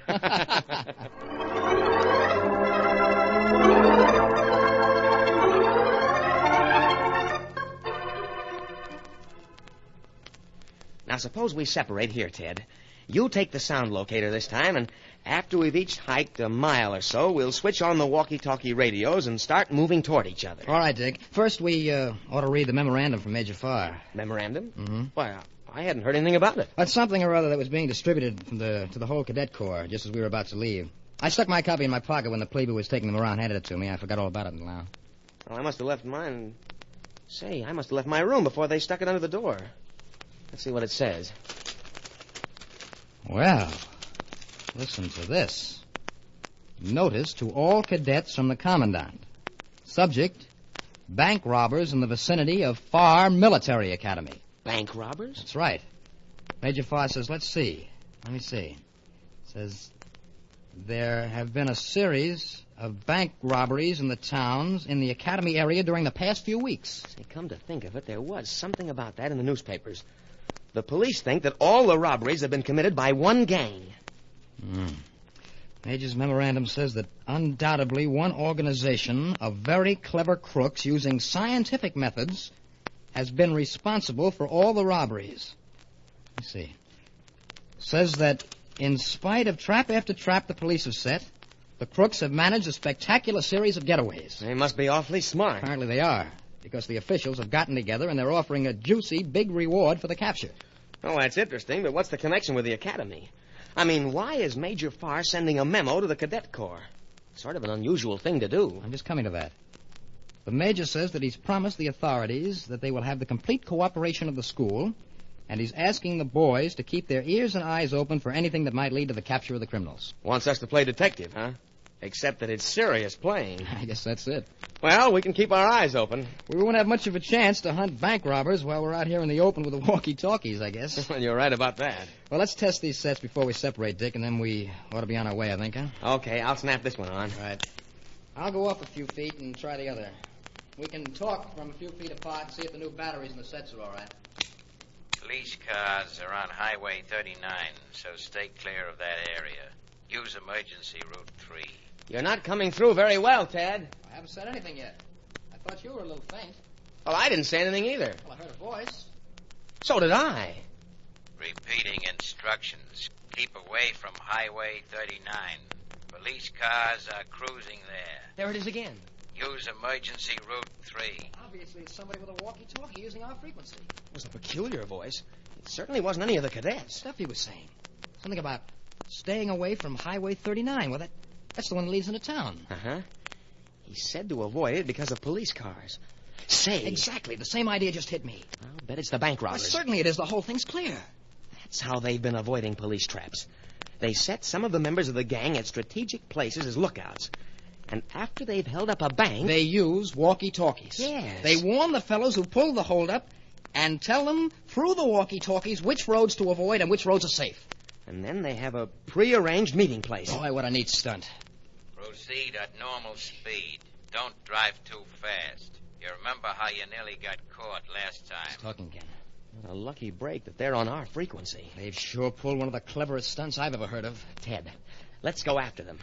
We haven't got time to go back to school for reinforcements or to get the police either. With the sound locator, I don't see how we can miss. As long as that Gabby crook keeps using his walkie-talkie. We don't have to go looking for trouble, but maybe we can at least discover their hideout and then tell the police where the place is. I'm game. I tell you how we handle it, Dick. You keep your walkie-talkie on, and I'll get the locator set. Okay. Boy, 5 minutes ago, when we were reading Major Farr's memo, we sure never thought that we'd actually be on the trail of the... Proceeding according to schedule. Are you sure crossroads are clear? Get that locator going, Ted. All right, it's set. I am now driving by crossroads. No sign of police cars anywhere in the vicinity. Look at that, Ted. The sound locator needle is pointing off there. All right, let's get started then. We'll keep following it. It works even if the person at the other end keeps moving. Of course. I am now parking car and will proceed to next point by foot. I bet we hike faster than he does. Look, Ted, we're going toward the east woods. I'll bet they either have a hideout or a meeting place in the woods or on the other side of the woods. Everything is all right so far, boys. He doesn't know how far from all right he's going to be. We'll have to watch our step. They're undoubtedly desperate men. They're sure to be armed. We won't go all the way. As soon as we spot their meeting place, we can double back to town as fast as we can get there and notify the police.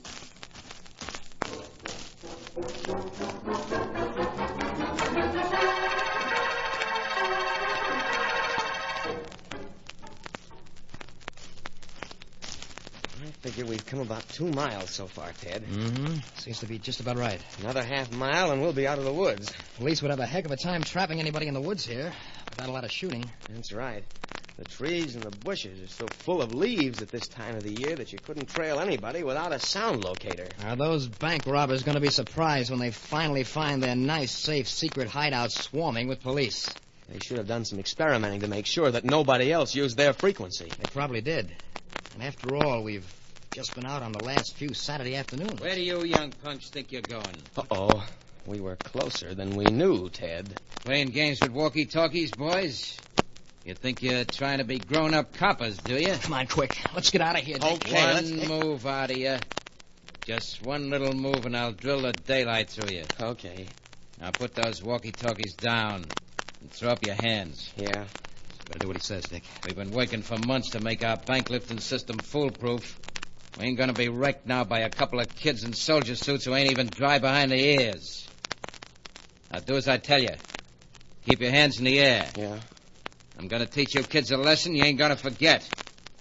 I'll show you not to stick your noses in other people's business.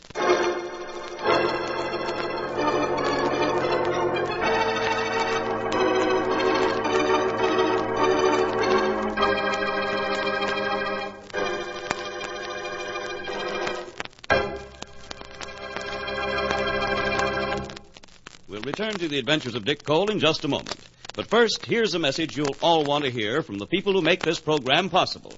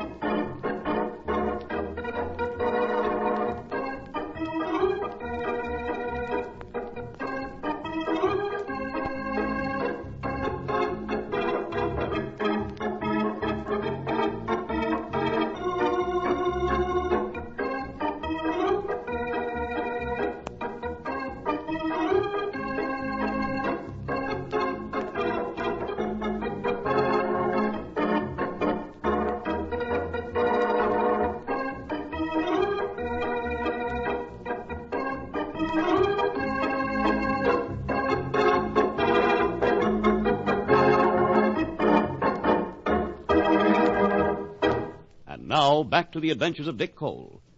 You'll remember that we left Dick and Ted Green in a tight spot.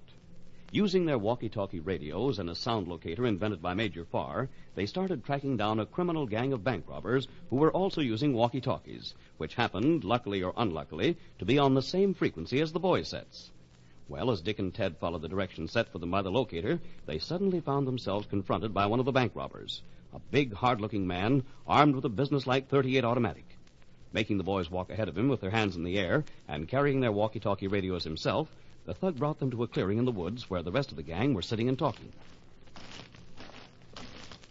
Hey, Dave, Mac, look what I found. A couple of boys. What is this? Some snoopers? Don't say anything, Ted. I know. And watch for a break. They had a couple of walkie-talkies, Mac, and they were tracking us down. How do you like that? Couple of very clever youngsters, but not quite clever enough. Let's kill 'em, Mac. They've discovered where we've been meeting. If we let 'em go, they'll bring the cops right on our heels. Yeah, we get rid of them right now. Say your prayers, you... Bill! Dave! Put those guns down. You don't want us to shoot 'em, Mac? It'll be quick and neat.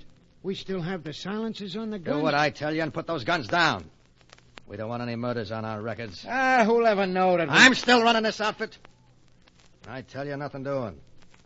We haven't had to kill anybody yet, and it's going to stay that way. As soon as we start shooting up people, the police will really be after us. They'll catch on to our walkie-talkie setup. Okay, Mac, okay. What do you want us to do with these punks, then? What do I want you to do? Tie 'em up, good and tight, and leave 'em here. We had one more job to pull in this district, and we'll get after it right away. Then we'll clear out for other parts of the country. By the time these kids get loose, we'll be hundreds of miles away, and the police can just whistle for us.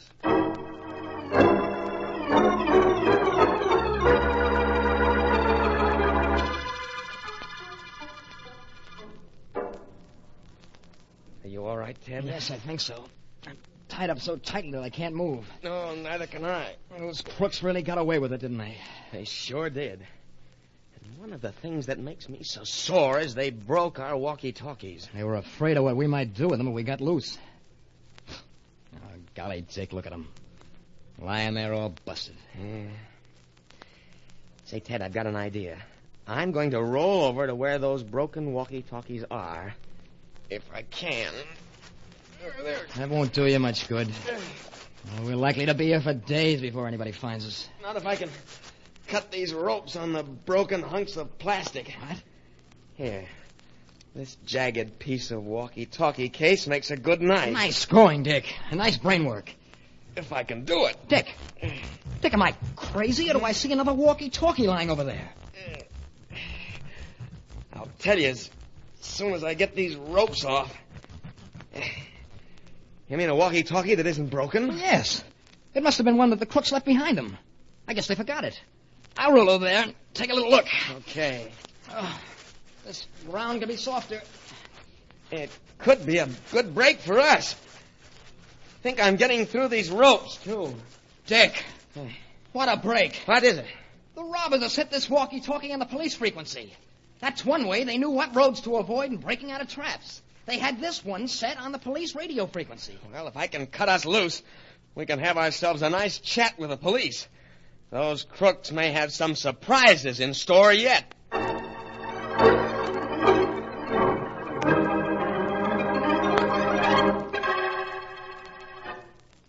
Calling police headquarters. Calling police headquarters. Won't they ever answer? Gee, we've been trying for 5 or 10 minutes now. Calling police headquarters. Hello. Hello. This is the police frequency. Get off. Ray, they've answered. Police department. We've got a hot tip for you. The gang of bank robbers... Get off this frequency, I tell you. We don't want cranks butting in here. Look, sir, we aren't cranks. We're a couple of students from Far Academy. We were tracking the robbers with walkie-talkies and a sound locator. They use walkie-talkies themselves. What? You mean you really know something about those dirty thieves? Talk fast, son. Yes, sir. They caught us and tied us up. But when they left, they forgot one of their walkie-talkies, and it's set on your frequency. So that's how they've always known what we were doing. Talk, son, quick. Give me your location. We'll be right out there. We're near the edge of the woods on the Pickett property, in a little clearing near the creek.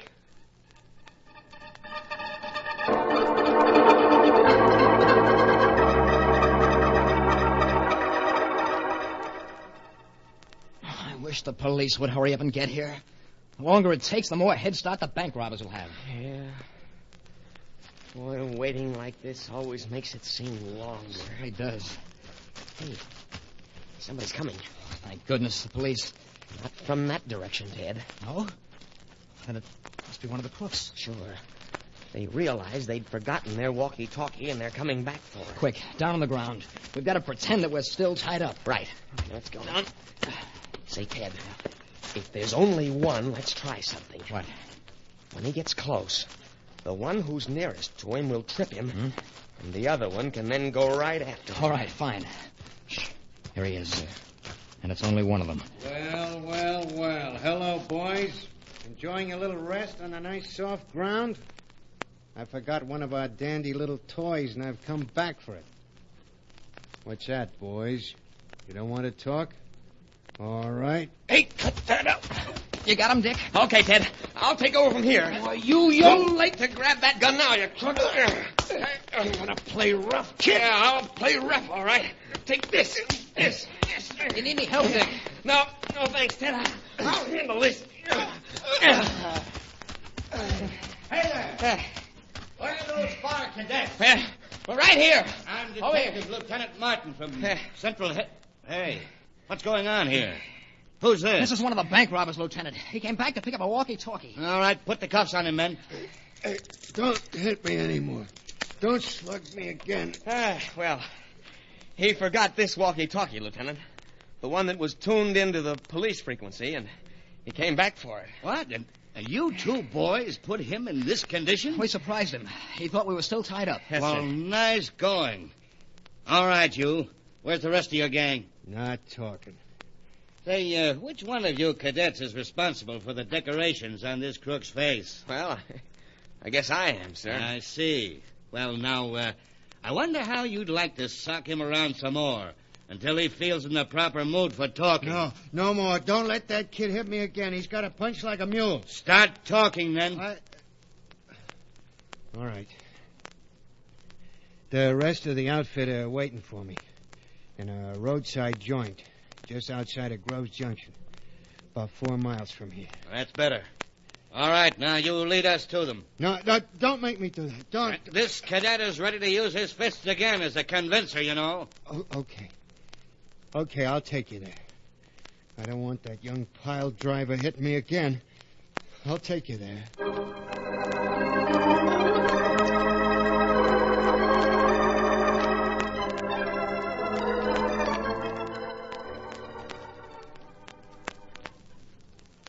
Boy, oh boy, the way your men rounded up that whole gang was certainly slick, Lieutenant Martin. Oh, I'll say it was. The way you surrounded that little roadside place and then just walked in on them. Hey, they were so surprised they didn't even have time to draw their guns. We took them without a single shot being fired, and without one person getting even a little scratch. Well, I guess that ends the bank robbery. Was the money recovered, Lieutenant Martin, the money that they stole from the banks? Oh, I thought I told you, boys. Well, the crooks had 2 black suitcases containing almost the entire amount they'd taken. Gee. Yes, sir, they had it with them, and we've recovered almost the whole amount. Yes, the way this whole case has worked out, it's one of the most amazing things I've ever seen in my 30 years on the police force. Well, I think it's all wonderful. That certainly is swell, sir. And you 2 boys are responsible for it, too. Believe me, you've done a great job, all right. Oh, we didn't do anything much, Lieutenant? Oh, that's right, sir. We really didn't. We had a lucky break when we heard the robbers talking over the walkie-talkie radio. And Major Farr's sound locator did the rest. It led us straight to the crooks. Oh, now you boys are being too modest entirely. After all, you know, they had you hog-tied, but you managed to cut yourselves loose and call me on the walkie-talkie. Well, that was a lucky break, too. No, it was more than that.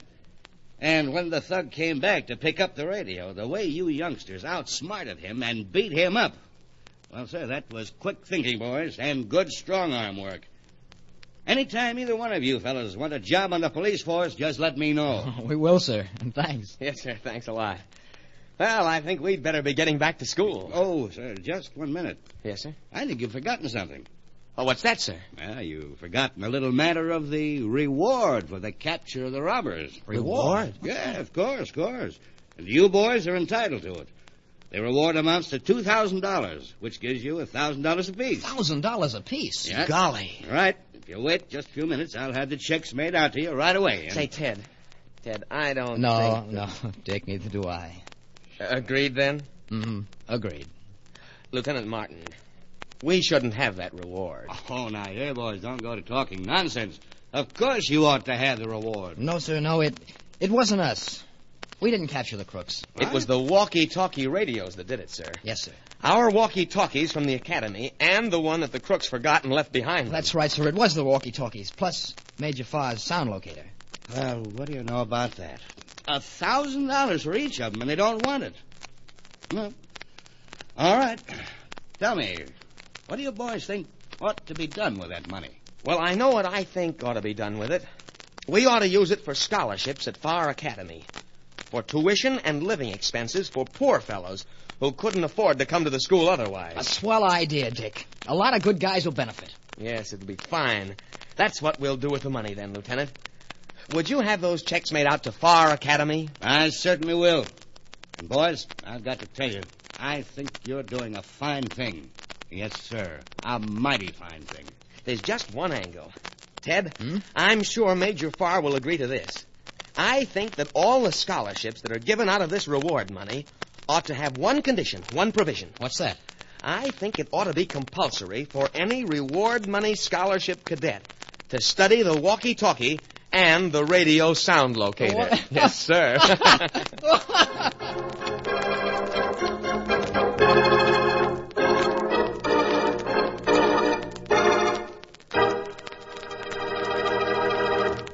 Dick Cole will return in just a moment. But first...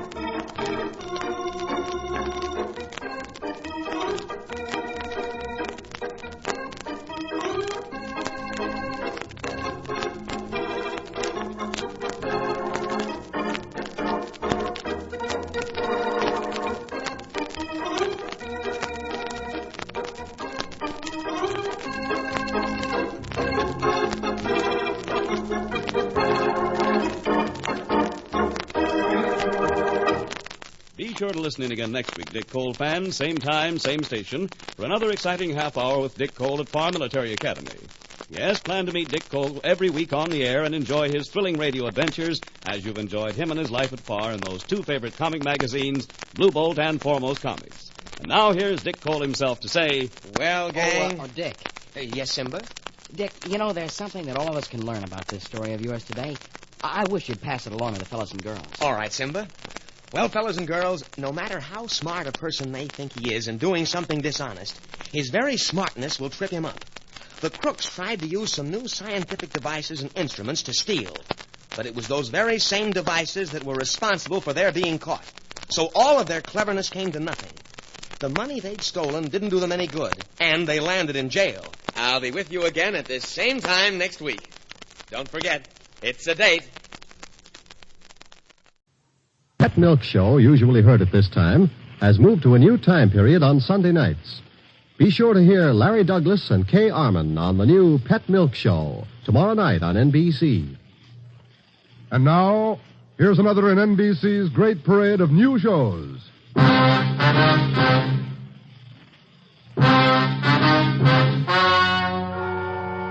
Gentlemen, the story you are about to hear is true. Only the names have been changed to protect the innocent. NBC brings you Dragnet.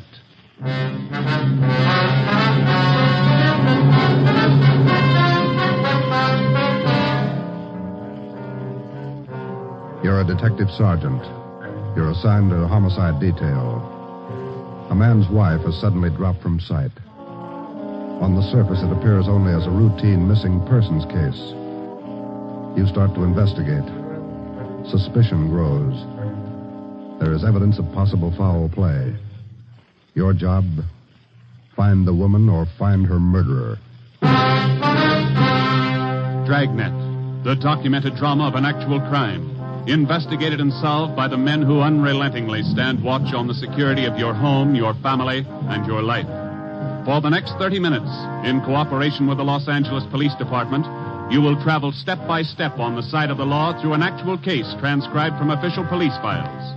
From beginning to end, from crime to punishment, Dragnet is the story of your police force in action.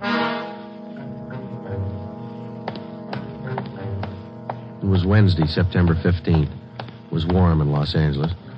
We were working a day watch out of homicide. My partner's Ben Romero. The boss is Ed Backstrand, chief of detectives. My name's Friday. I was on the way back from lunch, and it was 12:56 when I got to room 42. Homicide. Hi, Joe. Waiting for you. Hiya, Ben. Al. Hi. I hear you got something for us. Here's a report right here. Gardener by the name of Eric Kelby called in day before yesterday. Said his wife disappeared from their home out in the valley Sunday night. Says he thinks she left him. That happens every day, Barghetti. Not this way, it doesn't. Walsh and I went out yesterday to interview the guy. Story doesn't add. Why not? None of her clothes are missing. None of her luggage. She even left her pocketbook behind, full of money. Found out from the neighbors a missing woman is a 17-year-old boy by a former marriage. So what? An only child. Mother dotes on the kid. Shouldn't even say goodbye to him. How did this Eric Kelby impress you? Pretty grouchy with Walsh and me. No cooperation. Wants to find his wife, doesn't he? I don't know if he does or not. There's no help, I'll tell you that. Can I see that report a minute now? Oh, here you are. Agnes Trumbull Kelby, age 39. Kelby's her second husband. First one died a little after the boy was born. Mm-hmm. Disappeared Sunday night from her home, 546 Belasco Road, between 7 and 8 o'clock. When did Kelby call in? Monday afternoon. Said he thought his wife might be spending the night with her sister. When he found out she wasn't, called us. Did you meet the boy while you were out there, Borghetti? Yeah, that's another thing. Kid came riding in on a bike while we were talking to one of the neighbors. Tried to talk to him, but the old man came out, hustled him inside the house. Then he starts eating us out. What'd he say? Told us it was our job to find his wife, not to go prying into her stepson's affairs. Well, that's a new slant. How about her friends and relatives around here, Al? Any besides her sister? Walsh located a couple of her aunts. I don't think he's checked them yet, though. I'll tell you, boys, this is one I'll bet on. Maybe. You got the names of Mrs. Kelby's relatives? Oh, yeah. Right over here. Sure wish we had a chance to talk to that boy. Yeah. How's it feel to you, Ben? I don't know. Notice anything else funny about the guy, Al? I don't know. Well, here's those names, Joe. Thanks. Kelby was upset, all right. For some reason, he didn't strike me as reacting the way a normal guy reacts when his wife disappears. All right, Al. How would you react? Bargetti's worrying again. Oh, now listen, boys. It's no fooling matter. This is one I'll bet on. It's a homicide. All right. How about a copy of this report? Yeah, where'll I get the phone? Missing persons, Bargetti. Who's that? Oh. Yes. Yes. About what? Oh, sure. All right, son. 4:00. Yeah. Goodbye. That was Kelby's stepson. What do you want? Thinks something's happened to his mother. In police work, missing persons detail is not a department separate in itself. It is organized as a part of the Homicide Bureau. According to Bargetti, who took the call, the boy said he suspected his stepfather, and he didn't want him to know of any meeting between him and police officers. He would meet the officers that afternoon at 4 p.m. in a restaurant on the corner of Hollywood Boulevard and Fairfax Avenue. At 3:15, Ben and I left the office and drove out to the meeting place, the Dairyland Fountain and Coffee Shop. We arrived there at 3:45. At 8 minutes to 5, the Kelby boy still had not arrived. Youngster's not very prompt. Well, let's wait a little while longer. Yeah. Smoke? Yeah, thanks. Want some more coffee? No, thanks. Well, I guess the boy isn't going to show. Think something's happened? 15 minutes after we left the coffee shop, we drove up in front of the gate of the Kelby Nursery on Belasco Road. The house itself was set well back on the property, which covered about 4 acres. The entire nursery was surrounded by a 6-foot steel wire fence, and it looked like almost every available foot of ground inside was planted with some kind of a flower or shrub. Kelby met us at the gate. Yes? What do you men want? Police officers. Are you Mr. Kelby? Yes, what do you want? Well, if you'll shut those dogs up for a minute, we'd like to ask you a few questions. I'm busy now. Can't you come back tomorrow? Pretty important, Mr. Kelby. I think we better talk right now. All right, if you have to. Red, Giant, down. You two, Jaime. Quiet. All right. Now, what do you want? Mind if we come inside? Well, these watchdogs of mine are pretty vicious. We can talk here at the gate. All right, Mr. Kelby. This is Sergeant Romero. My name's Friday. We've been assigned to look into your wife's disappearance. Oh. Did you find anything yet? Nothing definite. Maybe you can help us. Would you tell us exactly what happened the night your wife disappeared? What do you mean, what happened? Well, when did you last see her? When you first noticed she was gone? We finished up Sunday night dinner about 7 o'clock, and I laid down for a nap. Agnes went out on the front porch for some air. I woke up a little before 8 and went outside to look for her. She was gone. Nobody saw her leave, Mr. Kelby? Not that I know of. Maybe some of our nosy neighbors, I don't know. How about your stepson? Wasn't he around Sunday night? Bruce? No, went out to a show with some other kids. When did he get back from the show? About 10, I think. Why? Where's your stepson now? Who are you looking for, my wife or my stepson? Both, Mr. Kelby. Where's your stepson? Gone. I took him over to my sister's in Alhambra. Been feeling bad since his mother disappeared. Figured the change would do him good. When did you take him over to your sister's, Kelby? This afternoon. What's that got to do with it? We'd like to talk to Bruce. No, I can't allow it. The boy's too upset. I can't allow it. I'm afraid you're going to have to allow it. Listen, mister, you can get off this property right now. No cop's giving me sass. Nobody's giving you sass, Kelby. We want to talk to your stepson, that's all. He might give us a clue as to the whereabouts of your wife. And I say you can't see the boy. What's more, you cops couldn't find thorns in a rose patch. I'll get somebody else to look for Agnes. It's my business anyway, nobody else's. It's our business, too, if anything's happened to her. What are you talking about? You better get your coat, Mr. Kelby. We're taking you in for questioning. You come through that gate, and I'm going to let these dogs go, accidentally. I'd hate to shoot the dogs. Now go on in the house and get your coat. Eric Kelby turned and made his way up the path and into the house. 5 minutes later, he came out. Without a word to either of us, he came down the path, closed the gate behind him, and got into our car. On the way back to headquarters, he chatted pleasantly about the weather, the nursery business, and his dogs. When we pulled up in front of the city hall, we met the reason for his sudden change in temperament. His lawyer was waiting for us at the door. We took Kelby to one of the interrogation rooms. His lawyer tagged along. We tried to question him, but the lawyer objected to 2 out of every 3 questions we asked. It was hopeless, and we knew it. So did the lawyer. We released Kelby, but we did get the name and address of his sister where the stepson Bruce was staying. After they left, Ben and I got back in the car and drove out to Alhambra to check on the boy. Spaghetti had this one pegged right, Joe. It's a real sleeper. Yeah. I'd like to know how the stepson missed that date with us this afternoon. Well, if the kid called us from the house, his stepfather could have overheard him. It's possible. Sister's house ought to be along this block, shouldn't it? Yeah, let's see. 1408, 1406. There it is, Joe. A gray cottage, 1402. Right. Well, it's a nice-looking little place, isn't it?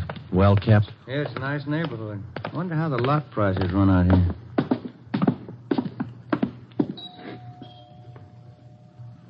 Somebody's coming. Yes, what is it? Police officers, ma'am. Are you Miss Kelby? Bertha Kelby. Yes, that's my name. Why? We talked to your brother earlier today, Miss Kelby. He said that you brought his stepson Bruce here to stay for a while. We'd like to see him. Bruce? Yes, he was here till about, an hour and a half ago. I went to the store, and when I came back, he was gone. Have you any idea where he might be, Miss Kelby? Well, I telephoned my brother Eric's place just before you came to the door. He's not there. I don't know where he might be.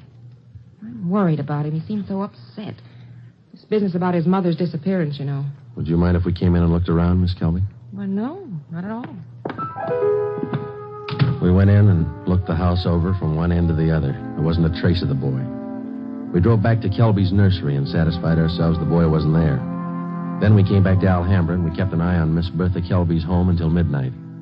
No one came or went. At 5 minutes past midnight, the lights went off in the living room, and a few minutes later, in the back of the house. The next morning, when Ben and I checked in for work as usual at 8 o'clock, we met with Captain of Homicide, Frank Kearney. What makes you two so positive there has been any foul play in this Kelby thing? Well, that's just it, Cap, but not positive. It's a whole setup. It smells bad. For instance? That lawyer. If a man's innocent, he doesn't need a lawyer to sit with him in the interrogation room and tell him not to answer questions. Number two, that kid's telephone call. Maybe he doesn't get along with his stepfather. It happens, you know. Maybe he's trying to get back at him for something or other. Maybe. Then why is Kelby hiding him out? You sure he's hiding him out? No other way to take it, Cap. The Kelby woman walked away from her home Sunday night. Nobody saw her. She took nothing with her. No clothes, no luggage, no money. You checked with the family doctor? Yesterday. He told us Mrs. Kelby was in perfect health. We double-checked the Wanderer's file and the Repeater's file and missing persons. Couldn't find her name in either one. How about her relatives in town? Haven't had a chance to talk to them yet, Cap. We'll check them this morning. Well, one thing's certain. The woman couldn't have gone very far. We checked the sheriff's office, the jails, the hospitals. We've sent out a teletype and an APB. Every cop in the city has her description. She's been gone almost 4 days, but nobody's seen her. How does that add up to you? It doesn't. You better move on it. Check every one of Mrs. Kelby's friends and relatives. Right, Frank. Then try the neighbors. As long as I've been a cop, neighbors have been able to tell everything about anyone.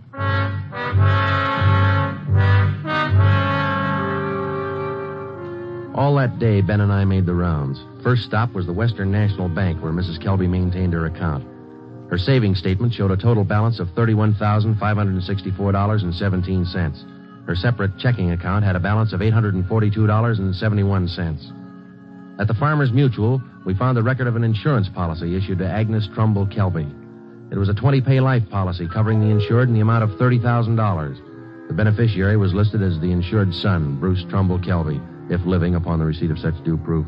If not, the insured's husband, Eric J. Kelby. By the time we finished checking her financial status, the odds were piling up fast. From only casual reports, we knew that Eric Kelby was a frugal man. If he was greedy as well, if he wanted or needed money badly enough to kill, then he had all the motives necessary to murder his wife. Maybe his stepson, too. Ben and I started to make the rounds of Mrs. Kelby's friends and relatives. Our first stop was at the apartment of Agnes Kelby's sister, a talkative maiden lady in her early 60s. Agnes just isn't that kind. Oh, I'm worried sick about this. I really am. And Bruce, the poor lad, he must be heartsick. And Eric, what does Eric say about all this? He says he thinks his wife left him. Left him? Why, that's ridiculous. How strange. Can you think of any good reason why your sister would leave Mr. Kelby? Why, no. They had tiffs, of course, small ones. But, of course, there was that argument about Bruce. The two of them always seem to be arguing about Bruce. How do you mean, ma'am? Oh, well, raising the boy and all, you know. The last time I talked to them, they were tiffing about whether or not Bruce should be paid for working in the nursery for Eric. And the strangest thing, Eric seemed to be so upset about it all. Imagine. All on account of paying the boy a few dollars for good, honest work in that silly nursery. Well, you know, I'm the outspoken kind, and I just told Eric. Eric, I said, don't be an old meanie. Pay the boy. That was the extent of the information which Mrs. Kelby's sister had to offer. Next, we called on an aunt, Mrs. James D. Trumbull, 83 years old. She could hardly understand our questions, let alone answer them. She hadn't seen her niece, Agnes, in a year. After that, we paid a visit to one of Mrs. Kelby's friends, a Mrs. Lillian Humboldt. Well, I'm sorry, Sergeant, but I can't think of any good reason why she would leave him. Unless that silly business about Bruce got out of hand. You know, maybe Eric is just a little jealous of the boy. Next, we called on Daisy McLeod, who worked as a day maid for Mrs. Kelby. Officer, what Mr. and Mrs. Kelby thought, what they said, what they did, it's none of my business. I come in the morning, I do my work, I do it well. I'm not the nosy type, and I don't pry. I take half an hour for lunch, and when I'm through, I take my pay, and I don't expect tips, and I take the bus home. I'm not the peeking through the keyhole kind, sneaking around corners listening. But what I couldn't tell you about that man. Exactly what do you mean, Miss McLeod? Oh, he's a hard man, you know. They're always arguing about the boy. Bruce this, Bruce that. He's a nice boy, I think. He's never done anything to me. Oh, but the arguments. Him and her all the time. Should the boy be paid for working? Shouldn't he? Why? Why not all the time? It's just... When Ben and I finished with a list of Mrs. Kelby's friends, relatives, and employees, we started out on the neighbors. None of them saw Mrs. Kelby after 6 p.m. the night she disappeared. 2 of the neighbors said they saw the porch light burning after 7 p.m., but both said the porch was empty. Mrs. Kelby was not sitting in her chair at the usual time after dinner. According to them, that was one of her habits. It was 10 minutes to 6 by the time Ben and I got back to the office. The light was still burning in Captain Kearney's office. Full day, Joe. Not a mileage. Yeah. Wonder what the captain's hanging around for. Let's find out. Get anything? Pretty good luck, Cap. Good. I've got some more for you. Just walked in 5 minutes ago. What do you mean, Frank? Who walked in? Bruce Kelby. He's waiting in the next room.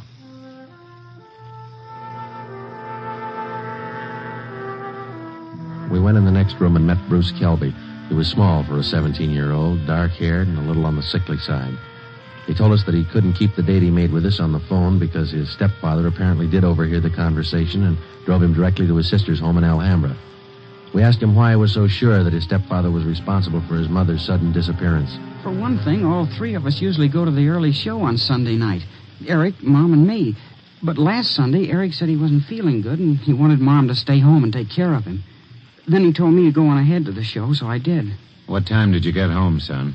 About 9:30, 9:45. What was your stepfather doing when you got home? Sitting in the living room reading the paper.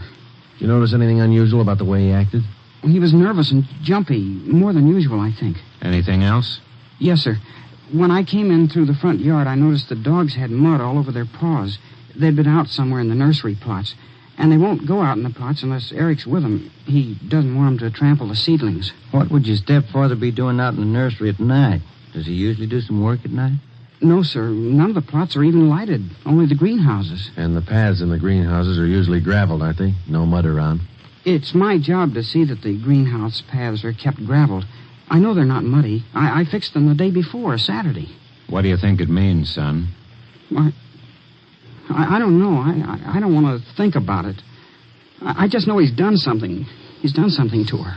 Did your stepfather give you any reason for keeping you away from the police officers the other day?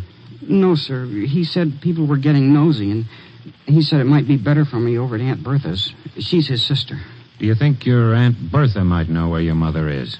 No, we hardly ever see her. We don't know her well at all. We've heard your mother and your stepfather argued about whether you should be paid for your work in the nursery. When I started to work for him, he promised he'd pay me. I was saving up to buy a 31 Model A.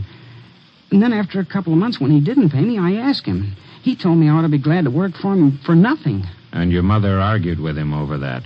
Sure, it was her money that bought the nursery anyway. How'd you get away from your aunt's place last night? Well, Bertha had some shopping to do, and she left me alone. She locked the door to my room. Even the screen over the window in my room was nailed down, but I kicked it out and got away. I stayed at a friend's house last night. Thought about where you're going to stay tonight? I don't know. But I'm not going home. And I'm not going back to Bertha's place either. I'll get a room. How'd you like to stay at my house a few days? Sure nice of you, sir. Maybe I'd better not. Mom might not like it. Oh, I'll take care of that. Now, let's hop out and get some dinner. Sure darn nice of you, sir. All right, son. Come with me.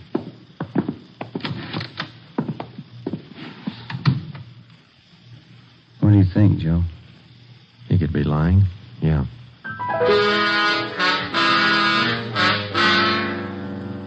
Now what, Cap? Shall we bring Kelby in again? No, not yet. He's found out by now from his sister that the boy's gone. He probably figures the police station is the first place he'd come. Wouldn't do much good pulling him in now, Ben. We couldn't even question him. 10 to 1 his lawyer'd be waiting for us when we got back. That's the problem. How do we get to this Kelby without his lawyer finding out? Well, what about the early morning, Cap? Say tomorrow, about 5 or 6 a.m. Think you'd be looking for us then? Yeah, that might do it. If we can just get by that pack of hounds he owns without waking the whole neighborhood, might work. If we could just question him alone, I got an idea it wouldn't take much to make him cop out. All right, give it a try. Get out there in the early morning and bring him in for questioning as quietly as possible. I'll be in at 6 a.m. If you want me before then, call me at home. All right, Frank. Kelby's got a smart lawyer. It's going to be plenty hard to convict him without a body and corroborating evidence. He's got 4 acres out there, Cap. You can hide a lot of bodies in 4 acres. Well, that's what I mean. This case isn't ending. It's just beginning. The next morning, Ben and I met at the office about a few minutes past 4 a.m. We had a cup of coffee and a donut at an all-night restaurant, and then we started for the Kelby place out on Belasco Road. We took 4 pounds of fresh horse meat with us to keep the dogs quiet if they raised a fuss. It was 28 minutes past 4 when Ben pulled the car to a stop a few hundred feet from the gate to the Kelby nursery.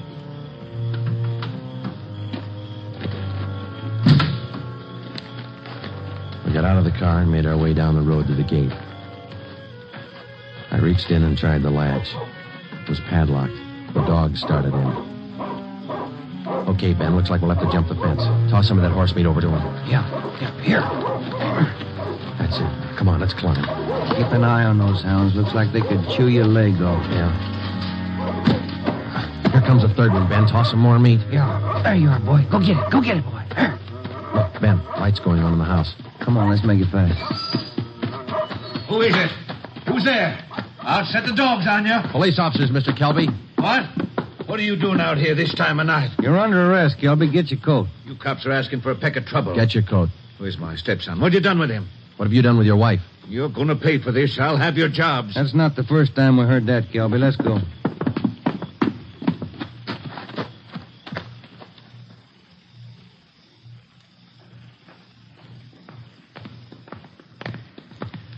Lights burning in the captain's office. Yeah.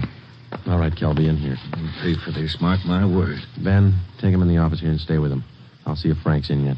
Right, Joe. Come on, Kelby, inside.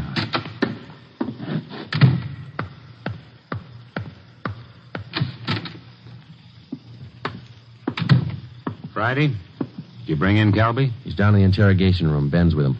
Somebody saw you. Don't think so. They must have. Kelby's lawyer's sitting in the next room.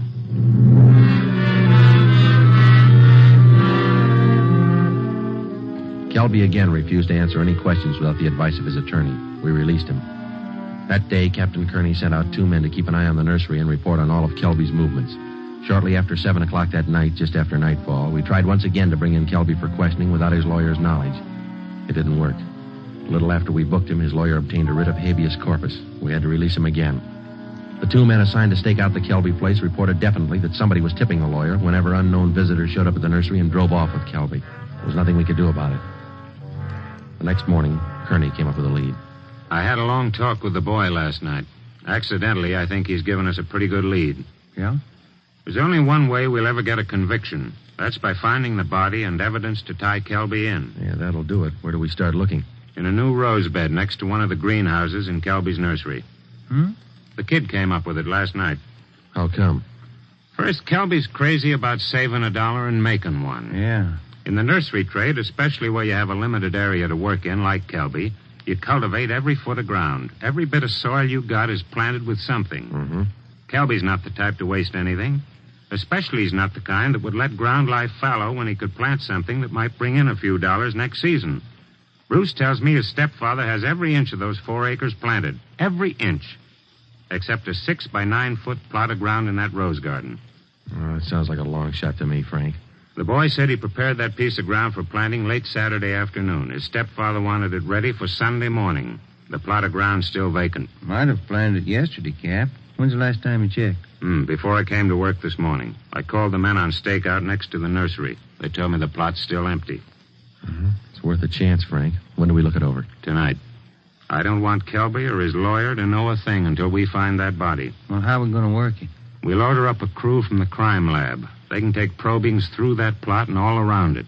They can tell us without any guesswork how deep that ground's been worked over lately. When do you want to start? Be here in the office at 8:30 tonight. If my hunches are any good, we'll find a body.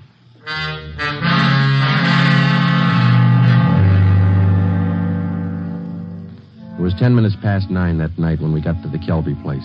Lieutenant Lee Jones and his assistants, Kearney, Ben, and 2 other men from homicide.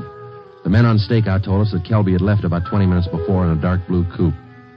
Ben brought along the usual supply of horse meat for the dogs, so we didn't have any trouble there.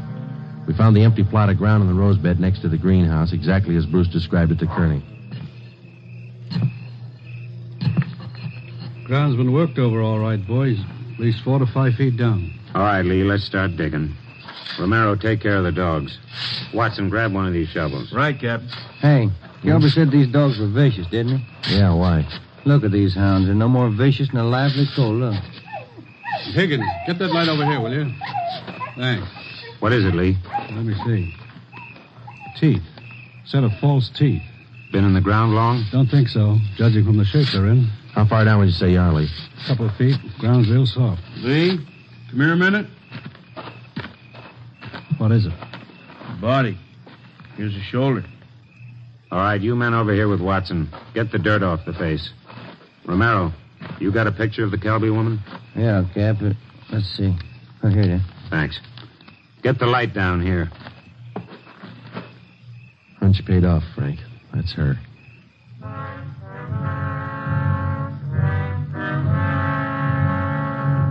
Ben and I went back to the car and notified communications to broadcast a want for murder on Eric Kelby.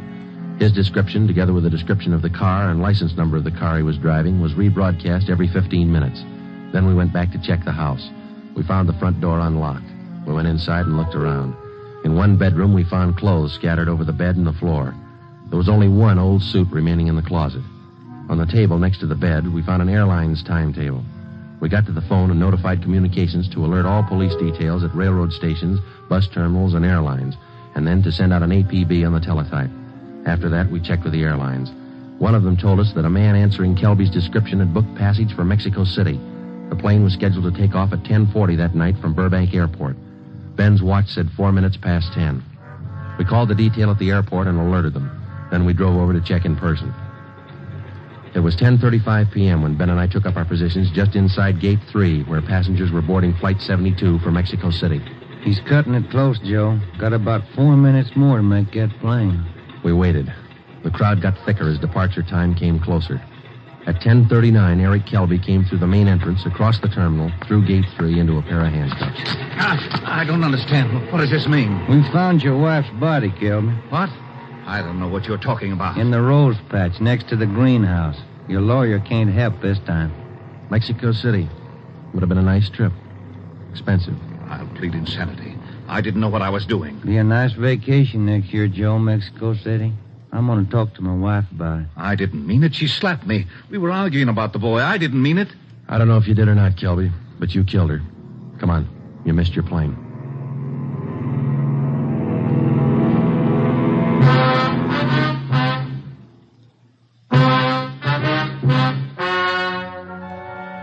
The story you have just heard is true. Only the names were changed to protect the innocent. Eric Kelby was tried and convicted of murder in the first degree. He is now awaiting execution in the lethal gas chamber at the state penitentiary.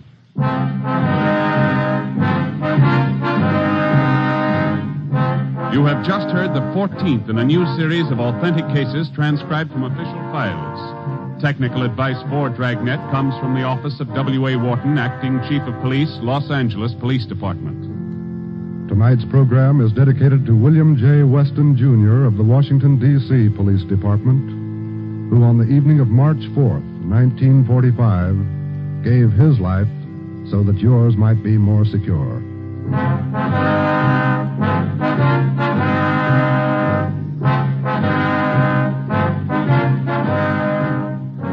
Dragnet came to you from Los Angeles. If you enjoyed tonight's production of Dragnet, you'll want to listen to Richard Diamond, private detective, as played by the screen's romantic tough guy, Dick Powell. The Pet Milk Show, usually heard at this time, has moved to a new time period on Sunday nights. Be sure to hear Larry Douglas and Kay Arman on the new Pet Milk Show tomorrow night on NBC. This is NBC, the national broadcasting company.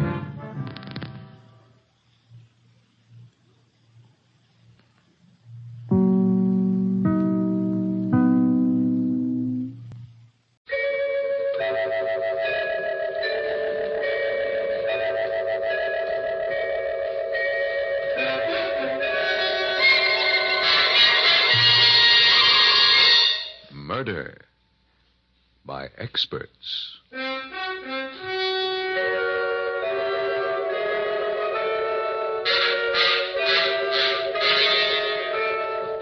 The Mutual Broadcasting System presents Murder by Experts, with your host and narrator, the noted mystery writer, Brett Halliday. Mr. Halliday is creator of the world-famous detective character Michael Shayne, author of 25 mystery novels, and whose latest work, This Is It, Michael Shayne, has just been published. Good evening. This is Brett Halliday. Each week at this time, Murder by Experts brings you a story of crime and mystery which has been chosen for your approval by one of the world's leading detective story writers. Tonight, our guest expert is the noted mystery novelist Harold Q. Masur. From his vast knowledge of the field of mystery, Mr. Masur, with tongue in cheek, has chosen a light and fast-moving comedy mystery by that very witty writer, Milton Lewis. And now we present Lawson Zerby and Marilyn Erskine in Two Can Die as Cheaply as One.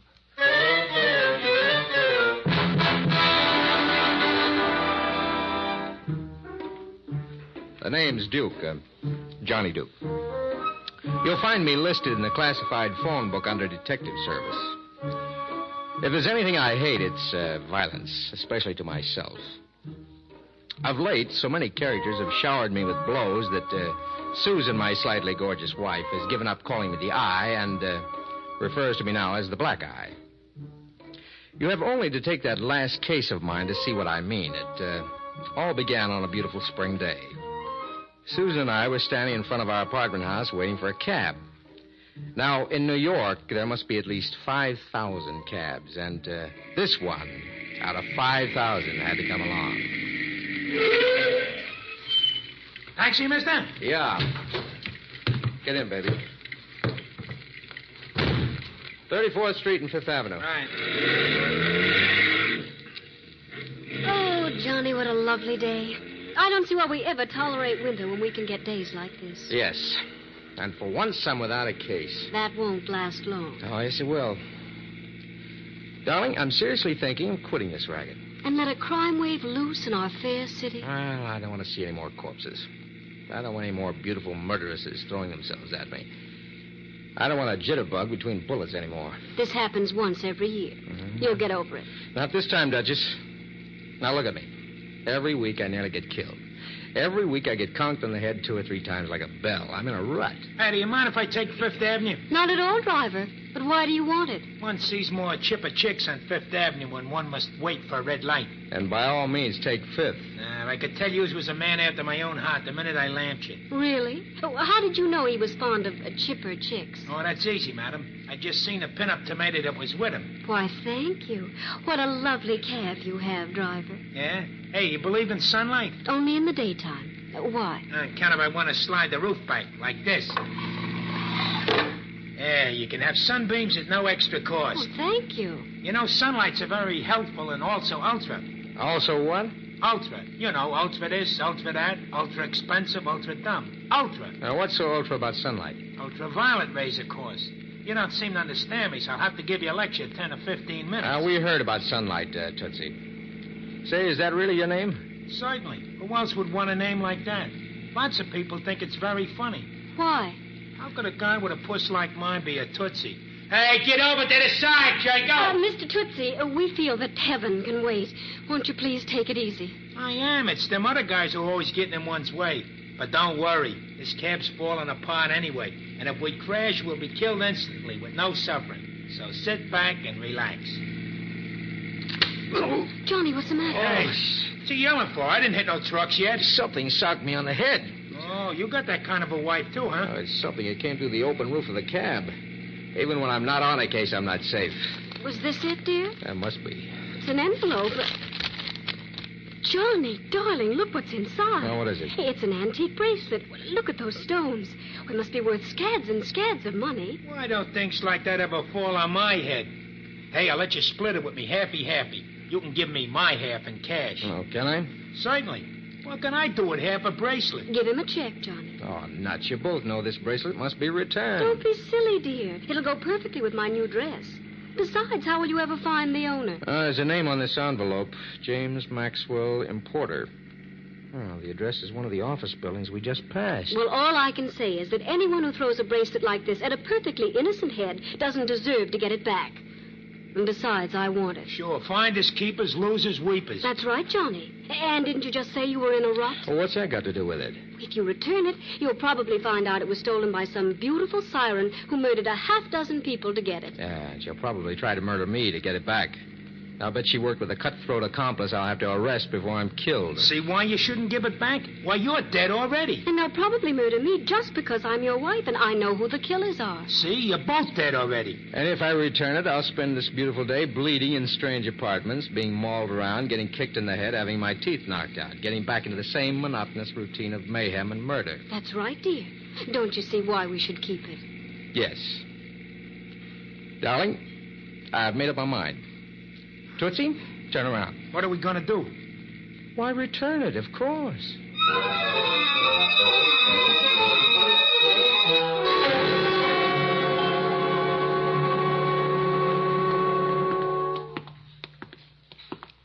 James Maxwell, importer. That's the office, dear. Yeah, come in. Try to make it snappy, darling. Remember, Tootsie's waiting downstairs in his cab. Seems to be no one here. Well, try that inner office, darling. Excuse me, miss. We'd like to see... Johnny, what's the matter with her? I don't know. She seems asleep. At her desk. Oh, don't touch her. Oh, but Susan, I said... Steady, baby. Look, she's been murdered. 2 slugs in places where they count. I knew we should have kept that bracelet. Oh, if you'd only listened to Now, me. that open window in back of her faces a street. She or the killer must have thrown it out there and it landed in our cab. Don't move. Either of you. Hello? You both do exactly as I tell you, or you'll get a bullet in your brain. Do as the man says, dear. You know your brain isn't large enough to hold bullets, darling. What's the idea? I'll take that bracelet. Bracelet? What bracelet? He must have wandered into the wrong place. Give me that bracelet. Humor him, dear. He's obviously a homicidal maniac of the crazy type. Yeah. What's the racket, pal? How'd you know I had it? I know why she was killed. I know who killed her. And I know exactly what I'm going to do about it. He's a smart murderer, Johnny. He knows a lot. Oh, take that gun away from Johnny's head. You'll muss his hair. I'm going to do more than that, madam. I'm going to kill him. Now. Oh, Johnny, it's Tootsie. What Tootsie? This Tootsie, pal! Oh. That was a nice ride for an underdeveloped guy. Thanks. Susan, are you all right? Yes, dear. His shots went wild. I've got his gun and the bracelet. It's lucky you came in, Tootsie. Well, I was getting impatient down there. You shouldn't keep me waiting like that. You'll run up a frightful bill. Oh, who's the dead doll? We don't know yet. Searching him, huh? Do I get half the take? Susan, baby, this guy is Mr. James Maxwell. He's coming out of it. My head. Get up, Maxwell. Now, explain it simply so my childish mind can grasp it. Why did you murder her? Come in. I'll open it, dear. Yes, what do you... No, don't. Oh. I've got a gun, gentlemen. Now, will you please tell a poor innocent girl what this is all about? And play no tricks, or you'll be covered in your own gore. I told you should have stood in bed with that bracelet. Who owns the female I hit over the head with the hat rack? I do. She's my wife. You'd better pick her up. Someone might step on her. Oh, Johnny, buy me a new head. I'll help you up, baby. You'll be all right. Thank you, Blanche. You came just in time. You know her? Oh, yes. Blanche and I are old friends. Just who are you? I'm Johnny Duke. This is my wife, Susan, and this is Tootsie, our taxi driver. Well, what's the payoff? Are you going to kill us again? I certainly am, if you're going to hurt Jimmy. Did, you kill that girl? No, we just wandered in here. What are you doing there, Susan? Oh, just looking at this hat rack. Is this what you hit me with, Blanche? Yes. I heard you in here, and I thought you were harming Jimmy. If I hurt you, I'm terribly sorry, dear. Oh, that's all right. I was just trying to figure out how you use the hat rack. Well, you must have swung it like this. No, don't! Oh! I've got the gun back, Johnny. Oh, my brains are aching. If I hurt you, I'm terribly sorry, dear. That was lovely. You'd make a good female blanksmith. Thank you, Tootsie. Drag her to that chair, Mr. Maxwell. That's right. Now we'll go on where we left off. Why'd you kill her, Maxwell? I didn't kill her. I was with Blanche all day. Wasn't I, dear? That's right. He was at my place. What were you doing? We were playing Ring Around a Rosie in my living room, dear. What's your full name? Blanche Werby. Why? Did you ever see this bracelet before? I can tell you about that bracelet. It belonged to my partner, William Baldwin. It's worth a fortune. At least $80,000. I told you we should have kept it. Where is Mr. Baldwin now, Mr. Maxwell? I don't know. He disappeared 6 months ago and was never seen again. He had that bracelet with him. Who's that dead girl? Well, she's Miss Ruth Perkins, my secretary. Oh. She evidently threw the bracelet out the window. How'd it get here? I haven't the faintest idea, Mr. Duke. I'm sorry I lost my head before. I thought you killed her when I came in before. I heard you talking about the bracelet. I thought you murdered her to get it. Whoever gave that bracelet to Ruth Perkins knows who my partner is. This looks like quite a case. Yes, Duchess. And for once, we're going to let the police solve it. Call them up, darling. We'll probably be tied up with them until evening. There goes our lovely day. And that should teach you a good lesson. Next time you get hit on the head with an $80,000 bracelet, you keep it. Police headquarters, please.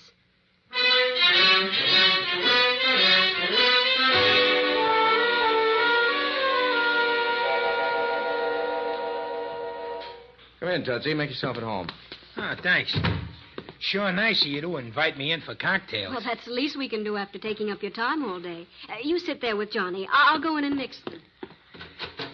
Now, about the murder of that Perkins dame, I got a theory. Only it don't make sense. Tootsie, let's not start talking about murders. I've decided to seek a gentler profession. Oh, that's why you won't take the case? Right.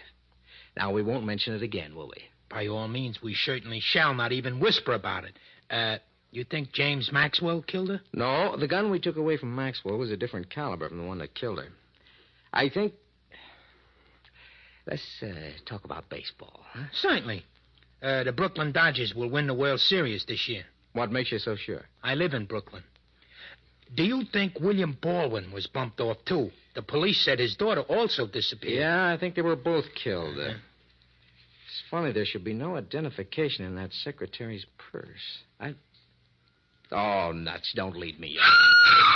Hey, I believe that was your loving wife in distress. Yes, in the kitchen. Come on. All right. If they tried to do anything to Susan, Susan. Hey, Susan, baby. Is she dead? No. Someone tried to garrote her. Here, help me get this cord off her neck. Hurry. All right. There. That does it. Susan, what happened? I don't know. Someone must have come through the delivery entrance. Felt the cord around my neck, and that's all I know. Tootsie, there's a gun in that old sugar bowl. Take it and go down that delivery exit. I got it. So long, Johnny. Susan, darling, are you okay? I'm feeling much better now. Johnny, why should anyone want to do a thing like that? I don't know. I'm pretty sure it's got something to do with that bracelet. Johnny, darling, you better take this case and solve it before we're all bumped off. I know it may all be just too annoying for a jaded sleuth like you, but it's better to be bored to death than murdered. You win, baby. I thought I would. That's why I took these things out of the dead girl's purse. There are 2 addresses on different sheets of paper. One's the address of one Samson Everest, and the other is the dead girl's home address. There ain't no sign of any characters out there, Johnny. He must have got away. Now, listen, Tootsie. We're going to find this murderer, and you're going to help us. I want you and Susan to visit one Samson Everest. I'm going to poke around Ruth Perkins' place. Now, let's get going.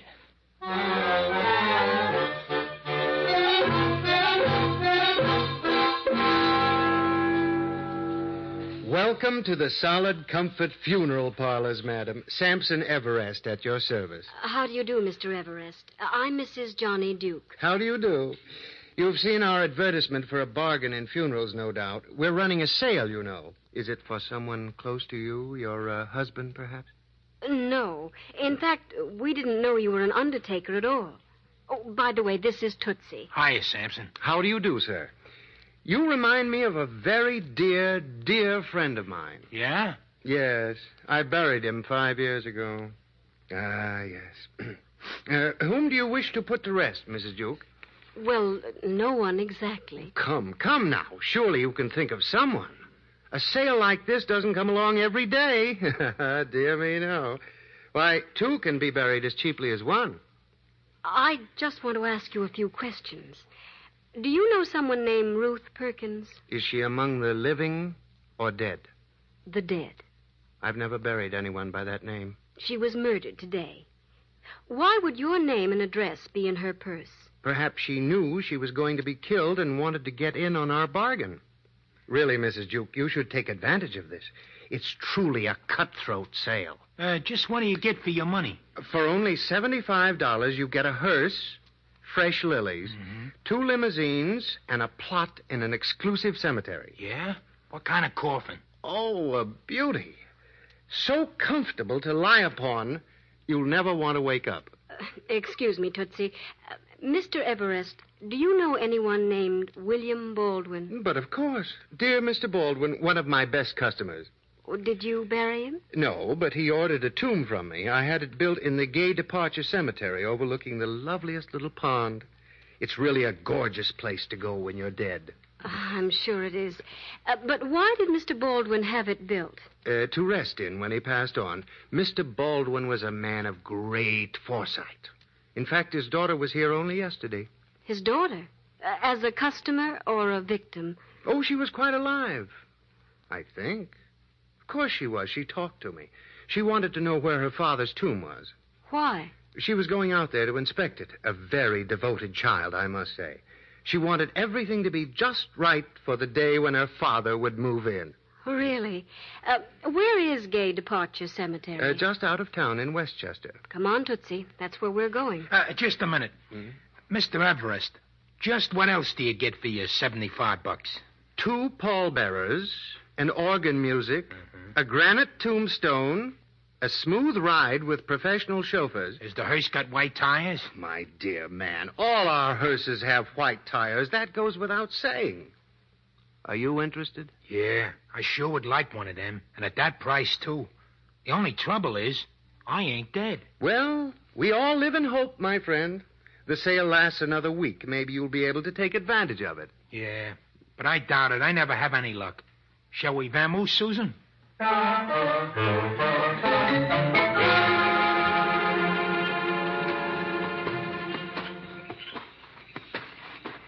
must be the tomb, Tootsie. It's right near the pond. How picturesque. Susan, don't you think we should have told the caretaker to let us in? I didn't want to wake him up. Besides, I don't think he'd permit us to come here at this hour. Get out your flashlight. There. Yep, this is the tomb. Here rests William Baldwin. Shall I ring the bell? You don't have to.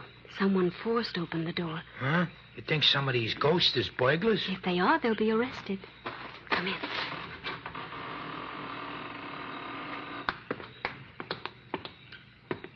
You don't have to take your hat off, Tootsie. Well, I've never been in no tombs before. Hey, it's very cozy. Turn your flashlight on that coffin. Okay. Oh, the coffin's open and it's being slept in. Yes. There's a college class pin on his vest. Pick it up and see if there's a name on the back. Yeah. William G. Baldwin, class of 1902. Hey, this is Baldwin. Yes, and he was murdered. Look at those 2 bullet holes.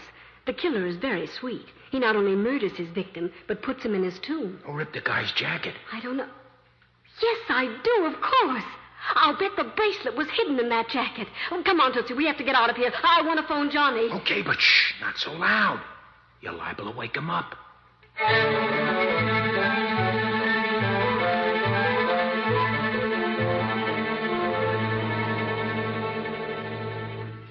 Yes, Inspector Farrell. Yeah, I relieved the flatfoot you had here at the Perkins girl's place. I'm about finished now. How about James Maxwell's alibi? Airtight, huh? Well, what's Blanche Werby's address? Wait a second, Inspector. There's someone in the hall. In trouble. Goodbye, Inspector. I'll call you back. Help me! Who shot you? Oh, I don't know. Someone in the shadows in the hall. Don't leave me. I'm frightened. I'm just going to put you on the bed and call a doctor. No, doctor. It won't do any good. Who are you? Ruth Perkins. Ruth Perkins? Yeah, but that's impossible. She was killed this afternoon. I don't lie. I'm not lying. I was out of town. Oh, don't go away. Did you see the evening papers? Yes. That girl in the office who was killed.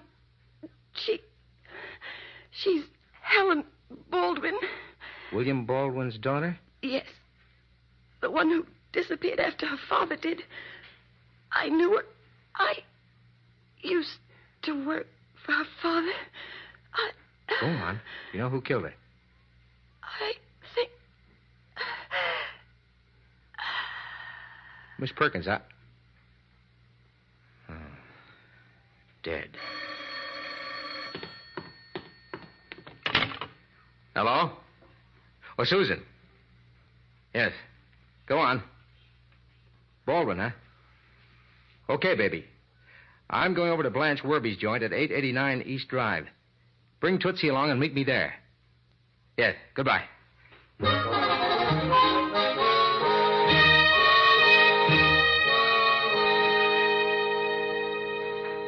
Won't you have a drink, Steve? All right, thank you, Blanche. Think I can use one. Here you are.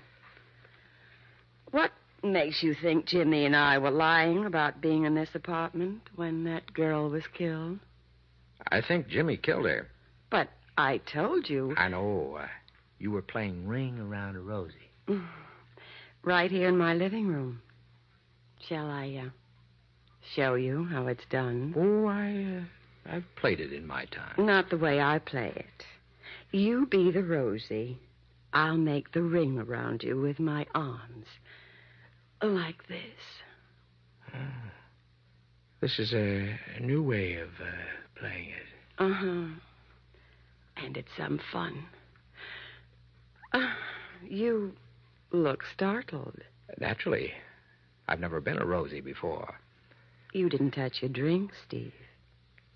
Blanche, would you like a new and thrilling experience? Uh-huh.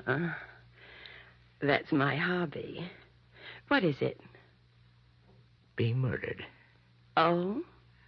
By you? By James Maxwell. You're next on his list. He's trying to kill everyone who can prove him guilty. My wife, the Perkins girl, Helen Baldwin. Next, you. Oh, you've got a morbid imagination. What you need is more ring around a Rosie. Oh, dear. Have your drink while I answer it. Hello, Blanche. Oh, Jimmy. Come in. Look who's here. Johnny Duke. Well, I'm glad to see you. Hello, Maxwell. You're lucky Inspector Farrell let you go free. Well, he knew he couldn't keep me. No evidence, you know. Yes, that drink was plenty strong. I feel awfully funny.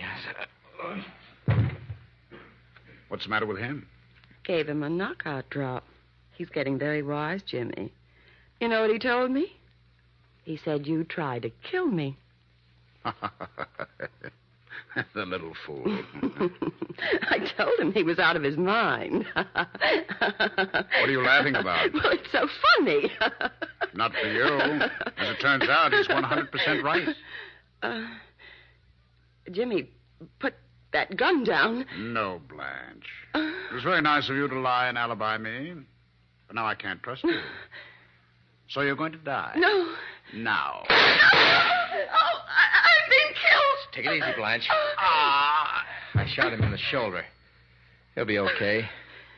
He didn't even have a chance to fire his gun. Oh, you weren't out. No. Mm-mm.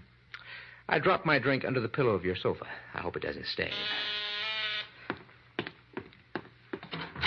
Johnny, darling, we came as fast as we could. Come in, baby. Hiya, Tootsie. Okay. You came just in time to hear Blanche give us a complete confession. How about it, Blanche? Okay. He phoned me this afternoon and begged me to alibi him. I did. I loved him. Then I went to the office. The rest, you know. Johnny, darling, how'd you do it? How'd you make her confess? It was easy, baby. All I had to do was play a little game called Ring Around the Rosie, dear.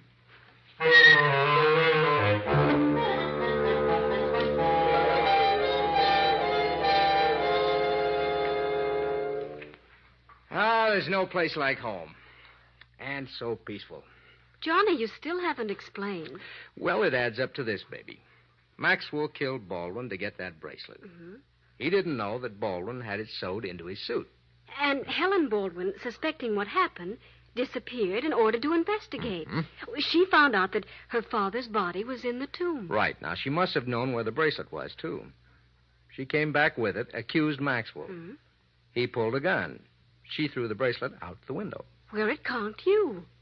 But why did Maxwell lie and tell us that the dead girl in his office was his secretary, Ruth Perkins? To protect himself and stall for time. If we knew who she was, our suspicion of Maxwell would be strengthened. He wanted to carry out the bluff by killing Ruth Perkins. They made a mess of that job, though. Yeah, but what good would that bluff have done him? Well, at the time Baldwin disappeared, his daughter told the police that there was some bad feeling between her father and Maxwell. Maxwell wouldn't have had a chance if the police knew the dead girl was Helen Baldwin.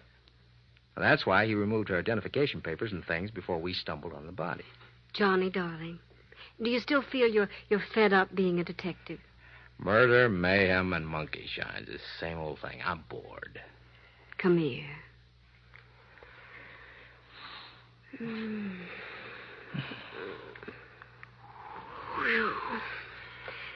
Still bored? Still feel you're in a rut? Mm-hmm. But, who says I want to get out of it? Come here, baby.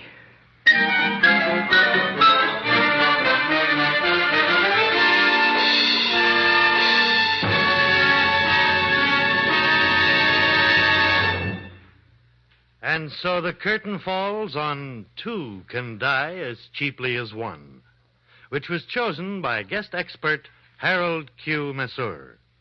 Mr. Masseur is author of the recently published mystery novel, Suddenly a Corpse. Next week at this time, Murder by Experts brings you a drama of a young newspaper reporter who covers the biggest story of his career, only to find murder dogging his footsteps. As selected for your approval by one of the world's foremost detective story writers. Until then, this is your host, Brett Halliday, hoping you'll be with us again next week at this time.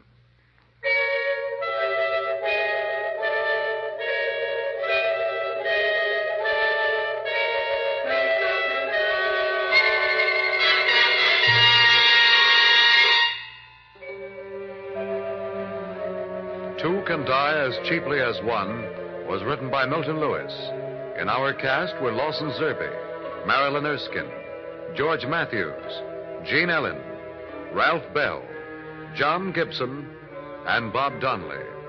Music is under the direction of Emerson Buckley, composed by Richard Hugh Page. Murder by Experts is produced and directed by Robert A. Arthur and David Cogan. All characters in our story were fictitious. and any resemblance to the names of actual persons was purely coincidental. We welcome all comments on this program, Murder by Experts. All letters should be addressed to Murder by Experts, care of the Mutual Broadcasting System, New York 18, New York.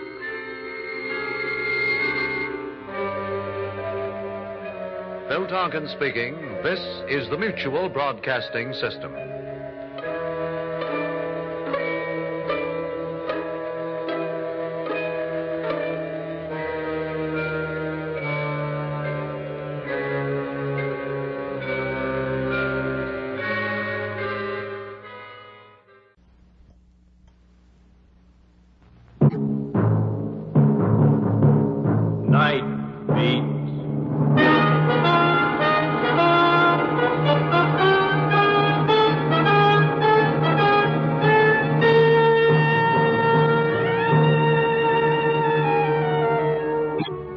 Hi, this is Randy Stone. I cover the night beat for the Chicago Star.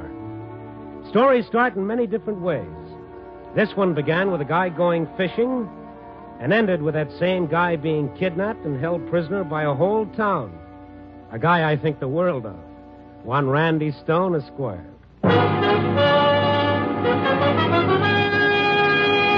Night Beat, starring Frank Lovejoy as Randy Stone.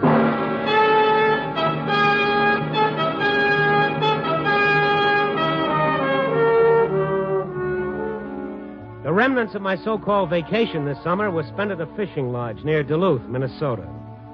It was the ideal spot for a jaded journalist to relax. No newspaper, no radio, no shaving. Nothing. Idle talk was punishable by solitary confinement in the boathouse. And fish, there were tons of it, some of them this big, not to mention the ones that got away. My cabin came equipped with a French Indian guide who could fry those fish like nobody's business. Come and get it, Mr. Stone. Magic words, Lebois. You catch them, I cook them. Mm-hmm. Stone. Mr. Stone. Somebody call you from the main lodge. I go see. Mr. Stone's wanted on a telephone. Chicago calling, Mr. Stone. Chicago? Well, tell him I'm not here. I'm gone for the day. Okay with me, but they said it's urgent. Yeah, well, tell him you couldn't find me. It's a Mr. Burton that's calling. My city editor? What does he want? Where are you going? Like you said, I'll tell him. Wait a minute. I'll tell him myself. Civilization. I cursed the tentacles of the telephone system that could smoke you out of paradise itself. I wish I had the guts not to take the call, but we're all slaves to the telephone one way or another. After all, you never know what might be at the other end. I hiked across the clearing of the main lodge and into the big empty lobby. The phone was still off the hook. Hello? Randy, this is Burton. Mr. Stone is not here. He was last seen chasing a city editor through the forest with a tomahawk. How are the fish biting? Just fine. I'll tell him you called. Bye. Hold on, Randy. How far are you from Duluth? Oh, 40, 50 miles. Why? Remember that Pierce kid who shot the gas station mechanic a couple of weeks ago? Well, you see Canfield on the police beat? It wasn't my story. I know it wasn't, but do you remember him? Yeah, I remember. What about him? He escaped a couple of days ago, got out of the hospital ward. Oh, thanks for calling. I'll do my best to avoid him. His family lives in a town north of Duluth, Pierceville. Can't be very far from where you are. He may be headed there. Well? Why don't you drive up there, Randy, and look around? Some beautiful women in those small towns. His name's Einar Pierce. Stands 6'1", 24 years old, fair hair. Yeah, I know what he looks like. You had him all over the front page for 2 days. Get out there right away, will you? You asking me or telling me? Okay, I'm asking you. Well, that's nice. Yes, Mr. Burton. Get going. Lebois told me how to get to Pierceville, but he frowned at the idea of me going out there. He told me the whole town was full of Pierces and that they weren't too friendly if your name wasn't Pierce. I climbed up and down hills for a couple of hours, and then from the crest of one of those miniature mountains, I saw a small cluster of buildings, Pierceville. I crawled down the side of the hill in low gear, hit the main street. The place seemed deserted, so I pulled up in front of the general store. A couple of men watched me as I got out of the car. When I walked into the store, they turned away from their window and stared at me. There was an Ichabod Crane character behind the counter. Something for you, mister? Yeah, cold drink, anything at all. Orange? That'd be fine. Any place a guy can get some supper? Nope. No cafe in town. Ain't that right, Gus? That's right. There's no hotel, neither. We don't cater much to the tourist trade. Yes, that's easy to see. What happens if a guy wants to stay over? You just don't. That's nice and cozy. Maybe you need a passport to drive through your town. Not if you're passing through. If I was you, I'd get going. Them roads is hard to drive at night. Mm-hmm. Mind if I use your telephone? It ain't working. Hello? He's not here yet, Mr. Pierce. Yeah, he is. Just stopped in for a minute. He's leaving now. That's right. I thought that phone was out of order. You can call in, but not out. Well, you mind if I try? I've got a way with broken-down telephones. Keep away from it. I see. Somehow I knew you'd say that. Pete, get out there and head him off, quick. Right. Hey. The fellow out there in that car, that's him. Einar Pierce. Hold him! Stay put, mister. That's a gun I got in my hand, a real one with bullets and all. Are you crazy? That's Einar Pierce. He's wanted for murder in Chicago. Let me get the sheriff and... Just stay where you are. Well, I can't argue with a gun. Now get moving. Into the back room. You know what you're doing, fella? You're helping a murderer escape. You're mistaken, mister. Now get moving.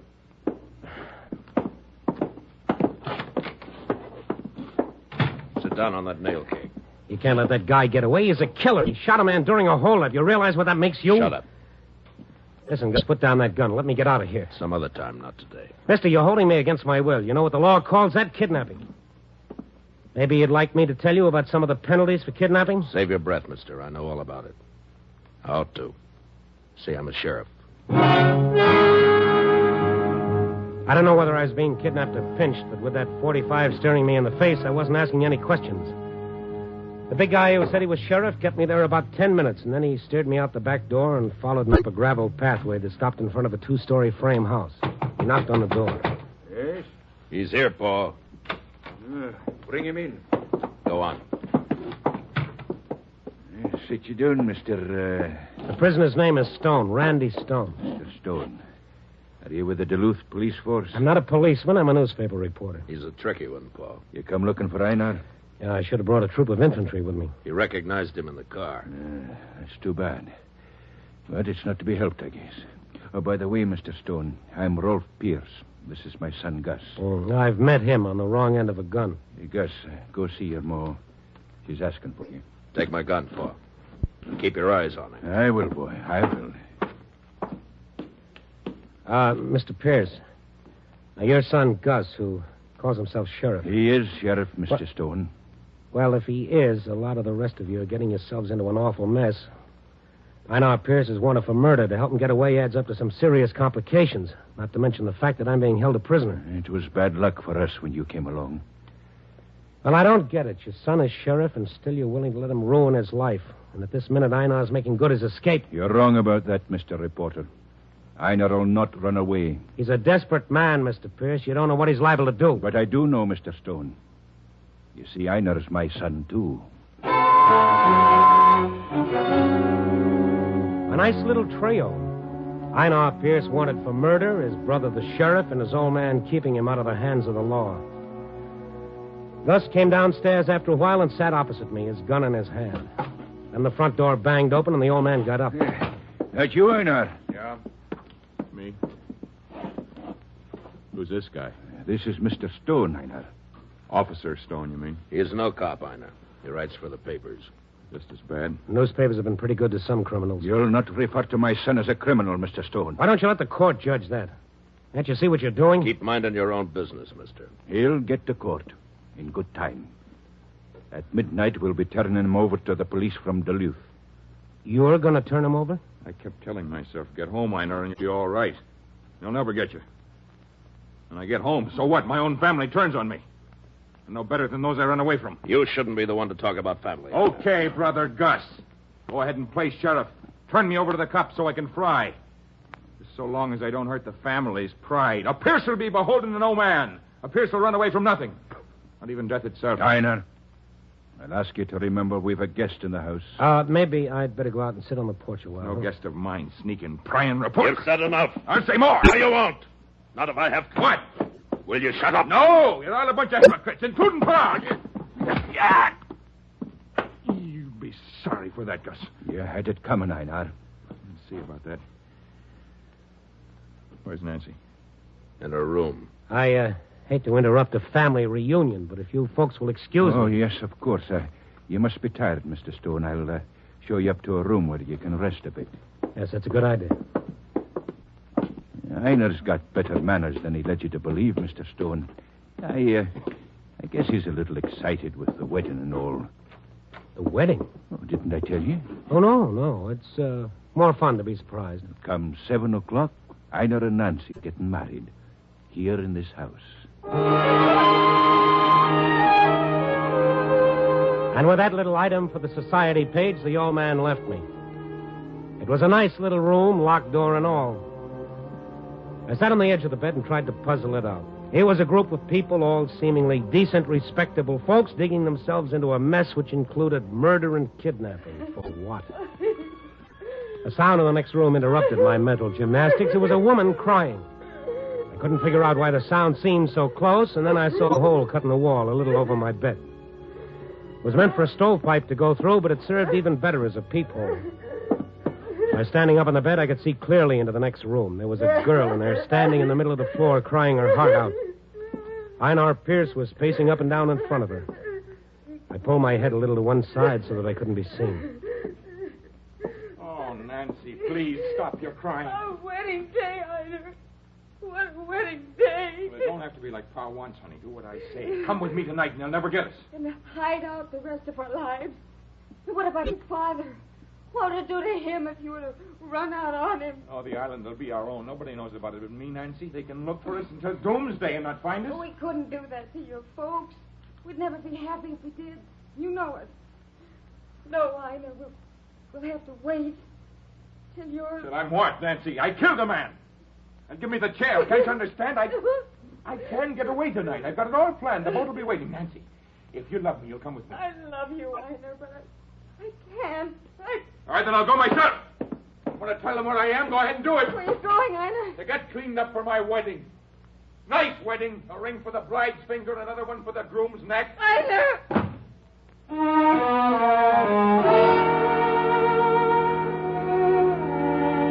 Yes, that's the way it happens in real life. None of those clearly defined black and white, good and bad storybook characters, but mixed up flesh and blood human beings. I lay down on my bed and tried to figure them out, to figure exactly what kind of part I played in that crossword puzzle. And that key turned in the lock of my door, and Mr. Pierce came into the room. Yeah. Have a good rest, Mr. Stone. Not bad. Mind if I sit down? Well, that's what I call a courteous approach to a prisoner. You'd make a fine warden, Mr. Pierce. Oh, I'd rather think of you as my guest than my prisoner. Okay, warden, have it your way. I've got to have a wee talk with you. I want to remind you, Mr. Stone, that when this is over and you make your report to the police, this whole thing's my doing. Nobody else's. Well, it's not that simple. As far as I can see, you've had lots of help. The whole town, I might say, not excluding the sheriff. I've been giving the orders, Mr. Stone. I see. Now that you understand that, I'm asking you to attend my son's wedding on one condition. And that is? That you talk to no one about Einar. That you'll not mention a word of it to Einar's mother. And if I don't promise? I'll keep you locked up till the dance is over. The dance? Well, you didn't think there'd be a Pierce wedding without a dance, did you? There'll be the whole countryside at the town hall tonight. Well, what do you say? Supposing I tell you that Einar's planning to get away tonight. As my guest, I'd say you're mistaken. As a prisoner, I'd say you were a liar. I suppose I couldn't convince you that he is. No. I'm waiting for your answer. Will you be my guest? Well, under the circumstances, yes. You say that Einer's mother doesn't know about this? No. She's been spared. Now, if you'll come with me, I'll have you meet her. She heard your voice downstairs, and we had to tell her that you were one of Einer's friends from Chicago. You'll bear me out on that, won't you? I'll do my best. Come, lady. How do you expect to keep it from us sooner or later? The good Lord's arranging for that, Mr. Stone. She's dying.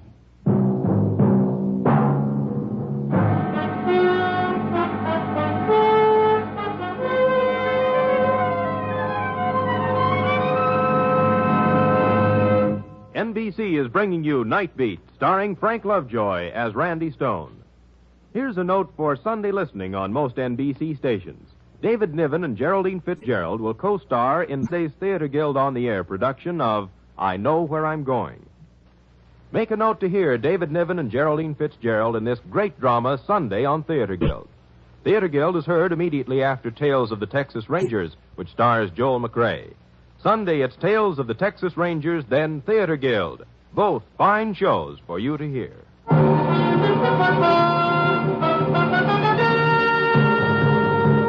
now back to Night Beat and Randy Stone. After I picked my heart up off the floor, we walked downstairs to Mrs. Pierce's room. There was nothing left to say.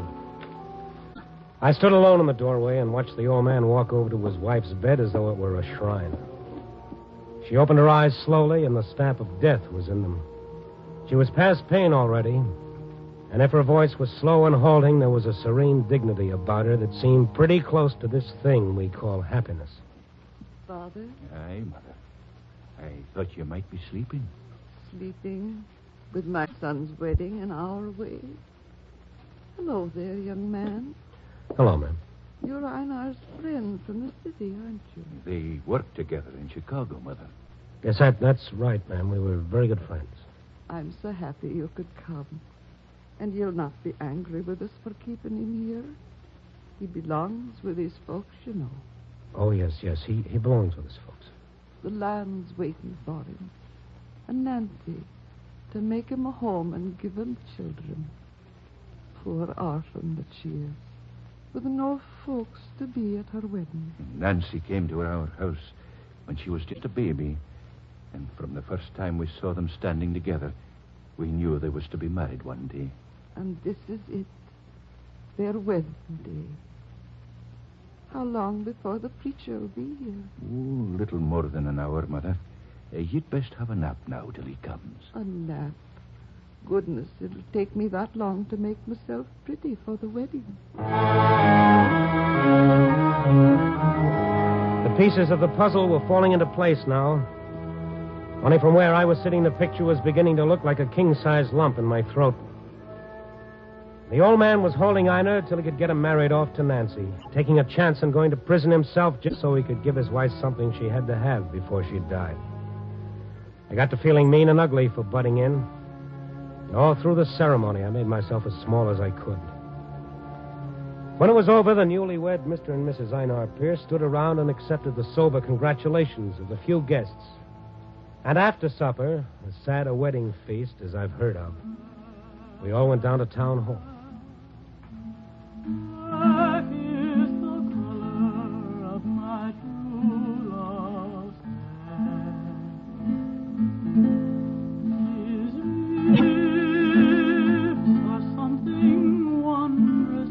The old man and young Einar and Nancy stood near the doorway to receive the company. I sat against the wall right behind them. Time the dancing was starting. Too many long faces around here, including yours, Einar. They stand there gawking at me. When they're out of hearing, they say, look at him, the rotten, murdering thief. He'll get what's coming to him. Ah, Tosh, lad. There's no one here but wishes you luck. There's no one here that won't pray for you. Ah, there's more here that wish me the electric chair. You can see it in their faces. That'll be enough. You'll go to trial with the best lawyers that can be hired. The judge will mark you for a fool, not a criminal.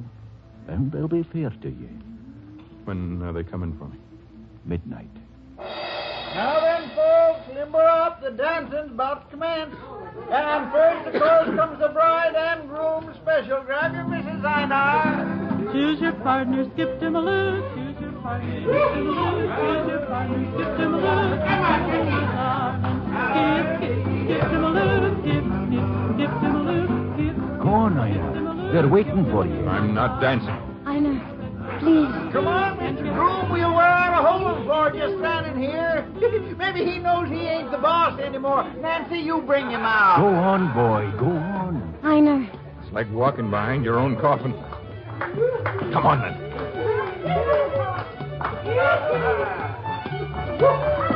They started to dance, and in a few minutes, some of the younger kids joined them on the floor. Mr. Pierce came and sat down with me. Are you enjoying yourself? It's an experience I'll never forget, I'll tell you that. Well, now, if you take a liking to some of the girls, ask them to dance. Oh, there comes Gus. I've been wondering about him. Everything's all right, Paul. Ma said she can hear the music from the house. Sounds fine. I wish she could be here with us. She said to tell you that she was standing at your side. Thank you for telling me, son. Did you phone the police in Duluth? Yes, sir. Take him a couple of hours to get out here. Gus. Yes, Mr. Stone? Can I talk to you for a minute alone? I guess so. Let's go outside.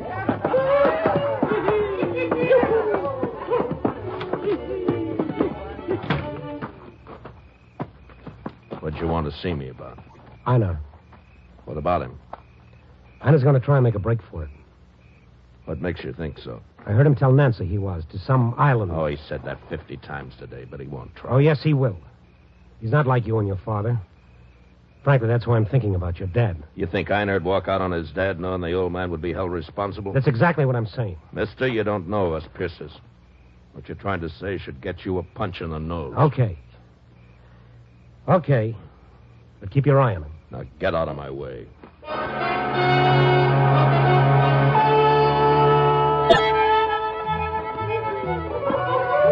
When I got back into the hall, they were finishing the square dance. It was nice to watch.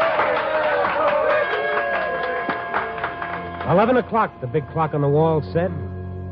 I moved up close to Einar and his wife. If he was going to try to get away, it would have to be soon. The music blared up, and suddenly Einar grabbed hold of his wife's arm and steered her onto the floor. A frightened look came into her eyes, and she tried to pull back, but Einar whispered something to her, and she let herself be led away. I knew that something was going to happen. I wanted to be near and try and stop it. I walked up to a gorgeous brunette standing against the wall, the girl who'd been singing a while ago. May I have this dance, please? Love to. First time you've danced tonight, isn't it? Yeah, I was afraid you girls wouldn't dance with a foreigner from Chicago. Well, come on. A 1 and a 2 and a 3 and a 4. Oh, hey, wait a minute. Take it easy, I kind of knew it. This better? Yeah, for a beginner. Isn't it sad? About Einar and Nancy, I mean. Yeah. Mind if we dance a little closer? Not at all. No. I'm to them. That door there, they're near now. Where does that go to? Downstairs, the basement. Why? Oh, nothing. I'm just curious. Can you get out of the building through the basement?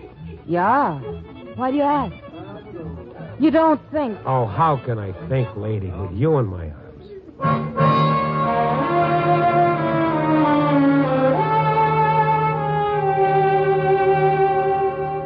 The dance was over. I thanked my partner and leaned against the wall, watching Einar. He said something to Nancy, and then as casually as if he were going for a drink of water, he slipped through the door leading to the basement. As fast as I could, I followed him. I turned the doorknob. He'd locked the door behind him. I went out the sideway, ran around to the back of the building. Then I saw him moving toward a clump of bushes. He heard me, he turned around. A piece of lead pipe in his hand made a wicked silhouette in the moonlight. It's you. You better get back in there with your dad, Einar. Keep away from me. Come one step closer and I'll kill you. Don't be a fool, Einar. I can let out one holler, everybody in the dance hall will come running out. And your father will know you tried to sneak out on him. And maybe I'd better make sure you can't holler. Try to stop me. Let go. Oh, you can't run out on your dad. I won't let you do it. All right, then. Take this. Einar! Up down. Gus. Put down that pipe. I'm getting away from you, Gus. But while I've got this gun, you aren't. You wouldn't use that on me, your own brother. Wouldn't I? I wouldn't believe Mr. Stone when he said that you were planning to get away. When I saw you out here, I wanted to kill you. Why didn't you? Might as well. Because Paul wants you to decide when the police come for you. Are you all right, Mr. Stone? Yeah, but wait till I see that city editor of mine. I'll take Einar into Paul now. I'll come back and look after you. Come on, Einar.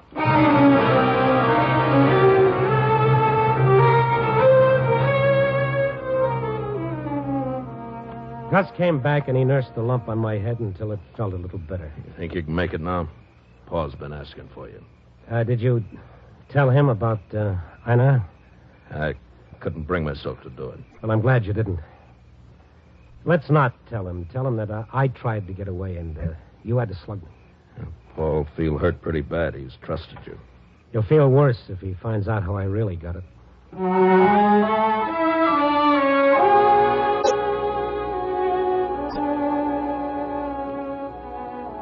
There was hurt and disappointment in the old man's eyes when Gus told him I'd tried to run out on him. And something strange had happened, Weiner. He stood quietly beside his father, his head bowed. It was a little before 12 now. Gus walked over to the orchestra and spoke to the dance caller. Then the drummer crashed the cymbals for attention. Attention, folks. We're leaving now, so you'll pay your respects to the host and guest of honor as you file out.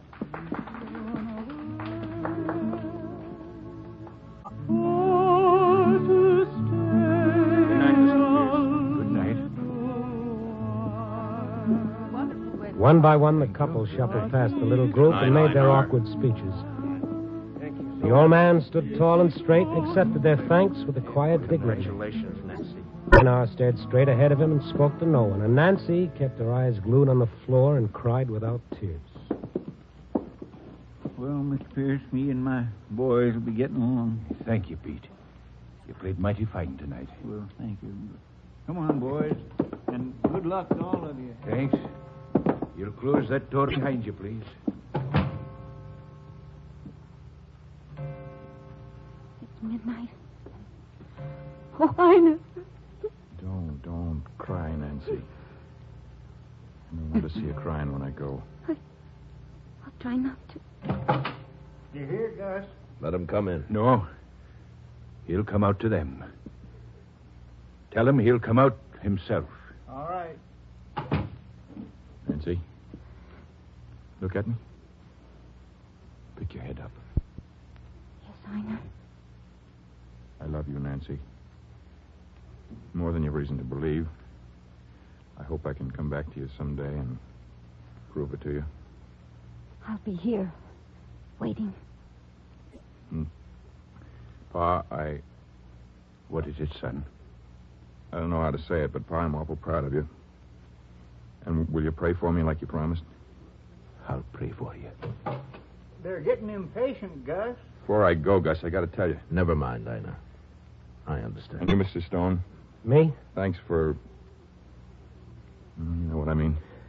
Yeah, I know. Gus! You better go now, son. Yeah, I better.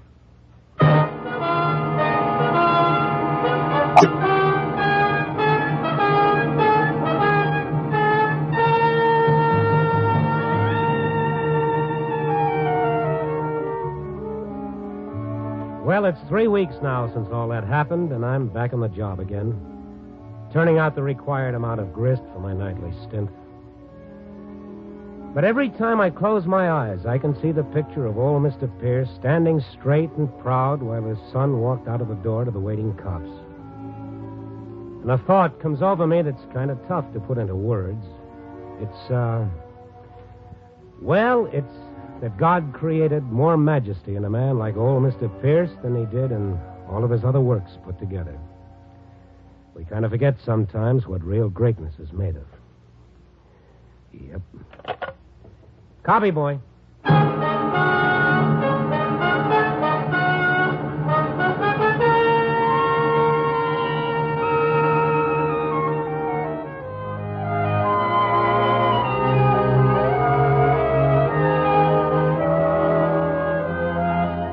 Night Beat, starring Frank Lovejoy, is produced and directed by Warren Lewis. Tonight's story was written by Lou Rusoff, with music by Frank Worth. Mr. Pierce was played by Bill Johnstone, and Bill Conrad was Gus. Others in tonight's cast were Lamont Johnson, Harley Bear, Vic Perrin, Helen Mar Van Tile, and Georgia Ellis. The folk singer was Terry Ali.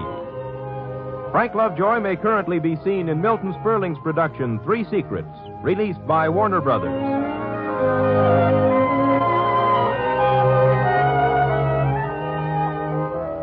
Listen next week at this time and every week as Randy Stone searches through the city for the strange stories waiting for him in the darkness.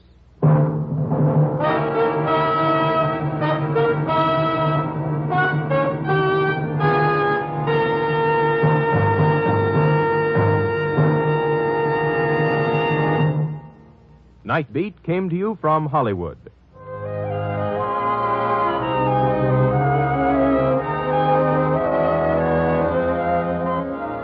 Three chimes mean good times on NBC. Tomorrow's radio fare on most NBC stations includes the premiere of two programs. Hedda Hopper brings you personalities from the motion picture world in her new program tomorrow. Be sure to listen. And listen, too, for Noah Webster Says. That's Hedda Hopper and Noah Webster Says. This is NBC, the national broadcasting company.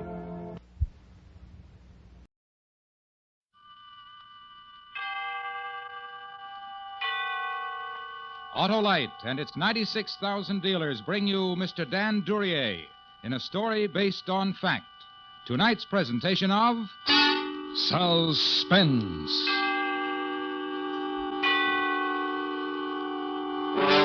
A young man holds up a shop, is cornered, kills. You've read the story in your newspaper. Tonight, Autolite recreates it and calls it Remember Me. Our star, Mr. Dan Duryea.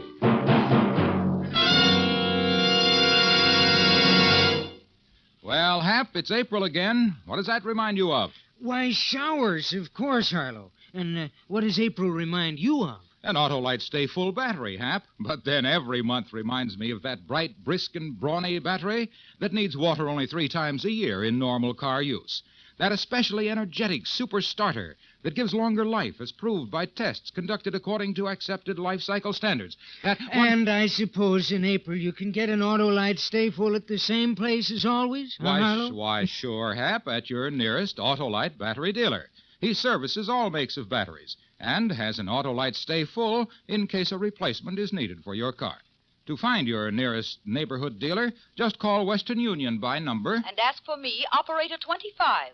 I'll tell you where you can get an Autolite Stay Full. The battery that needs water only 3 times a year in normal car use. And remember, from bumper to tail light, you're always right with Autolite. And now, with Remember Me and the performance of Mr. Dan Duryea, Autolite hopes once again to keep you in suspense.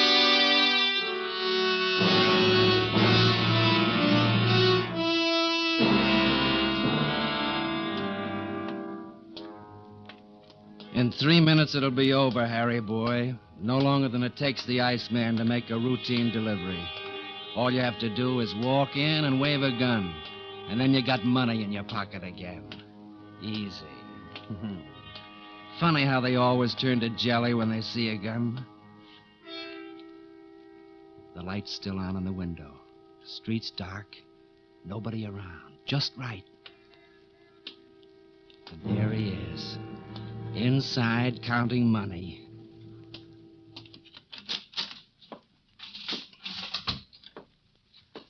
Oh, you just made it. I was closing. What can I do for you? This is a stick-up. What? A stick-up. Come on, I want the money. No, you can't do this. You can't. This says I can. Now, put all your dough in a paper bag and hurry. But I don't have much money. This is a small business. Come on, empty that register. I won't.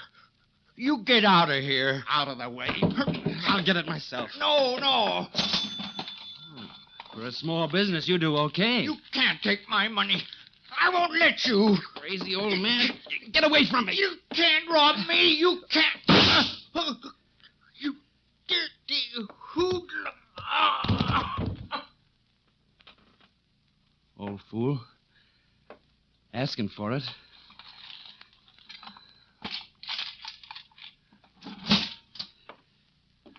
Gotta get out of here. Where's my hat? Oh. Didn't think you'd still be open, Mr. Who are you? Where's Mr. Leibowitz? He, isn't here. He had to leave. Is Mrs. Leibowitz sick again? Yeah. Yeah, she's sick.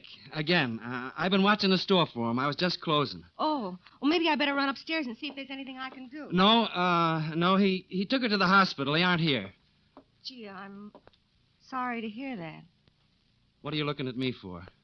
Don't I know you? No, you don't know me. Look, I'm closing. You'll have to come back tomorrow. Harry Norris. Sure, we went to school together. You know me? Sure, from Stuyvesant High. I'm Ruth Shaw, remember? No, I don't remember you. No, I guess you wouldn't.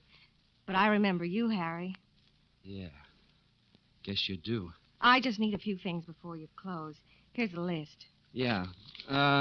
You pull down the shades on the windows and throw the latch while I get 'em. Sure. Of all the people to run into, I haven't seen you since high school. Let's see. Bread. Oh, here. Coffee. Oh, where's the coffee? Right there above you. What? The coffee. Oh. And potato salad in the refrigerator. Look, do you have to have all this stuff right now? Well, of course I do. What's the matter? Nothing. I'll get the potato salad. You haven't changed a bit, Harry. I'd know you anywhere. You know, I never forget a face. Especially yours.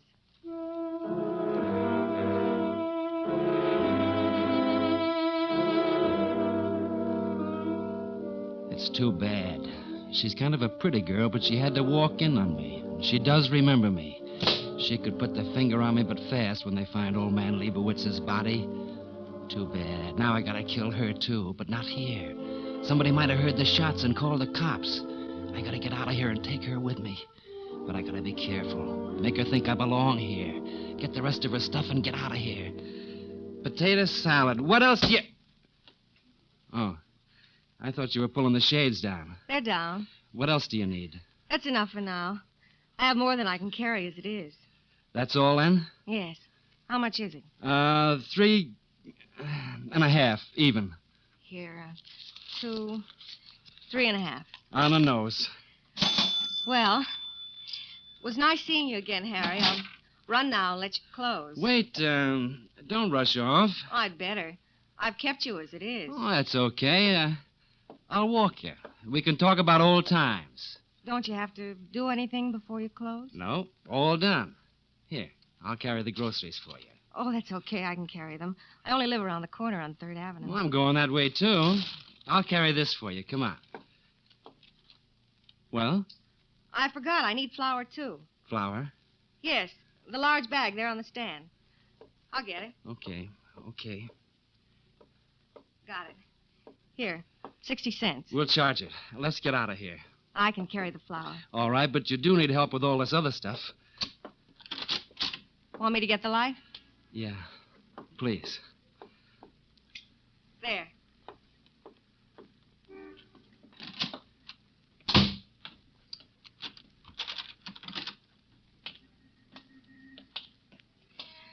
Nice of you to carry the packages for me, Harry. It's nothing.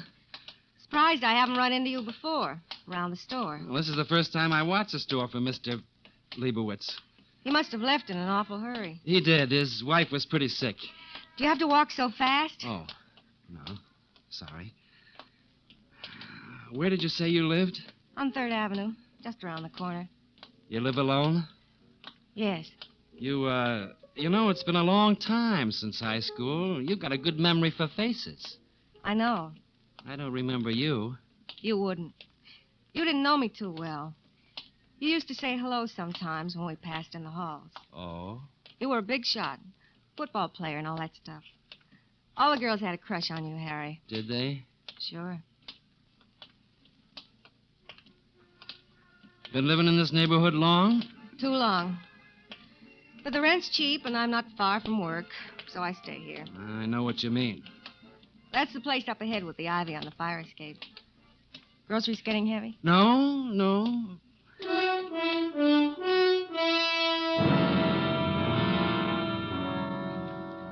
I gotta think fast. It's no good here on the street. Too many people around. Like she said, she lives alone. I have to get inside with her, alone in her apartment. Then I can get rid of her. I wish she'd quit talking. She asks too many questions. And this potato salad stinks. I hate potato salad. I gotta get inside that apartment. This is it. Pretty crummy, huh? What's it like inside? Just as bad. I fixed my apartment up some, but it's the smell these old places have. Can't get rid of it. I'd like to see it, see what you've done. Well, I don't know. The landlady is funny about visitors, and it's kind of late. Oh, come on. You can't carry all this stuff alone. After you, Ruth. Well, okay. No, you go on up. I have to throw the light switch. Which way? Upstairs. Right. The groceries are getting heavy. The first door on your right at the top. You could use more light on this stairway. That's not all this place could use. This it? Yeah. Here, I'll unlock it. Go ahead.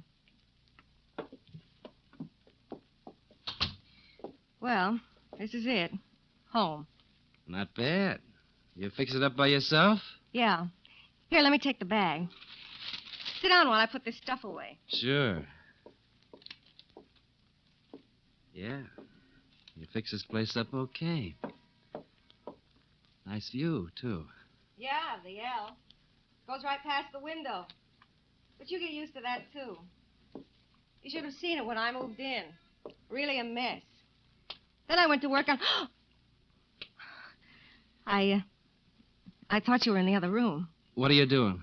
I got flour on my skirt. Oh. I put some water on for coffee. Good idea. Come in the other room, Harry. I want to show you something. What? A picture of you. Of me? In a football uniform yet. I still have our class book. Your picture's in it. Sit down. Yeah, sure. Funny running into you. I was going through the book a couple of weeks ago, and I was thinking about you. Wondering whatever became of you. You were thinking about me? Uh-huh. You didn't know it, but I had a big crush on you when we were in school. No, I didn't know. I thought I was a big shot in those days. I couldn't see anything. You sure did. Look, here's a picture of the 4th of July dance in the gym. Yeah. Do you remember it? I'm not sure. You asked me for a dance that day. Was I surprised? We no more than started, and they stopped the music to take this picture. You ran off to find Mona Stark. Mona? You remember her? Oh, yeah, I remember Mona. You were going with her when you quit school, weren't you? Yeah. What happened? We broke up.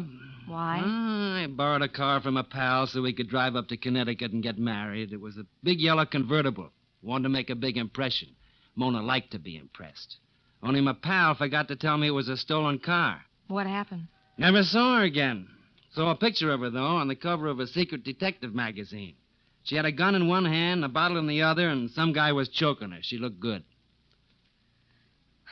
Well, enough of the good old days. What are you doing now, Harry? For a living, I mean. Me? Oh, nothing worth talking about. How do you happen to know Mr. Leibowitz? Mr. Leibowitz? He's the sweetest old dear.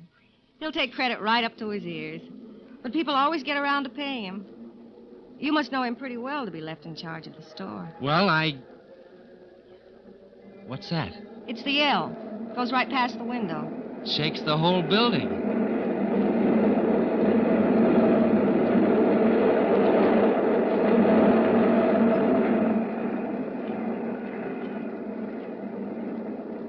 How do you put up with that? You get used to it. Noisy, huh? Yeah. You could fire a cannon in here when it goes by and you wouldn't hear it. You get used to it.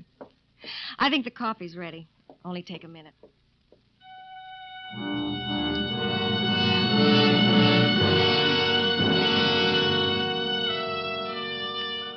You could fire a cannon, and I'm only carrying a .38.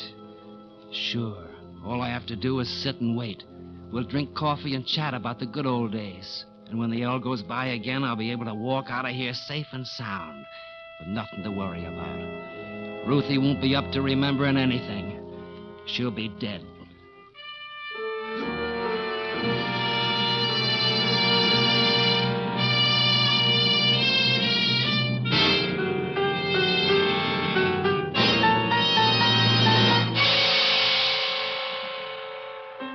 Autolite is bringing you Dan Duryea with Charlotte Lawrence in Remember Me? Tonight's production in radio's outstanding theater of thrills, Suspense.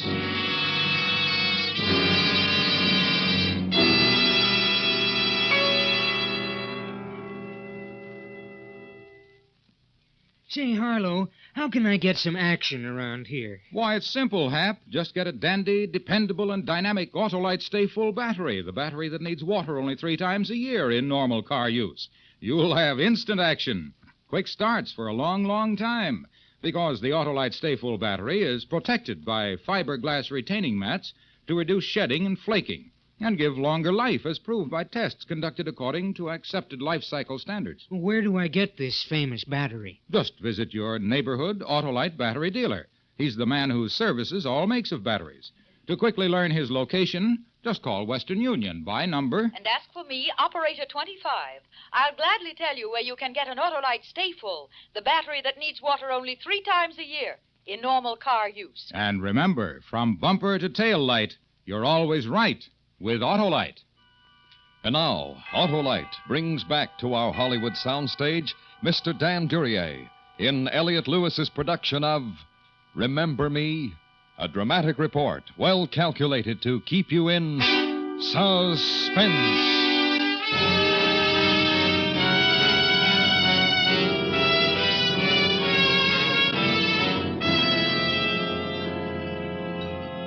Coffee will be ready in a minute, Harry.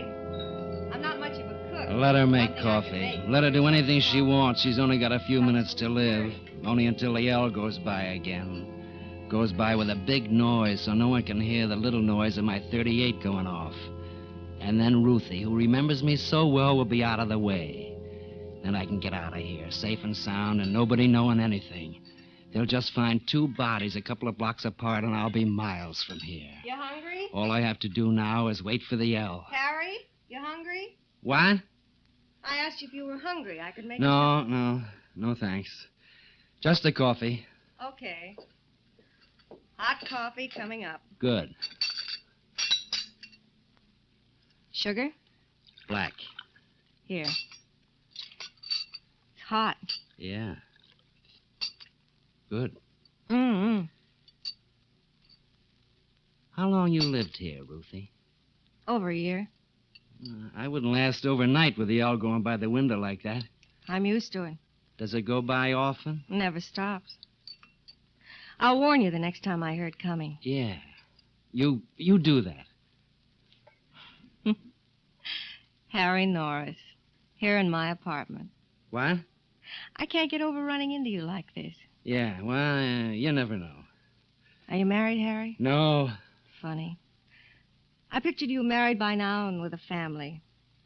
But here you are. A little older, but about the same. Yeah, well, that's the way it goes. What do you do for a living? Oh, nothing right now, but I got plans, big plans. I'm going to be running a lot of guys around this town someday, and I'm going to have money, lots of it. I don't doubt it. You say you have plans. Tell me about them, Harry. What's it to tell? I'm after big money, that's all. You'll have it. If you're the Harry I remember, you'll get whatever you want. What do you mean by that? I remember how you were around school. When you saw something you wanted, you got it. Nothing could stop you. I remember a football game with Astoria High. You got knocked out and they carried you off the field. We were losing the game and you came back in all bandaged up and put us ahead. Yeah. I was very proud of you. I thought you were wonderful. You? But we hardly knew each other. I knew you. Well.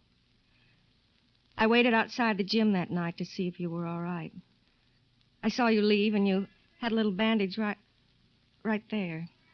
Where the tiny scar is now. Oh, this one. Uh-huh. So, you waited around to see if I was okay, huh? Yeah. I even followed you home that night. I was afraid you might pass out on the street and there would be no one to take care of you, so I followed you. I remember that night. But not much of what I did. Instead of going home, you stopped in at a pool room. I waited outside for hours. You did? Then it started to snow. And I went home. It's funny.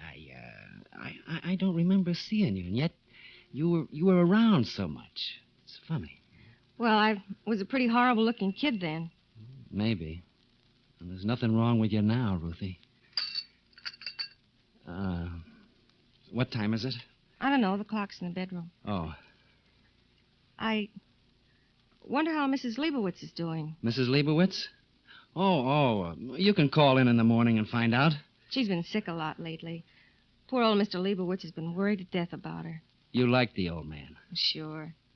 He kept me in groceries for a long time last year while I was looking for work. And he's done the same for other people in the neighborhood. What's the matter, Harry? Nothing's the matter. Then sit back and relax. You're sitting there like a tiger about to jump on something. Yeah, sure. You, like living alone like this? I love it. Don't you get a little lonesome? Sometimes. But I have friends in the neighborhood, and we get together and have crazy times. How come you never got married, Ruth? Never met the kind of man I'd want to spend the rest of my life with, I guess. No boyfriends? No one? It's kind of your fault, Harry. My fault? Mm-hmm.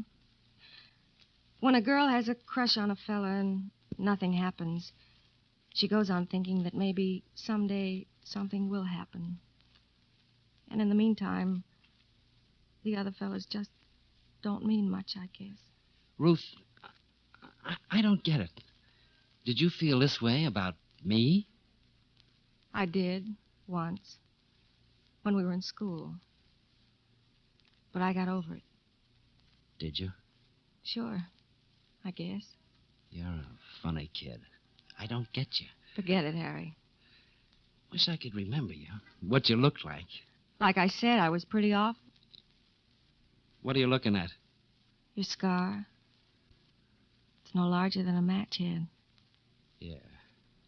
I can hardly feel it. And you have another tiny scar on the side of your nose right here. Where'd you get it, Harry? A fight, I think. Always a tough guy. That's why the girls liked you so much. You treated them so rough. Did I? And you ignored them most of the time. Yeah. The way you're ignoring me right now. Am I? Only inches between us and you ignore me. Ignore this if you can, Harry. Ruthie. And this. Ruthie, baby. Harry.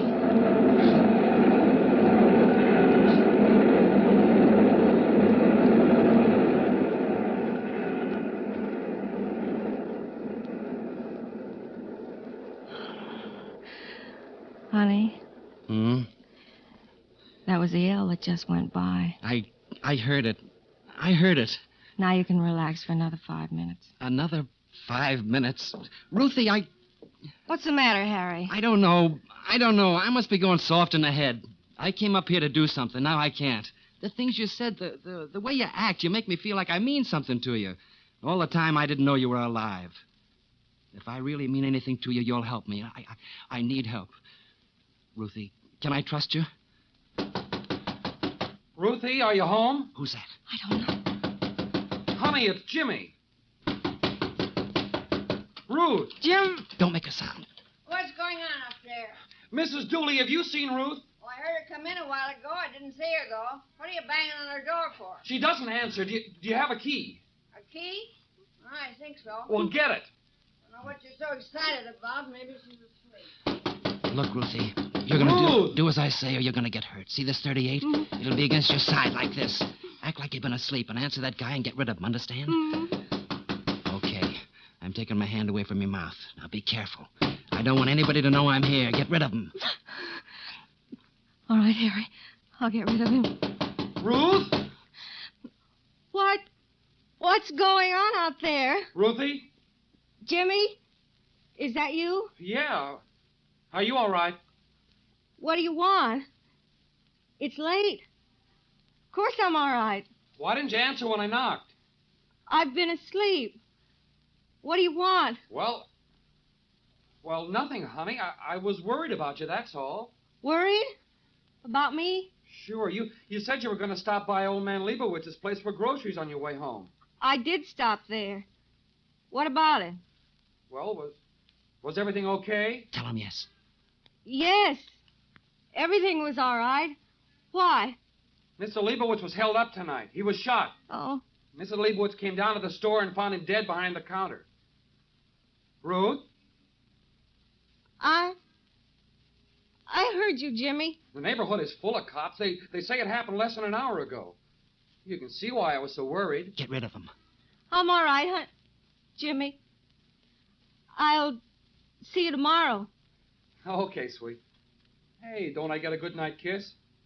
I'm not dressed. Good night. Okay. Good night, honey. Well, Mrs. Dooley, forget about the key. She's all right.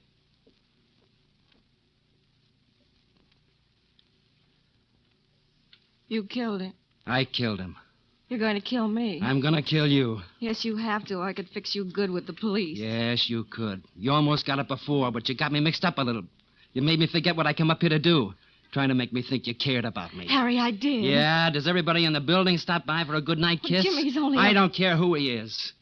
Only, why the routine with me? What were you after? Harry, why don't you give yourself up? You heard Jimmy. The neighborhood is full of police. You can't get away. I've been in tighter spots than this. I always get away.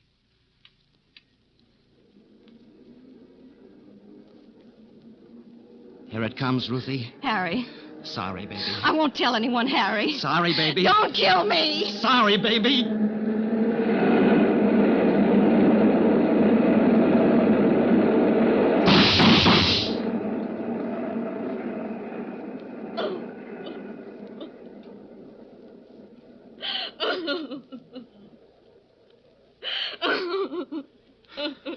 It's all right, miss. It's all right. Is he dead, officer? Yeah. I didn't know whether you'd get here in time. We finally found that trail of flour you left from the store up here. We hit the door just as the L passed. Close. I was quick thinking, lady. That trail of flour. Did you see him shoot the old man? No. When Harry opened the refrigerator to get some potato salad, I saw Mr. Leibowitz's legs sprawled out on the floor. And when he came from behind the counter, he left tracks of blood. Yeah. Hey, how did you keep him here so long without him killing you? We had a lot to talk about. I knew Harry a long time ago. There were things I remembered about him. But he didn't remember me.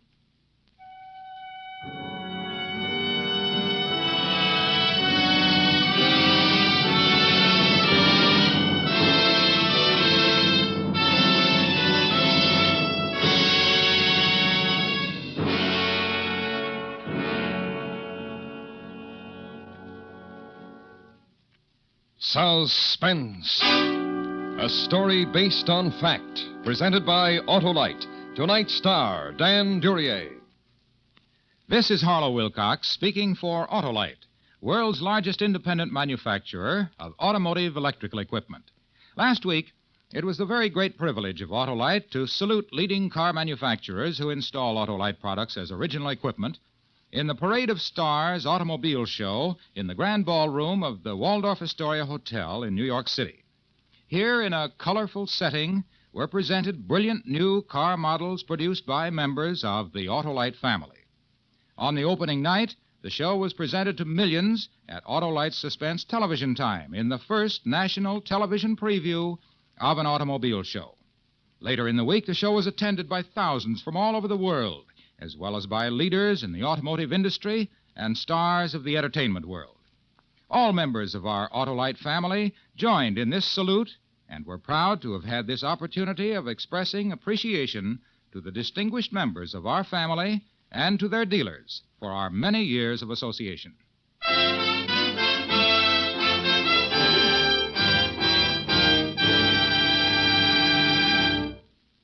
Next week, a true story of a murder on the high seas, a classic of documentary American crime, in which our star, Mr. Richard Widmark, will appear as Mate Brom. The dramatization is based on Edmund Pearson's famous essay and will be presented on Suspense.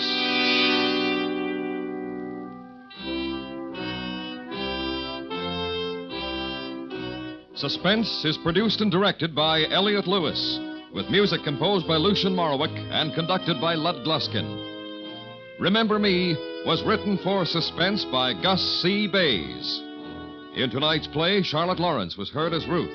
Featured in the cast were Joseph Kearns, Ruth Parrott, Lee Millar, and Charles Calvert.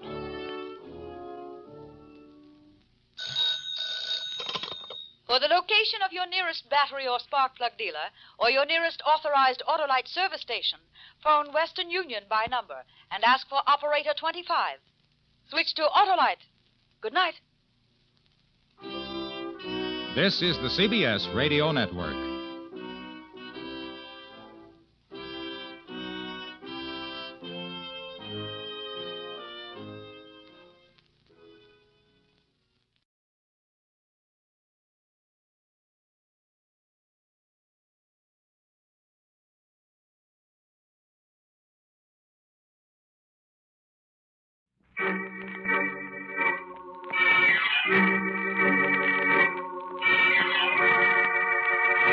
The Avenger. The road to crime ends in a trap that justice sets.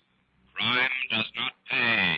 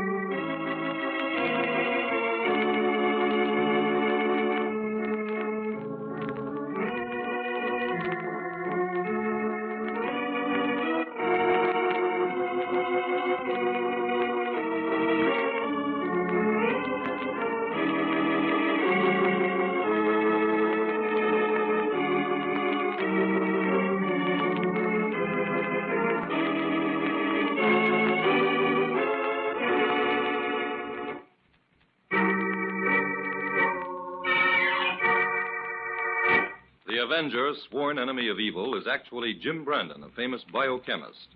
Through his numerous scientific experiments, Brandon has perfected two inventions to aid him in his crusade against crime as the Avenger: the telepathic indicator by which he is able to pick up thought flashes, and the secret diffusion capsule, which cloaks him in the black light of invisibility. Brandon's assistant, the beautiful Fern Collier, is the only one who shares his secrets and knows that he is the man the underworld fears as the Avenger. And now, the Avenger and the Department of Death.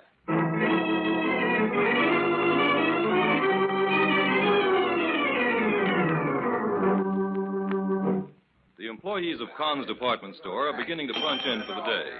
Among the early arrivals is Mabel Darney, who hurries toward the employee's elevator.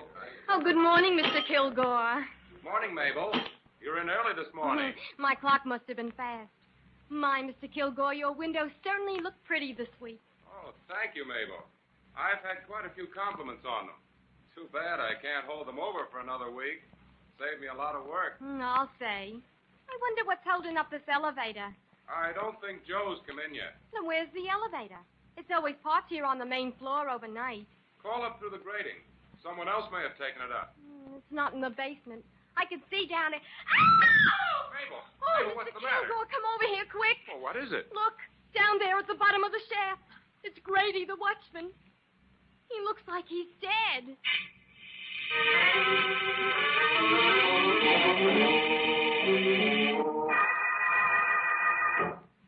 You're right, Inspector. Looks like Grady died from a fall.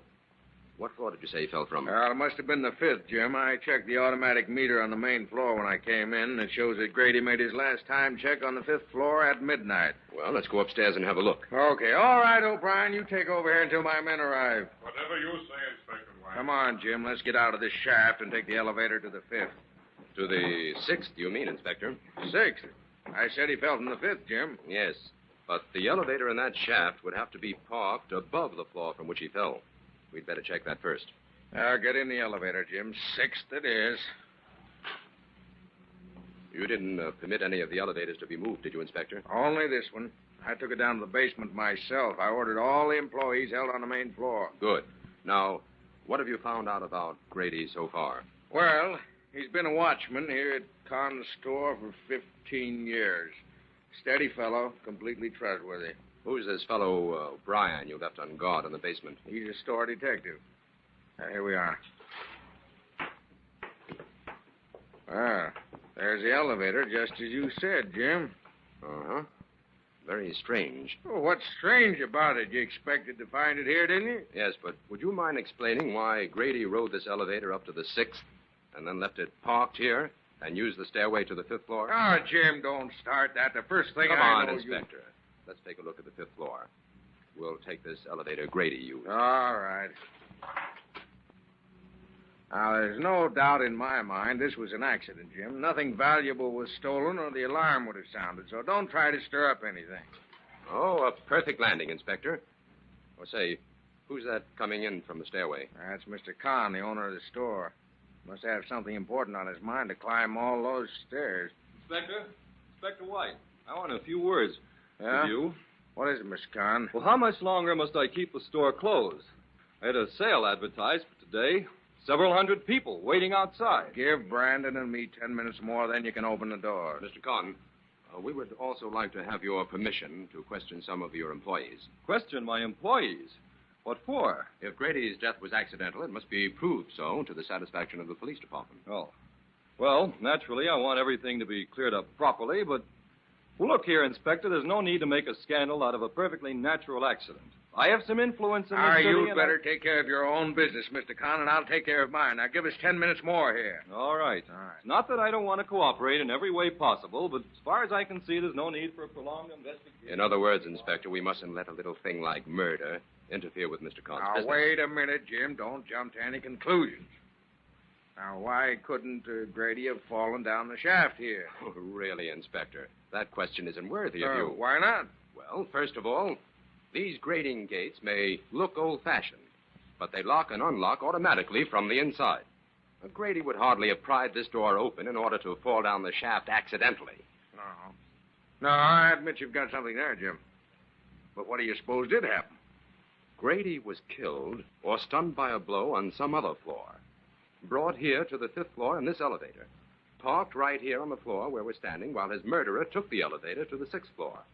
Left it there, punched the time clock on that floor, walked down the stairs, punched the clock here, and then pried open this gate and threw Grady down this shaft. Ah, that's all guesswork, Jim. You have no way of proving any of that. I can prove all of it, Inspector. I'm listening. Well, Grady had a bad gash on his head, didn't he? Yeah? Look. There on the wall of the elevator, about 30 inches from the floor. Looks like a small blood stain. Now, look at the floor, right here where we're standing. There's a larger and more distinct stain. Yeah, but why should the murderer overlook evidence like that? Only a few dim lights are left burning on these top floors at night. The murderer didn't see it. Now, last but not least, look at the marks on this outside elevator door, made by a sharp instrument, recently. Bits of metal are still clinging to the marks. Yeah. All right, Jim. Where do we go from here? We start looking for the answer to 3 very simple questions, Inspector. Where was Grady murdered? Why? And by whom? Oh, very simple. Going down, Inspector. Please face the front of the car.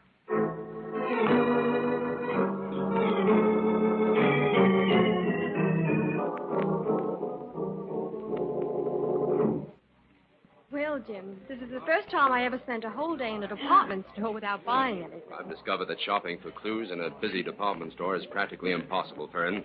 It's almost closing time. Shall we call it a day? No, let's finish our examination here on the main floor. All right. Jim, what's in that little room next to the book department? Oh, that's where the vault is kept. Oh. Say, this room on the right looks interesting, Jim. It's marked no admittance. Oh, that's for us. Come on, Fern. Seems to be some sort of storeroom. Who's that? Customers aren't allowed in here. Oh, it's you, Mr. Brandon. Yes, you're Kilgore, the window decorator, aren't you? That's right. I'm getting things ready to change the windows tonight. Heavens, are you going to use all these dummies in the windows, Mr. Kilgore? Yes, miss. I've planned a party motif to display these various costumes. That should work out very well.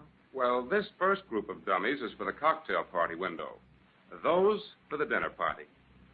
That group over there for the theater party. These in afternoon clothes are for the bridge party. And these last 5 will attend a supper club party. Oh, the clothes are lovely. That blue dinner dress is stunning. When do you begin dressing the windows, Mr. Kilgore? Right away. I was just about to strike the set of that first window when you came in. Oh, well, don't let us keep you. I'm just doing a little routine checking on the main floor layout. Do you mind if I watch you for a while, Mr. Kilgore? No, not at all. I'll explain the procedure if you like. Oh, thank you. Well, first I take off my shoes and put on these woolen socks. That's so I won't leave any marks on the rug. I see. One of the side windows opens right off this room, so I dress that one first. See, that way I can get started before the store closes. Seems strange looking at a store window from the inside. I dare say. This little dummy I'm bringing out now did a very good job this week. The dress buyer told me she sold every dress she had in stock of this model. Where do you put the dummies you take out? Oh, in the rear of the storeroom. We have a sufficient number to alternate. Pardon me, I'll be back in just a moment. Surely. Oh, Jim, come here and have a look at the world as a dummy sees it. Well, since I'm beginning to feel like a dummy on this case, I might as well become acquainted with the outlook. Very befitting. The view is extremely limited. You sound awfully low, Jim. Of course, I don't blame you much. We haven't accomplished... Fern, look at that rug. What's the matter with it? There's a deep print of a man's shoe there near that table. That's strange. Kilgore couldn't have made it. No dummy is heavy enough to make a print as deep as that. Anyway, the one dummy he took out of this window was over on the other side. Jim, do you think this means anything? It means that a woman's curiosity is a wonderful thing, Fern. Thanks to you, at last we're actually on the inside of this case, looking out.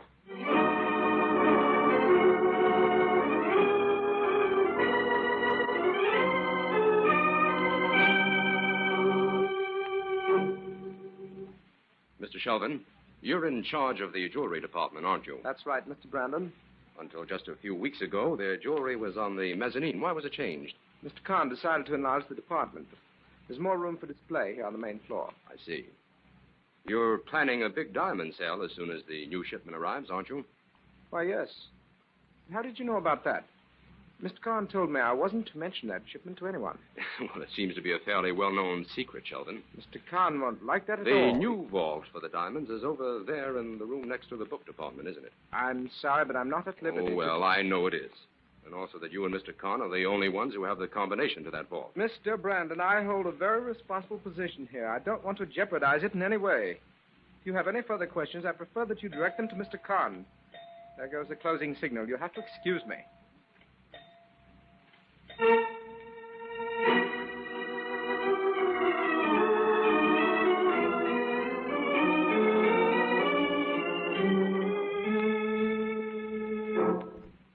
We'll just finish up this report, Fern, and then we'll go out for dinner.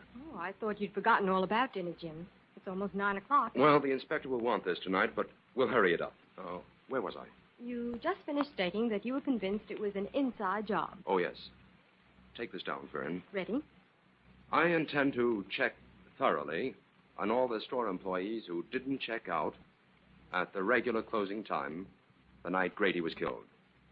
This will include all who checked out early, those who were absent, and the few who may have had reasons for remaining late. I'm also working on the angle that there may be a direct connection between the murder of Grady and a plan to steal the diamonds when they arrive. But so far, I've found nothing to substantiate this theory. That's all, Fern. Oh, good. I'm starved. Add this P.S. to the inspector. Go ahead, Jim. Meet me in front of the department store tomorrow afternoon at 4:30 to conduct a very important experiment.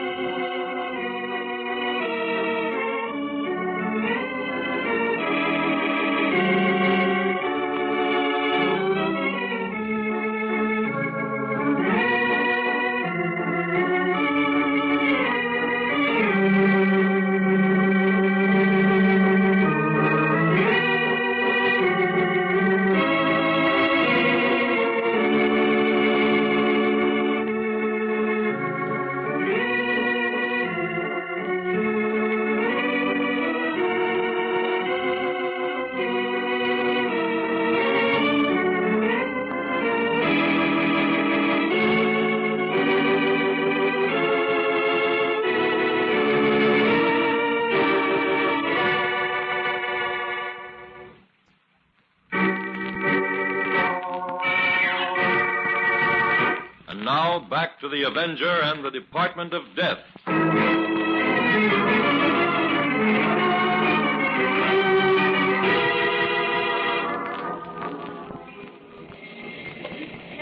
Here I am, Inspector. Jim, what are you up to? Why did you want me to meet you in front of the store? Inspector, we're going to pretend that we're two employees of Con's department store. We either checked out early or we didn't show up for work today. Anyway, we're outside the store according to our time cards.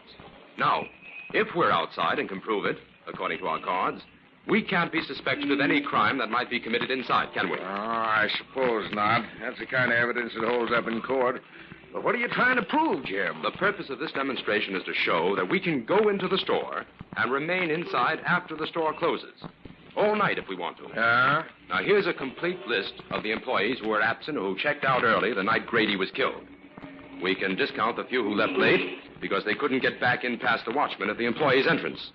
You'll notice that this list includes a number of employees you've already met and whom we now have reason to suspect. Well, now we're getting someplace, Jim. Who were they? There were 15 all told, but the ones you know were O'Brien, the store detective, Mabel Dorney, who discovered the body, Kilgore, the window decorator, and Shelvin in the jewelry department. And don't forget Mr. Con himself. He doesn't have to check in and out of the store. I'm not forgetting him, Inspector. He's on my list. Well, what do we do now? First, we walk inside the store, just like two ordinary customers. Then we make a very unusual experiment.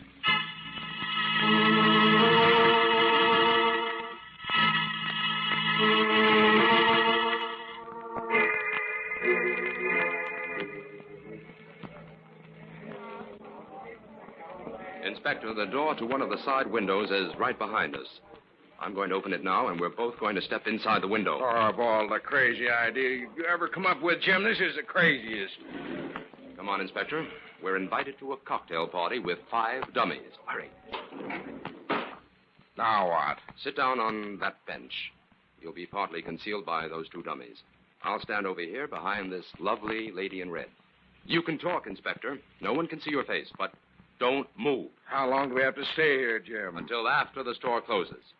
Maybe this experience will teach you not to make me prove everything to you the hard way. Well, where's Fern? Why couldn't she have done this instead of me? You're the one I have to convince.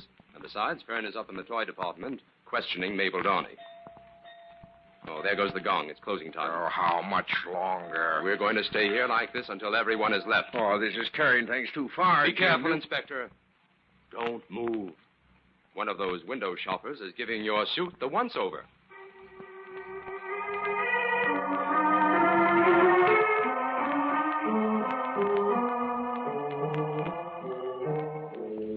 So after I'd finished questioning Mabel last night, it was time for the store to close. So I went outside and watched you and the inspector in the store window. My, you look natural. We saw you, young lady, and I might add that wasn't part of your assignment. I know, Jim, but I wouldn't have missed it for anything. Well, what did you find out from Mabel, Fern? Well, Inspector, she knows all about the diamond shipment that's expected, and she has a terrible crush on Mr. Kilgore, the window decorator. Oh, that's no help. Now, look here, Jim. We're moving too slow on this case. Inside job or outside job, I've got to find the man that murdered Grady and find him quick. We'll get that murderer all right, Inspector, but it may take a few days. A few days? Have you seen the morning papers? Why, one of them went so far as to print my picture and caption it the police department dummy. I've got to make an arrest in this case within the next 24 hours, Jim. All right. I promise you that by 10 o'clock tomorrow morning you can make an arrest, Inspector. You know who the murderer is, then? I didn't say you could arrest the murderer. Oh, stop talking in circles, Jim. What do you mean? Well, I know who the murderer's accomplice is. And since you're so desperate to make an arrest, I'll deliver him. Then it's up to you to make him talk.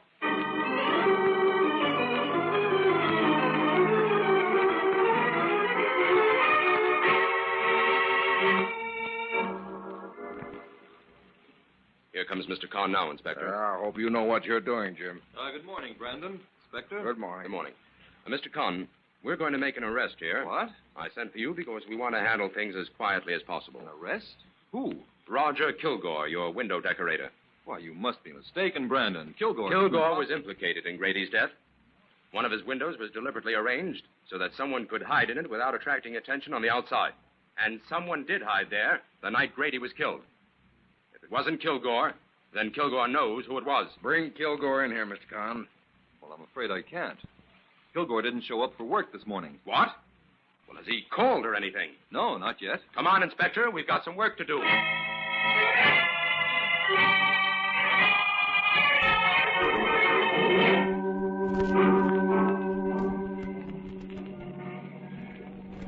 Now that we're out of the store, Jim, would you mind telling me where we're going? We're going to drive out to Kilgore's home, Inspector. I don't like the look of this. My cars are on the side here. Wait a minute. Take a look in that second window, Inspector. What? Why, it's Kilgore. He's sitting on that bench where I was the other night. He has some nerve sitting there in the daytime. Come back inside, quick!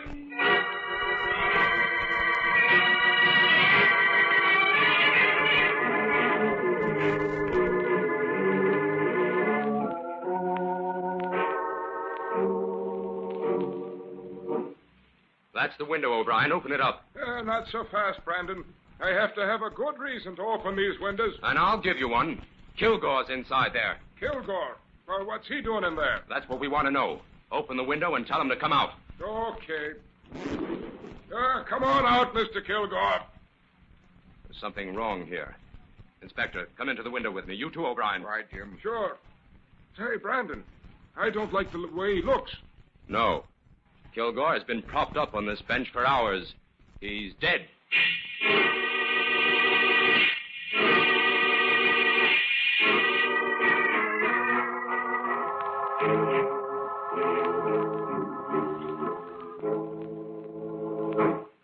How was Kilgore killed, Jim? He was given a hypodermic needle full of poison, Fern. Jim, this case seems to be getting more hopeless by the hour. Khan's store seems to have added a new department. The Department of Death. Well, the whole thing has taken an unexpected turn, but things are beginning to add up. For instance? Kilgore was murdered by someone who no longer needed his services and wanted to get him out of the way. That time element ties up with the big event scheduled to take place at the store today. You mean the arrival of the diamonds? Yes. I think the plan to steal the diamonds furnished the motive for both murders. Grady evidently discovered something in connection with it and was killed before he had a chance to reveal what he knew. But, Jim, why should the murderer stay in the store at night before the diamonds arrived? In order to make preparations for the theft. What those preparations were, I must discover today. Well, I suppose we can eliminate Khan and Sheldon. Why should we eliminate them? Well, you said they both knew the combination to the vault. They could steal the diamonds any time they wanted to without any preparation. Yes, and be accused of the theft immediately. Also, in that case, there's the burglar alarm to consider. No, our criminal is much too clever to employ such obvious tactics, Fern. But why should Khan want to steal his own diamonds? They're heavily insured. Oh. But, Jim, Sheldon hasn't been absent or checked out early since the day of Grady's murder. So how could he be guilty of murdering Kilgore in the store last night? I'll admit that's got me stumped. But not enough to eliminate him. Come on, Fern. We're going back to the store. And this time we're going to concentrate on the book department.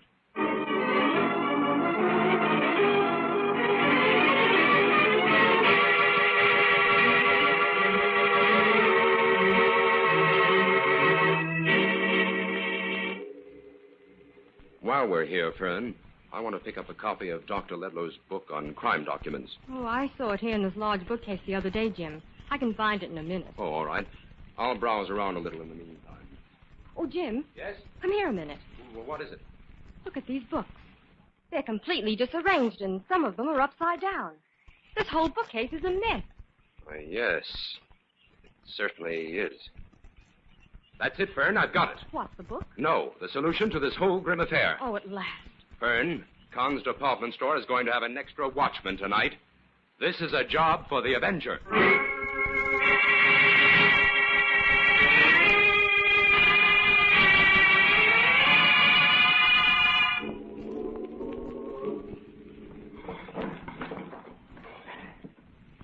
Now, that bookcase is out of the way.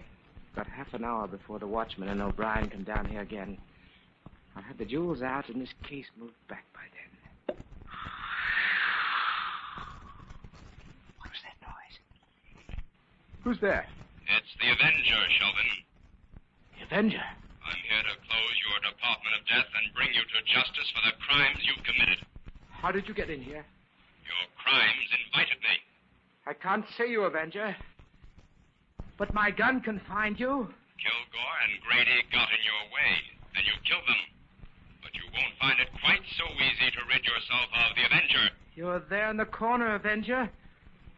I'll get you all right. An invisible target is no target at all, Sheldon.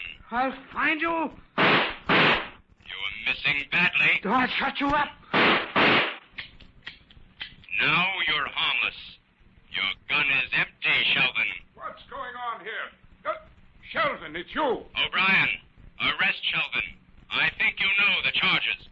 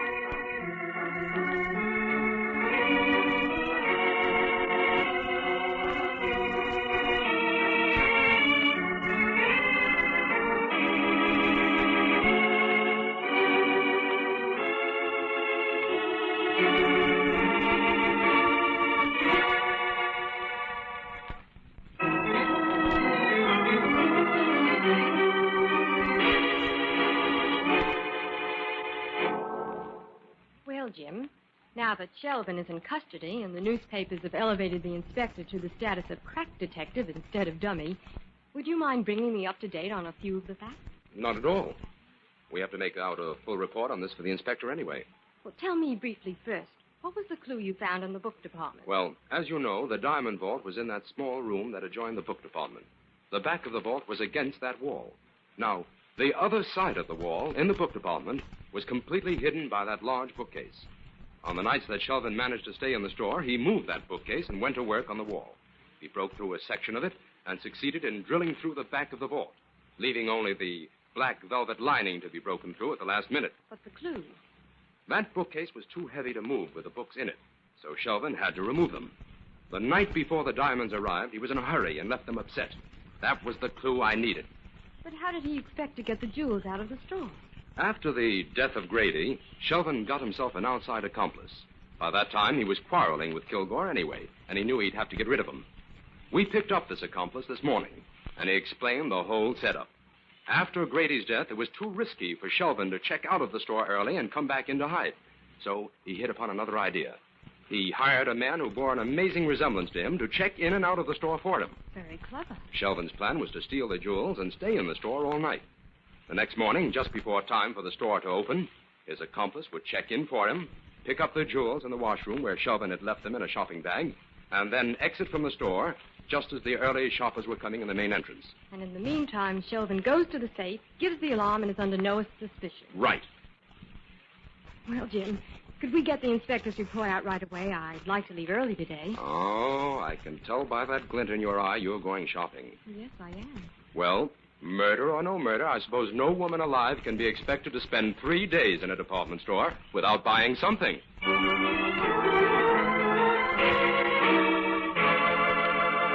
All characters, names, places, and plots used in the Avenger program are fictitious. Any similarity to persons living or dead is purely coincidental.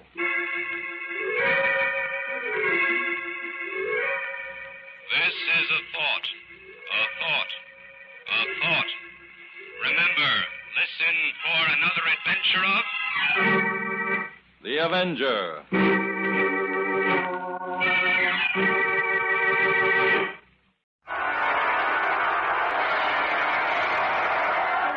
Once again, we bring you the thrilling adventures of The Shadow, the hard and relentless fight of one man against the forces of evil. These dramatizations are designed to demonstrate forcibly to old and young alike that crime does not pay.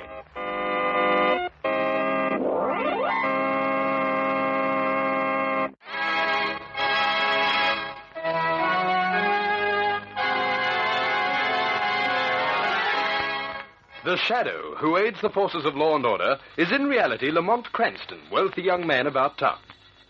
While in the Orient, Cranston learned a strange and mysterious secret. The hypnotic power to cloud men's minds so they cannot see him. Cranston's friend and companion, the lovely Margot Lane, is the only person who knows to whom the voice of the invisible Shadow belongs. Today's drama, The Four Giants of Amsterdam.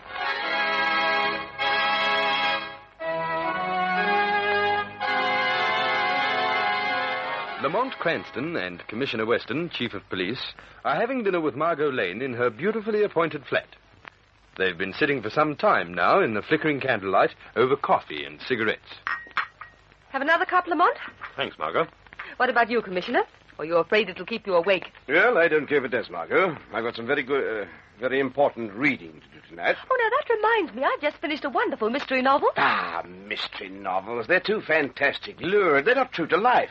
Look here, I've met up with lots of murderers in my time, and they've always used down-to-earth weapons. A gun or a knife or a rope. Poison needles. The fantastic murder weapons of over-imaginative fiction writers. Oh, I don't know, Commissioner.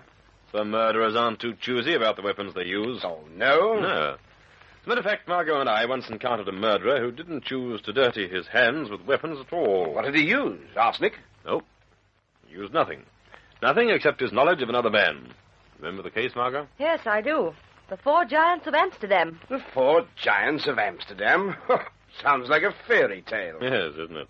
But it wasn't. Amsterdam, you see, is just a middle-sized country town in this state, the center of some important primary industries, and the Four Giants were simply the four richest men in the town. They were members of the wealthy wool concern of Bailey, Heath, Randolph, and Fraser. The story really begins at the funeral of the eldest partner, Bailey. It was a dismal night in the Amsterdam cemetery. Mourners had departed, and two of the partners, Heath and Randolph, stood looking down at Bailey's newly covered grave. If only one of us had reached Bailey in time. What do you mean? You haven't forgotten, have you? It was exactly 20 years ago that we sent him away. You mean the cripple? Yes, the cripple. Remember what he said? Don't forget me. I'll be back in exactly 20 years when you're all wealthy and secure, and I'll kill each one of you. And you won't even know I did it. It'll seem like the hand of fate. That's what I was thinking about with old Bailey dying today. It does seem strange, doesn't it? Well, admit it, man. Well, I suppose it does, particularly after what the doctor said. What exactly was that? That Bailey's heart went very suddenly. He said it was as if he'd seen something that literally scared him to death. I hadn't heard that. Who was the doctor? Kirsten. You know him, Dr. Kirsten, the Belgian chap. Oh, come on, let's be getting along. Fraser's tired of waiting. We're coming, Fraser. Dr. Kirsten, eh?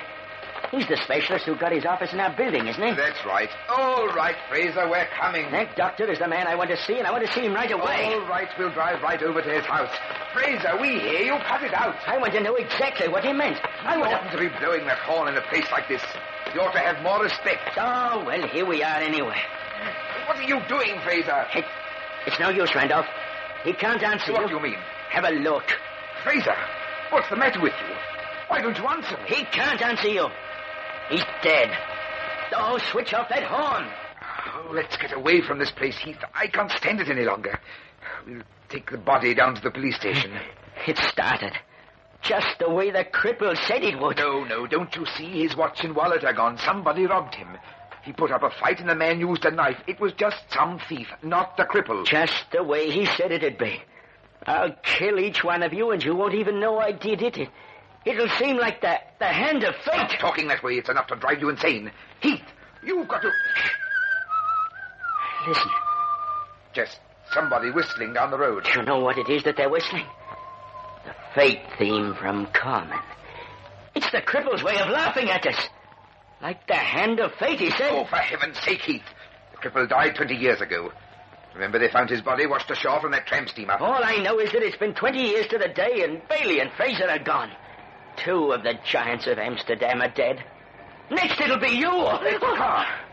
All right, signal it. We'll need help here. Hey, stop! Stop!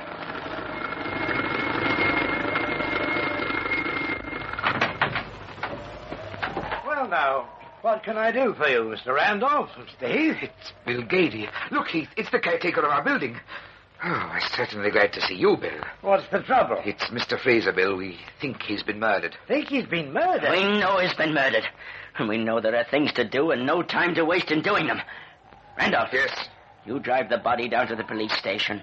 Have the sergeant get every man on the force to work on this thing at once. All right. And Gady. Yes, sir? The first man I want to see is Dr. Kirsten. All right. Get in, sir. I know where he lives. You'll find me at Kirsten's house if you need me, Randolph. All right. Gady, you've been with the firm for a long time, haven't you? Yes, sir. You remember the boy with the club foot? Boy with the... Oh, yes. The young fellow who worked at the bank. Yes, I remember. You haven't seen him around, have you? Seen him around? Why, Mr. Heath, he's dead. He's been dead for... what's the matter with this car? What's gone wrong now? What's the trouble? No, I'm out of juice. Oh, for the love of... I'm sorry, Mr. Heath. This is a bad place to run dry. Look at that road sign in the headlights. Beware of falling rocks. Oh, forget about it. They never fall. I wish all I had to worry me was falling rocks. Oh, hurry up, Gady. There's a garage about 1.5 miles up the road. And be quick. All right, Mr. Heath. I'll be back as quick as I can. Oh, what a time to have a thing like this happen. Good heavens, the car's parked right in the middle of the road. If a car comes round the bend, it'll smash right into me. I suppose I'd better push it over to the side. Let me see now. No good. I can't move it. Not as young as I used to be. Thank goodness somebody's coming down the road. Hey, you with the torch. Lend me a hand here. I'm trying to get this car off the road where we run out of juice. Come along. Hurry up, please, before the car comes. Get that light out of my eyes, will you? What's the matter with you? What makes you walk like that? Sounds like you've got a club foot. Help! Help! No, not with that rock! No!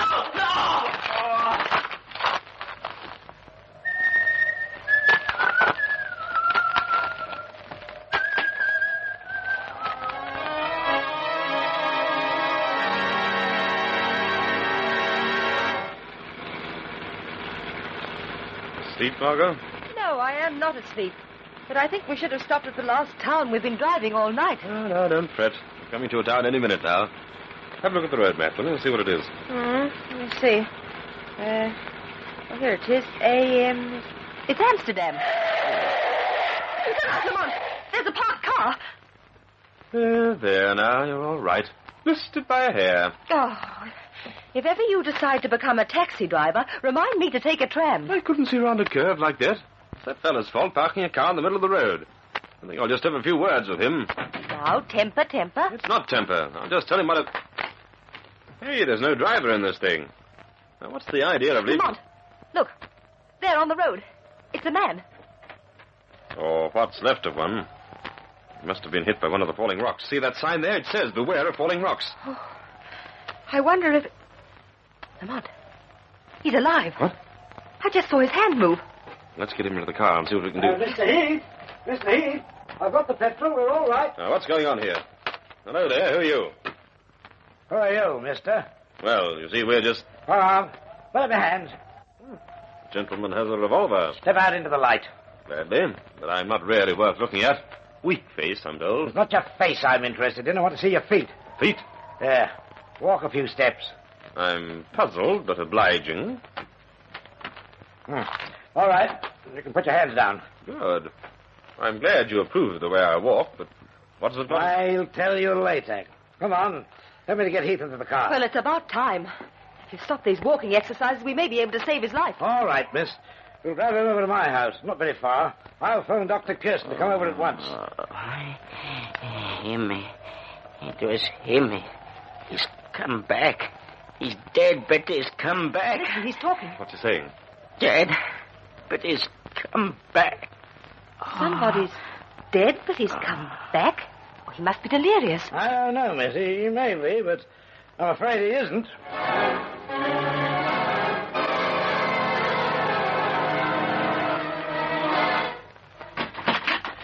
All right, now, lay him on the couch here. Now, careful. There we are. Now for the doctor. I think we'd better get some cold poultices for his head to stop the bleeding, or the doctor won't be much use. Right, miss. I'll get some ice water and towels. What can I do? Oh, you could go upstairs to the first room on your left and ask the exchange for Dr. Kirsten's home. And tell him to hurry. It's Mr. Heath. All right, you are. Back in a minute, Margot. First room to the left. That's what he said. Here we are. Hello, operator. Operator. Oh, look, I want Dr. Kirsten's house. It's urgent. Hurry. Hello, is this Dr. Kirsten? I'm calling from Mr. Gady. There's been an accident. Can you come right away? Yes, Mr. Heath has been seriously injured. Oh. Yes, well, yes, thank you very much, Doctor. Well, that's that. I know. I say, Lamont. Hmm? Who's the crippled man? What? Who's who? The crippled man in the dark coat. Didn't you see him? No. When? Well, he passed me on the stairs on my way up. I think he's got a club foot. Yes, but I thought we were the only people in this house. Did he speak to you? No, he was whistling. Whistling? Yes, like this. What was that? Door slammed. It's locked. Hey, what's happening here? I don't know, but... Wait a minute. I smell smoke. Listen. Lamont. Oh, easy, Margot, easy. Open the door. It's me, Bill Gady. Open up. The house is on fire. It's coming up from the storeroom. We're locked in. What's going on here, anyway? It's the cripple. I saw him. He's back. Back from the bed.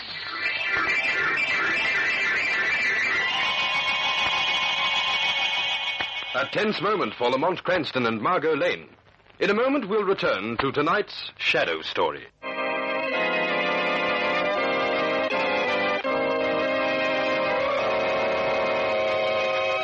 Margot and Lamont were trapped on the second floor of a burning house by a mysterious murderer known as the Cripple. We find them now exhausted but unhurt, a safe distance from the blazing inferno. Lamont, what happened? I managed to get you out over the front porch roof, Margot. Afraid you fainted on the trip down. Oh, yes, I remember now. The house, the fire, the cripple. Lamont, are you all right? Never better. And Gady and Mr. Heath? Not so good, I'm afraid. Gady went back down to the living room to save Heath. They haven't come out of the house, and the place is a furnace. Nothing alive could stand it for more than a few seconds. Oh, the poor... Lamont, your clothes are burnt. You've been in there. I thought I might be able to save them, but I had no chance in that inferno. Who this is? What has happened here? I am Dr. Kirsten. You sent for me? Yes, I did, but I'm afraid there's not much use any longer. Mr. Heath and Mr. Gady are in what's left of that house. Heath and Gady? Well, we must save them. Just a moment, Doctor. It's no use. I've been in there. Poor Gady. But, he was in to see me only yesterday for a complete overhaul. Well, such is life. A snap and it is gone. He was brave, all right. He was a good man. He'd fallen on hard times in the last few years. He was once a very successful man, and Heath has gone too. I'm afraid so. 3 of the 4 giants of Amsterdam are dead. The what? Oh, that is a name the citizens here gave to the firm of Bailey, Heath, Randolph, and Fraser. And 3 of them have met their death since this morning. I see. And one of them is still alive. Oh, yes. Mr. Randolph. He called me just before you did.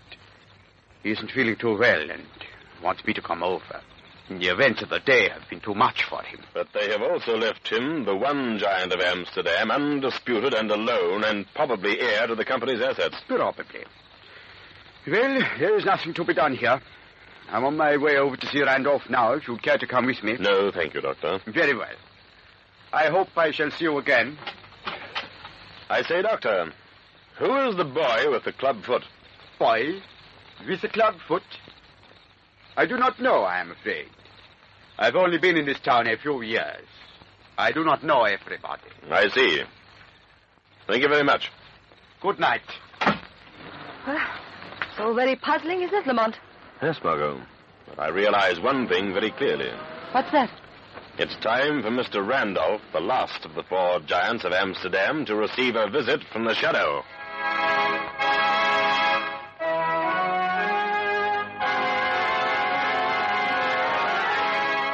It's awfully good of you to have come out to my home, Dr. Kirsten. No, it is nothing. Nothing at all, Mr. Randolph. I am happy to say that I find little wrong with you except nerves. I suggest that you take the sedative I gave you and then be at my office tomorrow morning at 7:30 for a complete overhaul. Yes, Doctor. I'll be there. Good night now, and sleep well.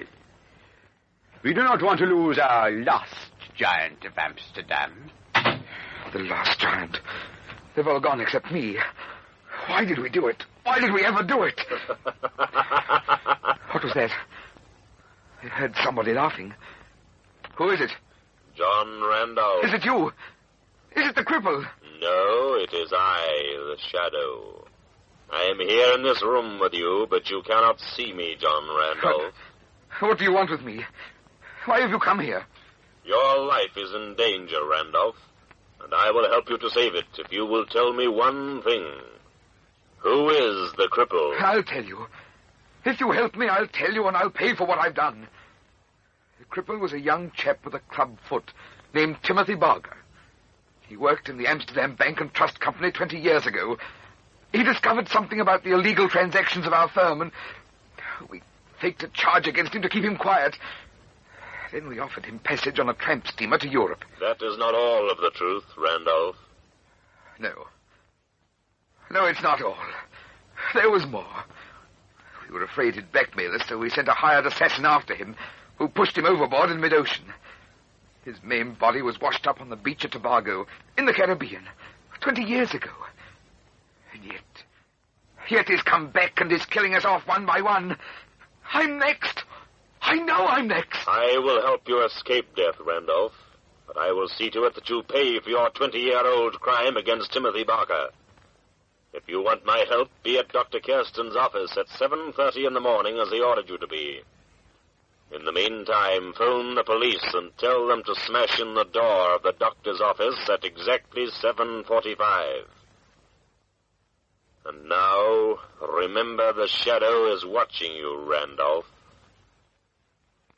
The Shadow knows.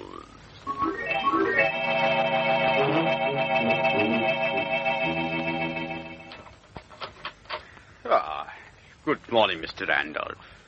Right on time, eh? Yes, Dr. Kirsten, just as you said, 7:30. Your hands, they're trembling. I think you had better lie here on the table. That's right. And now I will be with you in a moment. I don't want to be alone. Now. Those nerves of yours are acting up, eh? Just relax, Mr. Randolph. Just relax. Doctor! Lie still. Lie still where you are, Randolph. The Shadow? Yes, the Shadow is beside you, Randolph. Do not be afraid. We are near the end of the road. Soon we will know all. Do you hear? Yes, it's him. Don't leave me. Pretend to be asleep. He will certainly take one of the scalpels out of the chest there and try to kill you. But I will be at your side. Steady, Randolph. The murderer will enter in one moment through the rear door of this room. Here he comes. Steady now. Shadow! Stop him! He's got the scalpel! All right, Randolph. I've got him. Get off the table. Now you drop that knife. Drop it.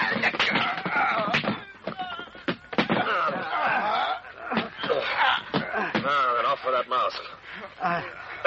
There. Bill Gady. Yes, Bill Gady.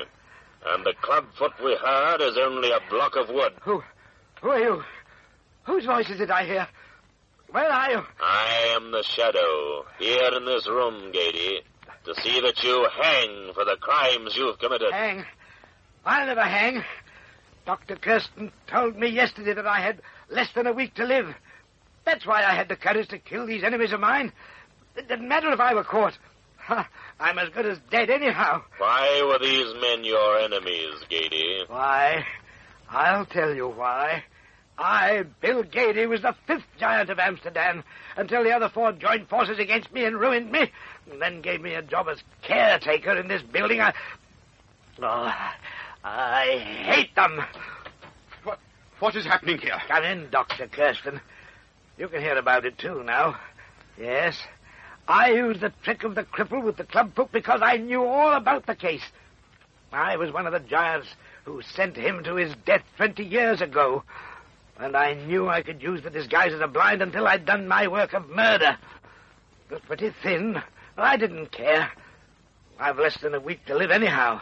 You told me so. Didn't you, Dr. Kirsten? I'm afraid that wasn't quite accurate, Gady. Huh? What? What did you say? I'm afraid I was in serious error. I am happy to inform you that you will live to be an old man, Bill Gady, barring the probability of being hanged by the neck. Why, I'll catch Shadow, him. he's got the scalpel. Stop him. Stop him. You rotten, double-dealing... he tricked me. He tricked me. Come back here. Come back, Gady. That voice. Where's it coming from? I don't see anything. I am here, nevertheless, Dr. Kirsten. Here in this room. Tell me, are you sure Bill Gady will live? Yes, quite sure. He's as healthy as a newborn babe. Oh, yes, he'll live. He'll live to suffer it all. Your accent, Dr. Kirsten, what happened to it? You got excited, and now you're talking perfect English. Why, so he is. And that scalpel that Gady just plunged into your leg. He isn't even bleeding. He doesn't even know it's there. Knife? It's plunged into wood instead of flesh, isn't it, Kirsten? That's why you don't feel it. That's the leg that used to have the club foot on it. Am I right, Dr. Kirsten, or rather, the cripple? Timothy Barker. The boy with the club foot. Yes, you're right. I am Barker. The body that was washed ashore was the thug the giant sent to kill me. I went overboard with him, and my leg was caught in the propeller of the boat and cut off. My club-footed leg. But I was finally rescued, and when I recovered, I took up medicine in Belgium, and at last returned to this town as Dr. Kirsten, and waited for my revenge. And you used me to get it? Correct. I knew that you, Gady, hated the other 4 giants of Amsterdam. I knew that only your fear of death kept you from killing them. That's why I deliberately said you had less than a week to live. You devil! You rotten heartless! Stand back, gentlemen. He's got a gun. Of course I have. And now I'm going to finish the job. I'm going, Randolph and Gady, and both you are going with me. You're not going anywhere. What's that? That's the police. And for all 3 of you, it's the end of the 4 giants of Amsterdam.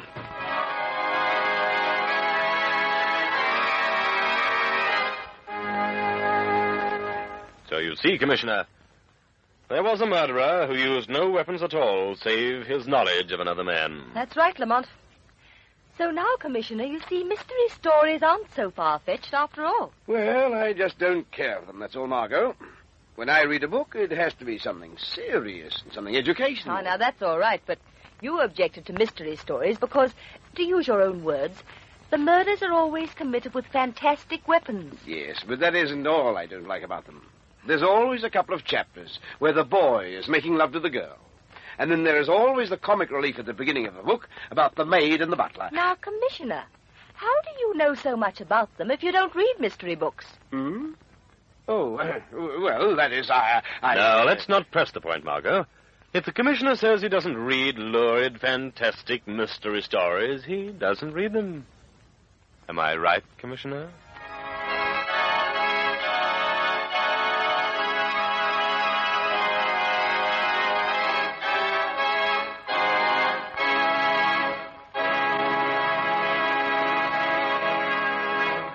So concludes this week's Shadow Story.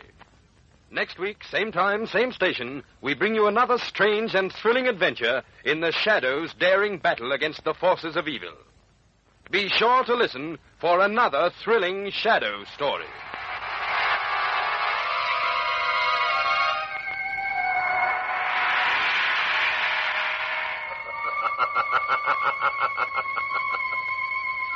As you sow evil, so shall you reap evil. Crime does not pay. The shadow knows.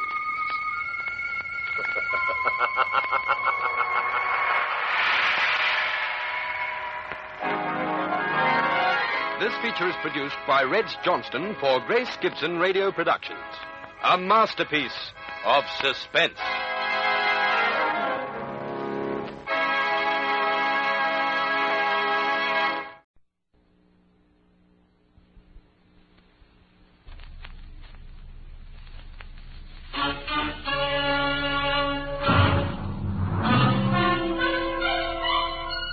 Box 13, with the star of Paramount Pictures, Alan Ladd, as Dan Holliday.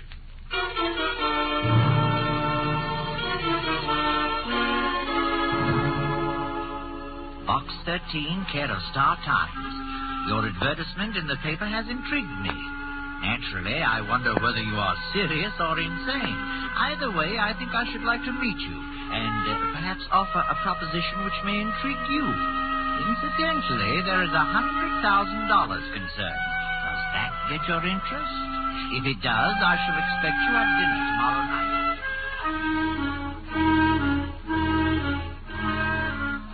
I shall expect you at dinner tomorrow night at 8. It will be informal, so don't bother to dress. Yours for adventure, Charles Winthrop. Does $100,000 interest me, yes? Brother, that much money would put new life in a mummy.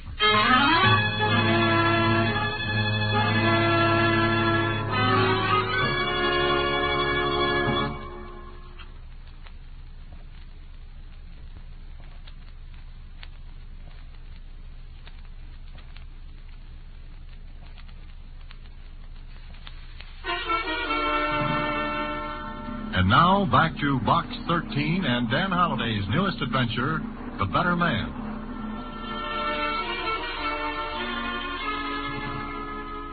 Charles Winthrop.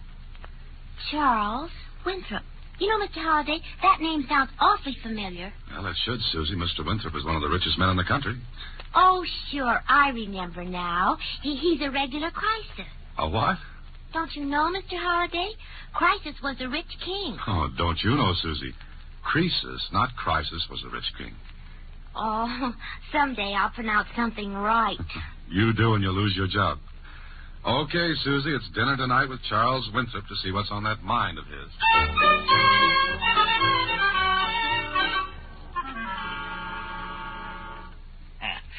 Cigar, Mr. Holliday? No, thanks. More coffee, perhaps.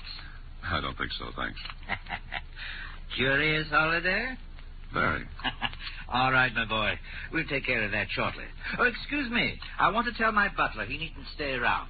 William, come here a moment, will you? Whatever Mr. Charles Winthrop had on his mind, it was hugely funny to him. All through dinner, he'd stop eating, slap his thigh, and laugh. And I wasn't saying anything funny either. Oh, will you? I watched him as he told the butler what he wanted. I think you have the night off. I got a kick out of him. Short, thin little man with wisps of gray hair that kept floating over his spectacles. And when he talked, he craned his neck forward like an inquisitive bird, his little eyes twinkling.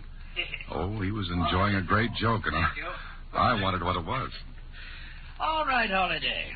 We'll be alone and we can chin a little. Think I'm crazy, huh? Mr. Winthrop, any man who can collect about 20 millions is crazy like a fox. Oh, money isn't everything. No, some people die young. Touché. Now, let's get right to the point. As I understand it, you advertise for adventure to get plots for your fiction, right? Right. So I'd say you'd like my little proposition. Well, that all depends. Surely. Well, someplace in this city, I have hidden a packet containing 100 $1,000 bills. Do you hear me? I'm afraid I did. No one knows what it is but me. But you can find out. I know a lot of people who would like to find 100,000. Oh, I know. That's why I've thought of this wonderful thing. Wonderful, wonderful. What wonderful thing? Ever been to Tibet, Holiday? Not recently. China, India, Japan, Africa, Malaya? What are you getting at? At me.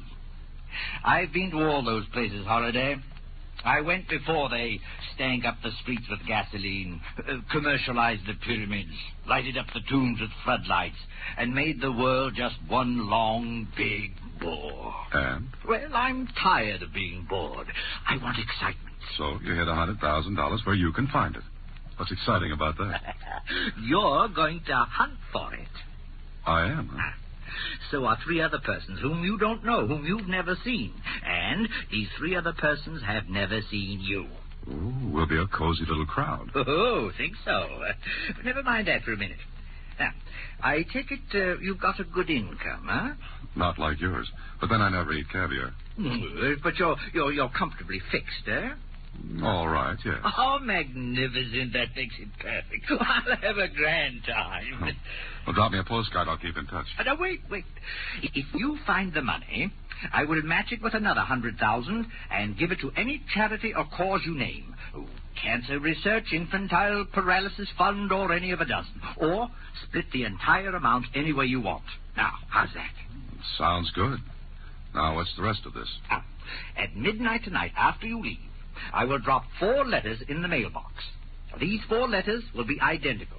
Each will contain the first clue to the whereabouts of the money.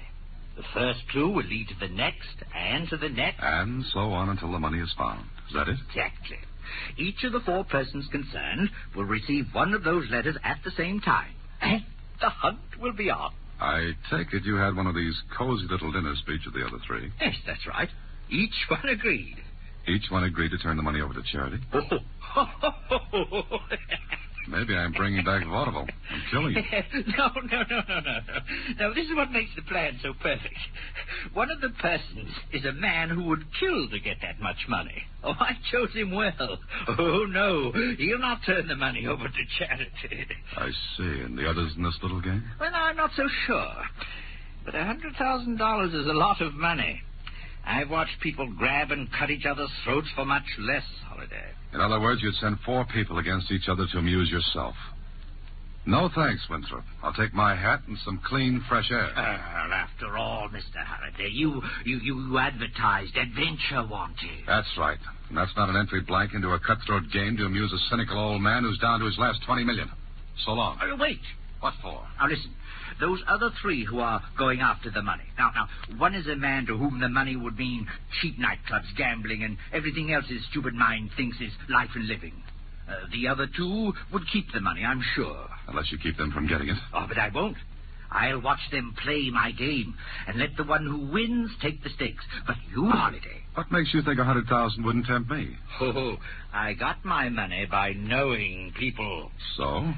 You got the chance to get $200,000 for a worthy cause if you play. And if I don't? The money will still go to one of the other 3. And I'm inclined to think the killer will win. Unless he's playing against a smarter man.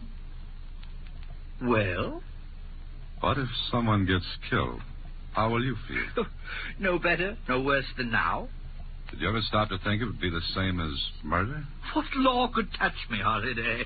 I hid the money, I give out the clues.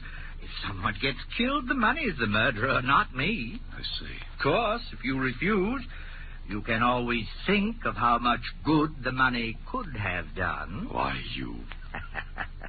I'll send out the letters at midnight, Holiday, 4 of them. You'll get yours in the morning. So you have all night to make up your mind whether the money is squandered by a cheap, stupid fool or helps some of humanity. I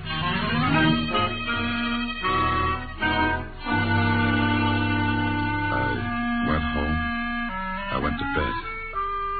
I didn't sleep much. I had dreams. Dreams that featured the grinning, weazened face of old man Winthrop, $1,000 bills, sick kids in hospitals. They changed places with each other all night. Then in the morning... All right, who is it? Special delivery, Mr. Holliday. Okay, thanks. Shove it under the door. Yes, sir. It was from Winthrop. At first, I wanted to burn and forget the whole thing. Because the thought of people running around the city fighting over that money made me a little sick. Then, I guess I was mad at Winthrop at his cynical attitude that the killers would always win. I opened the letter and later in my office listened to Susie read it. High swings the hunter, his dog's eye bright. Where science is king, the clue will be right. What's it mean, Mr. Holliday? I don't know. High swings the hunter, his dog's eye bright. Hunter? Me? And his dog's eye bright. I never saw a dog with only one eye, or a hunter with a dog's eye. His dog. And why, where science is king? Gee, I never saw a puzzle like this one before. Well, old man Winthrop is certainly having his fun. I worked out a puzzle once about movie stars. The names were all jumbled, see? And Susie. And... Susie, say that again. Say what? What kind of a puzzle did you work out? One about movie stars. Why? Stars. Susie, you're wonderful. Am I? Absolutely magnificent. Here. Mr. Holliday, you kissed me. All that and a raise, too. But what did I say? The dog star, Susie, the dog star. What dog star? Hand me that encyclopedia, quickly. Gee. Here. Now. Dog star. Here, listen. The dog star, or Sirius, brightest star in the sky, in constellation Canis Major, the great dog. Oh, but what about the hunter? Listen, Sirius may be seen below and to the left of the constellation Orion, the hunter. That's it, Susie. High swings the hunter, his dog's eye bright. But what about the next line? Where science is king, the clue will be right. I don't know, but it's got to have something to do with Orion the hunter. Listen, Susie, I'm going to find out a few things. I'll be at the Star Times for the next half hour.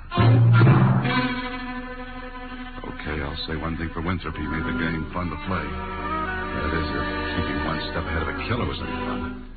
Anyway, at the Star Times, I talked to the science editor. Say, what the devil are you up to, Dan? Hey, look, Lou, give me some help, will you? If I can, sure. What's your problem? Read this. What is all this? Never mind now. I'll explain later. But Orion is the hunter. Oh, I see. Well, what do you want to know? What about Orion? Does it swing high? Sure. It rises roughly in the east, swings upward in an arc, and then sets. When is it at its highest? Oh, I should say around midnight. Midnight. Okay, now what about that where science is king line? Make anything out of that? Well, I should say science is king at an astronomical observatory. At least that would tie in with the rest of this doggerel. Lou, you're wonderful. Oh, by the way, Lou, there's an observatory in town, isn't there? Sure, the Winthrop Observatory. The Winthrop? Mm-hmm. Somebody managed to squeeze a few shekels out of the old boy to build the thing. He insisted it carry his name. So it all fits. Okay, Lou, tonight I'm going to be a stargazer.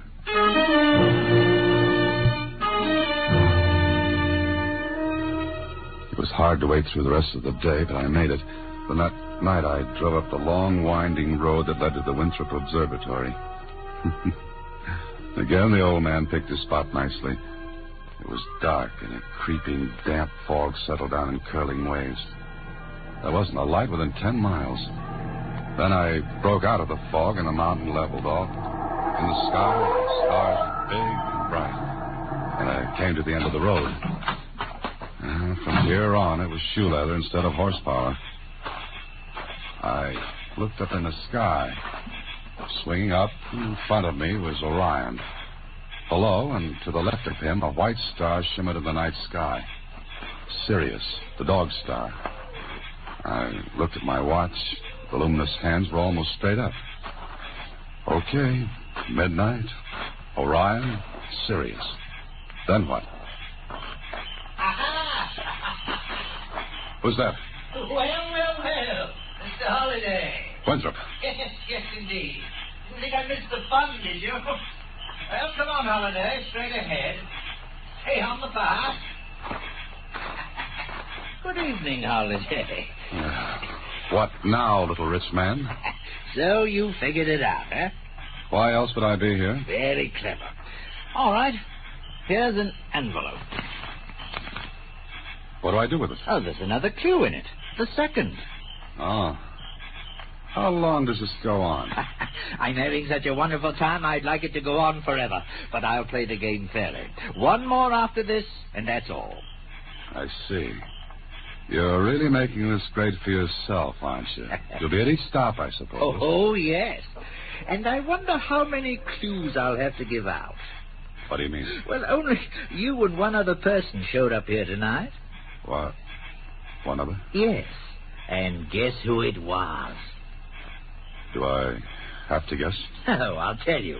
The only person besides yourself was the gentleman who would play rough, very rough. I'm afraid, Holliday, that from now on, you better watch yourself.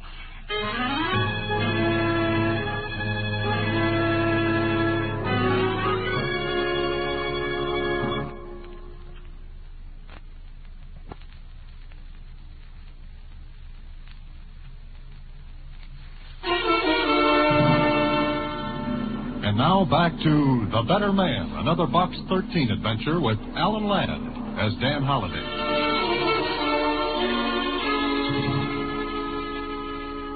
It was like playing tag with a ghost or fighting a mist. I don't know why I kept at it, except by this time I would have crawled across the Sahara Desert in an overcoat to get that money from Winthrop. When I left him at the observatory, I went to my apartment. There I opened the envelope. Oh, this one was better than the first. It said, "He's king, yet a slave, and free, yet a captive. And we, who are weaker, are yet stronger. Those whom he ruled are close to his might, yet fear him not by day or by night." This made a lot of sense, and it was after 3 in the morning when I finally gave up on it and went to sleep.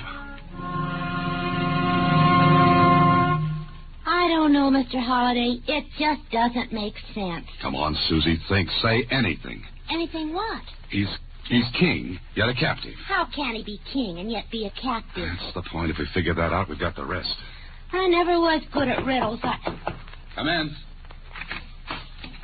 You, Dan Holliday? Yeah, that's right. I want to talk to you. Who are you? Makes no difference. Can you get rid of the dame? I'm not a dame. I'm a secretary. Blow, will you? Hey, wait a minute, Bud. Didn't you get in the wrong act? Sit down, Holliday. I'm not tired. Okay, stand then. Get rid of the dame. Susie, run down to the Star-Times and pick up the mail, will you, please? All right, Mr. Holliday. But tell him I'm not a dame. Okay. Maybe you know why I come here, huh? I can make a good guess. Oh, that's swell. Now we don't have to beat each other's brains out.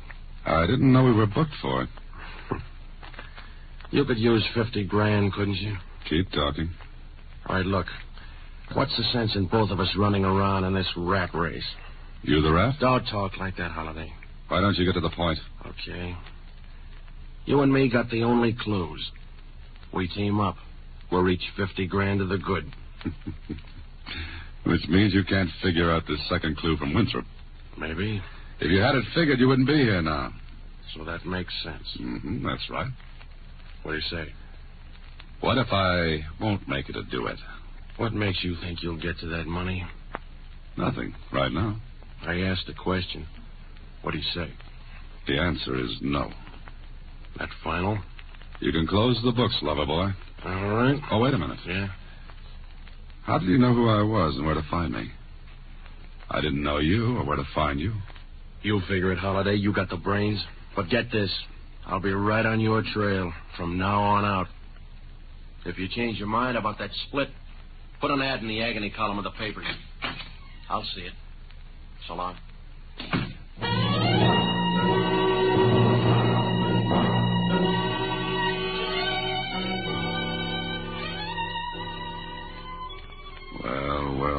that flat-eyed character knew me. But Winthrop said none of us would know each other. So I looked up Winthrop's number in the phone book, dialed it, and... Hello? Winthrop? Yes? Oh, is this Holiday? Look, I just had company. No. Yes, thanks for sending him, Winthrop. How did you know I did? Don't give me that. How else would he know who I was? That's right. I had to put a little zip into the game, Holiday. He's such a charming fellow, isn't he? Okay, you've had your belly laugh. But that's it. Oh, you're not quitting. I don't like to be thrown to the lions. What did you say? I said I... Well, go on. He's king. Yet a captive. King of the beasts. The lion. Wonderful. Now all you have to do is follow it up. Nothing doing. Oh, you're so close, Holiday, and all you have to do is be careful. I'm beginning to like you less and less. I'm not a likable person. However, whether you go on or not is your affair. But I should be very disappointed in you if you didn't. Hello. Hello. Hello.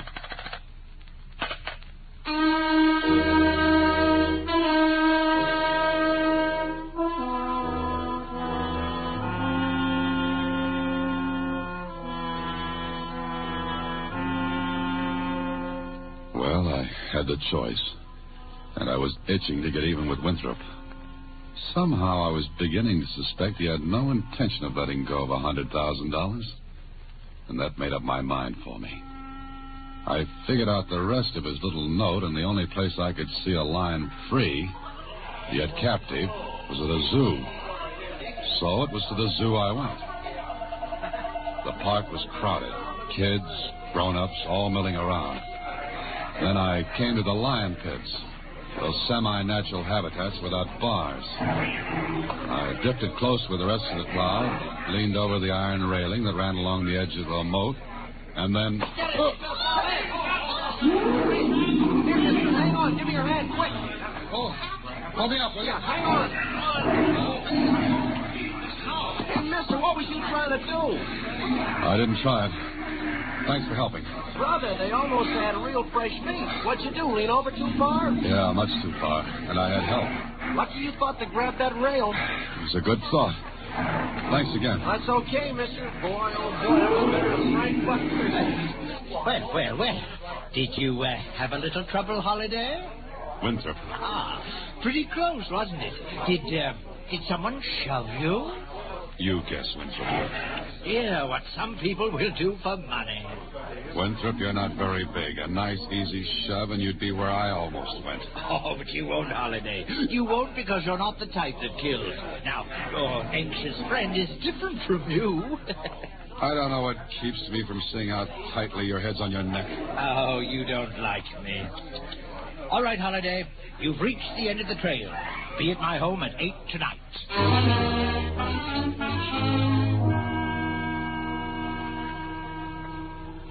It was 8 o'clock when I walked up the steps in front of the Winthrop home. There were little chills chasing each other on bicycles up and down my spine. But I rang the bell. Oh, good evening, Holiday. Come in. What have you got lined up for tonight? Come this way. In here. There. Sit down, Holiday. Thanks. I suppose you'd call all this quite fantastic, wouldn't you? You're insane. Oh, aren't we all? I'm just able to indulge my whims. Most people aren't. Well, I suppose you want the money, huh? You're not kidding anybody, Winthrop. There isn't a penny hidden anywhere. Oh, yes, there is. But the game is not quite over. What do you mean? You may come in now. I believe you two know each other? Yeah, sure.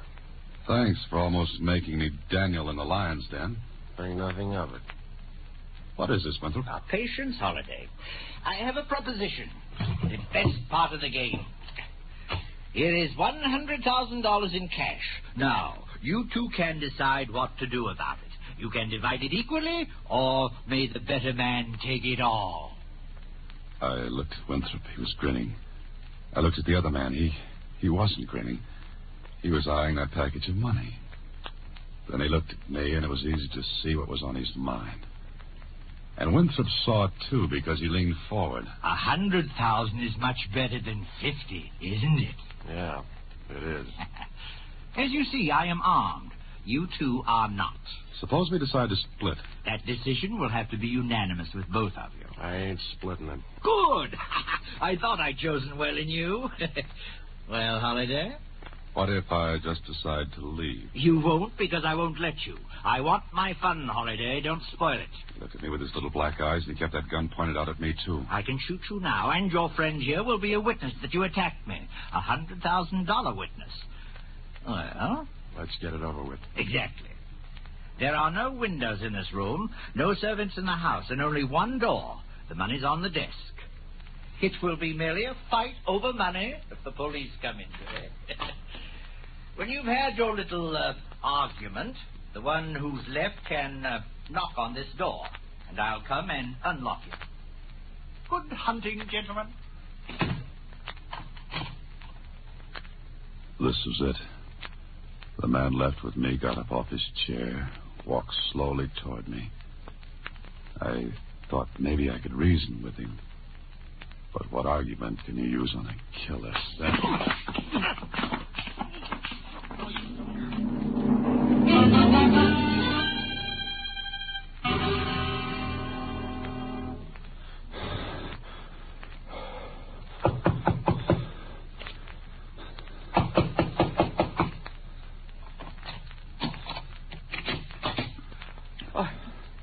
Holiday. Surprise, Winthrop? Right. Congratulations, Holiday. Brains and brawn. Rare combination. All right. There's the money. Take it, and I'll match it with another 100,000. You'll match it with $500,000. What? You heard me. Your pal there is out right now, but in a minute he'll come to. And I'll leave him alone with you with that money still on the desk. You can't. My God. Winthrop. Listen, Holiday. Now, you're not a killer. You wouldn't leave me alone with him. No. Watch. And I'll take your gun with me and lock the door behind me after he wakes up. Wait. And I could be a witness. $100,000 witness that he killed you in self-defense. You wouldn't. You're not that kind. You want to play dog eat dog? Now play it. All right. What do you want? Sit down at your desk, make out a check for $500,000. We'll decide where it goes later. And we'll both go to the bank tomorrow and cash it. Something funny? It's just that I could refuse to have it honored at the bank. Yes. Yes, you could. But you won't. All right, Holiday. You've almost restored my faith in people. Give me that pen.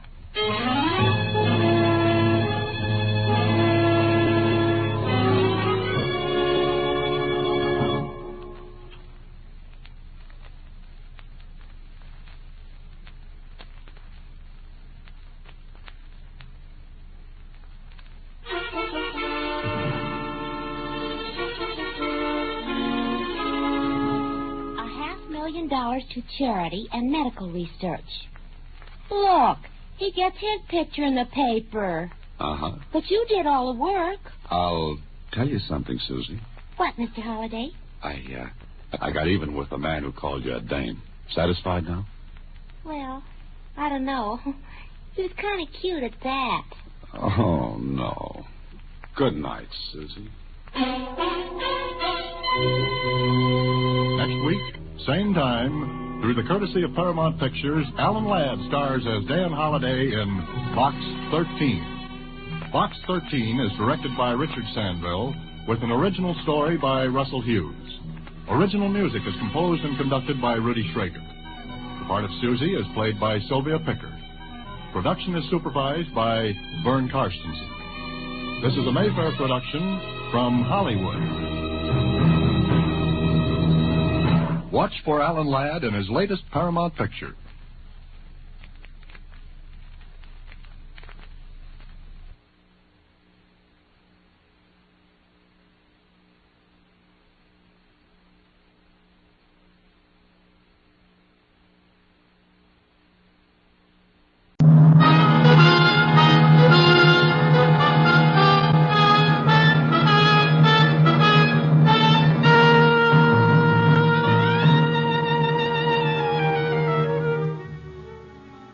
This is Randy Stone. I cover the night beat for the Chicago Star.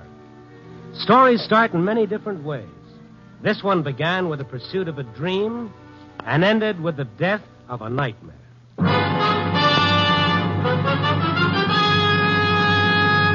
Night Beat, starring Frank Lovejoy as Randy Stone.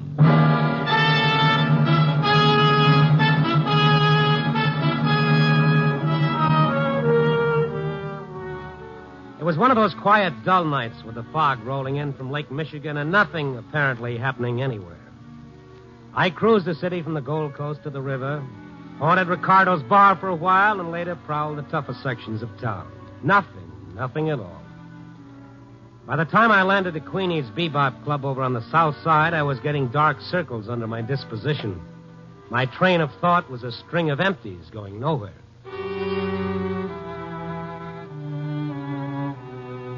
Queenie's place is a tired little bistro with bad food and a hungry floor show.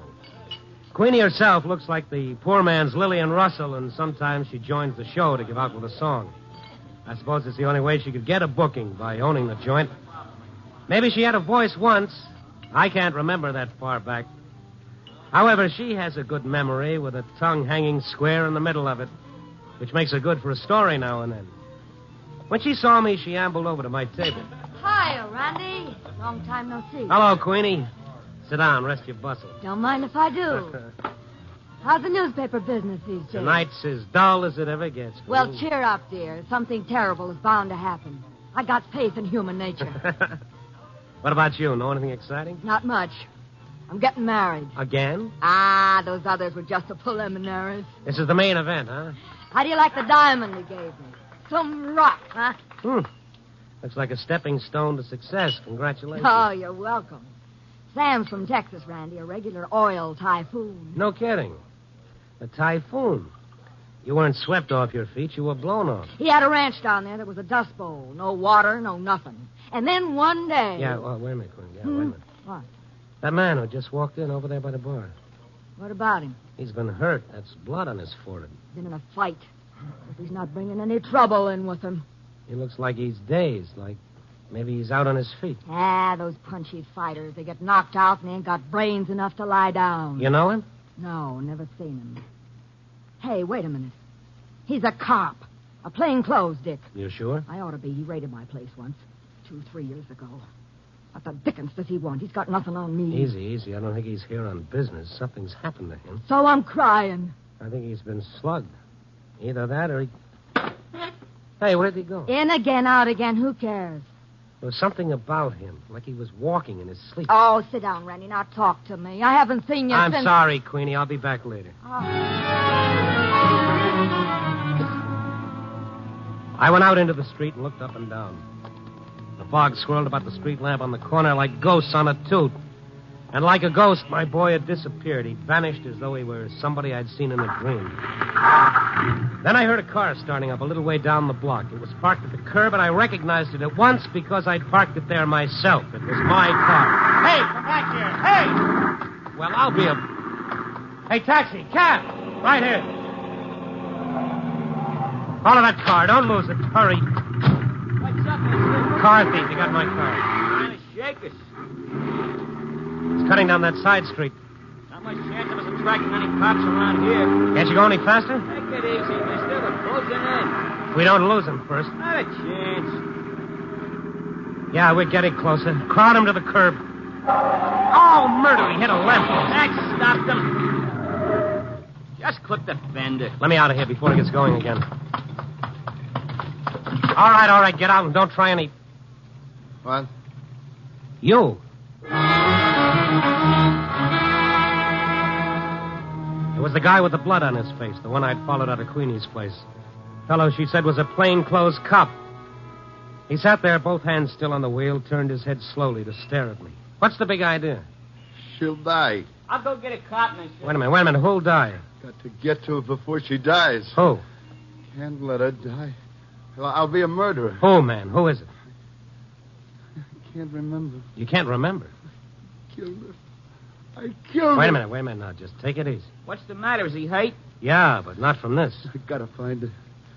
She'll die. She hasn't got a chance. Who'll die? My wife. My wife. I gotta get to her. Now, look. I tell you, she's dying. Gotta get her out of there. Out of where? Trying to think. Bloody as a fruitcake. I'll get a cop. He is a cop. What? Look, fella, what happened? Can't you remember? What did you do? What was it? Where did it happen? Think. I've been trying hours. Walking the streets. That cab. Gotta use it. Let me use it, please. Okay, get in. Maybe we drive around. I'll remember. I gotta. Where to? Head for the nearest place where there's a phone.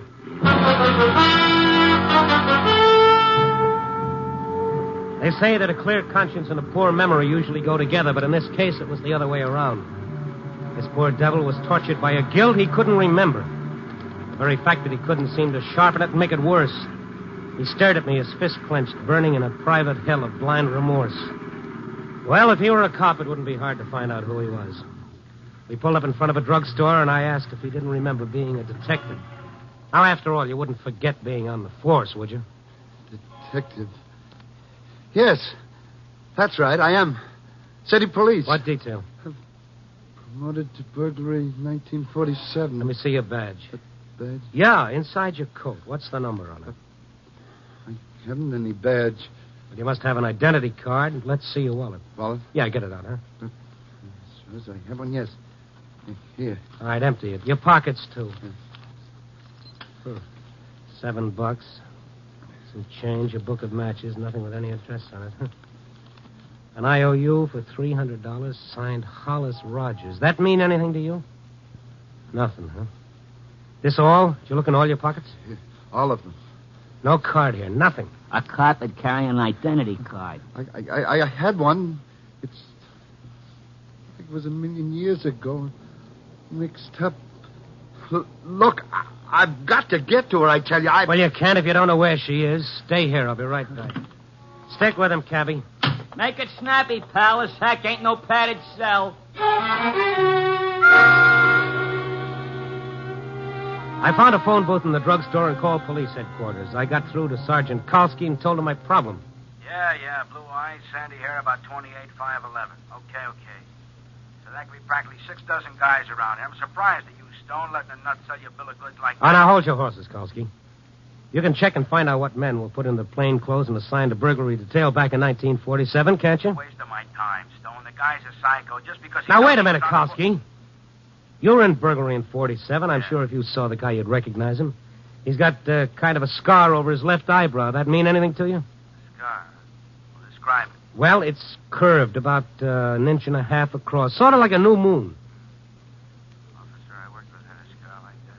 Guy with a baseball. A fellow named Kenny Day. Kenny Day? He fit the rest of the description? Yeah, he did. What do you mean, did? Why past tense? Because he's past history, Randy. Kenny Day resigned from the force 2 years ago. Oh. Studying law on the side, as I recall. One of those ambitious punks. You got his address? I could look it up in the file. Will you? I'd sure appreciate it. Okay, but... Look, Stone, one thing. This guy you think might be Day, the guy who says his wife's in danger? Yeah. Kenny Day wasn't married. He didn't have any wife.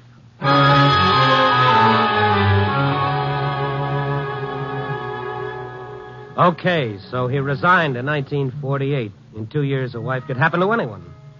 Kalski gave me Day's address. I called the garage, told him where to pick up my car, and then I went back to the street.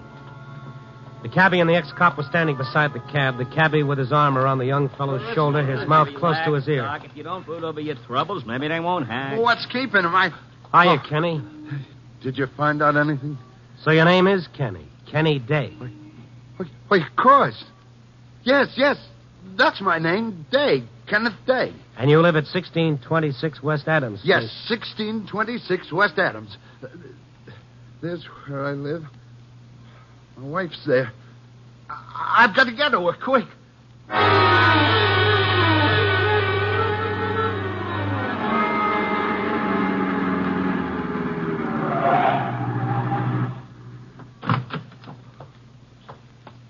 This it, you remember? Yeah. This is it. This is where I live. All right, come on, let's go up. What floor are you on? Floor? Which is your mailbox? I don't see your name. The There's my box. This? The name on it isn't yours. It's Joe Tonetti. I don't get it. That is my box. Well, we'll soon find out. It's the second floor back. Come on.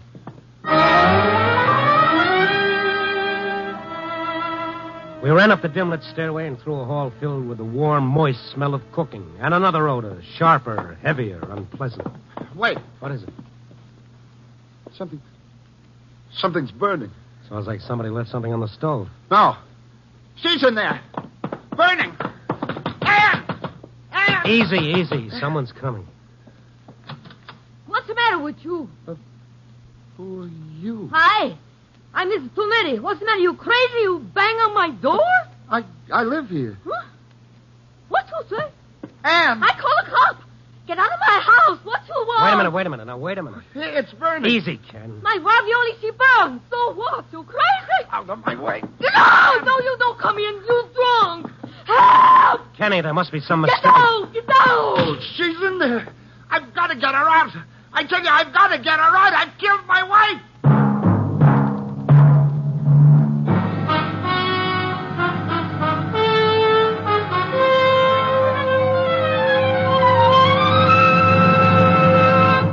NBC is bringing you Night Beat, starring Frank Lovejoy as Randy Stone.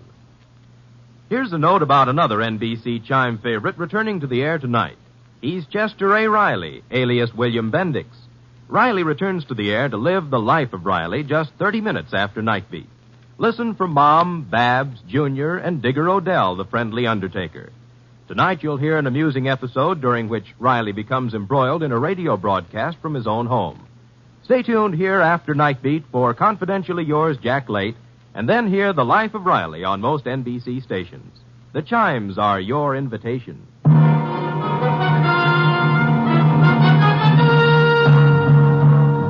And now back to Night Beat and Randy Stone.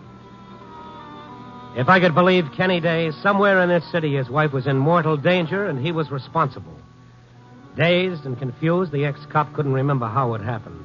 All he knew was if we didn't find her in time, he'd be a murderer.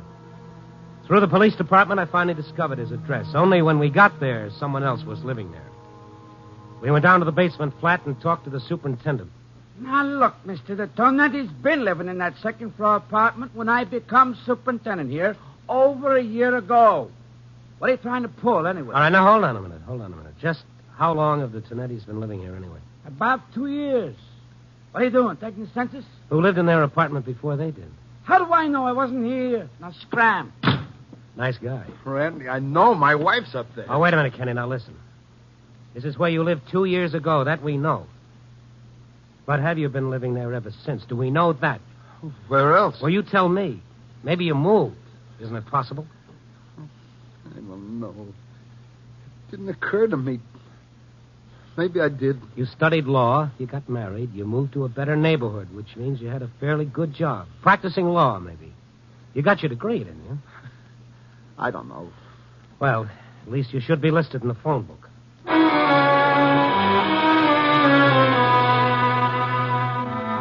We stopped at a cigar store on the corner, went in, put our heads together over the phone book. No lawyers under that name, but there were lots of dates. Kenneth J. Day. Here's one for Kenneth M. Kenneth S. Which one is you? I'm not sure. All right, call them up, all of them, and find out. Yeah. Yes, of course.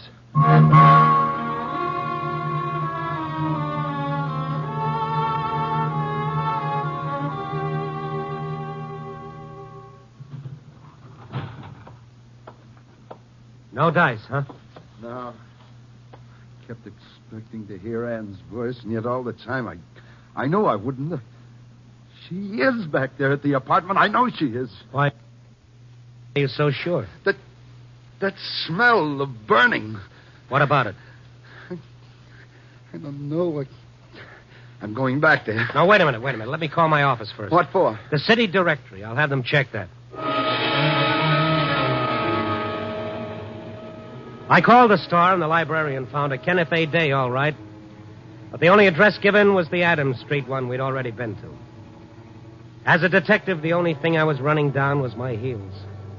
Then as I left the booth, I remembered that IOU in Kenny Day's wallet and that signature, Hollis Rogers. Called the office again and had it checked. Hollis Rogers wasn't even listed. We went back out to the street, and I reached for a cigarette, and then another thought occurred. Hey, you had some matches. Randy, the time. It may already be too late. Listen to me. We've got to get back. She's in that house, I tell Will you listen to me? Well, maybe it doesn't mean anything. Probably doesn't, but that book of matches you had in your wallet, it looked full, new. Matches? Let's see it. Yes, of course, but I... All right, let's have it. Here. Came from the Cafe Petite. Think you got him there? I don't know. It's a little joint on Clark Street. Let's get back in the cab. Maybe you'll remember when you see it. Where to now, mister? Cafe Petite.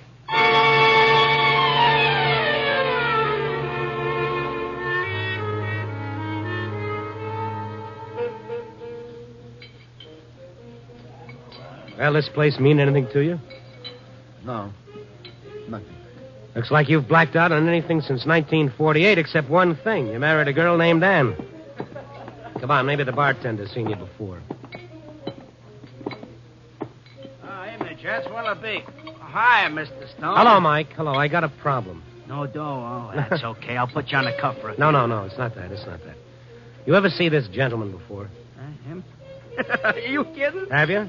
You mean you have seen me? As often as most of my other customers. Hey, what's your gag? It's no gag, Mike. He just doesn't remember. You know where he lives? How would I know where he lives? Oh, what'll I do, Randy? What'll I do? Hey, what is this? What's the matter? I figured you were celebrating the arrival. Huh? Arrival? What arrival? Well, I just thought, well, his wife. What are you talking about? What about his wife? Oh, now, look, maybe it wasn't his wife. I just didn't know, see? When he was in here yesterday having lunch with that lady, I figured she was his wife because, well, I could see she was going to have a baby pretty soon, baby. And... Ann! You remember? Where is she, Kenny? Where is she? That apartment. She must be in that apartment. It was burning. Think, Kenny, think. That was 2 years ago. You don't live there anymore. Randy, I tell you, it's happening now. It's happening now. She's helpless, I tell you. Get a grip on yourself. It's no good going to pieces like that. Now, she was about to have a baby. You remember that, don't you? Yes, I remember now. Ann, I can't think. I'm afraid, Randy. I'm afraid. Come on, easy. Relax. Now you're shaking. Hey, what is with him? There's only one clue left. That IOU. Who is Hollis Rogers? Try to think, Ken. Hollis Rogers. No, I don't remember. Hollis Rogers. Why would you lend him $300? I don't know. I don't know. I never heard of him. Randy. Say, I know a guy named Hollis. What? Hollis Rogers? Well, I don't know about the Rogers part. Anyway, the clerk at the Acropolis Hotel calls him Hollis, if that means anything. Acropolis Hotel. He worked there? Yeah, hot stick. All right, come on, Kenny. We might as well check it. We've got nothing else to go on.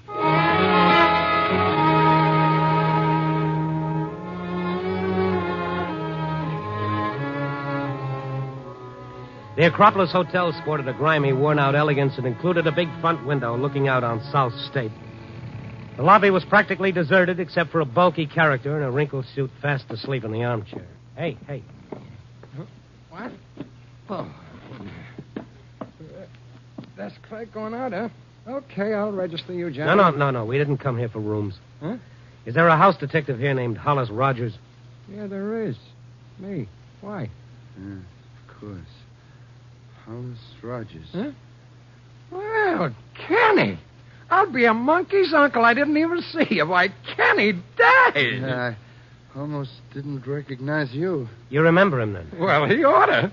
We were in the force together, him and me. Prowl car 962. That was us. Hey, let me look at you. Well, been a long time, huh, kid?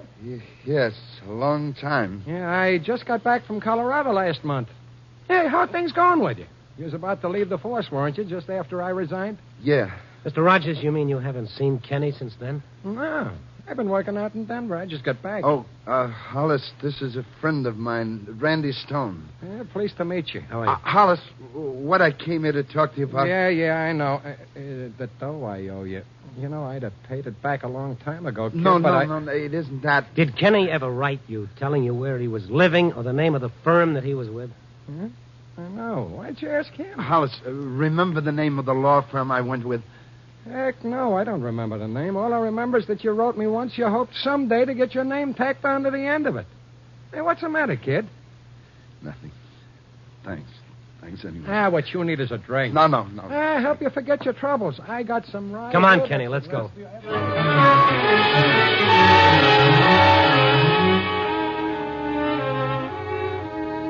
From the color of Hollis Rogers' nose, I imagine the only thing drink made him forget was when to stop. We went out into the street and got into the cab. Our fund of information had increased measurably. I know now that Kenny Day and his wife were seen having lunch at the Cafe Petite yesterday, which meant whatever happened took place between then and early this evening. Listen. What? Oh, you mean the fire engine? It's coming this way. My house, it's burning. Randy, it's burning. Hey, now steady. She's inside. She's in the house. She'll die. Oh, start up, for God's sake. Follow that engine. Wait, Kenny. We've got to. We ain't chasing no fires, not in my You've cab. got to. I've got to get you. Now get a grip please. on yourself. You don't know where that engine's going. It could be any place. It's my house, I tell you. Let go of Listen me. to me now. We'll be flagged down by a motorcycle cop inside of 10 blocks. You said it. And anyway, it's gone now. So, that's what happened, huh? A fire. Yes. I saw the flames. She was inside. Anne was inside. Burning. All right, easy now. Couldn't have happened very long ago, maybe inside the past 24 hours. We can find out where it was. Get us over to fire department headquarters quick. We're practically there.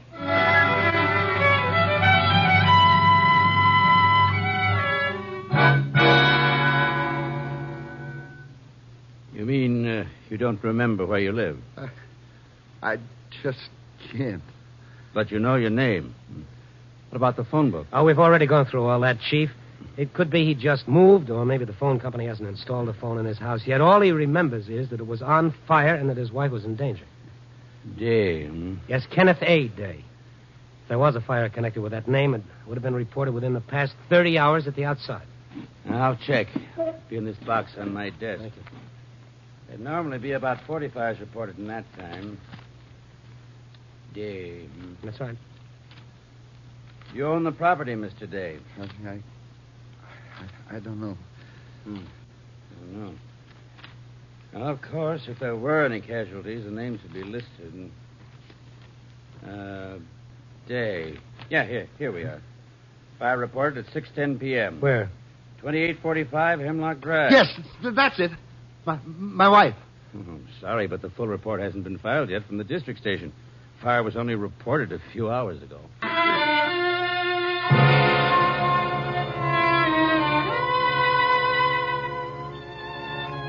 The 2800 block of Hemlock Drive was a neat parade of white stucco bungalows way over on the northwest side. Wasn't hard to find number 2845, because 2845 was merely a gap in the moonlit row of houses, a gap as conspicuous as a missing front tooth, and littered with the charred remains of what had once been Kenny Day's home.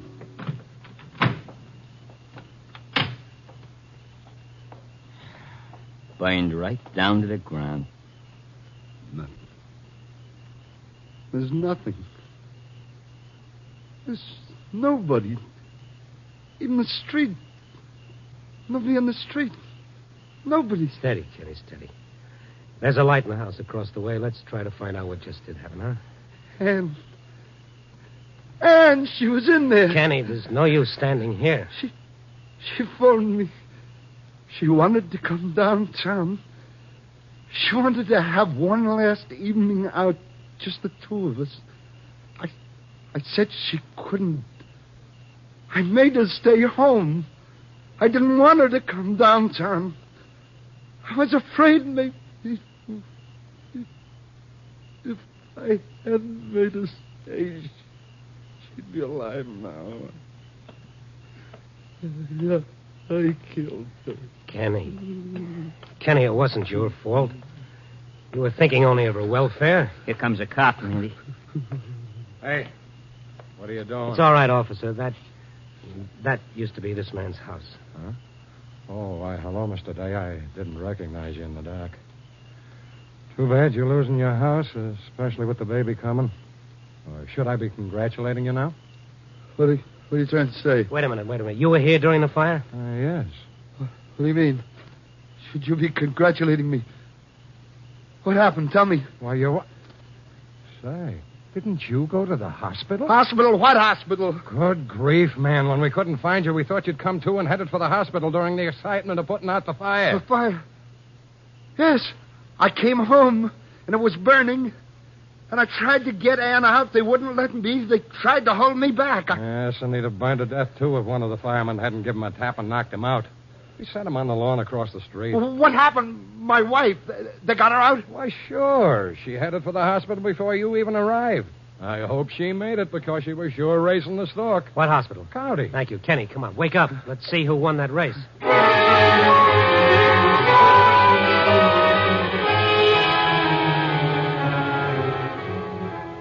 I don't know how many traffic laws our cabbie broke speeding back to the city, but they would probably have added up to a young fortune in fines.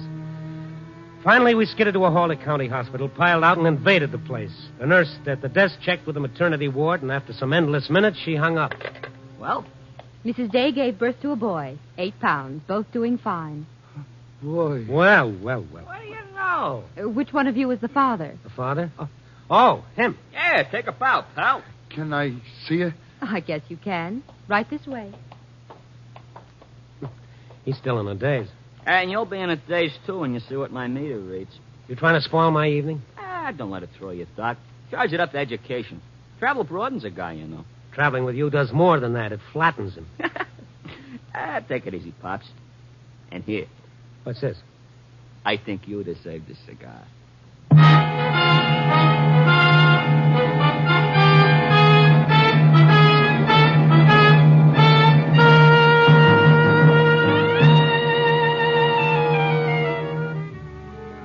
Well, another night about to slip into sunrise and another edition about to go to press. Kenny Day's battle with his conscience is won, and the curtain of his subconscious is lifted, as they say in the psychology books. Not that he really had anything to feel guilty about, of course, but conscience works in peculiar ways. For some people, it's as useless as a glass eye at a keyhole. It never keeps them from doing anything. It merely keeps them from enjoying it. Yes.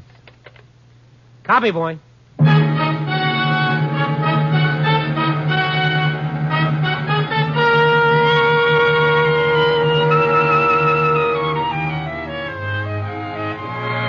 Night Beat, starring Frank Lovejoy, is produced and directed by Warren Lewis.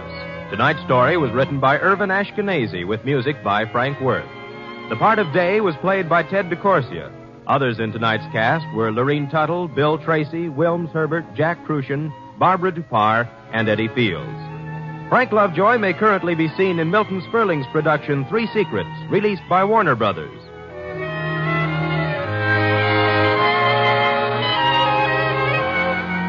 Listen next week at this time and every week as Randy Stone searches through the city for the strange stories waiting for him in the darkness.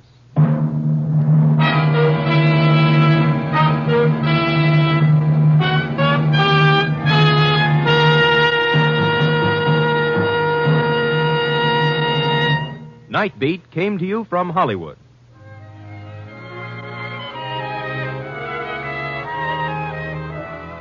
Three chimes mean good times on NBC. Mystery fans will enjoy the Sunday lineup of action-packed adventure shows on NBC. Sunday tune for The Falcon, High Adventure, The Big Guy, Charlie Wild, and $1,000 reward.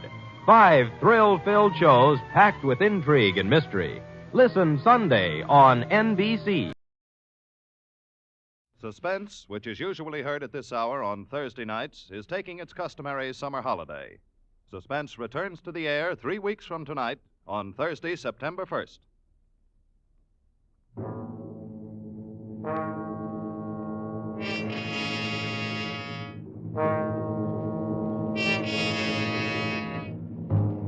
You are with 3 men on a jungle plantation on the rubber coast of Borneo. You know that one of the men is a desperate criminal whom you've come to arrest, but you don't know which one. You have to find him before he can save himself by killing you.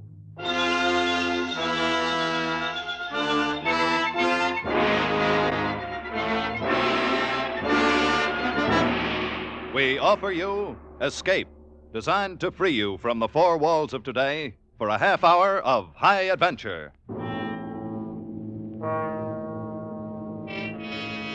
Tonight, we escape to a Borneo jungle in a tantalizing search for a murderer, as L.G. Blockman told it in his famous story, Red Wine.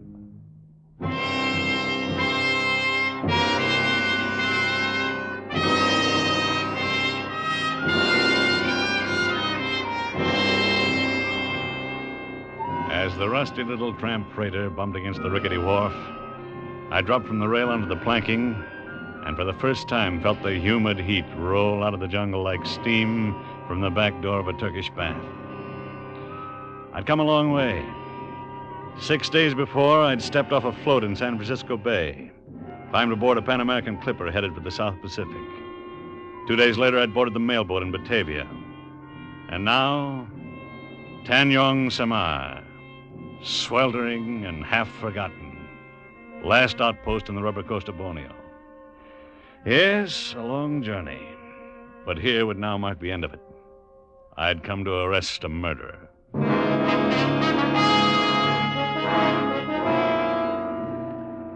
I crossed the beach and walked up the path of crushed shells leading to a low bungalow at the edge of the jungle. The freighter would lie at the wharf for 4 hours, plenty of time for me to get the thing over with and be back aboard when she sailed. I was expecting danger, of course, but no real trouble. I'd done jobs like this before, so I stepped confidently up on the porch and met Herr Kurt, controller of the Tanjong Samar district. Yeah, I am Meneer Kurt, the controller. What is it I can do for you? I have a letter of introduction here from the Governor General. Here you are. Yeah. Mr. Paul Vernier from the United States. The governor promised me your cooperation. So I see. Cooperation. That's good. But he doesn't say cooperation in what? Well, I've come here after a killer, Mr. Kurt. Oh. Dayaks, maybe? Headhunters? No. This one's a civilized killer, an American. Wanted in San Francisco for murdering his wife. His name is Jerome Steeks. Oh, I see. Won't you sit down, Mr. Vernier? Yes, thank you. Wonkin, bawa kopi. I bring right way. We will have coffee in a moment. Oh, that's nice of you, but maybe I'd better pick this guy up first. I'd hate to miss the boat and have to lay over 5 days. You are acquainted with this Steeks, Mr. Vernier? No, I've never seen him. But you do have photographs. No, I'm afraid not. This was a very clever killer. He apparently took great pains to see that he was never photographed. He carefully eliminated all the fingerprints as well. What are you driving at, Mr. Kurt? Well, simply this. There is no one in my district by the name of Steeks. Oh, no, of course not. He wouldn't be using his own name. There is an American here, though, isn't there? 3 of them, Mr. Vernier. Employed as foreman on the Cotta rubber plantation. Well, according to my information, Steeks came here from Batavia about 6 months ago. We all arrived 6 months ago on the same boat. The Cotta company is just going back into operation. I see. Well, according to the people who've seen him, Jerome Steeks is a man about 35 years old, of medium height and slight build, pale complexion with black hair and mustache. Amazing. Any one of these men might fit the description, except that all are clean-shaven and heavily tanned from tropical sun. Furthermore, Mr. Vernier, all 3 of the men have light blonde hair. Copy should have seen it, Wamasa. Good. Pour out 2 cups, Wong. I'll have Wong bring your baggage up from the wharf, Mr. Vernier. Yeah, thank you, Wong. It appears your business may take a little longer than 4 hours. I'm certain of the information I got in Batavia. I know the man's here. Then the problem resolves itself into a matter of identification. Bolipiki sekarang. Saya, Wamasa. No, an hour's talk with the 3 of them ought to do that. I doubt it, Mr. Vernier. The swamps here at Tanjong Samar are infested with fever. It's always hot, like now. And the jungles back there swarm with long-tailed true snakes and deadly cobras. In the rivers, crocodiles. So? Men rarely come here unless they're running away from something, trying to lose their past. I think you'll find all 3 men have manufactured stories. So, how is one to choose? Well, Moreover, according to this letter, I'm authorized by the governor to assist you in arresting and extraditing Jerome Steeks. 1 man, not 3. So it's up to me, huh? Oh, do not misunderstand me, Mr. Vernier. I will cooperate with you in every way. But I think it will be a very hard thing to identify this man you have never seen.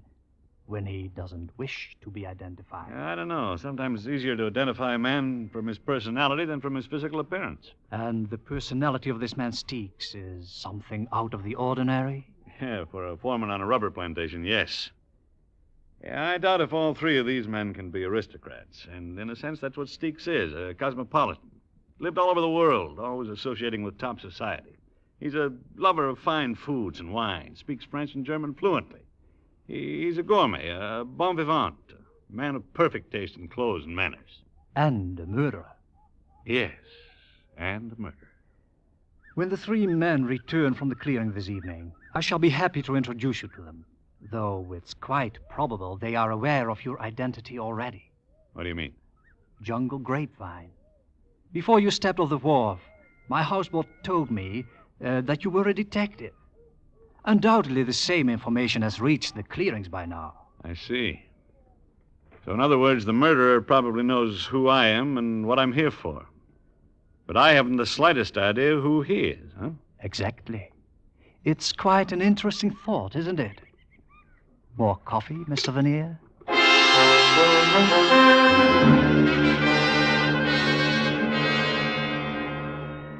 Mr. Vernier, I would like you to meet Mr. Doran. Hi, Mr. Vernier. And this is Mr. Wilmerding. Pleasure, Mr. Vernier. I'll save you the trouble, Kurt. My name's Prale. Glad to meet you. Same here, Mr. Prale. You might as well drop that mister. We don't use it much around here. I'm Prale, that's Duran, and Wilmerding, and you're Vernier, if it's all the same to you. Sure, Prale. Why not? Now, if you gentlemen will excuse me, I have a number of things to do. Bring Mr. Vernier to my bungalow for dinner. We'll celebrate having a guest at Tanjong Samar. Oh, sure. We'll see you. Well, Herr Kurt tells me all three of you are Americans. Well, I don't know whether I'm still one or not. Haven't been to the States in 7 years. 7 years, huh? Then you're an old-timer here, Duran. Oh, not here, Australian. Oh, don't let Duran get started, Vernier. He'll spend 2 hours telling you how he lost his shirt trying to raise sheep down under. Well, if I had either money or sense, I wouldn't have come to this stinking hole. Oh, I wouldn't say you fellas had it too rough. I've been noticing those empty bottles there in the shelf. What do you mean, Vernier? Well, here, Piper Heidsieck, 1936. That's good champagne. You boys are living like gourmets, connoisseurs. Oh, you're overrating us, Vernier. Those empty bottles were already here when he came. Just never got around to throwing them out. Prale here's the only connoisseur in the bunch. He can tell you anything you want to know about wine. Yeah, or about anything. Oh, dry up. Just because a guy happens to know a little more than somebody else, there's no reason to keep riding him all the time. I wish you knew some way to make ice. I'm getting plenty fed up with warm beer day in, day out. Yes, that would get pretty tiresome. I think I'd switch to Chambertin or Chablis or something. Come again? Well, Wilmerding, I didn't necessarily mean those in particular, but there are quite a number of wines that are even better warm than they are chilled. You're in the wrong place, chum. We wouldn't know what to do with them if we had them. This is strictly a beer and gin crowd. There'd be no kick on that if we had some ice to go with it. Oh, what I wouldn't give for a cold, frosty Oh, relax, Wilmerding. You make me thirsty. Oh. What do you say to some music, huh? Oh, music? Does one of you play some instrument? Sure, Prale. He's terrific on that phonograph over there in the corner. Only trouble is he thinks 3 o'clock in the morning is the greatest song ever written. Well, I can see that leading to quite an argument, Duran, particularly if you're a lover of the classics. Oh, no. I don't go for that long-haired stuff. But I would like to hear a fast number once in a while. It's less than 10 years old. Yeah, you ought to see this collection Prale dragged up here from Batavia. Strictly from the gay 90s. Prale, you don't by any chance have a number called Il y a un meurtrier dans cette maison? What's that, some Italian opera? No, it's French, approximately. Well, come on, Prale. Translate it for us. You claim to be an expert on the French language. Well, it's worded kind of funny. It's like poetry. Oh, sure. That last word, though, that maison, that means house. I know that. That's too bad. I thought maybe Jerome Steeks might translate it. Huh?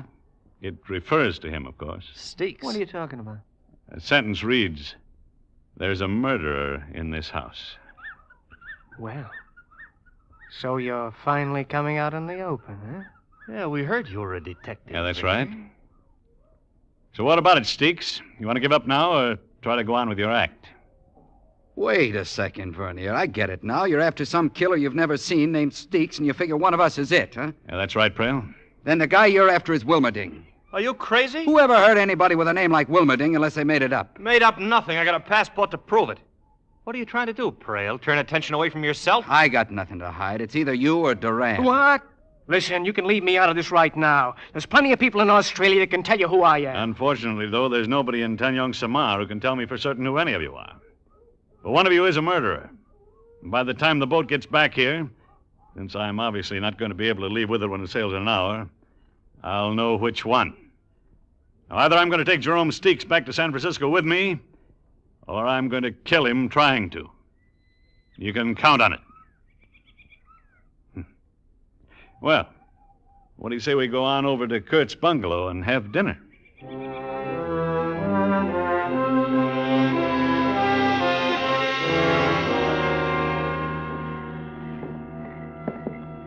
That's Wilmerding's room there. Duran sleeps here, and Prail on down at the end. Oh, yes.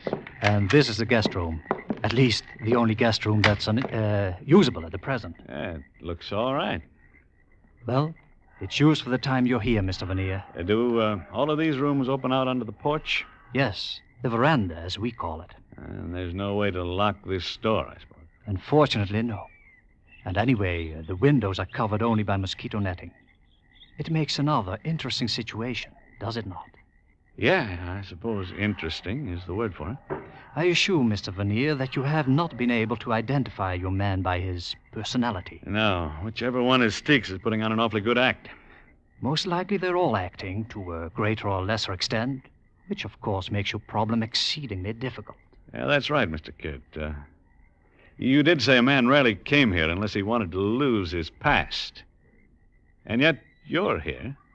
Yeah. Yeah, that is true. But then, I am only a servant of the government and have little choice where I am sent. Well, good night, Mr. Veneer. I sat there in the lamplight for a long time after Kurt left, trying to figure things out and getting nowhere. Gradually, the night breeze brought the smell of the jungle into the room.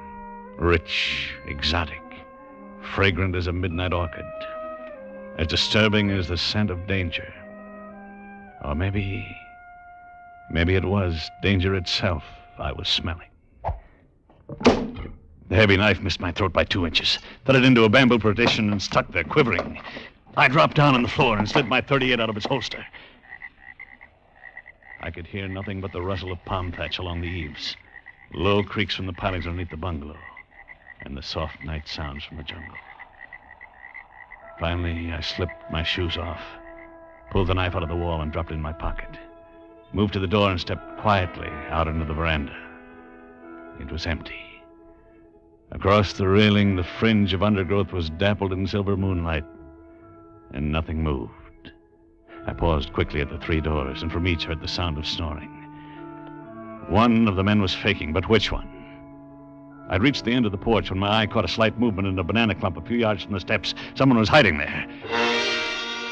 I moved swiftly, holding the gun ready, and came within a few feet before I could make out a shape in red and white sarong. And shape was right, complete with dark, tumbled curls and a flower behind one ear. It was a girl. Please, Tuan, the gun. You are going to shoot me? No, relax, honey. I was looking for somebody else. And now you have found Nilana, so you are disappointed? Pleasantly surprised. Nilana, huh? In your language, it means flower of love. It's the perfect fit. Are you, blooming out here all alone? I do not understand, Tuan. Did you see anybody moving around up there on the veranda a while ago? Only you, Tuan. I became frightened and ran to hide. Frightened? Why? I should not be here. At night, let us talk of something else. All right, Nilana. The moon, for instance? Oh, yes. Look, is it not big and soft and warm? Yeah, all of that. Tuan, you like Nilana, perhaps? Definitely. Why do we not go somewhere else? Along the beach, perhaps? You would like that? Well, I'm afraid Mr. Veneer is too serious-minded for such things, Nilana. Mynheer. Well, Mr. Kurt, join us, won't you? Thank you. Nilana, go to the bungalow at once. Yes, Mynheer, I go immediately. She has no business being out alone at night. But, Mr. Veneer, is something wrong with your room? Is it not comfortable? It was, until this flew in through the window. A knife? Yeah, throwing knife. You ever see it before? Oh, yeah. It is one of the collection there in the bungalow. The three Americans throw them at targets every evening and wager on the results. I believe Mr. Durant taught the other two. Yeah, what about you, Mr. Kurt? Do you ever bet with them? It would be too easy. Watch. Yeah. I learned to throw a knife in Java many years ago. And, Nalana, I suppose she's an expert at it, too. Nalana knows nothing of knives. Her greatest accomplishment is that of making friends too easily. I see. Just who is she, anyway? Does she live here? Yeah, she lives here. She is my wife. Your wife? Exactly. My wife. Good night, Mr. Vernier. I stood there in the moonlight and watched him walk toward his bungalow. My simple task was fast becoming involved. When I finally turned in that night, I undressed in the dark, pushed the bed up to block the door, and propped a chair against the windowsill, and lay down on the floor. I kept trying to fit some theory together to account for the things that had happened. When I drifted off to sleep, I was no nearer any answer than before.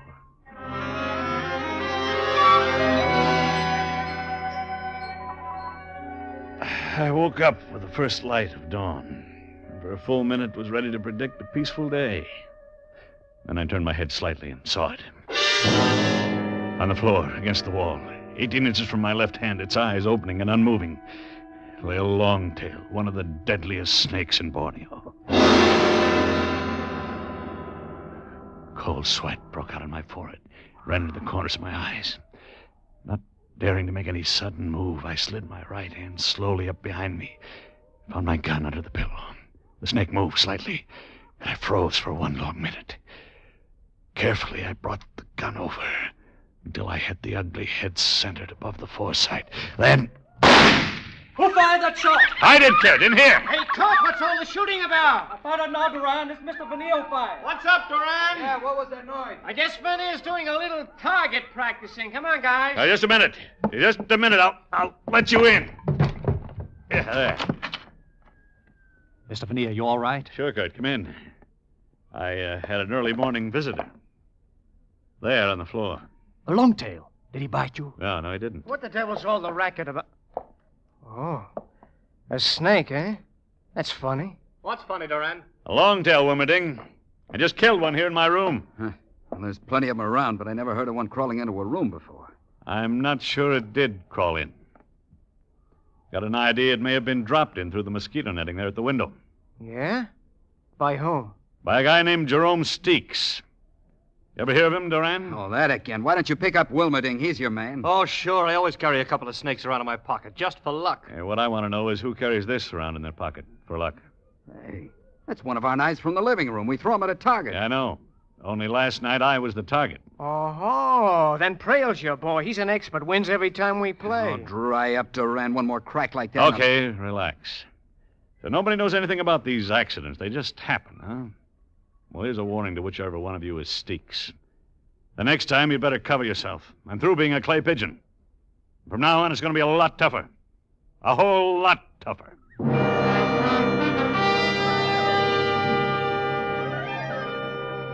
That day passed, and the next, and I got exactly nowhere. And the third day, I managed to search the men's quarters and found nothing. Mainly, I'd hoped to find some kind of a bleaching agent. Steeks was described as having black hair, while all three of these men were blonde. Furthermore, I was convinced after 3 days of observation that all three were naturally blonde. Things didn't fit. They didn't add up. I saw Nalana several times, but had no chance to speak to her. When Herr Kurt was with me, she'd pass without a glance. But if I was alone, she'd manage a quick, provocative smile that sent shivers down my spine.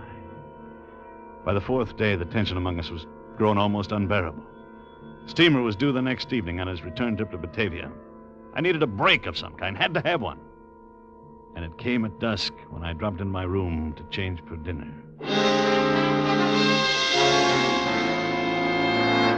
Close the door. Quick, Tuan. Speak softly. It is I, Nalana. Nalana, what in the devil are you doing here? To see you, Tuan. Does that make you unhappy? No, it doesn't. But I doubt if Herr Kurt would think much of the idea. He must not find out. But I wish to ask you something. All right, honey, shoot. It is true that you look for a man who has killed a woman in your United States? Yes, that's right. A man who now names himself by another name? Yes. Nalana, do you know? It is perhaps the same one who one night threw a knife at you? Yes, I think so. Do you know who it is? I saw the knife thrown when I was outside by the edge of the... Quiet. It is someone? Yeah, that's Herr Kurt. He's going in the living room. I'm very frightened, Tuan. I must go. No, wait. I've got to know what you're going to do. There's no time now. Tonight, when everyone sleeps, wait by the towel palm at the edge of the clearing. I will come. All right, I'll be there. Nelana has done foolish things, Tuan. But tonight, she will fix it all good. You come.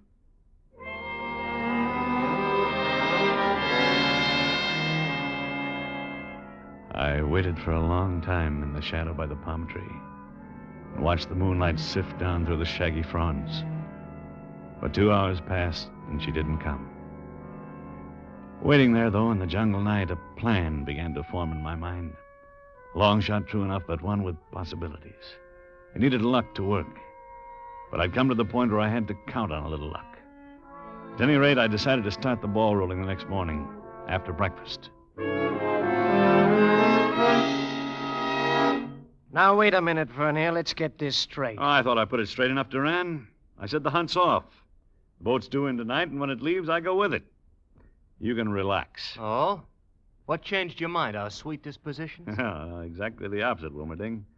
Every one of you acts as guilty as the next one, and yet in 5 days I haven't been able to find a single characteristic in any of you that fits the description of Steeks. I don't think he's that good an actor. So I'm going back to Batavia and pick up the trail there. Well, at least you finally got some sense in your head and decided to believe what we told you the first day you were here. Oh, no, Duran. I didn't say that.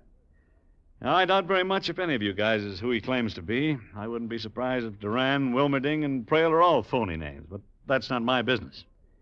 Now, I came here after Steeks. I've decided now I made a mistake, and that's that. Oh, great. You come in here and push us around for a week and then decide it was all a mistake. Yeah, I'm sorry, Prale. And I'm going to try to make up for it this evening. See, I'm throwing a dinner party at Herr Kurt's bungalow before the boat leaves tonight. You're all invited. Well, now, that's pretty decent of you, Vernier. Yeah, I'll get some food and drinks from the captain as soon as he docks. If you're as fed up with Reistoffel and warm beer as I am, he'll be ready for a change. I may get to like you Oh, yet. good. Then it's all settled. And I can promise you at least 2 surprise dishes. Maybe 3, if you I care beg for your pardon, gentlemen. Oh, Kurt, come in. I was wondering whether any of you had seen Alana this morning. Not me. Oh, I haven't. Why? What's wrong, Kurt? I'm rather concerned about her, Mr. Vernier. She hasn't been home since early last night. I had a couple of ideas about that myself. Ideas I wish I didn't have. As soon as the rest of the bunch went about their business, I began my own search for Nalana. It was nearly dusk before I found her. And then I said nothing about it to anyone. But sitting at the table that night while the dinner party moved along, I kept thinking how she'd never smile again. How she'd never walk in the moonlight again. Because somebody had cut her throat.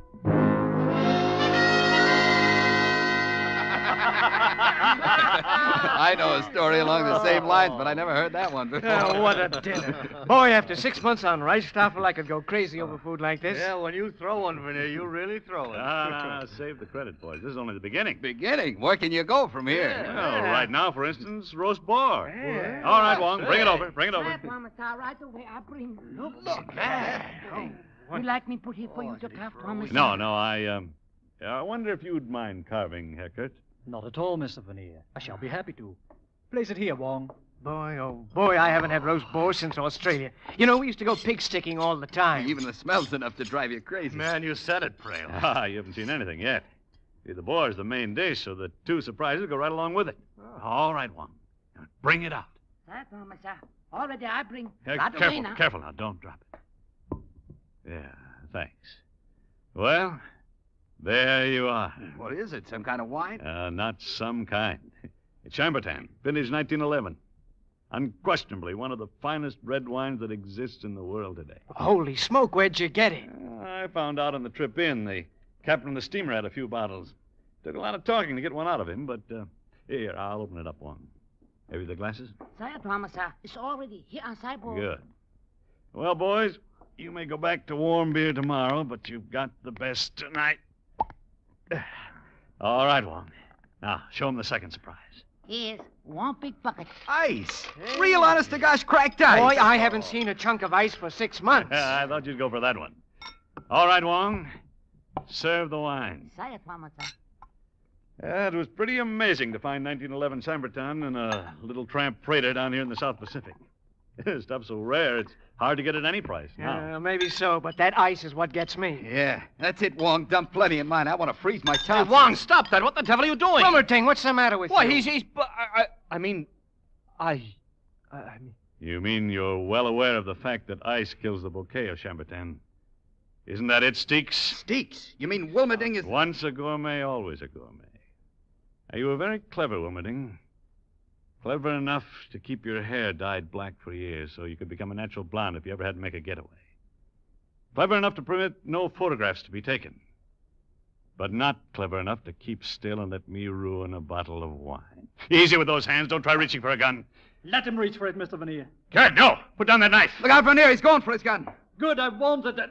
Ow!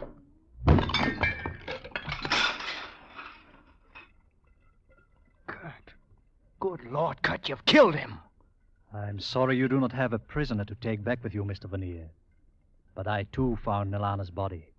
I knew you had been there. I saw your footprints. I'm sorry, kid. Then Yes, she had...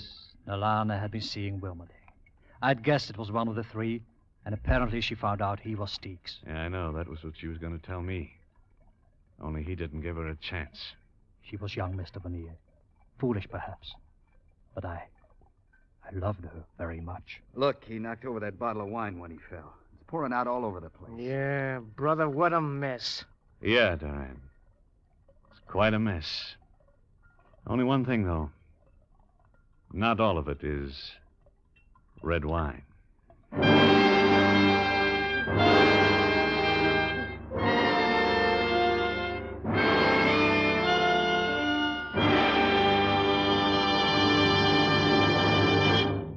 Escape was directed this week by Richard Sanville, and tonight brought you Red Wine by L.G. Blockman, adapted for radio by Mort Lewis and Les Crutchfield, with Willard Waterman as Paul Vernier. Featured players were Robert Boone, Marion Richmond, Larry Dobkin, Vic Perrin, Wilms Herbert, and Clark Gordon. Music is conducted by Wilbur Hatch. Next week, you are standing at the doorway of a cabin on Cashier Creek. Up on the ridge, the bloodhounds have caught your scent. And between you and a fortune, between you and escape, yawn the white jaws of a deadly snake, a cottonmouth moccasin.